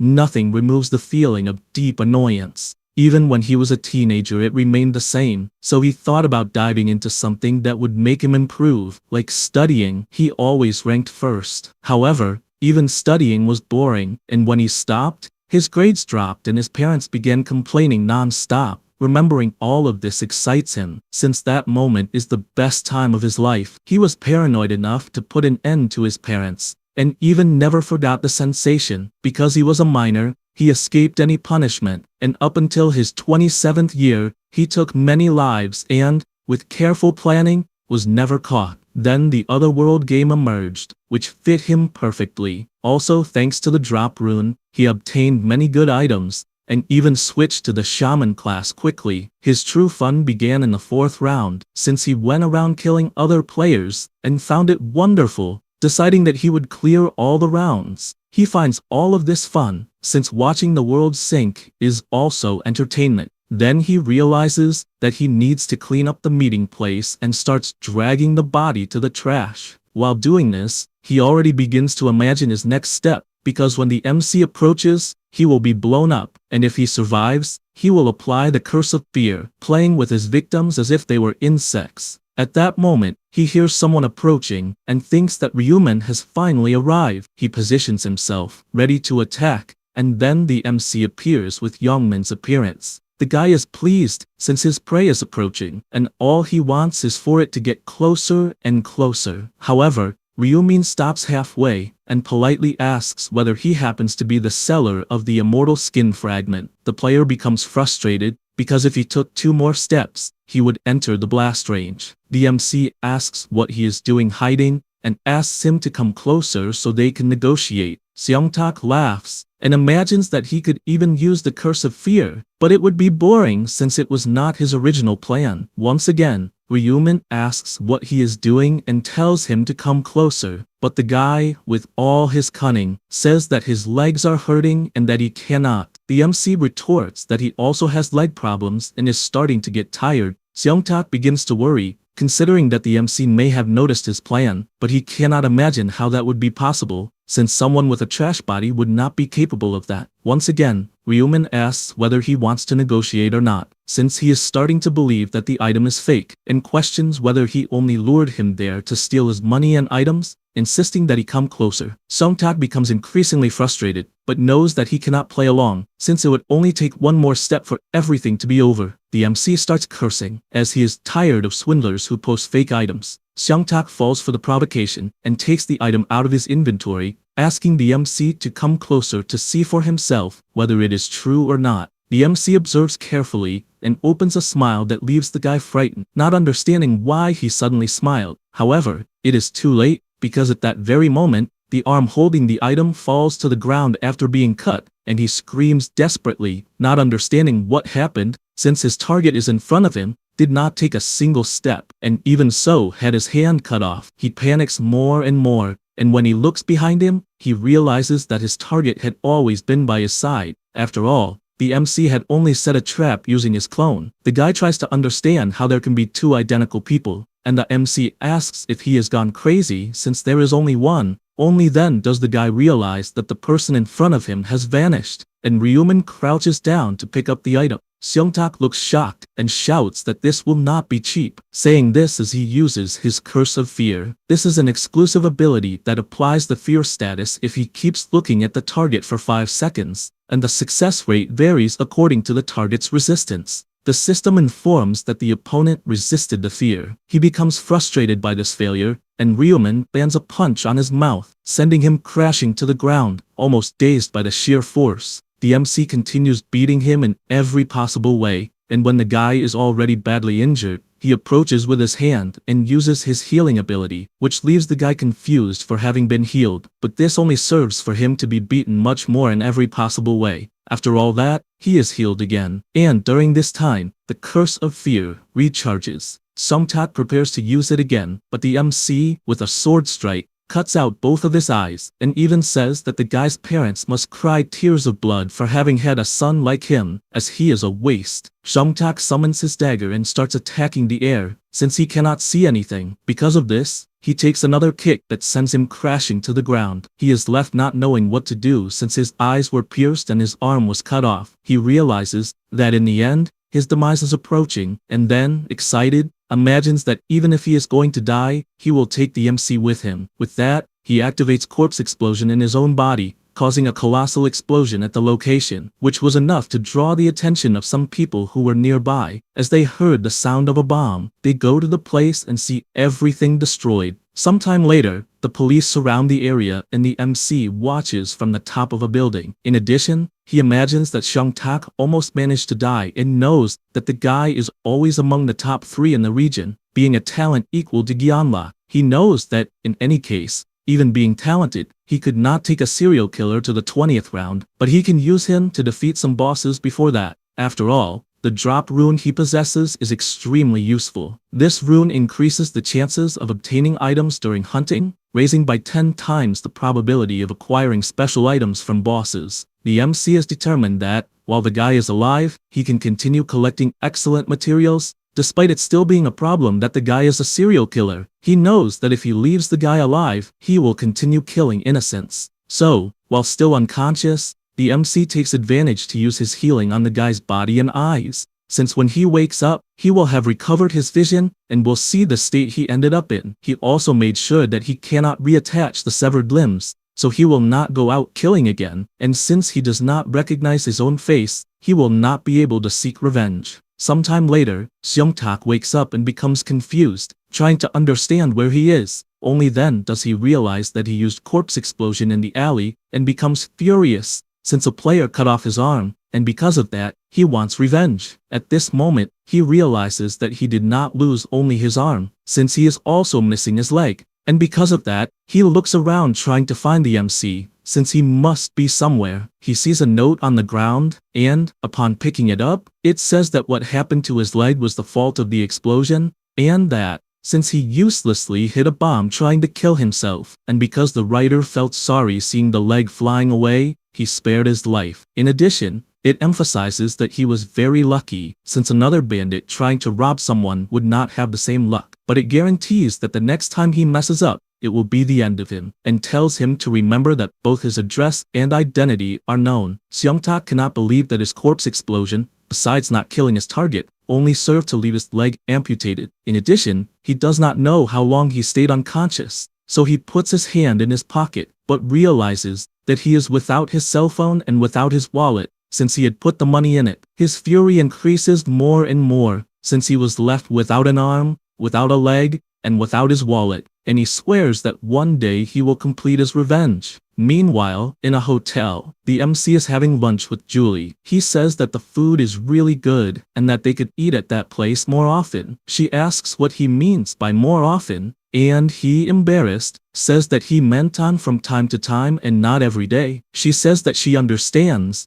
but questions whether he has not been very busy, since whenever she calls he says, to meet another time. Ryumin apologizes for that, and imagines that he has been quite busy, since every weekend he goes to meetings at the Central and the Association. He also cannot go out much because he was worried about being followed, and even knows that someone is watching him at that moment. However, he has already discovered who it is, being the level 28 assassin, Jeffrey Bishop. Behind this player is Nathan Craig, Christine's father. The MC admits that at first he did not even notice that someone was following him, but with the presence detection skill, he discovered that one person had been following him for several days. The fact that he cannot directly see the person means that they have the assassin's invisibility skill, but it is someone who does not have the presence detection skill, since if they had learned it, they would not pursue him in such an obvious manner. After the day he noticed this, he began to follow the pursuer back. At the moment when the invisibility wore off was when he discovered his true identity and even the objective of the pursuit by reading his thoughts.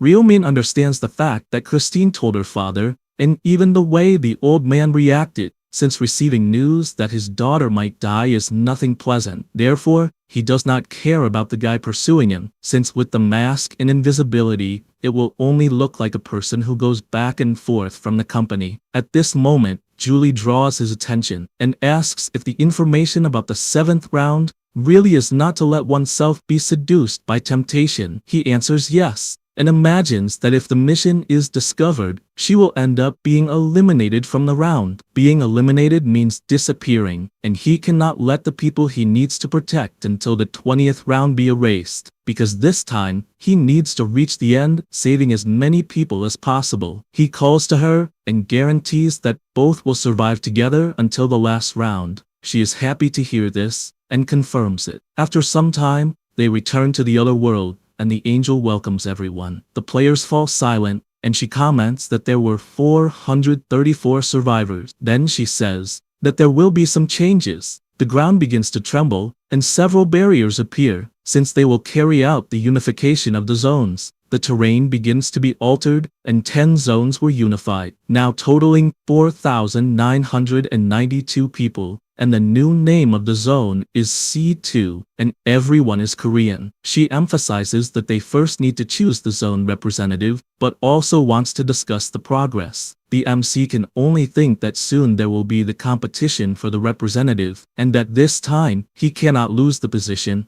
even if it is only once. He will grant the right of dominion, which can be used even in real life. In addition, as a reward for the secondary mission, he will receive the mental barrier rune. It is one of the 18 mandatory runes, and only with it is it possible to resist Yamti's ability. He can only imagine that he needs to obtain this by any means, and has already prepared himself. At this moment, all the angels are gathered, wanting to know who would be willing to continue with the games as the guide of the unified zone. One of them comments to Priscilla that she had a fun game, and finds it interesting to do the same in that place. She agrees, since the method to choose the representative will be the traditional one, a Mortal Kombat. However, another angel interrupts her, saying that as far as she knows, In Priscilla's zone, there is the Black Reaper, who is the only human above level 50, so it is unfair, since in a Mortal Kombat he would obviously win. Therefore, where the MC exists, it would be impossible to have a contest of strength, so she suggests choosing who will pass the 7th round first. They agree, since it will be something that does not involve strength. Having said that, she asks Priscilla what she thinks,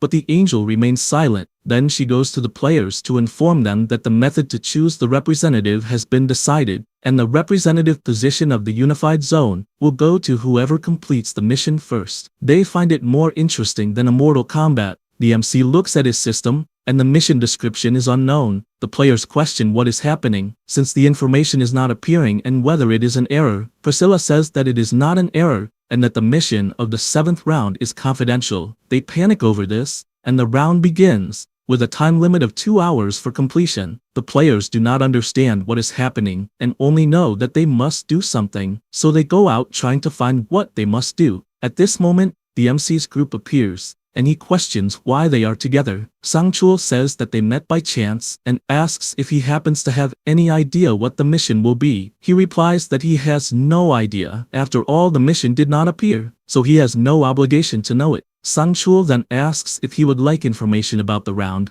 revealing that he heard it from the prophet in real life. Ryumin does not like hearing this at all, since before the guy hid this secret, but now, he is speaking without hesitation, and because of that, he thinks he was an idiot for trusting it. Sangchul is startled by the expression the MC is making, and turns to ask Aaron if it is not true, since they received this help several times. She confirms it, even with a trembling voice. The MC finds it annoying, since even Aaron gave in, and apparently, he can no longer trust them, and in any case he says he will listen to what they have to say. Sangchul reveals that the strategy for the 7th round is simply to remember not to be seduced by temptation. Julie is startled to see that everyone knows about the prophet, and asks whether, by any chance, the prophet they are talking about is named Ryumin. Sangchul and Aaron are shocked to see that more people know the prophet's real name, and the MC sighs, since now 4 people know of his existence. But as long as he does not reveal that he is the Black Reaper, it will not be a problem, though he finds it interesting to separate the 4. He thanks them for the information, since he wants to test whether what the prophet says is true, and suggests they split up to look for more detailed information. Sangchul asks whether it would not be better to stay together, but he refuses, since they do not even know if it is a group mission. With everyone in agreement, the 3 split up, but Julie is left not knowing what to do. Ryumin tells her to leave as well, and the girl simply agrees and goes away. He thinks the situation has become quite awkward, and stops to think about what exactly the mission of the 7th round was. At that moment, he hears a scream, and runs worried about who it was, until he sees blood on the ground, and Julie extremely injured. He approaches asking what happened, and she calls him by the name Ryumin, and begs him to help her. The MC is simply startled, since she knows who he is, and he does not understand how that is possible. Then, she asks if he really is Ryumin, and he questions how she found out. Julie, crying, says she would obviously know, since he is her first love, and even though he tried to hide it, everything was written all over him, and she reveals that it was hard to pretend the whole time, but she managed. He asks to set that aside, and asks what happened to her stomach, since from what he can see the wound is very serious, and if it had taken a little longer, she would definitely have died. She thanks him when she sees that she has been healed. However, the MC wants to know who stabbed her, and Julie says it was Sangchul. He becomes enraged, not believing it, and asks which direction the bastard went. However, at that moment, Sangchul approaches and says there is no need to look. Ryumin turns around completely irritated, and the guy asks why he has that expression of contempt, and calls him prophet. The MC asks whether he already knew his true identity, and he reveals that he found out by torturing Julie, but before that he did not know. She apologizes, since it hurt a lot, and she could not hold the secret. The MC does not remove the look of contempt, and Sangchul asks him not to look like that, since in truth he himself is surprised, as he never imagined that the weakling prophet would actually be the Black Reaper. Ryumin assures him that he will tear his mouth apart, but first he wants to know why he attacked Julie. He explains that the reason is simple, since the girl seemed to have a close relationship with him, and he even thought he could get some information with a surprise attack, but the prophet was greater than he expected, and even Gyeonglok will love to know about it. the MC summons his scythe and asks if he really believes he will survive to tell anything, but he asks him not to come any closer, and reveals that he planted a bomb in Julie's body. Ryumen is shocked upon hearing this, and does not believe that her body really has that. However, Sangchul points out that he had a little help, pointing to Taesuk, who apologizes for what he did, since he had no choice. The MC does not understand how this is possible, since he knows that the Black Seed is an ability that a Black Mage learns upon reaching level 40. After planting the seed in the ground and activating it, it is possible to randomly summon one of the demonic familiars at that location. Now, if this ability is used and invoked after planting it in a person's body, the entire body will be destroyed. Thinking about this, he questions how the hell he reached level 40 so quickly. The Black Mage replies that he wanted to become as strong as the Black Reaper himself. However, Ryumin does not accept this, and orders him to undo the seed, since in the end, he thought that he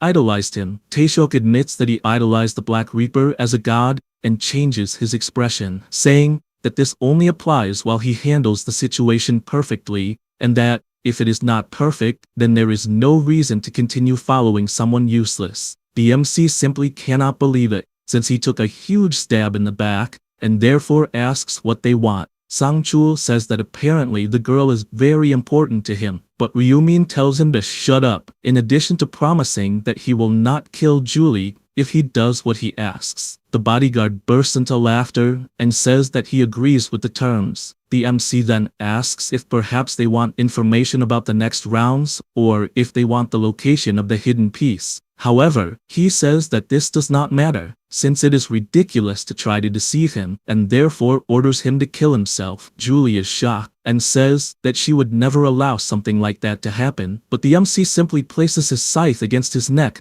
and tells them to fulfill the promise. She cries desperately asking him not to do it, but he does not stop and cuts off his own head, since if he can save at least Julie, that is enough. The three watch this situation with their macabre expressions. At this moment, a notification states that there is a hidden subquest, and transfers all the memories of what happened. Next, the MC reappears, awakening from the illusion he was in. With this, he completed the main mission, which required leaving the illusion within 2 hours, and completed the subquest, Kill Yourself Without Hesitation. Only then does the MC realize what is happening, since he was inside an illusion, and thinking about it carefully, everything makes sense. The mission of the 7th round was to escape the illusion. However, if you know beforehand that it is an illusion, the mission's progress is halted and you are erased. Because of this, as soon as he entered the 7th round, he used the right of dominion on himself. After the time limit begins, the system creates the illusion, and if you are aware of it, you receive the penalty of being erased. The order he gave to himself was,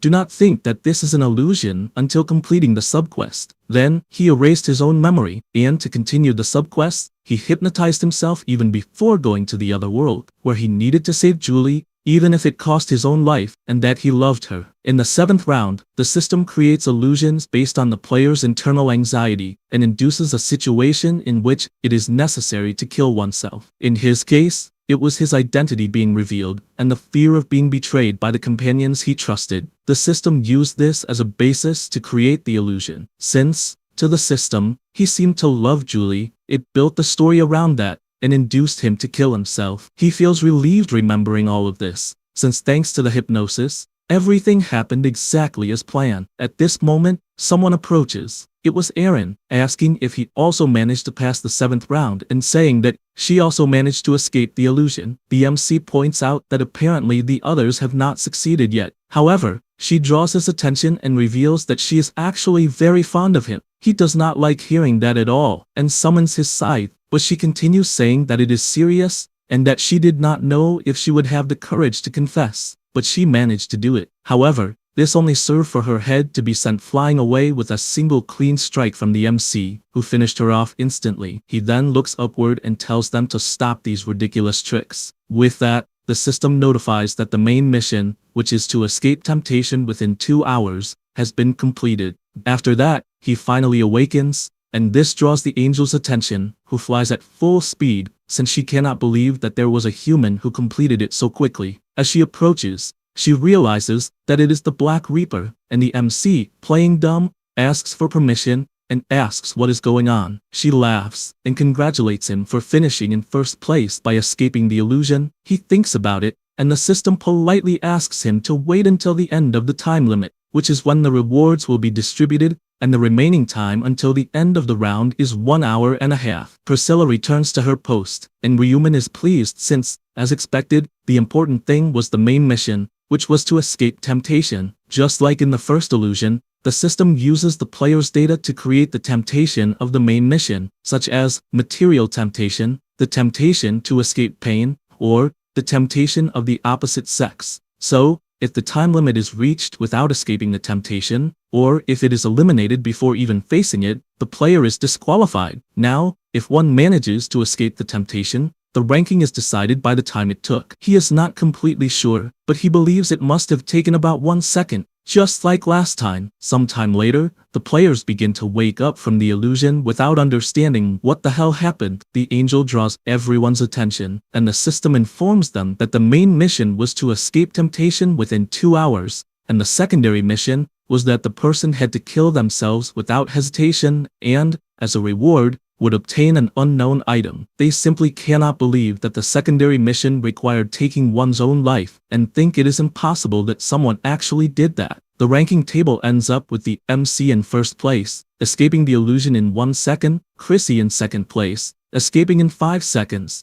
and Jihyuk in third place, escaping in 6 seconds. Once again, the players cannot believe that the powerful Black Reaper finished in first place again, and do not understand how he achieved such a feat in that type of mission, since it is impossible. As always, the system congratulates the MC for taking first place in the current zone, and also for taking first place among all zones. His reward for finishing first in all zones is a special reward selection box. Meanwhile, the angels whisper among themselves that apparently, the Black Reaper's mental strength is impeccable. Priscilla then announces that the humans who did not complete the mission within the time limit will be penalized, and all of them are immediately erased. A notification informs that the MC has become the new representative of the zone, and that a reward will be given because of this. The authority of the temporary skill, Right of Dominion, has been altered, and from that moment on, he can use the Right of Dominion once in the real world. He finds this interesting, since now, he has a means to resist Yami's ability, as he can control a player at any moment in the real world. After all of this, back in the world, Jihyuk finally wakes up and questions whether he truly returned to reality, and whether what he saw was just an illusion, since his brothers were trying to kill him, and he does not know if it was an illusion or a vision of the future. Because of this, he decides that he needs to expand the company immediately to be recognized by his father. However, something else draws his attention, since when he looks at the ranking, he does not see any nickname that resembles the prophet, and does not understand what happened. After all, it was not a combat mission, and he would not complete the mission he already knew without appearing in the ranking, so he wonders whether Ryumin, who is the prophet, deliberately delayed the completion, and does not understand what he is plotting. After that,